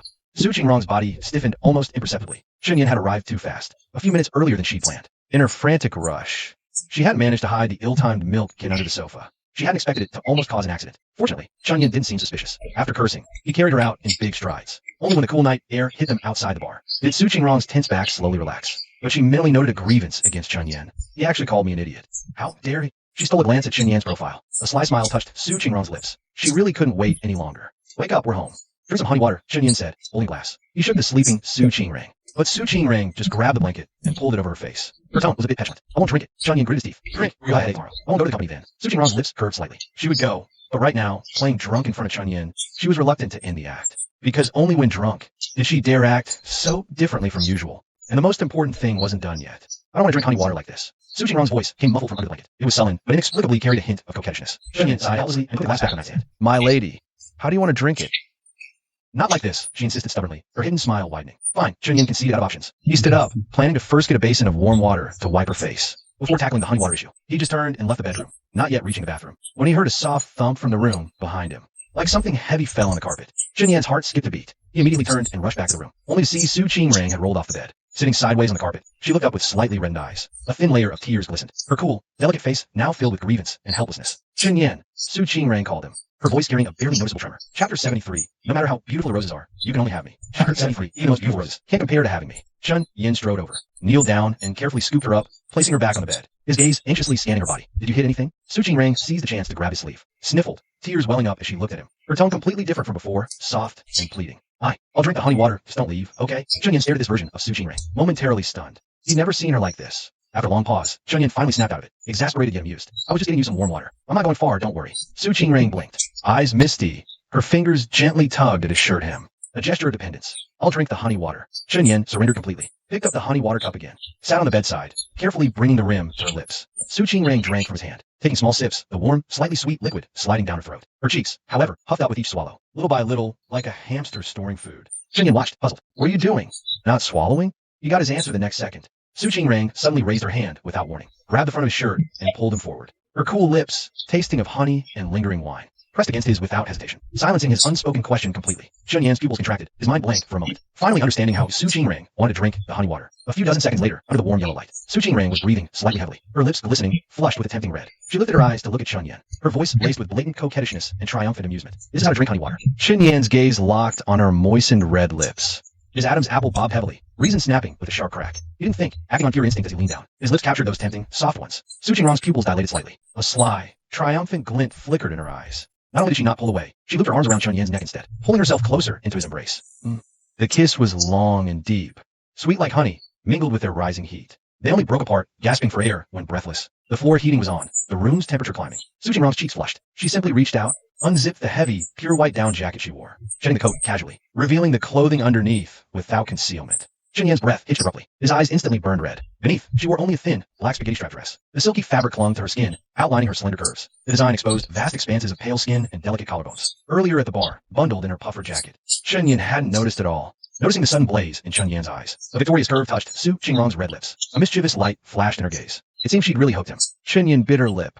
grabbed Chen Yan's hand, and placed it directly over her own collarbone. The contrast of ice and fire made them both shiver slightly. My heart's beating so fast. Why? Su Qingrang guided his hand downward, covering her own rapidly pounding heart. Is it because of you? The warmth and frantic pulse transmitted through the thin fabric. Chen Yan's breathing grew ragged. His fingers tightened unconsciously. His fingertips met smooth, cool skin. Forcing answer, her slender arms suddenly wrapped around his neck. With a clever shift, she threw Chen Yan off balance. They both tumbled into the soft, large bed behind them. Su Qingrang landed on top of Chen Yan. Chen Yan's pupils contracted. He realized, you. Where was the earlier haze in Su Qingrang's eyes now? They were clear, even smiling. You were faking being drunk? Chen Yan understood something.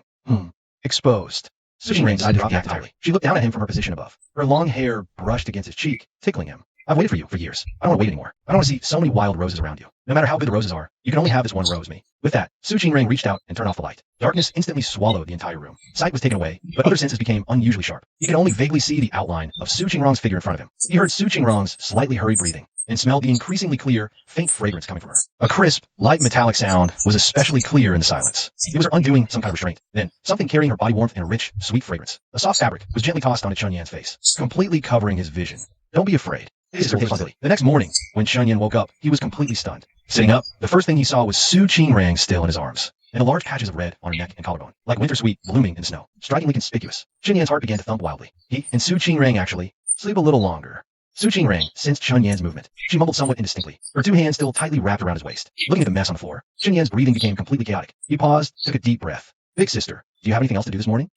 Su Qingrang responded groggily, then shook her head. No, good. Chen Yan's Adam's apple bobbed. Looking at the tightly closed curtains, he suddenly pulled up the blanket, covering the two of them tightly together. Su Qingrang was stunned. Chen Yan, it's morning. Did you pretend to be drunk and set me up last night? Are you not satisfied with my actions now? Chen Yan said with a smile, then stopped. I didn't mean for you to really stop, you dummy. Chen Yan, oh stop. This time it was for real. Chapter 74. Don't ask about that. Chapter 74. Don't ask about that. The sun was high. Sunlight filtered through the curtain gap, casting warm golden spots on the wooden floor. Chen Yan opened his eyes, instinctively reaching out to the side, but he grasped at empty air. The other side of the bed was completely empty. Only a slight indentation remained, and a lingering fragrance in the air. Su Qingrang, a strange emptiness filled his heart. He immediately threw off the covers and got out of bed. A chill hit him, and he realized he was also completely bare. He paused for a second, his face growing a little warm. Chen Yan quickly picked up the scattered clothes on the floor and put them on. A faint sound and the aroma of porridge came from the kitchen. Su Qingrang had her back to him. She had already changed into a clean set of loungewear. Her hair, half dry, was loosely draped over her shoulders. Clearly, she already freshened up after the intimacy of last night. Seeing her graceful back now stirred a strange sense of shy apprehension in Yan's heart. He stopped at the kitchen door, unsure how to start, until Su Qingrang seemed to sense his gaze. Turn around, the morning light illuminating her profile. Her skin was smooth, her eyes clear, back to her usual self. Chen Yan cleared his throat. He scratched his head, a bit awkward. Up so early? Su Qingrang's movements paused almost imperceptibly. The tips of her ears flushed a faint pink, but her tone tried hard to maintain its usual coolness. Don't ask that. Chen Yan blinked, watching her try to stay composed. The smile couldn't help but curl at the corner of his mouth. Yet this simple response seemed to light a fuse. Su Qingrang turned, and her fist landed a light punch on his shoulder. Ouch. Are you laying an egg? Chen Yan didn't dodge. He let her hit him, his eyes smiling even more, and he deliberately winked. Seeing him so shameless, her mix of embarrassment and a lingering soreness in her waist and legs made her even angrier. Idiot Chen Yan. Last night when I first lied and said to stop, he actually stopped, leaving me hanging. Later, when I really wanted to beg for mercy, he was like a tireless bull, and got even more into it. Idiot. Thinking of this, Su Qingrang couldn't help it. Her small hand pinched Chen Yan's ear. I was wrong. Chen Yan quickly pleaded. Remembering the tears in her eyes last night, his heart instantly melted. Next time, I'll listen to you, I promise. On one condition, you stop saying the opposite. Su Qingrang gritted her teeth. She let go, tossing him just two words, shut up. Yes, sir. Chen Yan immediately stood straight, chest out, head up, grinning cheekily. He gave her an exaggerated salute. Su Qingrang Chun. He was about to say something else, when a sudden knock came at the door. Who's knocking? He was a bit puzzled. Watch the porridge. Su Qingrang paused for 3 seconds. Then he handed the spoon in his hand to Chen Yan. I ordered takeout. Chen Yan froze. The congee is almost ready. Still ordering takeout? He walked to the stove, puzzled, picked up the spoon, and stirred the congee in the pot. The moment his gaze fell, his eyelids twitched violently. No way, Su Qingrang. Chen Yan called out loudly toward the outside. You threw in all the leftover oysters from the last seafood feast. Half of this congee is oysters. From outside the room came the faint sound of Su Qingrang unwrapping a package, followed by Su Qingrang's calm reply. To build you up. It's ready to serve. There's wolfberries on the cabinet. Remember to add some. Chen Yan chuckled, a smug tone in his voice. I don't need building up. Who knows who it was last night grabbing my hand, begging me with a sob in their voice. Of course, this last part he only dared to think in his heart. Speaking out was absolutely impossible. He still wanted to live a few more years. He carried that bowl of oyster and wolfberry congee, rich ingredients and flavor, out of the kitchen, only to see Su Qingrang standing by the dining table. In her hand was a glass of warm water, and in her other open palm quietly lay 2 small white pills. In a flash of insight, Chen Yan understood what they were. His heart tightened suddenly, and he hurriedly put down the congee bowl, rushed to Su Qingrang in a few steps. His voice even changed pitch. This you prepared too the last night. Su Qingrang looked up, meeting his complex, inexpressible gaze. Her tone calm, as if stating the weather. Just once it's fine, but I heard the side effects are severe. Chen Yan's brow furrowed tightly. His heart felt blocked by something. Stuffy, bitter, mixed with thick self-reproach. The joy of last night was real, but the potential consequences she had to bear alone. Su Qingrang shook her head, looking at him with clear eyes. It's not your fault. I was willing. I was too focused on how to deal with you, and forgot the most important thing. After saying this, she didn't hesitate, tilted her head back and swallowed the 2 pills with the water. Watching her swallowing motion, the stifling discomfort in Yan's heart reached its peak. He stepped forward, hesitated for a moment, and pulled Su Qingrang into his embrace. Full of self-reproach, Su Qingrang, I'm really sorry. Do you feel sorry for me? Su Qingrang blinked in his arms. She raised her hand and ruffled his messy hair. The gesture was gentle. Chunyin nodded gloomily. His mind was a mess. Is there any medicine for men to take? From now on, I'll take care of you, silly. Su Qingrang burst out laughing. The tension and subtle emotions in her heart were somewhat dispelled by his words. She looked up, teasing him on purpose. What if we can't have kids later after taking that medicine? Huh? Chunyin didn't react for a moment. After digesting her words, his eyes instantly widened. His tone rose. Oh, right? A faint smile curved Su Qingrang's lips. A mischievous glint flashed in her eyes. If I find out you can't have kids then, I'll dump you. No, how could? Chunyin was suddenly at a loss for words. All right, I'm really fine. Su Qingrang smiled, nuzzled her head against Chunyan's neck, then said, just be more careful next time. But I want to know, who is Wild Rose? What Wild Rose? Chunyin was stunned, remembering Su Qingrang's words from last night. No matter how good the rose is, you can only have me as one rose. But he hadn't given it much thought at the time. Seeing Chunyan's completely face, Su Qingrang raised an eyebrow and pushed him away. Chunyin, I really don't know what Wild Rose is. Su Qingrang gave a half smile, a dangerous aura emanating from her. It's a person. Chunyin was even more confused. A person? Who's called Wild Rose? Su Qingrang stared into his eyes and added a woman. Chunyin frowned, his mind racing. I really don't know any Wild Rose. What a cringy name. Su Qingrang laughed. Then is 2 tigers not cringy? And childish? Chunyin immediately scoffed. Wasn't it because you said you were the tigress? And I was the male tiger that day. That's why I changed my WeChat name. The 2 tigers. He coughed lightly toward the end. Okay, that name is a bit childish. Su Qingrang's expression shifted, the curve of her smile deepening slightly. She decided to stop tormenting Chunyin and said, it's that girl who borrowed your phone to call that night. Chunyin paused, then it clicked. Oh well, you mean Luo Mingyao? Didn't I explain it to you on WeChat? I didn't see Su Qingrang being so self-righteous. Alright, Chunyin was at loss. He recounted the day's events to Su Qingrang again. He had mentioned Luo Mingyao to Su Qingrang before, so she grasped it quickly. Oh, so that's what happened. Su Qingrang suddenly realized. Yeah. Chunyin nodded, then narrowed his eyes at Su Qingrang. How do you know Luo Mingyao is in the same college as me? She's my senior, Su Qingrang said, elegantly raising a brow. Her tone carried a hint of smugness. It's none of your business. I have my own ways of finding out what I want to know. Alright, Chunyin chuckled. He didn't press further. Chapter 75. You call this buying a little? After the meal, Chunyin drove Su Qingrang to Hongmiao. Then he rushed back to the dorm, ready to pack his luggage and leave, and report to his counselor to apply for off-campus housing. Bro Yin, are you going home? Wang Yihan and Zhao Xiaoyao, back from lunch, saw Chunyin set up. They were stunned. Didn't you say you'd stay a few more days? After all, Huahua is still being renovated. You're supposed to leave closer to New Year's. Yilin had already gone home the day after his exams. Ahem, no. Chunyan's lips curled into an irrepressible smile. I'm moving out. Zhao Xiaoyao's eyes widened instantly. Damn, moving out? Can you bear to leave your bros? Wang Yihan's eyes darted. He smacked Zhao Xiaoyao's head. Idiot, do you even need to ask? Zhao Xiaoyao rubbed his head. Looking confused, Wang Yihan ignored him, turned with a sly grin. Lean closer to Chunyin. Royan, spill it. Are you moving in with your senior?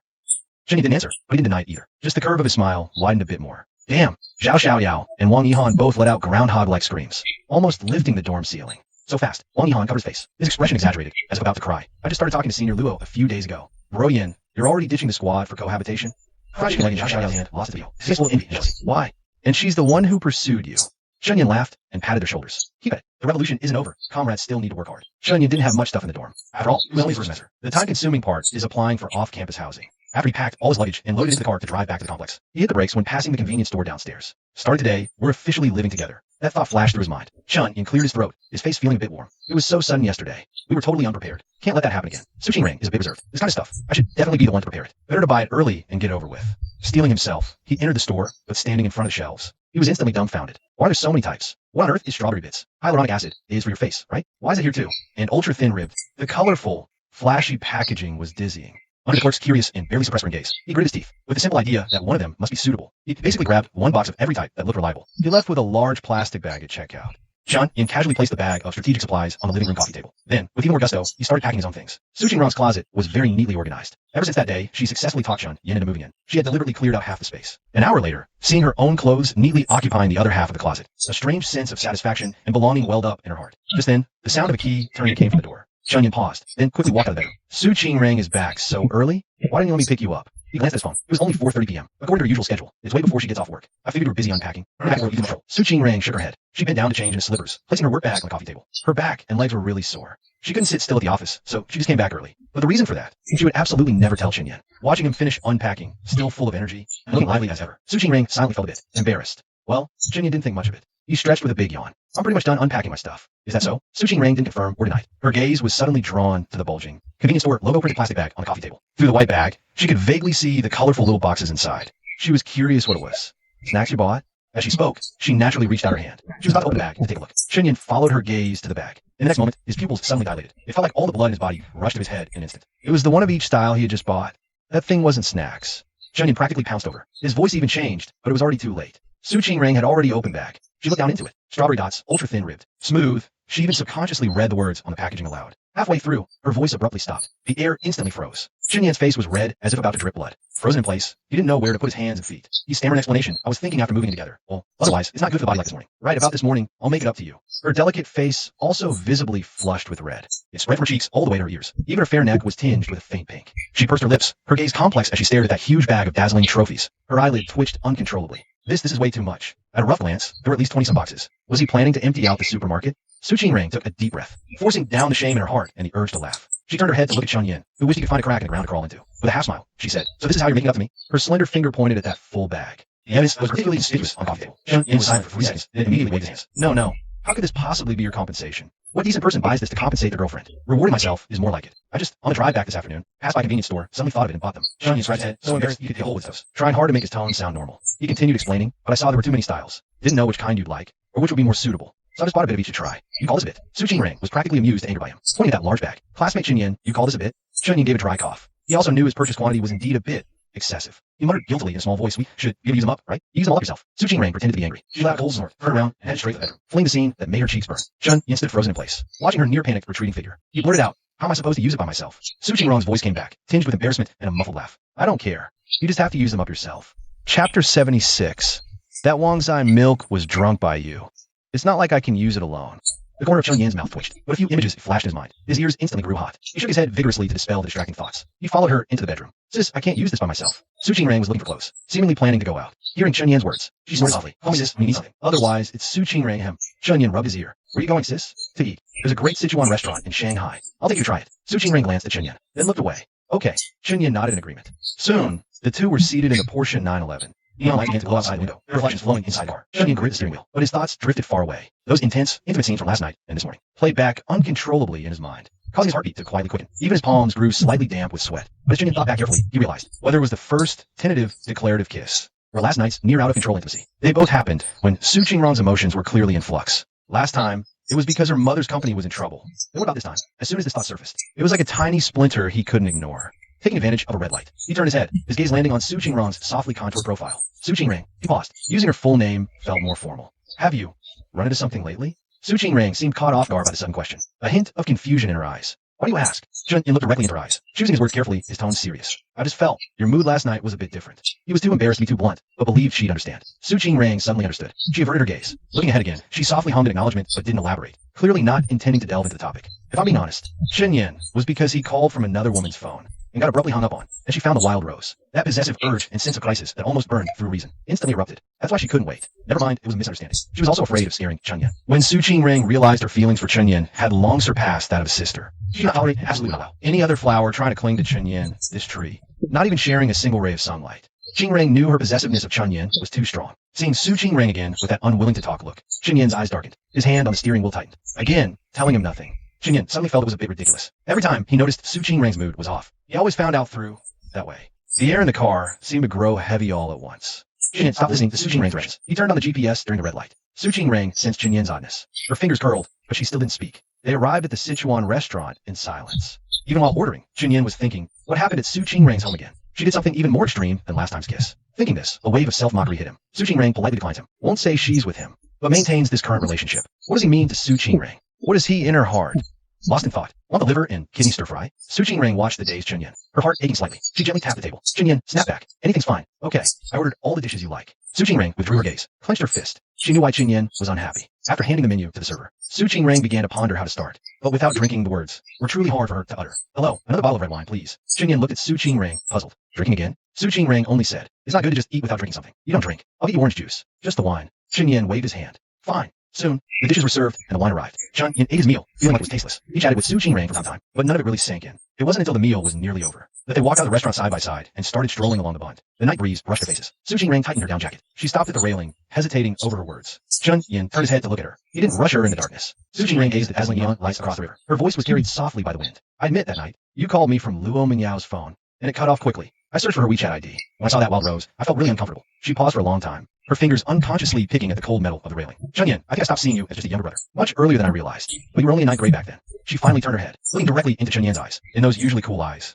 the shattered light from the river and a hint of barely noticeable tension were reflected. Chunyan's heart skipped a beat. So early? That was when Su Qingrang was a senior in high school. How could she have been interested in him, still in 9th grade? At that moment, Su Qingrang gave a self-deprecating smile. She looked away. So I couldn't stand even the slightest hint that you might be taken away by someone else, even if it was just a misunderstanding. That night, I couldn't reach you, and then I found that WeChat ID. Not knowing it was Luo Mingyao, I kind of lost control. Does that sound scary? Like a paranoid person? I think so too, but I can't change. The river breeze lifted Su Qingrang's hair. She shivered slightly. Last night was intentional. I couldn't wait any longer, and I couldn't hold back. After saying this, as if she had used up all her courage, she lowered her eyes, not looking at him anymore, just staring at the flowing river below. Chunyin suddenly thought of something. That Wangzai milk. When he drank it, he just thought someone else at the bar had left it. But later, when he was feeding Su Qingrang the lemon water, he noticed a sweet, milky scent mixed with the alcohol. Plus finding out later that Su Qingrang was pretending to be drunk. How could he not have figured it out? Su Qingrang froze, her ears instantly turning bright red. She took a deep breath, then nodded stiffly. Yeah. Chapter 77. We can only belong to each other. Chapter 77. We can only belong to each other. Then, as if remembering something, even though she still felt embarrassed, she reached out and punched Chunyan's arm. And you called me an idiot back then. Chunyan scratched his head. He cleared his throat. I didn't know that was your drink at the time. But after hearing Su Qingrang's confession, the last bit of knot in his heart completely dissipated. His mood even became a bit buoyant. He never expected that this emotional outburst from Su Qingrang wasn't because of that troublesome father and son at her home, but because of him. Did that mean, in her heart, he and her late mother Su Minghua might be able to compete a little? But as soon as this thought emerged, Chun-Yin shook his head to dismiss it. This idea was as unreasonable as asking. He and my girlfriend both fell in water. Who would you say? Thinking this, Chun-Yin collected his thoughts. He gently embraced Su Qingrang's slender figure. Qingrang, I'm very happy you took the initiative to tell me the reason. Keep it up. Don't hide things from me, okay? Su Qingrang leaned against his shoulder. Her eyelashes fluttered slightly. Her lips parted slightly. The word okay rolled on the tip of her tongue a few times, but ultimately couldn't be spoken smoothly. She didn't want to lie to him, nor make a promise she couldn't keep. Admitting her vulnerability and possessiveness was already her limit. Changing long-standing habits immediately was still very difficult for her. Seeing Su Qingrang's silence, Chunyin didn't press for an answer. He rubbed his chin against her shoulder. He continued, Chunyin grew up under your watch, so he can only be yours. You also grew up under my watch, so you can only be mine. We're childhood sweethearts, aren't we? Su Qingrang's eyelashes trembled violently. She nodded. MHM, we can only belong to each other. Yin smiled and slowly loosened his arms around Su Qingrang. Su Qingrang. His voice was steady, even carrying a hint of laughter. Do you know when you get jealous? He paused. Chunyin tilted his head, looking into her eyes. It's quite cute. Su Qingrang was stunned. Her ears turned red quickly. She glared at him, flustered and annoyed. I'm not jealous. All right. You're not jealous. My nose must be broken. Smelling such a strong sour scent. Chunyin laughed heartily. Chunyin. Su Qingrang slowed and annoyed, seeing Su Qingrang's small fist about to land on him again. He didn't dodge. Instead, after her fist landed, he grabbed it. His hand slid down, threading through her cool fingers, interlocking them tightly. Chunyin looked at her, his tone serious. I'm not your little brother anymore. Su Qingrang. So from now on, no matter what happens, tell me. We'll face it together. Okay. Su Qingrang pursed her lips. Her eyes seemed glistening. After a long silence, she finally nodded and squeezed out 3 words. I'll try. Although it wasn't the answer he wanted. I'll try was a good start. Chunyin didn't press further. He believed Su Qingrang would say yes one day. Maybe that's when she'd overcome all obstacles, as she said. As for an official title for their relationship, Chunyin wasn't that anxious anymore. In his heart, after last night and now, a bond stronger than any label had already formed. Some understandings are unspoken. They just fall into place. He tightened his grip on her joined hands, flashed a bright smile, and turned to stride along the brightly lit riverbank. Let's go take a walk, digest, and then go home to sleep. His voice was clear, carrying the vibrant energy of youth, melting into the bund's cool night breeze. Time is quietly sliding toward the end of the year in a busy and tacit understanding. Chunyan's tasks came to a temporary halt. Sparse renovation was done, entering a pre-holiday lull. He suddenly found himself with free time. Su Qingrang, however, was the opposite. Year-end tasks piled up at flame. She was swamped, barely touching the ground, often returning home exhausted under the stars. Chunyin looked at the unopened bag in the wardrobe corner, then at the faint shadows under Su Qingrang's eyes. He wisely held back his thoughts. Forget it. Don't bother her. Once this busy period is over, back at Qingyan residence, they'll be neighbors. Su Qingrang lives alone. He could just move in then. A few days later, 2 days before returning home for New Year, though idle, Chunyin wasn't truly doing nothing. After seeing Su Qingrang off to work in the morning, gym in the afternoon, then coding and taking orders at the cafe, practicing skills and earning extra. That day, immersed in code, until the staff softly reminded him of closing time. He was shocked it was past 9 at night. Chun-Yin closed his laptop, hurried home. At this moment at home, Su Qingrang had rarely finished all work early, to compress her schedule and go home with Chun-Yin sooner. She'd been working nonstop this week, finally finalizing the last items tonight. After distributing year-end bonuses, relieved, she pushed open the door. The house was pitch dark, silent. Chun-Yin? She changed shoes, walked in, instinctively headed to the bedroom, thinking he was asleep. Turned on the light. The bed was neat and empty. Su Qingrang frowned slightly. She got her phone to send a message. He wasn't home. She knew Chun-Yin was out coding for a client, but he should have been back by now. No immediate reply. She was about to call, when another number popped up first. It was her best friend since middle school. Wu Danny, little Qingrang, when are you coming back to Rongsheng? I've been back for 2 weeks. I'm so bored. Come back and hang out with me. Her friend's voice was as lively as ever. Su Qingrang chuckled. Soon. My flight's the day after tomorrow. Perfect. Bring your little shadow with you. Wu Danny exclaimed excitedly, then lowered her voice. Hey, are you two actually together yet? You're living together, but not together? Not yet. Not yet. Wu Danny's voice shot up. No way. Su Qingrang. Since when do you strike out? Chunyin obviously likes you too. It's on me. Su Qingrang corrected softly. And he's not a kid anymore. All right. He's grown up. But if you don't make a move soon, Wu Danny teased. He might slip away. You'll have no one to cry to then. He won't, Su Qingrang said firmly. I don't believe you. Oh, did you get the package I sent? Go open it. Wu Danny suddenly remembered, urging repeatedly. Only then did Su Qingrang notice the elegant parcel in the corner. She put the phone on speaker and set it aside. Grabbing a box cutter, she opened it. See it? See it? Wu Danny giggled over the phone, full of anticipation. You bought me clothes? Su Qingrang's words trailed off as she lifted the garment from the box. Her pupils contracted slightly. She froze. What kind of clothes is this? Just then, Chen Yin pushed the door open. Looking up, he saw Su Qingrang, a bit surprised. You're back so early today? At almost the same moment, Wu Danny's loud, and laughterful voice came from the speaker. I'm telling you, if you wear this set, Chen Yin will surrender on the spot. Guaranteed, he won't be able to look away. At that moment, Su Qingrang was holding the garment that had slipped from the packaging. A piece of fabric so stiff and made of black lace, its design and tint unmistakable. Her fingers stiffened slightly. She looked up. Chen Yin stood in the entryway, laptop bag still in hand. Their eyes met. The voice from the phone both heard clearly. The air suddenly fell silent. Chapter 78. You just wait. Su Qingrang. Chapter 78. You just wait. Su Qingrang. A few seconds later, Su Qingrang abruptly stuffed the flimsy, almost non-existent piece of clothing in her hand, back into the cardboard box, slapped the lid shut, and then grabbed the phone on the table that was still emitting sound. Wu Danny's enthusiastic, eager to share laughter also came through clearly. So, how is it, Qingrang? Satisfied? Do you like it? I'm telling you, for someone who looks so cool and aloof like you, wearing this creates the ultimate contrast. Beep. The call was decisively cut off. The sound abruptly stopped. That. Su Qingrang coughed. Her ears red, but forcing herself to stay composed. You didn't hear anything. Chen Yin blinked, suppressing a smile as he coughed softly. Right, I didn't hear anything. What about this outfit? His gaze fell on the cardboard box in front of them that wasn't completely closed. Su Qingrang picked up the box. No need for it. Chen Yin sounded somewhat disappointed. Su Qingrang refused to quickly walked with the box towards the unfurnished guest room. Chen Yin watched her nearly fleeing figure, and finally couldn't hold back a laugh. Though he also felt a tinge of disappointment. That outfit, although a bit flimsy, would definitely look stunning on Su Qingrang. What a shame. It seems she's absolutely unwilling to wear it. Soon, a thud came from the guest room. Su Qingrang had thrown the cardboard box on the floor. Immediately after, she turned composed and controlled and closed the door. In one fluid motion, she stood in the hallway, looking at Chen Yin with a half smile. Chen Yin reined in a smile, and he said, Have it put the computer away. Then he immediately turned around and walked a bit awkwardly to put his computer away. Seeing this, Su Qingrang couldn't help but chuckle. This Chen Yin. However, the image of that outfit from earlier flashed in her mind. Two blushes rose on her pretty face. Actually, it's not that I can't wear it. 10 p.m. Chen Yin and Su Qingrang had finished washing up. The two of them lay in bed and started playing Honor Kings together. Why does he keep telling me to buy this golden snake head? Su Qingrang was a bit confused and handed her phone screen to Chen Yin. She was playing Xiao Xiao. Chen Yin was playing Yao. Not to say Su Qingrang is maxed out in all other talents, but when it comes to games, she's a bit clueless. Chen Yin handed his phone to the Su Qingrang. While taking her cell phone, you help me brush the wild first. I'll adjust your equipment. This golden snake head is called Nightmare. Can't restrain the opposite backblood. Well, Su Qingrang don't understand. Looking at the Chen Yin 1102's record, some admiration. You're amazing, Chen Yin. Her little Joe is 035 years old. I robbed your head. Chen Yin, while Joe is still alive, quickly adjusted her outfit. For minutes later, a group battle ended. I had no tears in my heart, didn't I? Little Joe, what are you playing? Su Qingrang, beautiful eyebrows and micropic. I'm sorry I seldom play.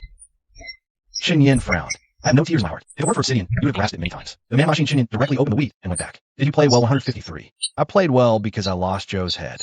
Su Qingrang couldn't resist laughing out loud. Don't be angry, Chen Yin. You didn't steal my head. Chen Yin frowned really silly for it. I played very well. How can I have the face to say you? The man stopped talking, and Chen Yin saw my sister. You can play with my skills wherever they're lit up. I'll fight for you. Su Qingrang was stunned, but soon realized Chen Yin's mind. Eyebrow I curved good. Chen Yin, she and Chen Yin exchanged cell phones. Take the opportunity to kiss the Chen Yin. Chen Yin, you are not only Monk Chen. It's still Chen Night, isn't it? Chen Yin ears are red. Stop coughing. When I was a child, Su Qingrang talked about making him a knight. At first, I thought it was nothing. Gujan is happy to think about it now, but he's embarrassed to be in secondary too. Su Qingrang smiled well. The game ends in 10 minutes. In the end, Xiao Xiao, who manipulated Su Qingrang, won a bronze medal. But his Obsidian only won a bronze medal. I'm sorry, Chen Yin Su Qingrang, I feel a little guilty. If you play it yourself, it must be top. It's just a game. What's important about the brand? Chen Yin, shake your head and have fun is the most important thing. Su Qingrang, looking at the side of Chen Yin's face, suddenly laughed when she was staying before. I don't see a roommate playing games with her boyfriend. Well, because the technology is bad. As a result of the pressure of friends, the boyfriend not only did not comfort her roommate, instead, he spat out his girlfriend with his teammates. How can I not like Chen Yin, who always protects me no matter what? Su Qingrang, how can I not like you? Chen Yin, I really like you. Chen Yin was stunned for a moment. He didn't expect Su Qingrang to be so direct all of a sudden. How much do you like me? He coughed, trying to sound calm as he asked. Su Qingrang thought seriously. A lot. Even more than I like myself. But she didn't say the second part out loud. So, don't I deserve a reward? Chen Yin thought of that outfit from before. He coughed, his eyes darting away. What kind of reward? Su Qingrang raised an eyebrow. She could guess his thoughts just by looking at his expression. The tips of her ears turned slightly red. Chen Yin coughed. It's just some things seem like a waste if you buy them and don't use them. Su Qingrang couldn't help but laugh. Oh, what things? That pile of strategic supplies you bought. With that, she threw off the covers and got out of bed. She pulled out that huge bag full of strategic supplies. Chen Yin's Adam's apple popped. Well, that could be arranged. Su Qingrang couldn't help but smile. Her cool tone held a hint of feigned realization. Is it about that outfit? You wanted to wear that, don't you? Chen Yin coughed. That will be even better. Okay. Su Qingrang gave a sly smile. She leaned down and gently pecked Chen Yin's lips. Chen Yin's heart warmed. He grabbed her hand. But before he could capture that soft sweetness, Su Qingrang raised a finger and gently pressed it to his lips. Not today, she breathed. Huh? Chen Yin was dumbfounded. Why was Su Qingrang teasing him again? Su Qingrang was completely unapologetic. Her reason was flawless. Because my aunt is visiting. Chen Yin gritted his teeth. Just you wait, Su Qingrang. Chapter 79, Su Qingrang's Diary. Chapter 79, Su Qingrang's Diary. 6:30 a.m. the next day. Su Qingrang woke up very early. She had already finished dealing with all the Hong Yao matters, but unexpectedly received a text message in the middle of the night. A new collaboration had come up. She had to drive to the neighboring district to discuss it. I'll try to be back before dinner.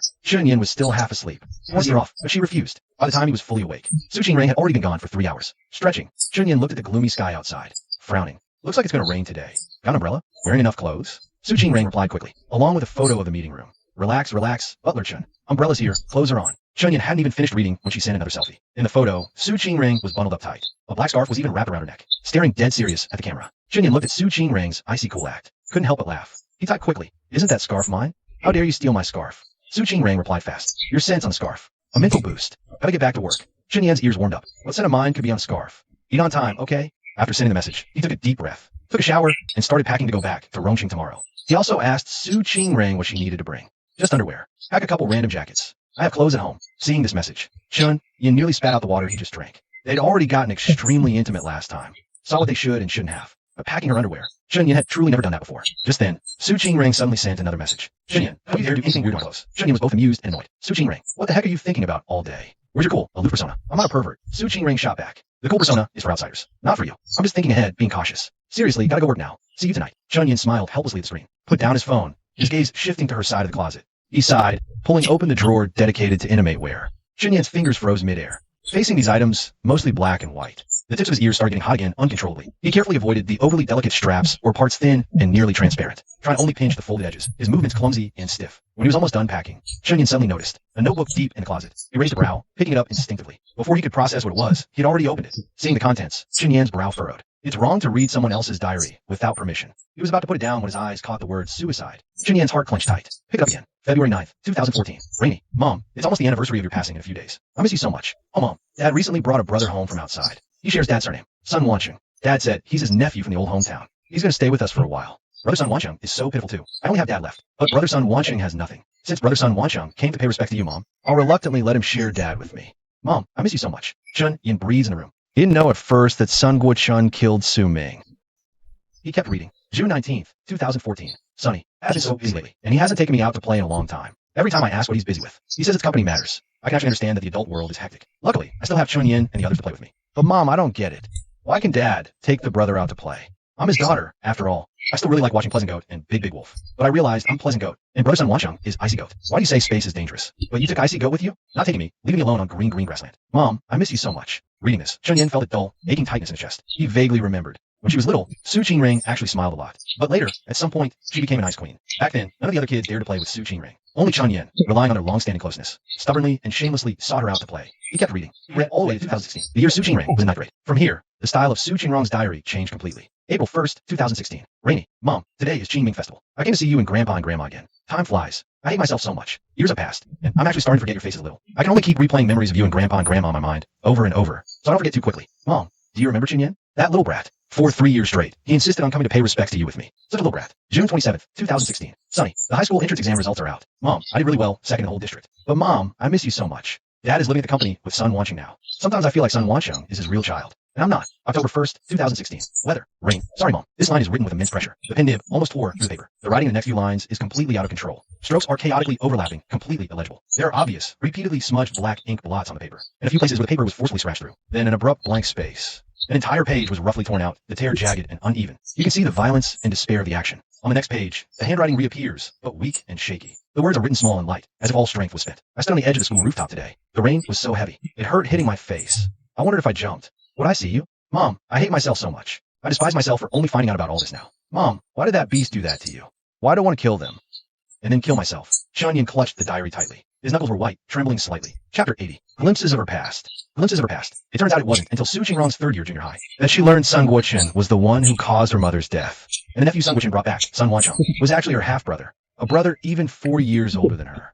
Thinking of how Su Qingrang was on the verge of collapse then, Chun Yin felt like he couldn't breathe. He took several deep breaths and continued reading. October 3rd, 2017. I'm so stupid. Really. It's been almost 6 years since you passed, and I only just learned the truth. This line is written with eerie calm. The strokes are even quite neat. It exudes a chilling, dead stillness. Mom, will you blame me? Blame me for being so slow, for not noticing for so long, for calling the man who caused your death, Dad, for all those years. The pen tip paused here for a long time, leaving a deep ink blot. Sun Guochun came home today, with Sun Wancheng and another woman I've never seen before. Oh, and that woman isn't Sun Wancheng's real mother either. How ridiculous. How many families does he actually have? The handwriting starts to become hurried, sharp, like carving with a knife. Guo-chun actually has a nerve to put on a kind, fatherly face, sitting across from me, asking me, Xingrang, let Wanjin be your brother. He's been an orphan since childhood. It's pitiful, and we're blood related. We'll be family from now on. Family, huh? As he spoke, a fruit knife lay on the coffee table. Usually for cutting apples, its silver blade under the light glistened brightly. I stared at that knife, then at his hypocritical face, then at son Wanchang beside me, for years older, who suddenly became my brother. Mom, in that moment, only one thought filled my head. The next few lines of handwriting became completely distorted. Not writing, more like the pen tipped viciously, scraping the paper over and over. With such force it pierced through.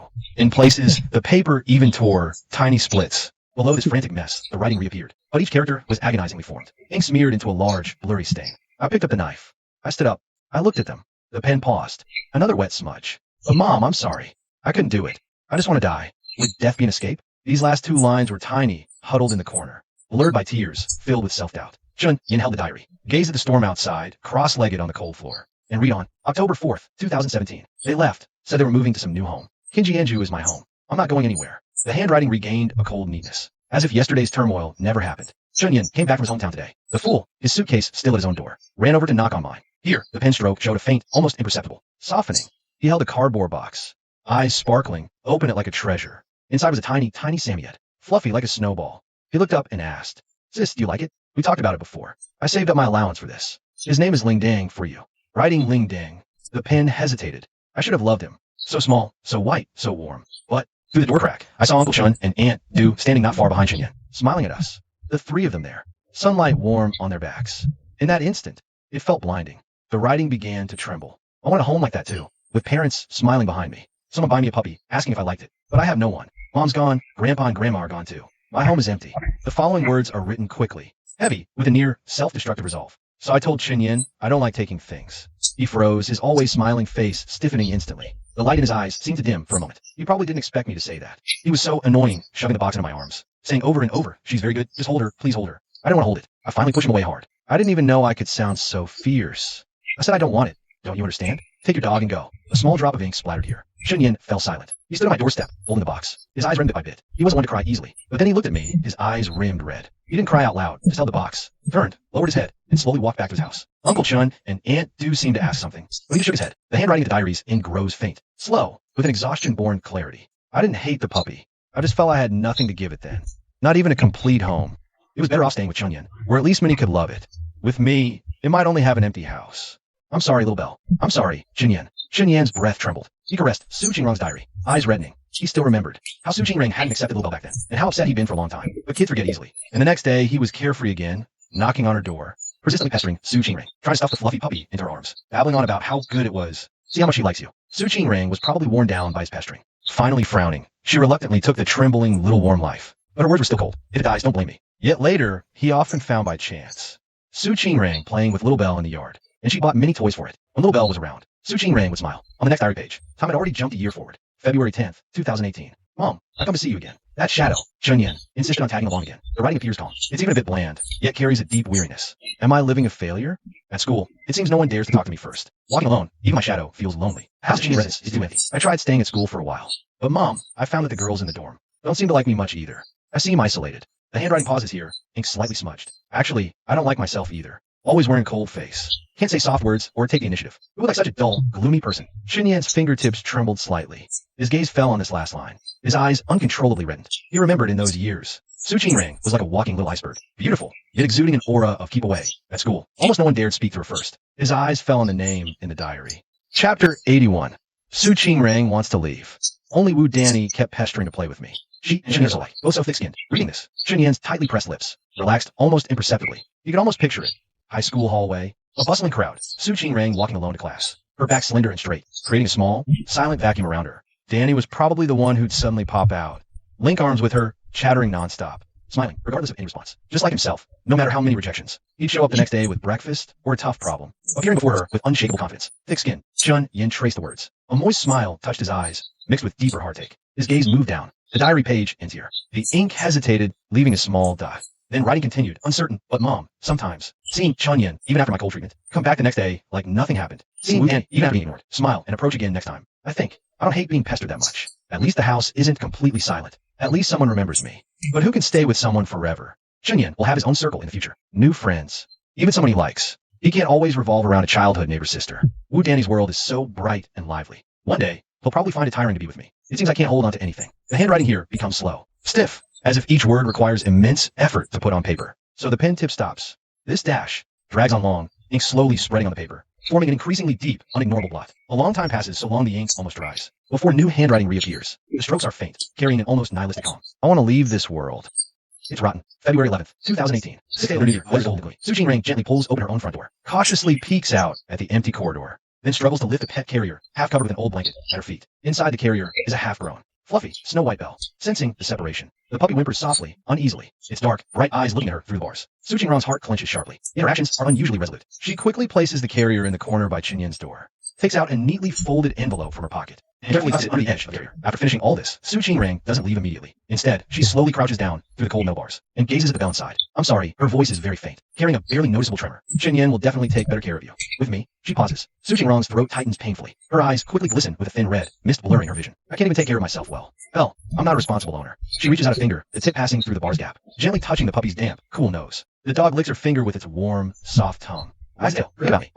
Su Rang suddenly withdraws her hand, stands up, turns decisively, not looking at the carrier again. But tears ultimately can't be held back, sliding down her cold cheeks. She walks quickly back to her home, gently closing the door behind her. A small, warm life and everything that might return outside the door are shut in another world. Minutes later, a knock. Is Su Rang at home? Freshly fried lotus root boxes from Commission and hurried to share them with Su Rang, but after waiting for a long time, there was no response. Not home. Chinyen was a bit confused. He turned to go home, but noticed the bell in the corner. In an instant, his eyes widened. The bell. Chinyen jogged back to his own doorstep. He hurriedly picked up the letter and tore it open. The handwriting on the letter was elegant, but the strokes were heavy, with only a few short lines. Chinyen, it's better for you to take care of the bell. I'm not in a good state lately. Afraid I'll let down. Don't worry. A wave of intense unease instantly gripped Chinyen's heart. He sharply turned his head to look at Su Rang's tightly closed security door. Su Rang. He banged hard on the door, his voice filled with urgency. Open the door. What do you mean by sending the bell back? Inside Su Rang's home was a deathly silence. Not even the faint footsteps occasionally heard in the past were audible. The inexplicable panic in Yan's heart reached its peak. Without hesitation, he turned and ran toward the backyard. The backyard of the Rang family was surrounded by a nearly 6-foot-tall black wrought iron fence. For Chinyen, who was only a little over 5 feet tall at the time, his view was severely blocked. Anxious, he spun around on the spot. He chose a spot where the ground was slightly uneven, took a deep breath, and leaped upward. His view instantly rose. Over the intricate patterns at the top of the fence, he hastily scanned the area. The windows were shut tight. The yard was empty. Chinyen jumped again, trying to catch a glimpse of Su Rang, but there was nothing. Gritting his teeth, he ran back home with the lotus root boxes. He fetched a ladder from home. After a long time with no sound from outside, Su Rang slowly emerged from the living room. Pushing open the back door, the early spring garden was still bleak. The old swing hung quietly under the bare tree trunk. She walked over, fingers lightly brushing the cold chains. A distant warmth flickered in her eyes. Mom loved pushing me from behind. She stared at the empty, swaying seat for a long time, until her fist grew numb from cold. Only then, as if pulled by some invisible force, did she act. She found a thick rope she had prepared earlier. Almost mechanically, she tied one end to the swing's crossbeam, making a tight knot. Then she brought an old wooden stool from the storage room, placing it beneath the rope. Before stepping onto the stool, she checked the scheduled email and video settings on her phone one last time. She wouldn't leave this simply. The business grandma left. Su Rang had found a lawyer half a year ago. Part of it for Chinyen, part donated to charity. The sudden passing of the two elders is undeniably linked to Sun Guochun, but he covered his tracks too well. Su Rang, in her first year of high school, struggled to find solid evidence. She knew her own strength was limited, so she could only use this method with video emails, contacting the media in advance, planning to use her own death to stir public opinion. After doing all this, she closed her eyes briefly. When she opened them again, only emptiness remained. She stepped on the wobbly wooden stool. The cold, rough rope loop was right before her eyes. Chapter 82, please. No. Chapter 82, please don't. And at this moment, just a wall away, Chinyen practically carried the heavy wooden ladder from home, rushing back. He clanged the ladder against the fence, not even caring if it was stable. He started climbing with both hands and feet. The panic in his heart had reached its peak. When Chinyen reached the top, the sharp black iron fence spikes were almost level with his chest. He swung one leg over the fence. His gaze anxiously swept towards the depths of the courtyard. Time froze in that instant. He saw the swing, saw the hanging rope, saw that stool, and the frail figure, as if it might vanish at any moment, slowly placing her chin into the rope loop. A distorted cry tore from Chinyen's throat. Carrying unprecedented terror and despair, he disregarded everything. He threw his entire body weight over the fence, the other leg urgently trying to follow in the scramble. He sliced the top of this, sliced without any resistance across the softest skin on his inner thigh. A clear, tearing sound of fabric was heard, followed immediately by sharp pain of flesh being torn open. Warm liquid instantly gushed out, soaking through the thin cotton pants, quickly spreading into a large, shocking dark red stain. Chinyen grunted, his face instantly turning deathly pale. But he didn't even have time to look down. He jumped heavily from the nearly 2-meter-high fence. Upon landing, his injured leg gave way, and he fell flat on the ground, staggering, dragging his leg, which was now bleeding profusely. He desperately lunged towards the swing. Su Rang. Don't. The pain and blood loss made his vision darken. His voice was hoarse and broken, each word tinged with a taste of blood. Su Rang, who was just about to kick away the stool, was startled by the sudden loud noise and the heart-wrenching cry. She trembled all over, instinctively turning her head. What comes into view is Chinyen's pale as a sheet face. His hand, twisted by agony, still strains to reach out toward her. It's the bright red that quickly spreads, leaving a shocking bloody trail across the ground beneath him. That streak of red is like a red-hot iron, seared hard into her heart. All the plans, all the resolve, all the cold resolve got shattered into pieces this very moment. Chinyen, her pupils shrank abruptly. Her voice turned sharp and distorted. She nearly fell right off the stool, crashing hard onto the floor. She scrambled frantically toward the kneeling figure, staring at Chun Yan's pant leg, quickly soaked through with blood. Her hands shook as she tried to press down on the wound. Panic engulfed her instantly, like an icy tide. Why is there so much blood? Chun Yan, don't scare me. Her voice cracked with tears. This time, Su Qingrang fumbled frantically for her phone in her pocket. Her fingers shook so hard she could barely hold it. Chun Yan gritted his teeth, his forehead covered in cold sweat. But he gathered all his strength to grab her icy, trembling wrist. His voice was faint. Su Qingrang, don't. I beg you. Who's going to explain homework to me if you die? Don't do this. I heard people say, people who commit suicide can't reincarnate. They have to keep reliving the suicide. I'll be heartbroken. Please, I'm begging you, okay? Her next words were cut off by searing pain. Chun Yan lost consciousness immediately from massive blood loss. Chun Yan, the smell of hospital disinfectant, is cold and thick, pressing down so hard people can barely breathe. Su Qingrang leans her back against the cold wall. Her body is stiff as a stone statue. She clenches her fists so tight. Her nails dig deep in her palms. Yet she can barely feel any pain at all. Her gaze is fixed rigidly on that closed door. Right now, in her ears, Chun Yan's hoarse plea before he fell unconscious echoes over and over. And that quickly spreading pool of red lingers before her eyes, impossible to shake. Blood, so much blood. It's all Chun Yan's blood. How could so much blood pour out of such a small body? At the other end of the corridor, Chun Tianjian furrows his brow tightly. His pacing footsteps are heavy and frantic. He's desperately trying to hold back the boiling emotions inside him. And Du Meixing sits on the bench. Her eyes are swollen like walnuts. She's cried all her tears out. Her body shakes nonstop. As time ticks by minute after minute, the air feels so heavy you could squeeze water out of it. Finally, Chun Tianjian stops pacing. He turned, and his gaze fell on the frail girl by the wall, looking as if she might collapse at any moment. Su Qingrang noticed his gaze. Her body stiffened almost imperceptibly as she lowered her lashes. Not daring to meet his eyes, she braced herself for all the blame and anger. But the expected interrogation, or even angry reprimands, never came. Chun Tianjian took a deep breath, then slowly exhaled as he walked over to Su Qingrang. His voice was thick with exhaustion. Qingrang, don't just stand there. Have a seat. Su Qingrang jerked her head up, her eyes meeting Chun Tianjian's bloodshot, yet still gentle.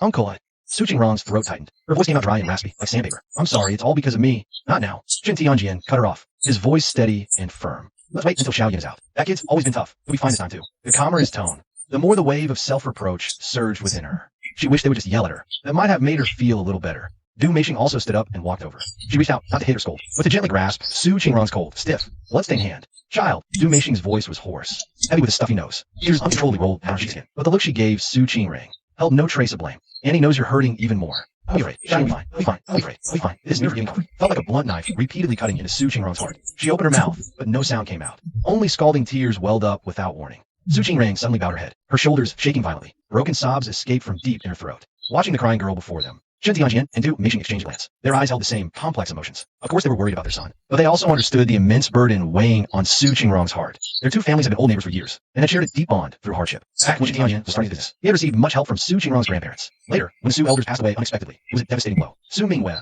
who was pregnant at the time, was heartbroken. It caused serious problems, and she was rushed to the hospital. When Chun Tianjian and Du Meixing got the news and hurried over, all they saw was the closed operating room door and the glaring red light outside. Only Su Qingrang, who was barely over 10 years old then, so small and thin, stood alone in the cold, empty corridor. In Sun Guochun, as Su Mingyue's husband, wasn't even there. They had just arrived when the operating room door opened. Dr. Dao walked out, looking exhausted and grim. He took off his mask, his gaze sweeping over those outside. He was used to life and death, prepared for the instant collapse of family members into wailing sobs, for irrational anger, blame, and the chaos of pulling and shoving. But what the doctor saw was a little girl holding a bouquet of flowers. She just stood there, looking up slightly at the doctor, and held out the flowers. Uncle, Annie, you worked hard. Where's Mom? All the responses the doctor had prepared stuck in his throat at that moment. He had seen too many grief-stricken adults, but he never expected the person standing outside the open door to be a little girl with flowers. Outside an operating room, there could be family members crying until they faint. There could be adults with red-rimmed eyes. But it just had to be a child, still needing a mother's love. A child full of hope. Chapter 83. I want to live. He was wheeled out of the operating room. He was still unconscious, his face very pale. The lower half of his body was wrapped in thick white bandages. The sight made Su Qingrang's long-suppressed emotions burst forth. Tears as big as beans rolled down. Jian and Du Meixing were talking with the doctor outside the private room. After hearing the doctor, the couple both sighed with relief. When they got Su Qingrang's call, they were eating freshly fried lotus root patties and watching TV. By the time they rushed to the Su family's backyard and saw the large, glaring patch of red under their sun, their minds went blank. So much blood. It was cut by the sharp spikes on the railing. What if the massive blood loss caused a tetanus infection? Fortunately, the doctor said the wound wasn't too deep. The worst part only went in a centimeter or two. The main issue was the blood loss, but it stopped now. After cleaning and stitching, it should be fine. However, Du Meixing still had a trace of worry between her brows, because Chun Yan was injured in the lower body. They didn't know if that part was hurt. What if it is? How will he get married later? Chun Tianjian saw Du Meixing still looking worried. Don't worry. He might actually be happy about it. School starts right after the new year. His injury gives him a perfect excuse to skip it. Du Meixing sighed. Pointing his own leg, he whispered at the hospital room door. I know he's stable now. The bleeding stopped. But Xiaoyan was hurt down there. What if there's a problem with that? Chun Tianjian was stunned for a moment. He finally realized what his wife was worried about. His heart sank too, but he kept a straight face. Don't jump to conclusions. The doctor didn't mention it just now. How could I ask a male doctor about that? Du Meixing nudged his arm. Go ask quietly. He's our only son. We're counting on having grandchildren someday. Chun Tianjian nodded. He turned and hurried after the doctor. Meixing watched her husband retreating back, standing still for a moment longer. She took a deep breath and adjusted her expression. Gently, she pushed open the slightly ajar door to the room. Su Qingrang was still sitting in the chair by the bed. Her eyes were red and swollen, staring blankly at the unconscious Chun Yan. Tears streamed silently down her face. Du Meixing walked over. Her voice was soft, deliberately light. Qingrang, don't cry. The doctor said it's just superficial wounds for Xiaoyan. He lost a lot of blood, but he'll recover with rest. Seeing Su Qingrong's haggard, tear-streaked face, Du Meishing's own heart ached. At first, she had actually blamed Su Qingrong a little. After all, if Su Qingrong hadn't wanted her life, would Chen Yin have been so frantic, climbed the wall, and gotten hurt so badly? But now, looking at Su Qingrong's swollen eyes, that bit of blame vanished. This girl had suffered plenty in her own life. Thinking this, Du Meishing picked up a bottle of water. She intended to wet her throat. Unexpectedly, Su Qingrong suddenly looked up. Her eyes, red and swollen, yet unusually clear, met Du Meishing's directly. Tears still glistened as she spoke earnestly. Andy, if Chen Yan's injury is down there, I'll take responsibility. Cough. Du Meishing's hand jerked. Water almost spilled. She stared at Su Qingrong in shock. She hadn't expected the quiet worry she and her husband shared outside the door to have been overheard by this girl. Even less did she expect to hear such words. Before Du Meishing could recover, Su Qingrong repeated again. Her tone grew more resolute, even solemn. Auntie, I'm serious. If something really happens to Chen Yan down there, and he has money, I'll take responsibility. She added quickly, her voice hoarse. Even if Chen Yan minds me, I'll still be responsible. The ward fell silent instantly. Only the regular beeping of the machines remained. Du Meishing held the water bottle. I lost her words for a moment. Shock. She never expected Su Qingrong to say such a thing. Second, complexity. Chen Yan was only in 7th grade. Du Meishing usually only thought about his studies, his meals, and him not getting in trouble. Having children was something so distant she'd hardly considered it. Now, brought up by Su Qing in such an absolute way, it left her flustered, yet also deeply moved. Du Meishing slowly put down the water bottle. She didn't immediately say yes or no. Her hand gently patted Su Qingrong's thin, tense shoulder. Silly child. Du Meishing's voice was very gentle, carrying tolerance and a barely perceptible sigh. It's too early to talk about this. Xiaoyan is tough and lucky. He'll be fine. Even if... She paused, looking at Su Qingrong's stubborn gaze. Even if something really happens, that's for the future. What you need to do now is take good care of yourself, and wait for Xiao Yan to wake up. The rest, we'll talk about it when you're older. Su Qingrong's ear tips flushed slightly red. She nodded firmly. In the following days of Chen Yan's coma, no matter what Chen Tianjian and his wife said, Su Qingrong stubbornly refused to leave. She sat by the hospital bed, staring unblinkingly at the still unconscious boy. Waves of heartache and guilt washed over her. If it weren't for her, Chen Yan wouldn't be hurt. If she could, she wished she were the one lying here. Not Chen Yan. He should be running freely under the sun, bright and cheerful, not like her. February 27th, 2018. Weather. Sunny day. Chen Yan was discharged from hospital. The doctor checked repeatedly, said he was recovering well. No vital organs were injured. A true blessing in disguise. If something truly irreversible had happened, I probably could never forgive myself. The pen tip paused here for a long time, ink slightly smudging. But I've also seriously thought about it. If it really came to that, I'll take responsibility for the rest of my life, not out of guilt. Even though the guilt will always be there. It's because... Su Qingrong looked up, gazing out the window at the branches just being struck in us. It was as if he saw that boy stumbling over in a rush. Mom, I think I finally understand what you meant by anchor when you told me stories before. An anchor isn't a shackle, not a heavy burden. It's what a ship can cling to desperately at the bottom of the sea, when it's lost in a storm and about to fall apart. It's what keeps it from sinking completely. As long as the anchor's there, the ship knows it hasn't been completely abandoned. Chen Yan, perhaps, is my anchor. When I was about to sink, he anchored himself beside me in a clumsy, painful way. A tear fell, spreading on the paper. So I want to live now, to live well, not just because I owe him a life, but because he made me see that this battered, broken down ship of mine might still be repaired. It might sail again, even if the course is unclear. At least I'm not drifting alone on the sea anymore. Chapter 84. When did I start liking Chen Yan? Outside the window, the rain poured down in torrents, pattering steadily. Chen Yan closed the diary. He turned his head to look at the rain-blurred glass window. His gaze was unfocused, yet his eyes uncontrollably reddened. Warm liquid rolled down silently. It fell onto the back of his hand. So that's how it was. So, the Su Qingrong from memory didn't suddenly turn cold. Nor did he suddenly become distant. Behind it all was such a bloody, painful truth. Betrayed by his closest family, blinded by lies. Learning the truth about his death, hearing over her unborn child. Learning about the unexpected passing of his grandparents. Finding out he had an older brother for years his senior. How much pain must he have been back then? How utterly hopeless to want it all to just end. And he was thinking of bearing all this alone, too. Su Qingrong. Chen Yan murmured in a low, hoarse voice. He closed his eyes for a moment, then reopened the diary. March 19th, 2018. Sunny. Ian said his wound is almost healed. The bandages are off. He insisted on dragging me today to watch him play basketball. The handwriting paused here for a moment, leaving a tiny dot after the words play basketball, as if hesitating. Mom, you can't imagine the scene. He was just wearing that blue and white school uniform, limping along, carrying the basketball in front of me. She kept looking back and urging me to hurry up, sis, as if she'd completely forgotten how she hurt her leg. When he smiles, there's a faint dimple on his left cheek. I guess I never really noticed before. Things started to change in subtle ways from here. There were other guys on the basketball court, all noisy. They saw Chen Yan, gathered around, patting his shoulder. What did they say? Chen Yan's ears suddenly turned red. I saw them all turn to look at me. Chen Yan seemed a bit nervous. I heard those little brats ask Chen Yan if I was his girlfriend. Kids these days, so grown up already? They're so young. Spring is in the air. The wind is warm. Chen Yan actually played quite clumsily. Kept losing the ball. Shots were off. That wound obviously still bothered him. Movements awkward. He winced slightly when jumping. But he ran, shouted, bumped shoulders with friends. A shiny layer of sweat quickly formed on his forehead. So alive. The words alive were written with extra pressure. I looked for a long time, Mom. Suddenly, I remembered you used to say, life is like wild grass. Seems fragile, but given a crack. A little light, it'll fight its way out. Chen Yan seems like that kind of wild grass. I indirectly stepped on him, made him bleed so much. Yet not long after, he's basking in the sun again. As if he has no idea what shadows are. Or if he did, he'd choose to leave them behind and keep running toward the light. The handwriting slows, as if pondering. He ran over for water midway, stood panting in front of me, sweat dripping down his sharp jawline. He handed me the bottle, eyes shining bright. So how was it? Was I cool? Cocky kid. But I suddenly realized, Chen Yan is actually really good looking. Rongqing's got another heartbreaker in the making. Here, Chen Yan's mouth slowly curved into a gentle smile. Ears red. My middle school self was indeed pretty cocky, but cool too for real. March 1st, 2019. Chinyan's about to take a high school entrance exam. I'm close to college one. Found a love letter someone wrote him in his backpack. Somehow felt inexplicably stuffy inside. He saw my expression wasn't good. Turned and actually said he'd give me that love letter. Was that letter even meant for me?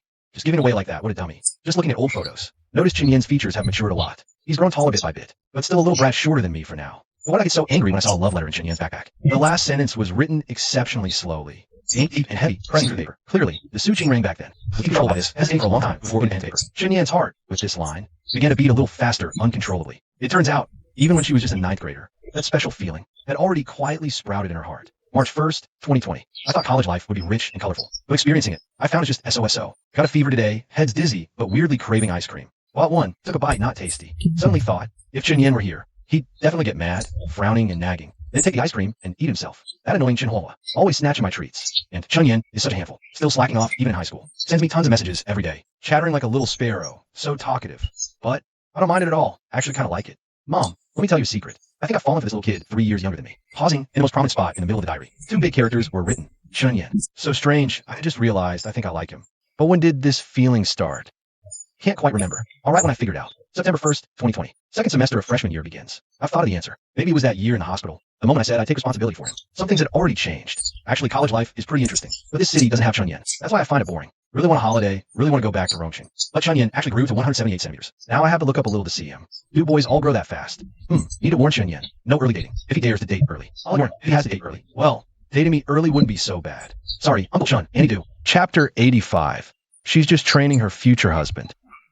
Chinyan chuckled softly. His ears started to feel hot uncontrollably. You, Suching Rang, you had such thoughts about me so early on. I treated you like a sister, but you were training me to be your husband. Every time Suching Rang came home from university, besides consistently checking his schoolwork and homework, she'd always casually emphasize the same thing. Chinyan, you're not allowed to date early. If I find out you're secretly dating. She paused deliberately, her cool eyes sweeping over him, before slowly adding the threat, I'll never talk to you again. Back then, Chinyan just found it baffling, and even a little hurt. Classmates around him were indeed secretly holding hands, but his mind was full of either basketball or video games, or figuring out how to tackle the extra problems she left him. How could he have a mind for that stuff? He thought Suching Rang was making a mountain out of a molehill. At first, he'd nod obediently and agree. Got it, Sister Chin Rang. Don't worry, I won't. But she said it so often. Teenage rebellion, mixed with a bit of thinking he was clever, made Chinyan, during one of her routine mornings, blurt out on impulse. Suching Rang, is it because no one's chasing you at university, and you're afraid I'll get a girlfriend first and laugh at you? He remembered Suching Rang's expression instantly became extremely complicated, as if his words had choked her hard. The rest up, they would go up or down. A suspicious blush spread across her fair cheeks, her eyes holding the frustration of casting pearls before swine. At the time, Chinyan just thought her blush meant she was angry. Looking back now, it wasn't anger at all, but sheer embarrassment.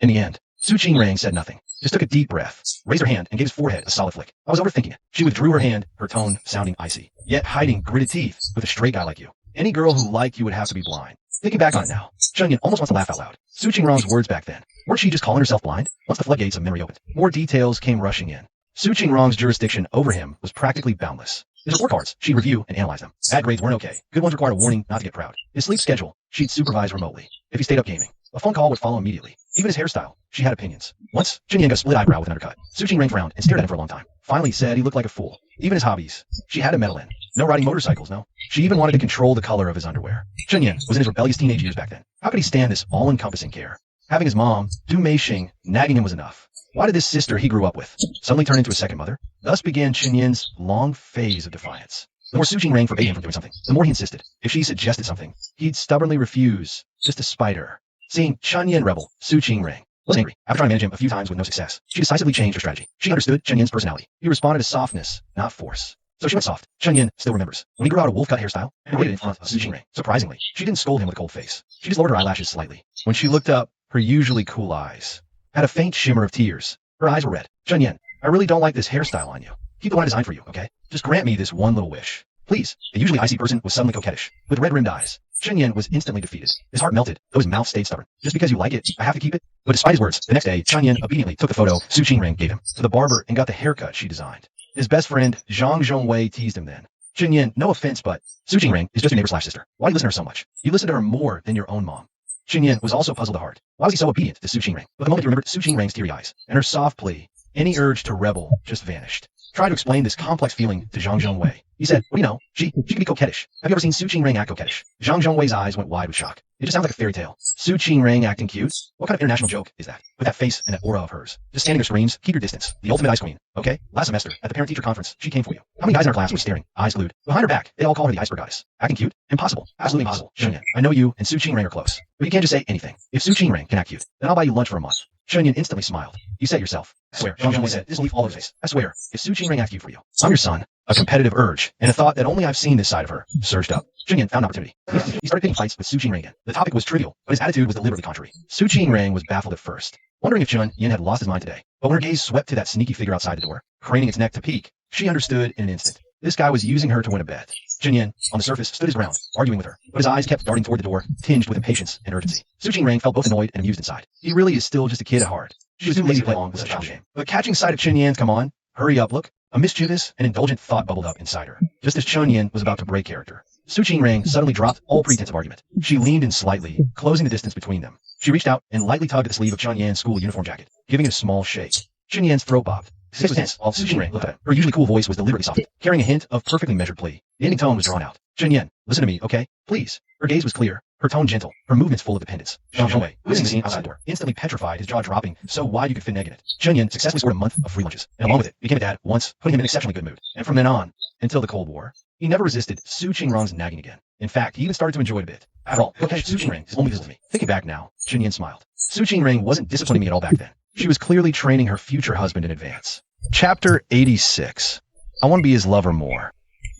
The rain outside the window gradually stopped. Sunlight pierced the thick clouds, casting golden rays. They fell in the diary. Chun Yin looked up and gazed out the window. A brilliant rainbow had quietly appeared in the sky at some point. Its colors were distinct, almost unrealistically beautiful. Coincidentally, this diary by my hand had just been turned to the last page. It was a little Chun Yin back then who gave me a new life. He also made me realize that even a withered tree in the dead of winter can still meet spring, a waiting day when the breeze sweeps the fields and new green covers branches. I wanted to understand. I don't just want to be a sister. What I want more is to be his lover. Chun Yan's heart felt scalding as he stared at the last line. The corner of his mouth uncontrollably turned upward. He said rain for a long time. Only then did he carefully close the diary. He put it back in its place. However, just as he was about to get up, the corner of his eye caught a glimpse of a deeper shadow in the wardrobe. It seemed there was an even thicker notebook lying there. His finger paused slightly. The question that had been lingering in his heart for so long surfaced. Why? Their feelings were clearly mutual, and they had even already shared the most intimate physical contact. Did Su Qingrang still refuse to nod in agreement? Refuse to let their relationship take a step further? If you say fast, they've known each other since they had memories. He had been clear about his own feelings for over half a year. It seemed only natural for things to come to a head. If you say slow, it was indeed slow enough. He occasionally felt a bit of grievance from the lack of response. His finger finally moved. He carefully took out that notebook,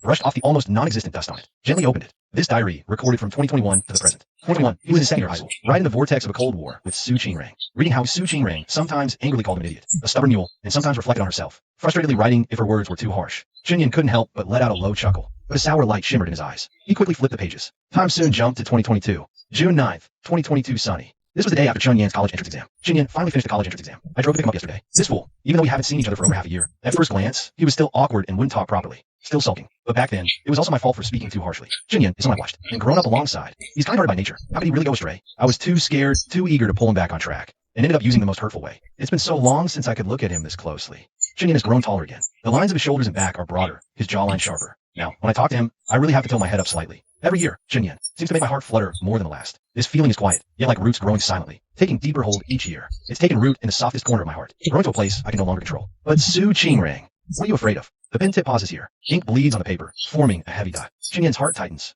I'm afraid. I'm afraid of that madman. Ling Dang died during my first semester of senior year. The afternoon after the final exam. I came home full of joy, looking forward to seeing Ling Dang rush up to me. But I searched every corner of the house. Finally, in a corner of the backyard, I saw her. Her small body curled up. Her snow-white fur was dirty, her body already stiff. Cold, so cold, never to be warm again. I held her and rushed to the hospital, but the doctor said she couldn't be saved. I sat holding her for a long time. My mind was empty. No tears would come. How could a perfectly healthy Ling Dang die from poisoning? I didn't dare think deeply. She ran for me. A few days later, Sun Wuchun rarely returned to the Qingyan residence. Sun Wanqing followed. Sun Wanqing looked at me, a smile on his face that made my blood run cold. He leaned down, his voice low, just for the two of us. He whispered, "Little sister, you seem very sad. What a pity, such a cute little dog." But remember, his voice dropped even lower, like a viper's tongue slithering into my ear. "Anything you still care about. If I see it, I will destroy it. The more you care, the happier I am to destroy it." He finished speaking. He stood up, resuming that composed and calm demeanor. That venomous remark just now must have been my imagination. Mom, in that moment, I felt like I'd fallen into an icy abyss. This lunatic, I knew if he said it, he'd absolutely do it. The handwriting here becomes completely chaotic, with deep, forceful scratches. It's a silent breakdown and struggle. Chun Yan's fingertips instantly turned ice cold. A searing wave of fury shot straight to the top of his head. A vein throbbed at his temple. He'd always assumed Ling Dang accidentally ate something outside that poisoned her. Chen Yin remembered Su Qingrang being unusually quiet during that period. He had recorded her fingerprint for the front door lock at the time. After failing to find her several times, he simply tried to enter and grab her, only to be told the fingerprint was wrong. Several failed attempts triggered the security alarm. Security came, and he was almost chased out of the complex with some gun. Later, Chen Yin found out Su Qingrang had changed all the locks in her house. Back then, Su Qingrang was shrouded in a profound sadness and wariness. She was deeply despondent. Chen Yin also saw Sun Guoqian return, only to be immediately kicked out by Su Qingrang. The two stood outside, arguing loudly for a long time. Back then, as a ninth grader, he naively thought her grief was solely for losing her longtime canine companion. Chen Yin himself felt an empty, hollow sadness, so he tried every way to cheer her up, telling lame jokes, buying her favorite snacks. Even, this is the real 81 tribulations. This is the real 81 tribulations. Chen Yin closed his eyes. He even made a bold declaration back then. Su Qingrang, don't be sad. You still have a dog. Su Qingrang lifted her red, swollen eyes at the time, and looked at him puzzled. The boy back then felt no shame. Instead, he puffed out his still thin chest, his eyes shining brightly. Me? I'm your dog. I can stay with you forever too. He remembered Su Qingrang staring blankly for a long time then. Her pale face first showed shock, then she smiled. It was the first time he'd seen her smile in over a month since Ling Dong's death. Chen Yin's lips unconsciously curved into a smile, but that hint of a smile froze before reaching his eyes, replaced by a cold, sharp glint. Sun Wuchun, Sun Wancheng, the pain and fear this father and son inflicted on Su Qingrang will make him repay it tenfold, including that year-long Cold War between him and Su Qingrang. Its origin was also thanks to Sun Wancheng. Thinking of this, Chen Yin clenched his fist. His knuckles made a faint, crisp sound. Although Su Qingrang's harsh words had stirred his rebellious side, he wasn't stupid. Chen Yin had sensed early on that those friends, who actively approached and egged that on and off, they carried a whiff of something corrupt and sinister. Even though they started a painful Cold War, Chen Yin still switched back to the liberal arts track. He quickly caught up with the pace. He deeply exhaled the turbid air pin up in his chest. Chen Yin continued reading. August 14th, 2022. That fool Chen Yin wouldn't tell anyone his choice of university. But doesn't he know the saying? A guilty person gives himself away. Good thing I work part-time at the student union. You dummy Chen Yin. Really dumb to on university. I personally packed his admission letter. Looking forward to the next 4 years. Little Chen Yin's eyelid twitched. His admission letter was actually packed by Su Qingrang herself. She knew this early on. His ears turned red, not knowing whether to laugh or cry. That's Su Qingrang for you. September 29th, 2022. Sunny. Chen Yin's military training is over. I want to secretly see him today. I found a girl talking to him. His smile was so beautiful. My little sunshine. But in that instant, my heart felt sour and swollen. I really want to hide Chen Yin away. Hide him in a place only I know, absolutely safe. Mark him as mine alone. Let everyone know. Chen Yin belongs to Su Qingrang. He can only be mine. No one is allowed to look to get close. No one's allowed to smile at him like that. I was scared by my own thought. Su Qingrang, how could you think like that? Such a paranoid, possessive, even somewhat pathological idea. Is this really love? Or is it because I have too little that I've developed a twisted desire to control the only light I have? Faster, faster, bind Chen Yin's name with mine. He can only be mine. But the handwriting here becomes shaky, unsteady. I don't dare. I'm afraid. What I fear is not just the lingering threat of that madman's son, Wancheng. What I fear more is myself. I fear that someone like me, whose heart is full of shadows, is really worthy of standing beside someone as bright as Chen Yin. I can't even manage my own emotions properly. Those gloomy feelings that pop up all the time, even that terrifying possessiveness just now. Will they one day all become night first, Chen Yin? Is this real me what Chen Yin would like? Gain and loss. It's the law of the world. Gaining also means losing. Wait a little longer, Su Qingrang. Wait until I can personally eliminate that threat completely. Chen Yin, I'm sorry. Maybe on the day a withered tree blooms, I'll be worthy of telling you. I love you, but my heart is a withered tree. How could it ever bloom? Am I worthy of Chen Yin's love? Chen Yin slowly closed the diary. His eyes stung, breath-catching. So that's how it is. So this is the 81 trials she mentioned. These 81 trials weren't just for him. They were Su Qingrang's own trials. She was constantly trying to make peace with herself. Because of her mother and unborn sibling, because of her grandparents passing, Su Qingrang felt she wasn't worthy. Chen Yin closed his eyes, tears falling silently. He murmured softly, Su Qingrang, you're a fool too. What's this about worthiness? What I've always wanted is the real you, the one who gets scared, who gets jealous, who lacks confidence in yourself. It is more resilient and brave than anyone. A withered tree can definitely bloom. Chen Yin put the diary down, not reading further. It was enough. He had the answer he needed. If not for the shocking mention of suicide catching his eye, Chen Yin would never have crossed this line of privacy. After a pause, he returned the diary to its place. He got up, snapped a photo of a rainbow after the rain, and sent it to Su Qingrang. See? After the rain, a rainbow. The sky's clear. Must be a special sign. Wishing you success in today's meeting. After typing, he paused, then added another line. Miss you a bit. Sent. With that done, Chen Yin turned and efficiently packed for their return to Rongqing tomorrow. He would show her through action. Let Su Qingrang know that withered trees can bloom. Loving her means accepting every imperfect part. Su Qingrang replied 15 minutes later. By then, Chen Yin had finished packing for Rongqing. Sister Shun, hearing you say that is a rare treat. How much do you miss me? Chen Yin looked at the screen. And this time, you didn't get defensive or beat around the bush like usual. So much. You were all I could think about all morning. Su Qingrang, I miss you. Chapter 88. Let's not tell Andy about us just yet.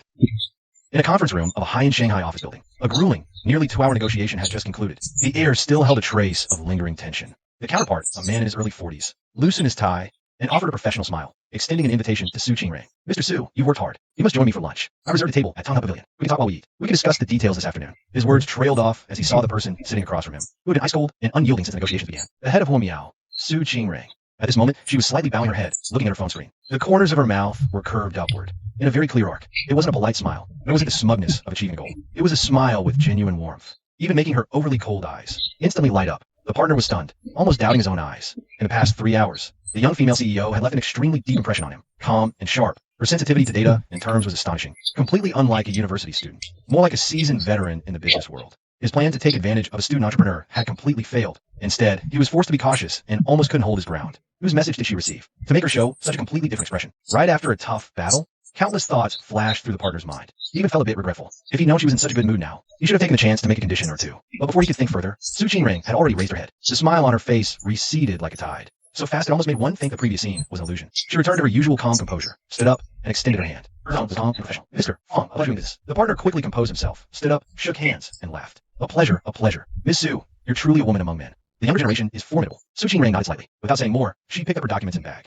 and walked out of the conference room with measured steps. Looking at the empty, quiet corridor, she put the phone to her ear and played Chen Yan's voice message. My mind is full of you. Su Qingring, I miss you. At that moment, her assistant, holding a folder, jogged up from behind and heard the message. Her eyes widened. Hearing the sound, Su Qingring almost imperceptibly moved her fingertip, turned off the screen, and turned around. The expression on her face was already perfectly adjusted. She asked softly, what's wrong? Is there something else? Oh. The assistant suddenly snapped back to reality, her face slightly flushed, hurriedly handing over the file in her hand. This document needs your signature. My mind is racing. OMG, CEO, Su has a boyfriend. He sounds young and a bit dreamy. This is major gossip. Noticing her assistant's curiosity, Su Qingring quickly glanced, signed her name, and handed it back. My boyfriend. You've met him. The assistant's eyes widened. She's met him? Su Qingring's lips curved slightly. It's the person who came to my office last time. My brother, Chen Yan. The assistant was stunned, mouth agape. She quickly composed herself. Oh, it's him. Wishing you a happy marriage. Oops, no. Wishing you many children. Su Qingring couldn't help but laugh. The assistant's brain short-circuited from the news. Realizing her blunder, she awkwardly covered her mouth. Oh, she's so flawless. A perfect match. Su Qingring chuckled. The next morning, Chen Yan and Su Qingring took a cab to the airport. Once on the plane, Su Qingring turned to Chen Yan. Her brow arched curiously. She noticed a change in his demeanor since they got back yesterday. To put it bluntly, he was being extra attentive. Unusually so. What got into him? After a moment, she asked casually, what did you do yesterday? Chen Yan was looking at his phone, picking a New Year's gift for Su Qingring. He quickly turned off the screen. Nothing much. Just packed. Cooked. He trailed off. Although Su Qingring's period wasn't over, Chen Yan had built up feelings he couldn't express. They did almost everything but the final step. What surprised Chen Yan most was that Su Qingring even helped him. Now, every glance at her fair hands made his ears burn. But Su Qingring caught his evasive look. Recalling last night, she felt amused and warm. Su Qingring had never done that before, nor seen anyone else do it. Chen Yan gave her a masterclass. She was a bit rough, but worked out. Still, seeing Chen Yan's expression then, she herself felt a little uneasy. Su Qingring coughed lightly and reached out her hand, gently placing it on the back of his hand. Chen Yan coughed guiltily. He turned his hand over, interlocking their fingers. The plane was passing through a layer of clouds. It was a bit bumpy, but their clasped hands remained steady. 2 hours later, the plane was about to land in Rongqing. Just as they were about to stand up to get off the plane, Su Qingring suddenly thought of something. She reached out and grabbed the back of Chen Yan's shirt. He had just dozed off for a bit, his eyes still a little bleary. He looked at Su Qingring. What's wrong? Su Qingring's fingers were still hooked on his clothing. Her fingertips tightened slightly, as if weighing her words. Then she looked up at him, her voice lowered. Let's not let your mom know about us. Like this for now. Chen Yan's movement paused. After a moment, he pretended not to know anything. He grinned broadly. What's our relationship? We just grew up together, right? We just happened to go to college in the same place. We're not even together.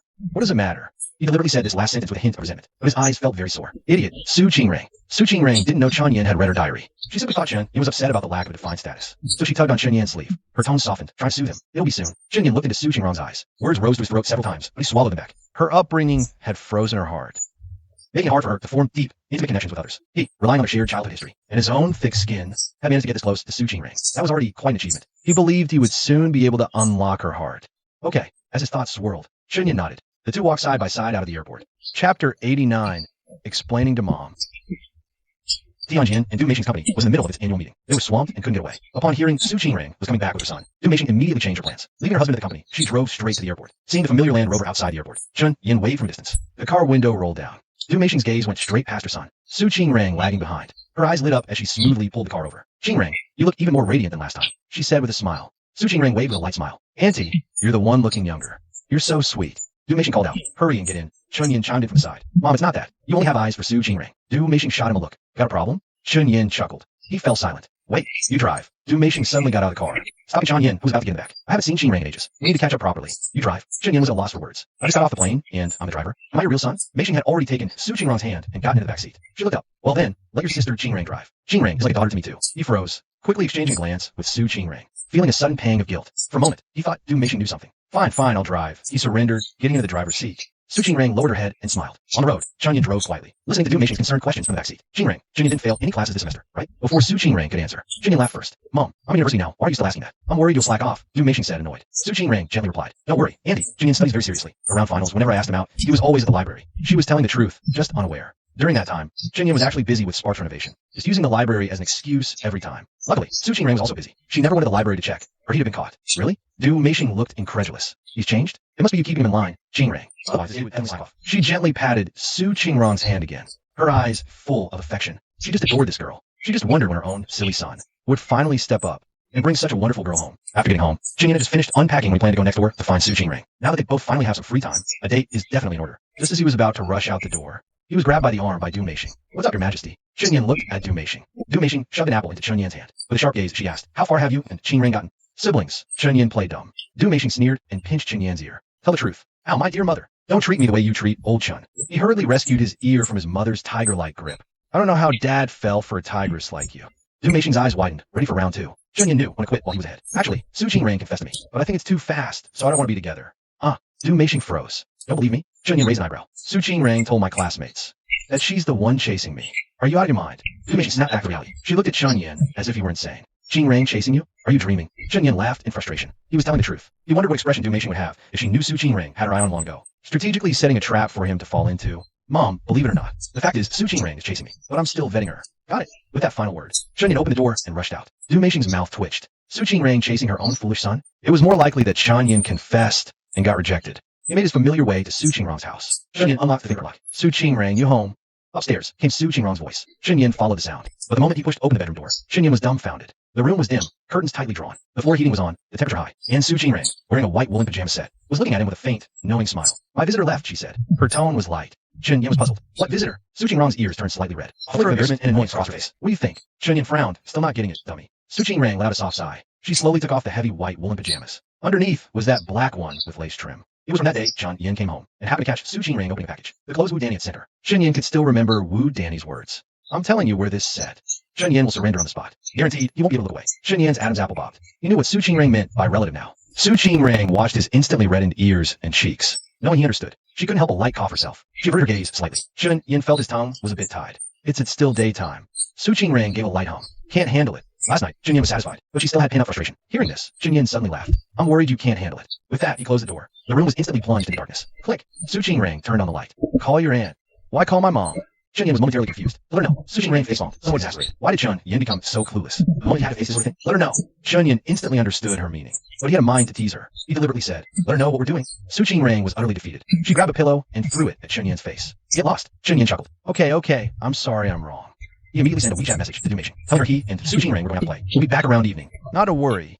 And don't suddenly call and spoil the fun. Chapter 90. Putting a bell on Chunyin. Chunyin put his phone on silent. It was 3:30 in the afternoon. Here, Su Qingrang's lips hurt slightly. She crooked a finger at him. Chunyin walked over. He stopped in front of Su Qingrang. His gaze settled on her. The sheer black lace barely conceals anything. Every inch of skin glows with an almost ethereal whiteness in the dim light. As he watched, his entire face flushed crimson. The blush spread from his neck all the way to the tips of his ears. Wu Danny really is Su Qingrang's best friend. He thought Su Qingrang would never, ever wear this outfit. Who knew she'd secretly bring it back to Rongqing. Su Qingrang's cheeks were also flushed, yet she feigned composure, looking up to ask him, do I look good? Chunyin nodded vigorously. How could this outfit not look good? And like this. Su Qingrang, like a magician, produced a matching bell, like the one on Dorman's neck. Would that be even better? Chunyin's eyes widened slightly. He'd wear it. Her voice was soft.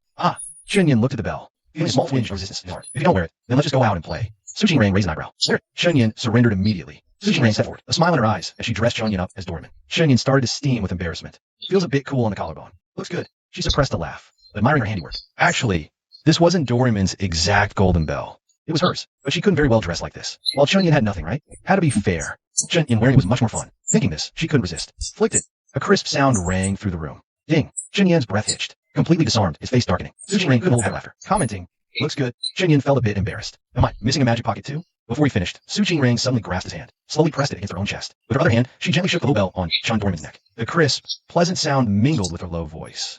Chunyin, I'm here. His breath was scorching, fingertips numb. Su Qingrang bit her rosy lips, eyes shimmering with unshed emotion. Clearly shy, yet she still met his gaze and said, today you be on the bottom, okay? She applied slight pressure, guiding him to fall back. Chunyin sank into the soft bedding. She held her long, dark hair falling above him like a waterfall, swept in the face of the Chunyin. With a sweet smell, ding rin rin, the sun shines brightly outside the house. I don't know how long it took for the rain and wind in the house. The sound of a crisp metal crash and the bell of the robot cat fell off. The sound is temporarily suspended, but Chunyin feel that. The lingering sound around the ear. The next morning Chunyin opened his eyes in a daze. There was no one around him. He rubbed his eyes. I saw more than 20 missed calls from my cell phone. From Du Meixing and Chen Tianjins and a best friend, Zhang Zhongwei. Fuck Chunyin, straightening up. Pick up your mobile phone and click WeChat. There are more than a dozen messages Du Meixing by the friar. Mother Chunyin, where did you go to the wild again? Please tell me that you went home after separating from her at night. Son of a bitch, where have you been? No news will be returned. You give me to wait for a Chunyin hard jump. And that's when the door opened. Su Qingring in pajamas. Just after washing, I was holding a cup of hot milk in my hand. Su Qingring, you can hurt me, ah. Seeing her appear, Chunyin grind her teeth. Why did you suddenly take yourself on yesterday? After a long time, I replied to my mother's message. At that time, he punished her very much for her inattention. Chunyin lift the quilt and get out of bed, but stepped on a cold thing. A sudden crisp sound spread. He looked down and saw that he did not know when he fell to the ground yesterday. The air was quiet for a moment. Yesterday's picture suddenly clear with the bell. Su Qingring a light cough. Don't have a slightly hot face. Tone with a little complaint. Who am I to blame? The endless afternoon should be over. Then she asked her Chunyin to take her to the bath. Results in the bathroom again. After dinner, I played 2 games side by side. I don't know who started it. And rolled into a mess until after midnight. So much so that she is now walking. The legs are still faint sour. Hear the words of Su Qingring. Chunyin a dry cough, a little guilty. He bent down to pick it up and put it in the closet. Su Qingring suddenly dropped the sentence. The rascal then she turned and left. Chunyin placed the bell on the cabinet. He watched, bewildered, as she closed the door. A sliver of cold air from the hallway seeped through the crack. It hit him, making him shiver. He looked down and instantly understood. It wasn't me. He was torn between laughter and tears. Silently, he retreated back under the covers, searching the bed. His clothes were nowhere to be found. Su Qingring wasn't on the floor either. Where are my clothes? He shouted towards the door. Washed. Her voice came from outside. It was brief, laced with unmistakable amusement. Washed. Chunyin was stunned. Then what do I wear? Where mine? Her laughter was even more evident. I left it by the bed. It might be a bit small. You'll have to make do. Chunyin turned his head. Only then did he see a folded set of white shorts and a t-shirt on the bedside. He held them up, comparing, and fell silent. Finally, Chunyin, dressed in a wildly ill-fitting outfit, was reluctantly pushed out the door by Su Qingring. The top was a white crop top, 3 sizes too small, stretched tight, the neckline and sleeves constricting. The bottom was a pair of tight denim shorts, ending just above the knee. To make matters worse, he was going commando. He was, however, wrapped in Su Qingring's long, pure black cotton coat, which barely concealed the bizarre getup. Otherwise, Chunyin was genuinely afraid someone would bump into him and think he was a pervert. He pulled the collar high, burying half his face in it, and stormed back to his own place with a dark expression. As soon as he entered, he saw Du Meixing sitting ramrod straight on the living room sofa. A feather duster lay neatly beside her. Well, look who decided to come back. Du Meixing grabbed the feather duster. She turned, a cold, insincere smile plastered on her face. But when her gaze landed on Chunyin, that smile froze, morphing into utter bewilderment. Ew, what on earth are you wearing? Du Meixing sprang to her feet. She strode over to Chunyin. Before Chunyin could react, Du Meixing had already grabbed the front of his coat and yanked it open, revealing the tight, interfering white t-shirt and the shockingly short denim hot pants, exposed plainly to Du Meixing's eyes. Du Meixing gasped, her vision darkening, fury shooting to the top of her head. Her voice rose sharply. Chunyin, what is the meaning of this? Whose clothes are these? Where were you last night? Are you in a cosplay now? Becoming a cross-dresser? Should I buy you a wig too?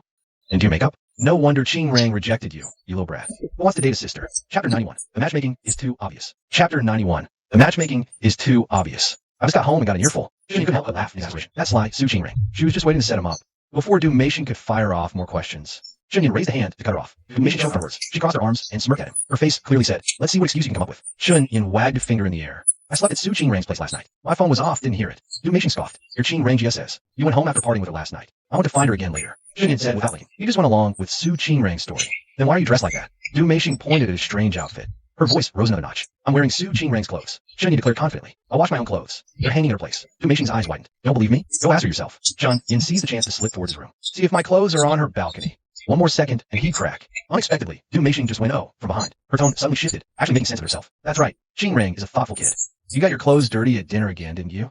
Sigh, troubling her to wash them for you. She shook her head, a hint of approval on her face. Such a good girl. Chunyin paused mid-step. He was speechless. Then just adopt her as your goddaughter. Du Meixing shot him a glare. Marry her home. It's the same. Cough, cough, cough. Chunyin choked on those words, coughing violently, not daring to look back. He practically fled into his room. Closing the door, he lay on the bed, unable to help laughing at his mom. She's constantly scheming to set him up with Su Qingring, but she doesn't need to bother anymore. Those 2 lines from Su Qingring's diary suddenly surfaced in his mind. Perhaps the day the withered tree blooms, I'll be worthy to tell you. I love you, but my heart is a withered tree. How can it ever bloom? After Luo Mengyao's mishap, Su Qingring couldn't wait anymore. And Chunyin, how could one wait either? He had to figure out how to let Su Qingring know that even a withered tree can bloom. Chunyin met up with his best friend Zhang Zhongwei, whom he hadn't seen all semester. Zhang Zhongwei scored exactly 666 on college exam. He just stayed local and went to Shu University. At 10 p.m., after playing Delta Force, they were about to head home, ready to check out and log off. Suddenly, Zhang Zhongwei turned his head. He looked at Chunyin, asking casually, Chunyin, you don't have a girlfriend right now, do you? Chunyin raised an eyebrow, wondering why he suddenly asked that. After a moment of hesitation, he nodded. Yeah, no. As for the details between him and Su Qingring, Chunyin didn't plan to tell anyone. That was something he mentioned, since Su Qingring had told her best friend Wu Danny too.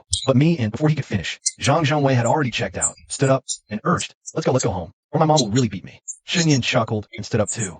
He didn't continue what he was saying, but just as they left the internet cafe, outside, a light drizzle had started, unnoticed when, Dog Zhang, got an umbrella? Chunyin glanced at Zhang Zhongwei. Zhang Zhongwei was speechless. Swallow. We came together. You think I'd bring an umbrella? He stuck his head out to look at the sky, then added, let's wait a bit. What if the rain stops soon? Chunyin checked the weather forecast on his phone. Doubt it'll stop. Let's just grab a taxi back.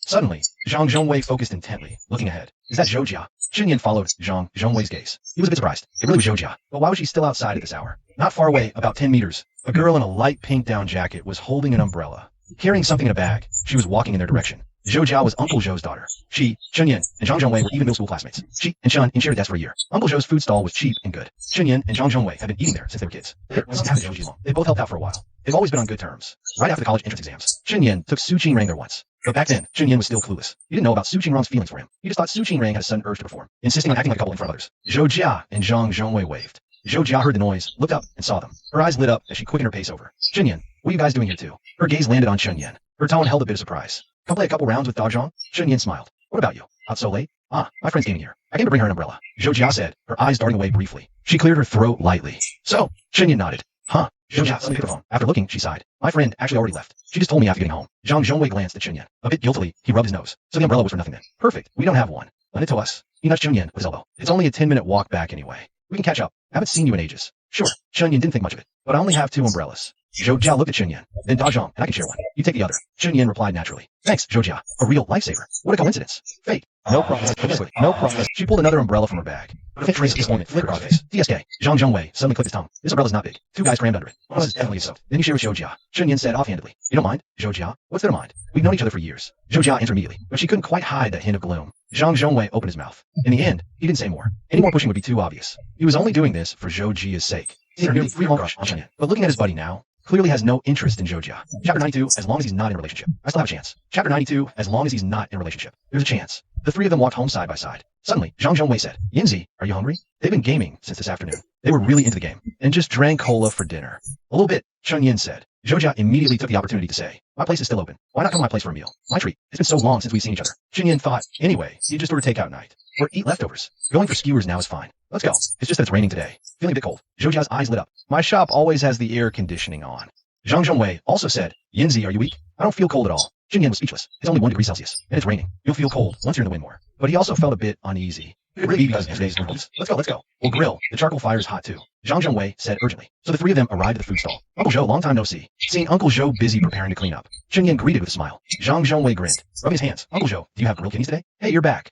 Come sit and eat. Uncle Zhou smiled when he saw Chunyin and Zhang Zhongwei. Everything's in the fridge. Help yourselves. Zhou Jia got some beers and soy milk. 10 minutes later, the aroma of meat wafted around. Uncle Zhou had just cleaned the table and walked over with a smile, holding fresh tenderloin, freshly cut, all skewered for you. Wow, thank you, Uncle Zhou. Chunyin and Zhang Zhongwei said quickly. Without being polite, they took the tenderloin and put on the grill. At this moment, Uncle Zhou smiled and looked at Chunyin, asking, Xiaoyan, where's that girlfriend of yours? Cough, cough, cough. Chunyin had just taken a sip of beer and choked. She's at home. She's at home. Zhou Jia clenched the skewer in her hand and used her chopsticks to forcefully push the meat into her bowl. I see. Uncle Zhou smiled. Be good to her. She looks like a celebrity. Can't treat her badly. Uncle Zhou waved his hand helplessly, smiling. As Uncle Zhou turned away to get busy, Zhang Zhongwei immediately leaned close. Lowering his voice, he said, Su Qingrang, what else? Chunyin took a bite of the lamb skewer. Not saying more. Zhang Zhongwei suddenly understood. I knew it. Where did you suddenly get a girlfriend from? He had just asked Chunyin, who was clearly single. Chunyin ate his lamb skewer, not speaking, watching the sparks dancing on the charcoal. As her college exam, when she insisted on dragging him here to play a couple, suddenly became clear again. Back then, he didn't understand why she did that. Zhang Zhongwei later heard from Zhou Jia. And he specifically asked about it. How did he answer back then? It was something like she was just in a mood playing around. Thinking about it now, this was clearly Su Qingrang testing the waters back then. He just didn't think of it that way at all at the time. Simply thought she was just brilliant acting. Thinking of this, Chunyin couldn't help but laugh. What are you laughing at? Zhang Zhongwei turned to look at Chunyin. Nothing. Chunyin shook his head. Almost done eating. Zhang Zhongwei suddenly said, how about we play a few rounds of truth or dare? No punishment, just drink. Either is fine. Chunyin nodded. Zhou Jia agreed too. But who would have thought? The first one to get punished was Chunyin. Seeing Zhang Zhongwei's smug grin, Chunyin knew the dare would definitely be aimed at him. So he decisively chose truth. Zhang Zhongwei was a bit disappointed. His eyes rolled, thinking of a punishment. What do I want to do most right now? What do I want to do most? Chunyin paused for a moment. Su Qingrang's back suddenly appeared in his mind. These past few days, he had wanted to ask Su Qingrang out. But who knew? Even back home, Su Qingrang was busy. So Chunyin blurted out, I want to go on a date. Huh. Zhang Zhongwei glanced at Zhou Jia, instantly laughing and teasing. Spring hasn't even started and you're already in heat? Zhou Jia added with a laugh from the side. Actually, today is the start of spring. Get lost. Chunyin laughed and cursed. The 3 of them played several more rounds. Chunyin finally wasn't so unlucky. However, Zhou Jia seemed a bit distracted the whole time. Chunyin thought she was preoccupied with something, and didn't think much of it. The 3 of them just had a barbecue dinner, chatted for a while, and played truth or dare. Until midnight when they waved goodbye. The rain had just stopped. Xinyan decided to walk home to sober up a bit. He had only taken a few steps out of the shop when he heard footsteps behind him. Zhoujia caught up to him. What's wrong? Xinyan stopped and looked at the girl who was a head shorter than him. Zhoujia hesitated for a moment, then took out a bag from behind her. Anything, pay for the college exam. Zhang Zhongwei already took his earlier.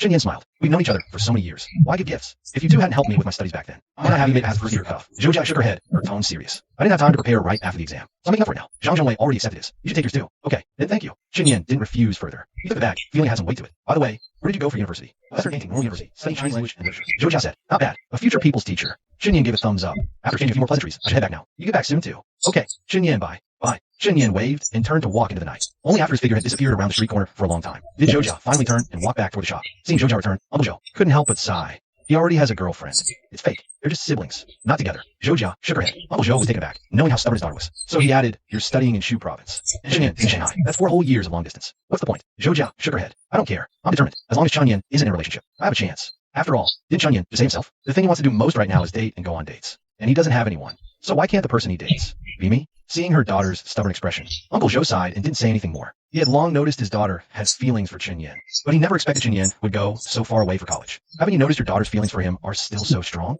But thinking Zhoujia is a college student now, an adult, Uncle Zhou won't interfere anymore. Chapter 93. Now he's mastered the craft and started teaching other girls. Chapter 93. Now he's mastered the craft and started teaching other girls. Meanwhile, Xinyan just parted ways with Zhoujia. His phone screen lit up.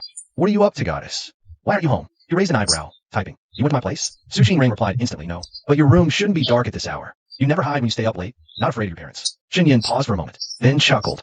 Su Qingring was tracking him by his room light? Isn't that just spying? He replied, I'm not back yet. Went to the internet cafe with Zhang Zhongwei this afternoon for a few games. Haven't seen her in ages, had a meal together. Walking home now. Wow, Su Qingring, you're spying on me? Creep. On the other side of the screen, Su Qingring stared at the name Zhoujia. She narrowed her eyes. The daughter of that street food stall owner, being a girl herself, and a few years older. She matured earlier. Plus, she'd spent a long time just watching Chunyan from afar, so she knew exactly what that look in Zhoujia's eyes meant. She understood the moment she first saw her. Are you college fans? She specifically asked Chunyan to take her there. On the surface, wanted to try the place he grew up eating at. In reality, just an excuse to stake her claim. To make Zhoujia see clearly, the spot by Chunyan's side was already taken. Otherwise, the whole 2-month summer break, with her in Shanghai, over 1,000 kilometers away. Who knows what might have happened? Oh, how did you run into Zhoujia? Su Qingring sent the message, her tone giving nothing away.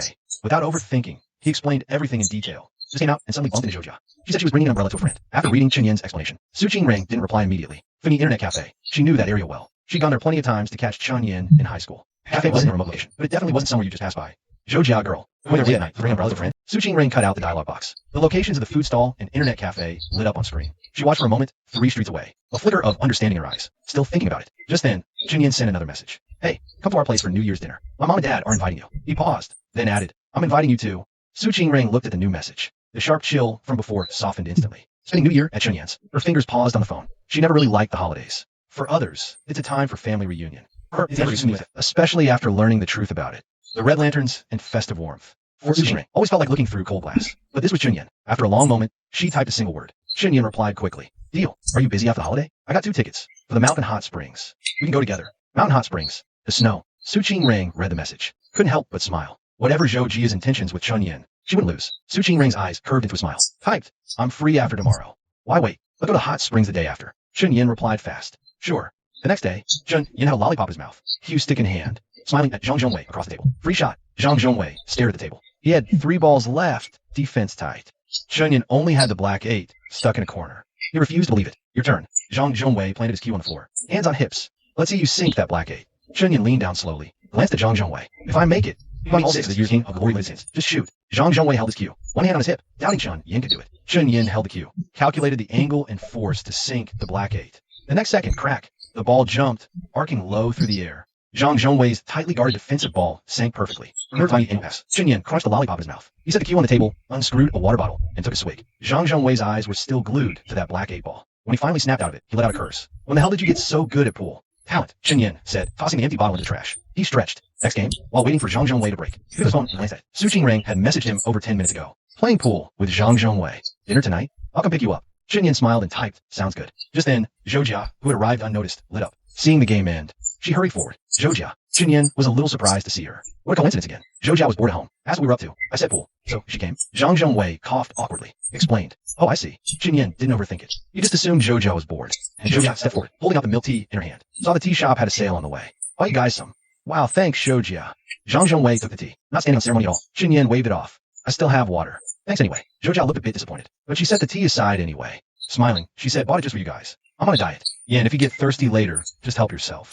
Hearing that, Chen Yin couldn't refuse again. He nodded. Thanks, Zhojia. You're the best, he said, giving a thumbs up. Zhojia smiled shyly, but then her tone shifted. Now that you've had my tea, can you teach me how to play pool? Zhang Zhongwei immediately looked at Chen Yin. Chen Yin's way better than me at pool. He can teach you. Chen Yin chuckled. All right, consider the tea your tuition. He was about to play another game with Zhang Zhongwei first, then teach Zhojia. But Zhang Zhongwei insisted Chen Yin teach Zhojia right now. Said he wanted to learn too.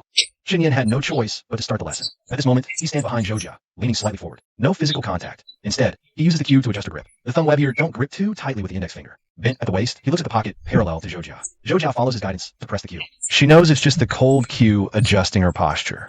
Not Chen Yin, yet the tips of her ears still flush faintly red. Zhang Zhongwei sips his milk tea, watching the scene. Eyes full of mirth. Thanks to Chen Yin. He lost money on the game today. I got a free cup of milk tea. If Zhojia and Chen Yin really get together, now there'll be a real good story. After all, the three of them often hung out since junior high. It's a shame in high school, Zhojia wasn't at the same school. When Su Qingrang arrives, This is what she sees from her angle. Chen Yin and Zhojia's positions look quite intimate. His left arm loosely encircles her shoulder. His right hand still covers hers on the cue. He says, okay, now, just like this, push forward from here.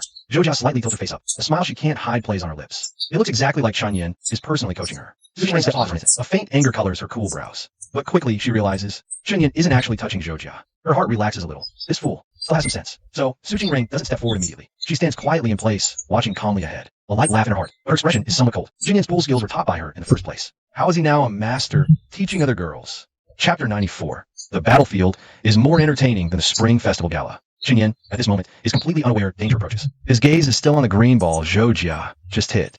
Watching it roll across the dark green felt, dropping cleanly into the corner pocket. Yeah, just like that. He smiles, a hint of a teacher's pride in his tone. Zhojia plants the cue upright on the floor, looking up at Chen Yin, her eyes sparkling. Thank you, Chen Yin. Her voice is clear and sweet, carrying just the right note of delight. Even a beginner like me can feel the fun of pool now. The force and angle matter. You'll get it with more practice. Chen Yin waves it off, not making a big deal. Turns to go rest on a chair. He's barely taken half a step when his eyes catch a figure all too familiar. Su Qingrang was taken aback for a moment. He focused his gaze ahead. Who else could it be but Su Qingrang standing there? She stood there, her long white down jacket unzipped, revealing the formal, fitted black suit inside. Her dark hair cascaded over her shoulders, her face expressionless. She was just quietly watching. Chen Yin was stunned for a second, his tone tinged with surprise. Su Qingrang, what are you doing here? Jia and Zhang Zhongwei both followed his line of sight. Zhang Zhongwei looked utterly astonished. He hurriedly stood up. He seemed flustered at seeing Chen Yan's parents. Sister Qingrang. It's been a long time. Zhojia didn't speak. The smile on her face faded considerably. Her eyes lingered for a moment on Su Qingrang's cool, beautiful face. Then she lowered her gaze, tightening her grip on the cue. Su Qingrang gave Zhang Zhongwei a slight nod. Then her gaze moved past him and settled on Zhojia. Zhojia felt uncomfortable under that stare.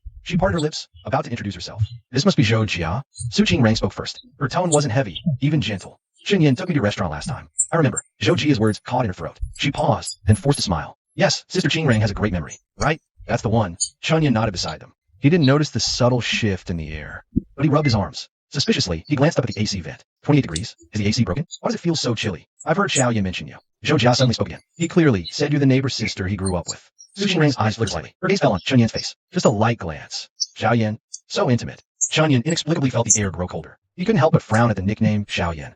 Besides his parents and elders, no one called him that. Well, except for Su Qingrang. She liked to call him Xiao Yin too. At that moment, Su Qingrang withdrew her gaze. She looked back at Zhojia. Then, the corner of her mouth curved slightly. It was a very faint smile. It softened her entire cool face, even carrying a gentleness only Chen Yin had heard. It used to be. Zhojia's smile faltered slightly. Su Qingrang spoke the words slowly and softly, but now, she paused, her gaze calmly settling on Zhojia's face. Unflinching. I'm not the neighbor's sister anymore. Now I'm his girlfriend.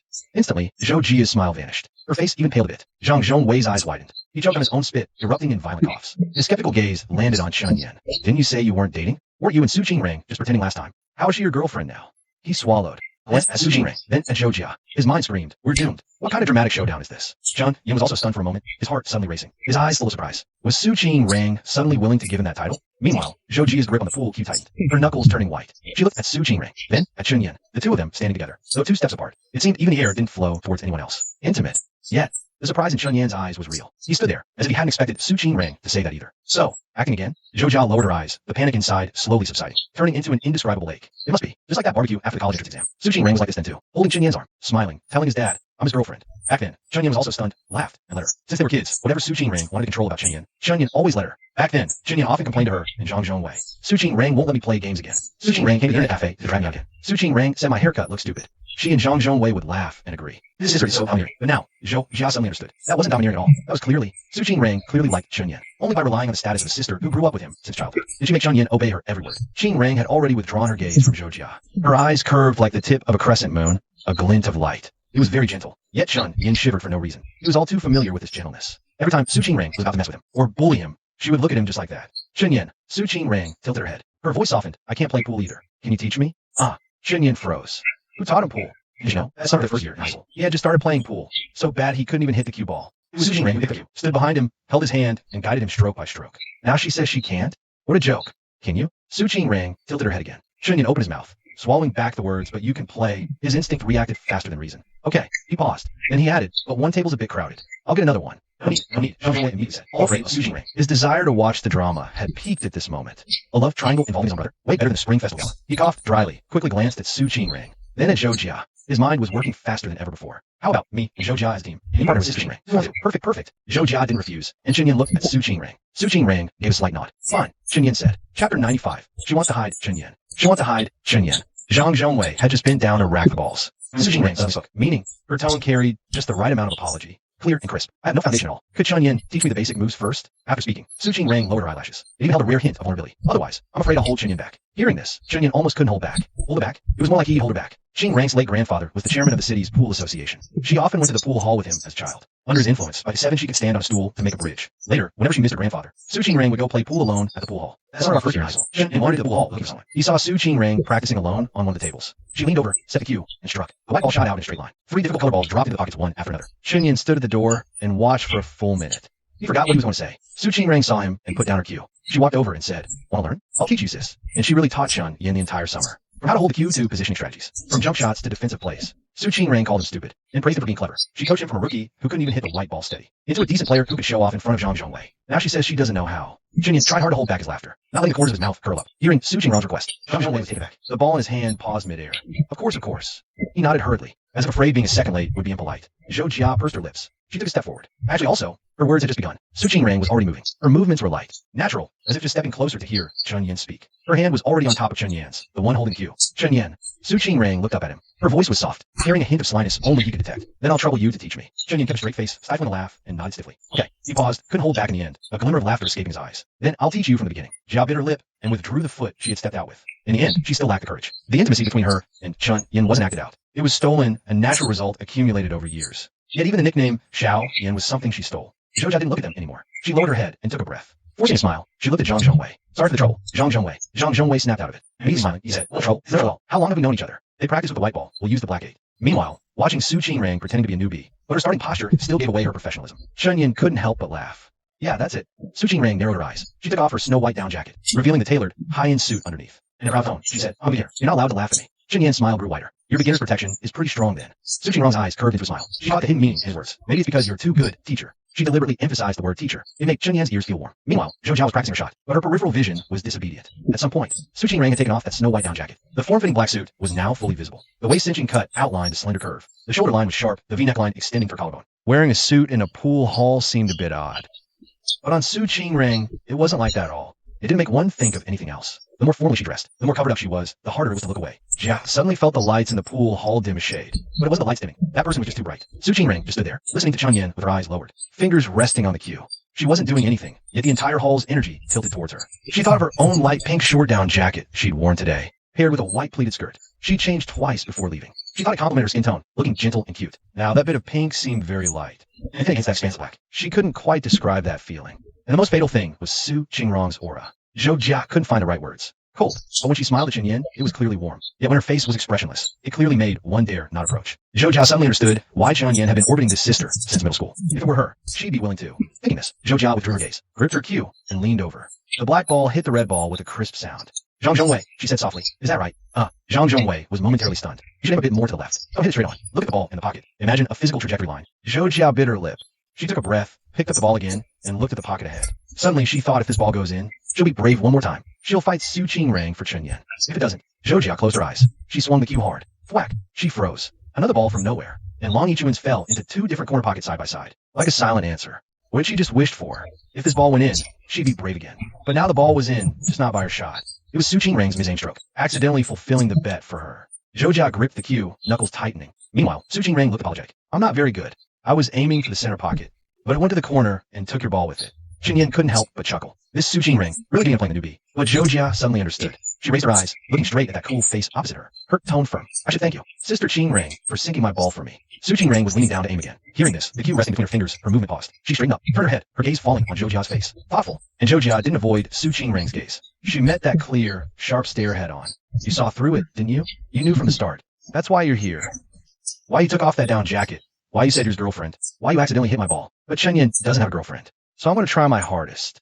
Naturally, Qingrang understood the challenge in Zhoujia's eyes. A mocking smile curled at the corner of her mouth. She lowered her gaze, aiming again for the center pocket. Chen stood nearby, arms crossed, teasing, this shot's not easy either. Let's see how strong your newbie protection is. Right now, he was completely oblivious to the tension between the two women, fully focused on playing along with Su Qingrang's newbie act. Not a glance for Zhoujia. And Su Qingrang ignored him. She pushed the cue. The white ball slid in a straight line, striking the colored ball perfectly. It dropped into the pocket with a satisfying clack. A beautiful standard shot. No newbie can make a shot like that. Chen raised an eyebrow, leaning into whisper. Done pretending? Su Qingrang straightened up and handed him the cue, sounding weary and detached. She wanted to go home, wanted to hide Chen away. Not letting Zhoujia see Chapter 96. Giving Su Qingrang a massage. Chapter 6. Giving Su Qingrang a massage. Hearing her say she's tired. Chen felt hang-hearted, because in all these days back in Rongqing, she'd hardly had a moment's rest. Apart from online meetings for Spark every other day, she'd thrown herself into Qingwen Media the rest of the time. The media company her mother, Su Minghua, left behind. Headquartered in Rongqing, she was studying in Shanghai before. Su Qingrang was too far away to manage it. Now she's back. Some things finally have to be reckoned with. Qingwen Media was the core.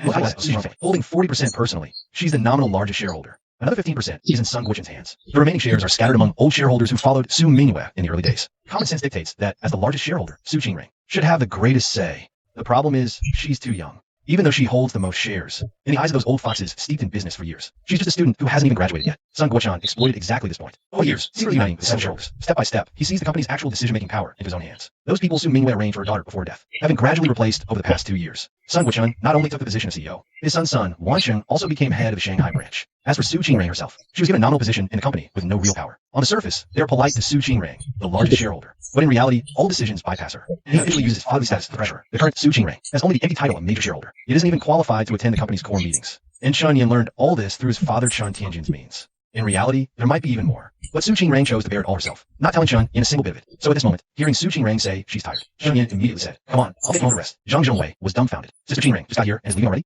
Gui looked up at Su Qingrang, his gaze somewhat complicated. Is she tired, or does she feel her goal has been achieved? Unclear, only feeling that little flame that had just ignited in his heart. The hand that was interlocked with hers gently pressed down. She's tired. Chen waved the two of them. We're heading out. Zhang Zhongwei was still a bit dazed. The showdown he was waiting for ended before it even began. But she said she was tired. He couldn't very well keep her. Goodbye, Qingrang. Goodbye, Chen. Zhoujiao also waved. Her voice was softer than before. Goodbye, Qingrang. She paused, her gaze shifting to Chen. Then she added, Lil Yin, let's catch up another time. Su Qingrang's eyes held a trace of imperceptible amusement. She didn't look back, just tightened her grip on Chen Yan's hand, holding it even more firmly. Chen, her voice was very soft, but it was loud enough for the person behind him to hear. Home. Chen was just about to turn and say goodbye to Zhang Zhongwei again. Hearing this, he forgot about everything else. Come home with me. The two walked away side by side. The pool hall lights cast their long shadows, projected onto the floor, overlapping, inseparable. Zhou stood in place, watching those two interlocked hands, watching that back slowly walk away. Her face grew paler. She had seen many sides of Chen Yan, full of spirit when playing pool. Chen Yan, patient with each problems. Chen Yan, who would laugh and curse back when Zhang Zhongwei teased him. But she had never seen Chen Yan like this. So naturally holding someone's hand. So matter-of-factly saying, I'll take you home. Not deliberate, not an act.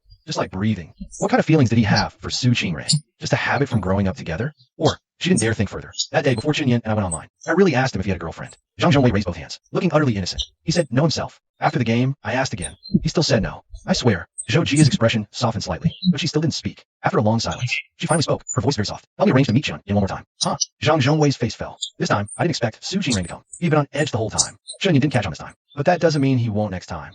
And Su Qingrang is so smart, she must have noticed. It's no wonder Chen hasn't realized it yet. To be fair, the three of them went to the same school, even same class. Zhou was Chen desk mate. They hung out all the time. The three were inseparable. Back then, Zhou had a sharp, short haircut. They were like brothers. No one could tell one of them was a girl.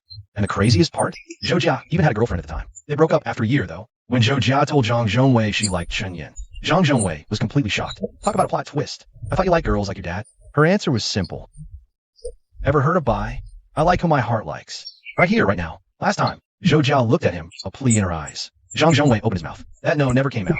Fine, he gritted his teeth. Last time, late at night, Zhang Zhongwei tossed and turned to bed. Finally, he sent a message. What are you doing tomorrow? Bored. Want to hit the amusement park. Dog head emoji. Chen replied over half an hour later, and it was super vague. Nah, hot springs. Zhang Zhongwei was taken aback. He screenshotted and forwarded it in one swift move. Zhou replied quickly. Zhang Zhongwei read her message. Frowning, he stared at the screen, hesitating. He finally gritted his teeth and typed another line. Hot springs? Which one? Send me the location. I might go sometime. He sent it and stared at the screen, waiting. 1 minute, 2 minutes, 5 minutes. Chen Yan's side was dead silent. No more response. Right now, Chen Yan did see the messages. He just couldn't type back. Those hands meant for typing were currently pressed against Su Qingrang's lower back, through a thin silk nightgown, so smooth. that with a little pressure, he could feel the warmth of the skin beneath. Su Jingrong's waist was slender. Lying face down, the line of his back dipped slightly. Shoulder blades traced faint outlines under the fabric. A little higher up, Su Jingrong lay on the bed, face buried in the pillow, voice muffled. My shoulders ache too. Chunyin hummed acknowledgement. His hand obediently moved up a few inches. A massage meant just that, a literal massage. But this is actually a real test of willpower. For example, if you use too much strength, Su Jingrong will gasp sharply. Then Su Jingrong will make sounds that get people's imaginations running wild. If the pressure is too light, Su Jingrong will mock him for being useless. Chunyin feels like his whole body is about to catch fire. Chapter 97. Andy is also my mom. Chapter 97. Andy is also my mom. A little lower. Su Jingrong's voice is muffled in the pillow, carrying a lazy, commanding tone. Chunyin obediently moves his hand lower, pressing on her shoulder blade with a bit more force. Su Jingrong lets out a contented sigh, the trailing note soft and drawn out. Chunyin, I didn't know you were so good at this. Chunyan's hand pauses. He grits his teeth. Can you not talk in that voice? What voice? This one. Su Jingrong turns her face a little from the pillow, revealing only one eye to look at him. That eye is brimming with obvious amusement. Then how should I talk to you? Like this. She clears her throat. Her voice suddenly becomes sweet and soft, with a deliberately drawn out, coquettish tone. Brother Chunyin is so amazing. Chunyin falls silent. He feels like a virgin courtesan being teased in a brothel, with Su Jingrong as the patron who's come for the entertainment, holding a fistful of imaginary silver notes, legs crossed, waiting for his performance. Even though Su Jingrong is lying face down now, unable to see Chunyan's expression, silence itself is the best answer. She buries her face back in the pillow, the curve of her smile impossible to suppress. Shy? So cute. Tap tap. More than 10 seconds later, the crisp vibration shatters the intimate atmosphere in the room. Chunyin, as if granted a reprieve, reaches for the phone on the bedside table. The lit screen is full of Zhang Zhongwei's white message bubbles. What are you doing? So aloof. Can you reply to me? I didn't know there were hot springs in Rongqing. Chunyin smiles, his fingers flying across the keyboard. Are you a simp, Wei? There's one at Shilling Snow Mountain. But I'm not going with you tomorrow. I'm going with Su Jingrong. Before he finishes typing, the phone is suddenly snatched from his hand. Chunyin looks up, meeting a pair of eyes that seem to smile without smiling. Su Jingrong has propped herself up at some point. Two pale arms propped on the bed. She tilted her head slightly to look at him. Her dark hair cascaded down her shoulders. The ends brushed against the collar of her silk pajamas. She didn't say a word, but Chunyin's mouth was faster than his brain. I was replying to Zhang Zhongwei. Not to a girl. He paused, realizing how that sounded, and quickly added, wait, no, I don't message girls on WeChat anyway. Su Jingrong still didn't speak. Just looked at him. Chunyin kept explaining. He kept asking where we're going for the hot springs tomorrow. Said he wanted to go too, so I told him Shilling Snow Mountain. But I didn't invite him. Here, look at my phone if you don't believe me. Chunyin pointed to the phone in her hand. His tone was as earnest as if he were being interrogated. Su Jingrong glanced down at the screen. It was indeed Zhang Zhongwei's chat window. Below was Chunyin's unfinished message. I'm going with Su Qing. She suddenly smiled, a very light smile. But it softened her entire cool, aloof face. She lifted her eyes to look at Chunyin. Her gaze held a soft, touch quality. Chunyin. Su Jingrong sighed softly. Do you know what you look like right now? Chunyin blinked, a sudden sense of foreboding rising in him. Su Jingrong handed the phone back to him, enunciating each word clearly, with a hint of dialect. Ha, duo. With a soft waxy tail sound unique to Sichuan and Chongqing dialect. Chunyin gritted his teeth. All thanks to your excellent training, sis. Back then, Su Jingrong's words were like imperial decrees to him. The newly enlightened Chunyin not only saw her through a big sister filter, but also missed a later reference one half from her. After all, she managed to studies. His sleep schedule, his hairstyle, and all in his mom. So ending up as a pa, or duo, was practically groundwork laid since childhood. Damn it, Su Jingrong. Su Jingrong, try to hold back her laughter. Are you a henpecked husband? Chunyin simply owned it. So what if I am? Su Jingrong holding her. She laughed out loud, the sound utterly delightful. Chunyin turned his face away, shifting from kneeling beside her. He just lay down on his side and went still. Seeing him silent, Su Jingrong softened her tone. She reached out and poked his stomach. Chunyin, you haven't finished the massage. Don't stop. Keep going. The tail sound is prolonged, and soft waxy with coquetry has no obligation to the massage. What about this? A slender hand landed on his face, gently turning his head. The silk pajamas slipped. Chunyin's eyes widened slightly, seeing Su Jingrong really only wore a silk pajama top. In Chunyin's original 18 years of understanding, the difference between men and women was just that bit of flesh. Now his understanding was updated. A girl's skin could be this smooth, this fair, so women are truly made of water. 11 p.m. Chunyin held a hairdryer, patiently drying Su Jingrong's hair. Warm air flowed through his fingers, her hair soft and smooth. Hearing a faint scent of shower. Su Jingrong yawned, a hint of tears in the corner of her eyes. Still going back tonight? Chunyin nodded, then smirked. Last time I went back wearing your clothes, almost got beaten to death with a feather duster by my mom. Su Jingrong coughed lightly. That time she did it on purpose. Can't blame others, can't pass the buck. Can you not go back? Her voice was very soft. Stay here and sleep with me. Chunyin's hands didn't stop moving. Answered firmly. Not a jerk.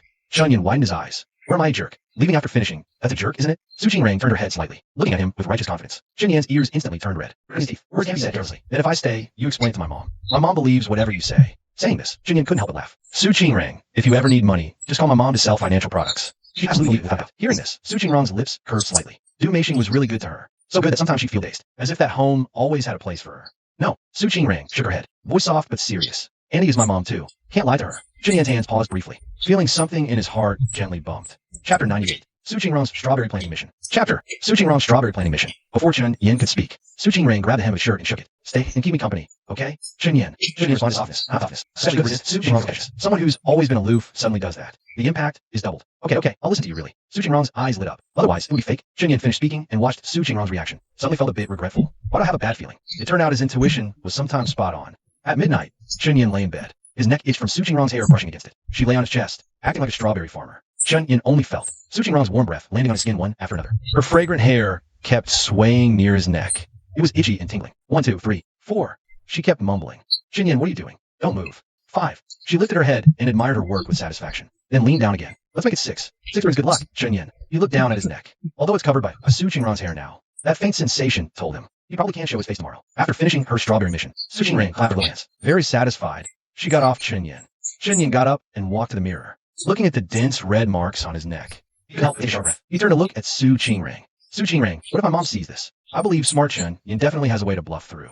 Su Qingrong smiled innocently, but her tone was particularly annoying. Chen Yin gritted his teeth. No way, you gave me a hickey, but you can't have one. No. Su Qingrong wagged her index finger. Her tone was sly. Look, you gave me a massage this afternoon. But what happened in the end? Chen Yin blinked. After coming back from the billiard hall, he heard that Su Qingrong said she was tired. So he volunteered to give her a massage. But massaging, it somehow ended up somewhere else. Seeing Chen Yin's expression, Su Qingrong knew he had realized. You said you'd give me a massage, but ended up bullying me again. So now I'm punishing you. This is the evidence of my punishment. Chen Yin coughed dryly, trying to argue. As the saying goes, a slap followed by a sweet date. Now that I've been punished by you, Su Qingrong instantly understood what was in Chen Yin's eyes. She raised a small hand in refusal. We have to drive to the snowy mountain tomorrow morning. Sister Chen Yin also tried to lower her tone. No use. I'm not you. I'm immune to coquetry. Su Qingrong cleared her throat lightly. Her ears were already getting warm. Chen Yin gritted her teeth. What if I insist? This Su Qingrong had him figured out, didn't she? Qingrong raised an eyebrow, crossing her arms. Then I'll kick you out. In the end, she really didn't kick Chen Yin out. At 1 a.m., the two went to take another shower. Good night. At this moment, Chen Yin tucked the blanket around Su Qingrong. Feeling drowsy, Su Qingrong curled herself into his embrace. Her voice carried a lazy, soft satisfaction. Tell Zhang Zhongwei to come with us tomorrow. Chen Yin's drowsiness vanished instantly. Wouldn't he just be a third wheel? Su Qingrong, however, felt logical. She threw out a statement that left Chen Yin completely baffled. Do you know you're really popular with girls? Chen Yin was even more confused. All right, let Zhang Zhongwei join us tomorrow. Did he really think she planted those strawberries for nothing? This was the perfect opportunity to make Zhou Jia give up for good. The mark from that time at the barbecue place was too faint. This time, 6 is just right, conspicuous enough. Really? But isn't it supposed to be our world for 2? Chen Yin was still somewhat unwilling. He felt Zhang Zhongwei would be a huge third wheel. After saying this, Su Qingrong closed her eyes and didn't answer. Chen Yin was helpless. Although he didn't want to, he dared not disobey her instruction. He had no choice but to pick up his phone and message Zhang Zhongwei. Then, holding Su Qingrong, they drifted off to sleep together. The next day, before dawn had fully broken, Chen Yin, wrapped in Su Qingrong's pink scarf, sneaked in through the small back door like a thief. In the dimness, he could faintly hear even breathing from upstairs. His parents were probably still asleep. He let out a sigh of relief and tiptoed into his room. He dug out a few clothes and changed quickly. After changing, he was about to sneak back out the same way. As soon as he pushed the door open, Du Meixing was standing in the hallway, eyes half closed, face full of sleepiness. She had gotten up to use the bathroom. Just as she stepped out, she bumped into a sneaky figure. Chen Yin. She snapped awake instantly. Xing's eyes widened. Yesterday, this kid only said he wouldn't be home at night. Where'd he go? Who was he with? He wouldn't spill a single word. He wouldn't even answer his phone. Du Meixing was furious at the time. He was all right now and can stay out all night. It was twice in just 1 week. Du Meixing couldn't really accept that. She didn't want her son being led astray by outsiders. Morning, Mom. Chen Yin reacted lightning fast. He flashed a smile and made a beeline downstairs. But he was fast. Du Meixing was faster. Her tiger claw, honed for over 20 years, accurately grabbed his ear. What did you run off to fool around last night?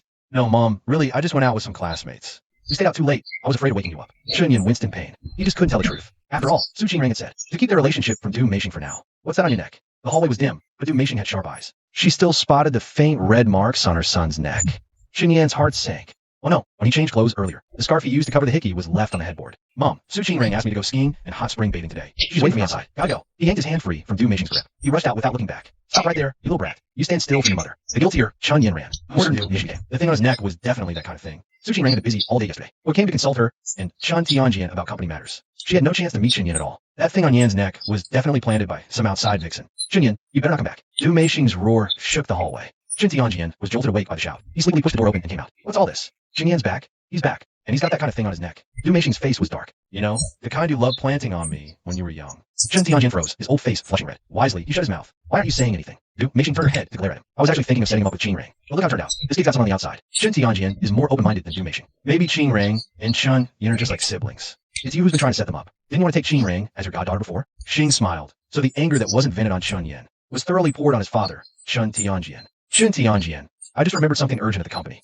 Chapter 99. Chen Yin, this fool. Chapter 99. Chen Yin, this fool. Su Qingrong's BMW M4 was parked right at the door. Chen Yin rushed over in a few quick steps. He knocked on the window. Hurry, hurry. Su Qingrong was looking down at her phone. Hearing the sound, she looked up, her gaze sweeping over him. He changed his clothes. Looking further up, she noticed Chen Yin's bare neck. The pink scarf was gone, and he was acting so frantic. The corner of her lips curved slightly. So he got caught by your mom? Su Qingrong didn't ask further. She just reached out and unlocked the car. Chen Yin opened the door and practically tumbled in the passenger seat. Fumbling, he grabbed the seatbelt, trying to click it in. He missed the first time. Let's go. I'm afraid my mom might chase after us. Su Qingrong held back a laugh. She started the car leisurely. Still scared your mom now? Chen Yin finally buckled his seatbelt. Leaning back, he let out a long sigh. My mom rules the house. He waved his hand, adding, even my dad is terrified of her, let alone me, the little one. Su Qingrong's smile deepened. She glanced at him sideways, then turned back to the road. In a serious tone, she commented, truly your father's son. The trait of being henpecked is inherited exactly the same. Shen Yan was taken aback for a moment. Then he realized the teasing in her words. He chuckled, turning to look at her. I'm not afraid of you, am I? Su Qingrong raised an eyebrow. Smile on her face faded, her tone cooling a few degrees. Shen Yan's heart skipped a beat. Although he knew she was deliberately scaring him, he reluctantly added, maybe a little afraid. Su Qingrong's face lit up with a smile. The coldness on her face instantly melted away like ice and snow. Shen Yan watched her change expressions faster than flipping a page. He couldn't help but quickly add, after all, it's a tigress. Who wouldn't be afraid? Su Qingrong wasn't angry. She kept her eyes on the road while driving, but the corner of her mouth curved as she leisurely replied, a puppy is definitely afraid of a tiger. Shen Yan laughed. You're the dog. You're not Su Qingrong. He glanced sideways at him. The smile in his eyes deepened. Who was it? Who vowed so earnestly to be mine? Stop. Shen Yan reacted quickly. Before she could utter that word, he reached out and covered her mouth. Halton. Su Qingrong muffled by his hand, let out a low chuckle, her eyes curving into crescents. Shen Yan sighed helplessly. Just as he was about to withdraw his hand, a sudden soft sensation came from his palm, warm with a hint of moisture. Shen Yan's eyes widened instantly. He jerked his hand back as if shocked. Su Qingrong, what are you doing? His ears burned crimson, flushing all the way from his cheeks to his neck. Su Qingrong remained expressionless. Eyes on the road, she drove on, her tone calm and serious. Doing you. Shen Yan hadn't expected a second round. He broke into a violent cough, feeling as if his whole body were on fire. You're a real siren. For a long moment, he simply didn't know what to say to Su Qingrong. The corner of Su Qingrong's mouth lifted slightly. I'll take that as a compliment. Thanks. Shen Yan, formed between anger and laughter, leaned back. He fell silent. He was truly defeated. In this arena, his skills were completely outmatched. Even though it was both their first time in love, somehow Su Qingrong could say such things. Things that made one blush and heart race, with a straight face. And after saying them, she could just keep driving, as if nothing had happened at all. Talent. It's definitely talent. At night, Su Qingrong suddenly suggested Zhongwei join them. Good zone out there. Shen Yan erupted. Shen Yan erupted. At that moment, the two had just driven out of Qinyan residence. They were on their way to pick up Zhongwei. Looking at the message on his phone, Shen Yan couldn't help but raise an eyebrow. Do you think this Zhongwei has a thing for Zhoujia? These past few days, whenever I hang out with him, we always run to Zhoujia. His trip to Xiling Snow Mountain. Him joining halfway is one thing, but he actually asked if he could bring Zhoujia too. Su Qingrong raised an eyebrow. She didn't speak. Shen Yan continued his analysis. If those two got together, that would be something. But that Zhang guy is such a player. I heard he dated 3 girls in his first semester of college. Zhoujia, even check. Su Qingrong sneered. Shen Yan is such an idiot. He can figure out Zhongwei has a thing for Zhoujia. But can't he see who Zhoujia keeps showing up for? Seeing Su Qingrong stay silent, Shen Yan continued his analysis. If they don't last long and break up, we'll be too embarrassed to go to Uncle Joe's barbecue stall for skewers. What do we do then? Shen Yan looked at Su Qingrong. Su Qingrong was ice cold. I don't know your relationship. No comment. Shen Yan raised an eyebrow. Seriously, what do you think? Or maybe it's Zhoujia who's into Zhongwei. He stroked his chin as he spoke. Su Qingrong sneered inwardly. She didn't respond. She was driving slowly, very steadily. Shen Yan leaned back in the passenger seat, chatting with her on and off. Soon, the car arrived at the entrance of Zhongwei's neighborhood. From a distance, Zhongwei spotted Su Qingrong's incredibly cool BMW M4, his eyes lighting up. Beside him, Zhoujia held a small pink suitcase, also looking eagerly. Seeing Zhongwei was there, Shen Yan didn't get out to help with the suitcase. Instead, he felt like laughing. He leaned close and whispered to Su Qingrong, I'm gonna try to set them up on this trip. Su Qingrong chuckled lightly. Her expression was complicated. Idiot. Su Qingrong shook her head. She ignored Shen Yan. He thought he was playing matchmaker for Zhongwei and Zhoujia. Little did he know, that role was already taken by Zhongwei. Shen Yan was stunned. Why did Su Qingrong call him an idiot? He read the meaning in her eyes. Moron. He was about to say more, but thump, the trunk closed. The two got in the car, one after the other. Thanks for the trouble, Sister Qingrong. Zhongwei spoke up cheerfully as soon as he got in. His tone carried a hint of flattery. Su Qingrong glanced at him in the rearview mirror. Her tone was flat. It's fine. You're Qin Yan's friend. Zhoujia chimed in too. Really? Thank you, Sister Qingrong. And even specially sent us off. Su Qingrong didn't respond. She just raised an eyebrow almost imperceptibly. Qin Yan was also taken aback. What do you mean specially sent us off? As if he and Su Qingrong were their personal chauffeurs. Wasn't this originally his and Su Qingrong's date? Qin Yan had planned to buy tickets as soon as he returned to Rongqing. Booked the hot spring hotel, planned the itinerary, all hoping to enjoy the hot springs with Su Qingrong. Then Zhongwei popped up halfway, along with Zhoujia. He wasn't happy about it to begin with, and hearing this now, he couldn't help feeling a bit annoyed. He glanced at Zhoujia in the rearview mirror.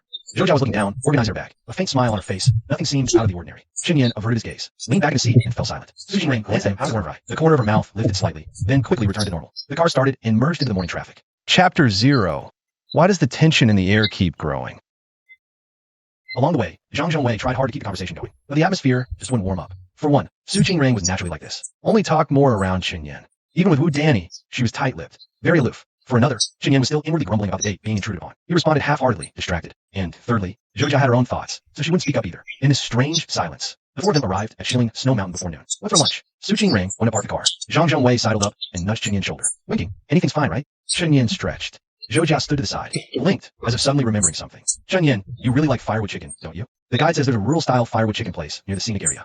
Qin Yan's eyes lit up. Firewood chicken. Just as he was saying, Su Qingrong finished parking and walked over. The car key twirled around her pale finger, making her hand look even more delicate. What are you talking about? She looked at Qin Yan, discussing lunch. Qin Yan naturally took the keys from her hand. Zhoujia says there's a firewood chicken place nearby. A hint of perfectly measured hesitation flickered across Qingrong's face. Chaihuoji? Qin Yan sensed something. What's wrong? You guys go ahead. Su Qingrong lowered his. I just had it yesterday. Don't really feel like it again. I'll just have instant noodles. Qin Yan didn't even think twice. Then forget the Chaihuoji. Let's just find a random place to eat. We'll have a proper meal tonight anyway. The main thing is skiing. We're skiing this afternoon. Instant noodles won't give you enough energy. Zhong Wei's eyes darted between Zhou Jia and Su Qingrang. He smelled something unusual. Part of him wanted to watch the drama unfold. Part of him was wary of Su Qingrang. Finally, he cleared his throat. Chen Yin, well, both women are interested in Chen Yin.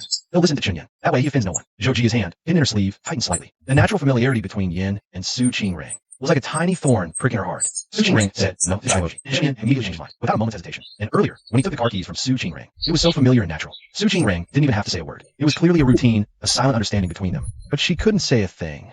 In the end, Zhou Jia forced a smile. Then let's just eat something simple. The four found a nearby Sichuan restaurant. Chen Yin took 2 menus. He handed one to Zhang Zhongwei and Zhou Jia, and placed the other one separately in front of Su Qingrang. You guys order. He finished speaking and looked down at his phone. The screen showed red and green candlestick charts. He'd invested 10,000 to test the stock market recently. It was all red now. He ruffled his hair in frustration. Chen Yin couldn't help a bitter laugh. Do I just not have a talent for investing? Meanwhile, Su Qingrang quickly scanned the menu. She ordered 3 dishes that Chen Yin liked. Meanwhile, Zhou Jia and Zhang Zhongwei discussed and picked 2 dishes. But Zhou Jia noticed Chen Yin hadn't ordered anything. While Su Qingrang was ordering on her own, a thought suddenly struck her. This might be a good opportunity. She hesitated for a moment. After Su Qingrang finished ordering, she finally spoke up. Chen Yin. She pushed the menu towards him. Her voice was sweet. I remember you like sweet and sour pork ribs. This place happens to have it. I ordered it for you. See if you want anything else. Su Qingrang's hand, holding the pen, paused in midair for a second. Yin looked up, shifting his gaze from his phone to Zhou Jia's face. Then back to the menu in front of him. He waved a hand. Su Qingrang must have ordered everything from you already. I don't need to look. Thanks. Zhou Jia was taken aback. She turned to look at Su Qingrang. He had already closed the menu, a faint curve on his lips. His tone was as clear and cool as a mountain stream. I've ordered all the dishes Chen Yin likes. Zhou Jia felt a slight pang in her chest.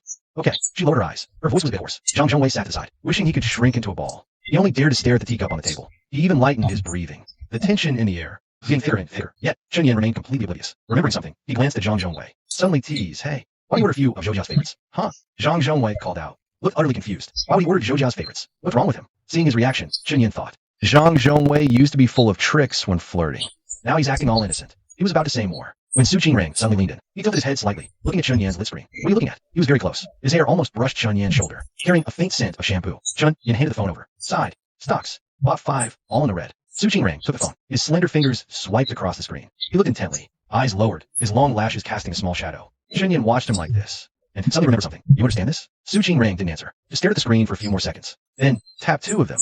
Sell these 2. Chen Yin was stunned. They'll keep falling. His fingertip tapped the other 3. Keep these 3. Check again by summer. They'll see good gains. Chen Yin looked at him in astonishment. He spoke with such certainty. Certain as if stating a fact, not a prediction. That effortless confidence made Chen Yin feel like he was back in high school. Back then, Su Qingrang tutored him during holidays. He used the exact same tone. No problem seemed too tough for her to solve. Confident and strong. That effortless confidence was what fascinated Chen Yin back then. Su Qingrang met his gaze, a slight curve forming at the corner of her lips. She forgot and handed the phone back to him. Her tone was flat. I studied finance. Chen Yin took the phone. Looking at the few funds glowing green on the screen, he suddenly felt a bit dazed. He almost forgot. Su Qingrang studied finance in Shanghai. But does studying finance mean you buy stocks? Before he could figure it out, Su Qingrang suddenly spoke up. Aren't you hot? Still bundled up? Chen Yin's train of thought was interrupted. He looked down at himself. The sky blue windbreaker's zipper was undone in the car, getting out and hit by the cold wind. He had zipped it all the way up to his neck. Hearing Su Qingrang say that, he'd feel a bit hot. He reached to pull it down a little. Halfway through the motion, he suddenly froze. Su Qingrang glanced at him sideways, a flicker of mischief in her eyes. Ahem. Chen Yin cleared his throat and casually put his hand down. After all, his neck was covered with her masterpiece from last night, even though it was just a childhood friend and Zhou Jia across from him. Revealing it would still be embarrassing. Su Qingrang didn't say anything more. Just sipped her water. It'll show eventually anyway. Dishes arrived one after another. A red hot bowl of ginger rabbit. The aroma of chilies and ginger shreds wafted up. The air conditioning was on full blast. Soon, a fine layer of sweat broke out on Chen Yin's forehead. Zhou Jia glanced at him, hesitated for a moment, then handed him a tissue. Chen Yin, why don't you unzip it? Her voice was soft, carrying a hint of careful concern. This dish is pretty spicy, and the AC is on. Aren't you hot? Zhang Zhongwei, mouth full of meat, mumbled in agreement.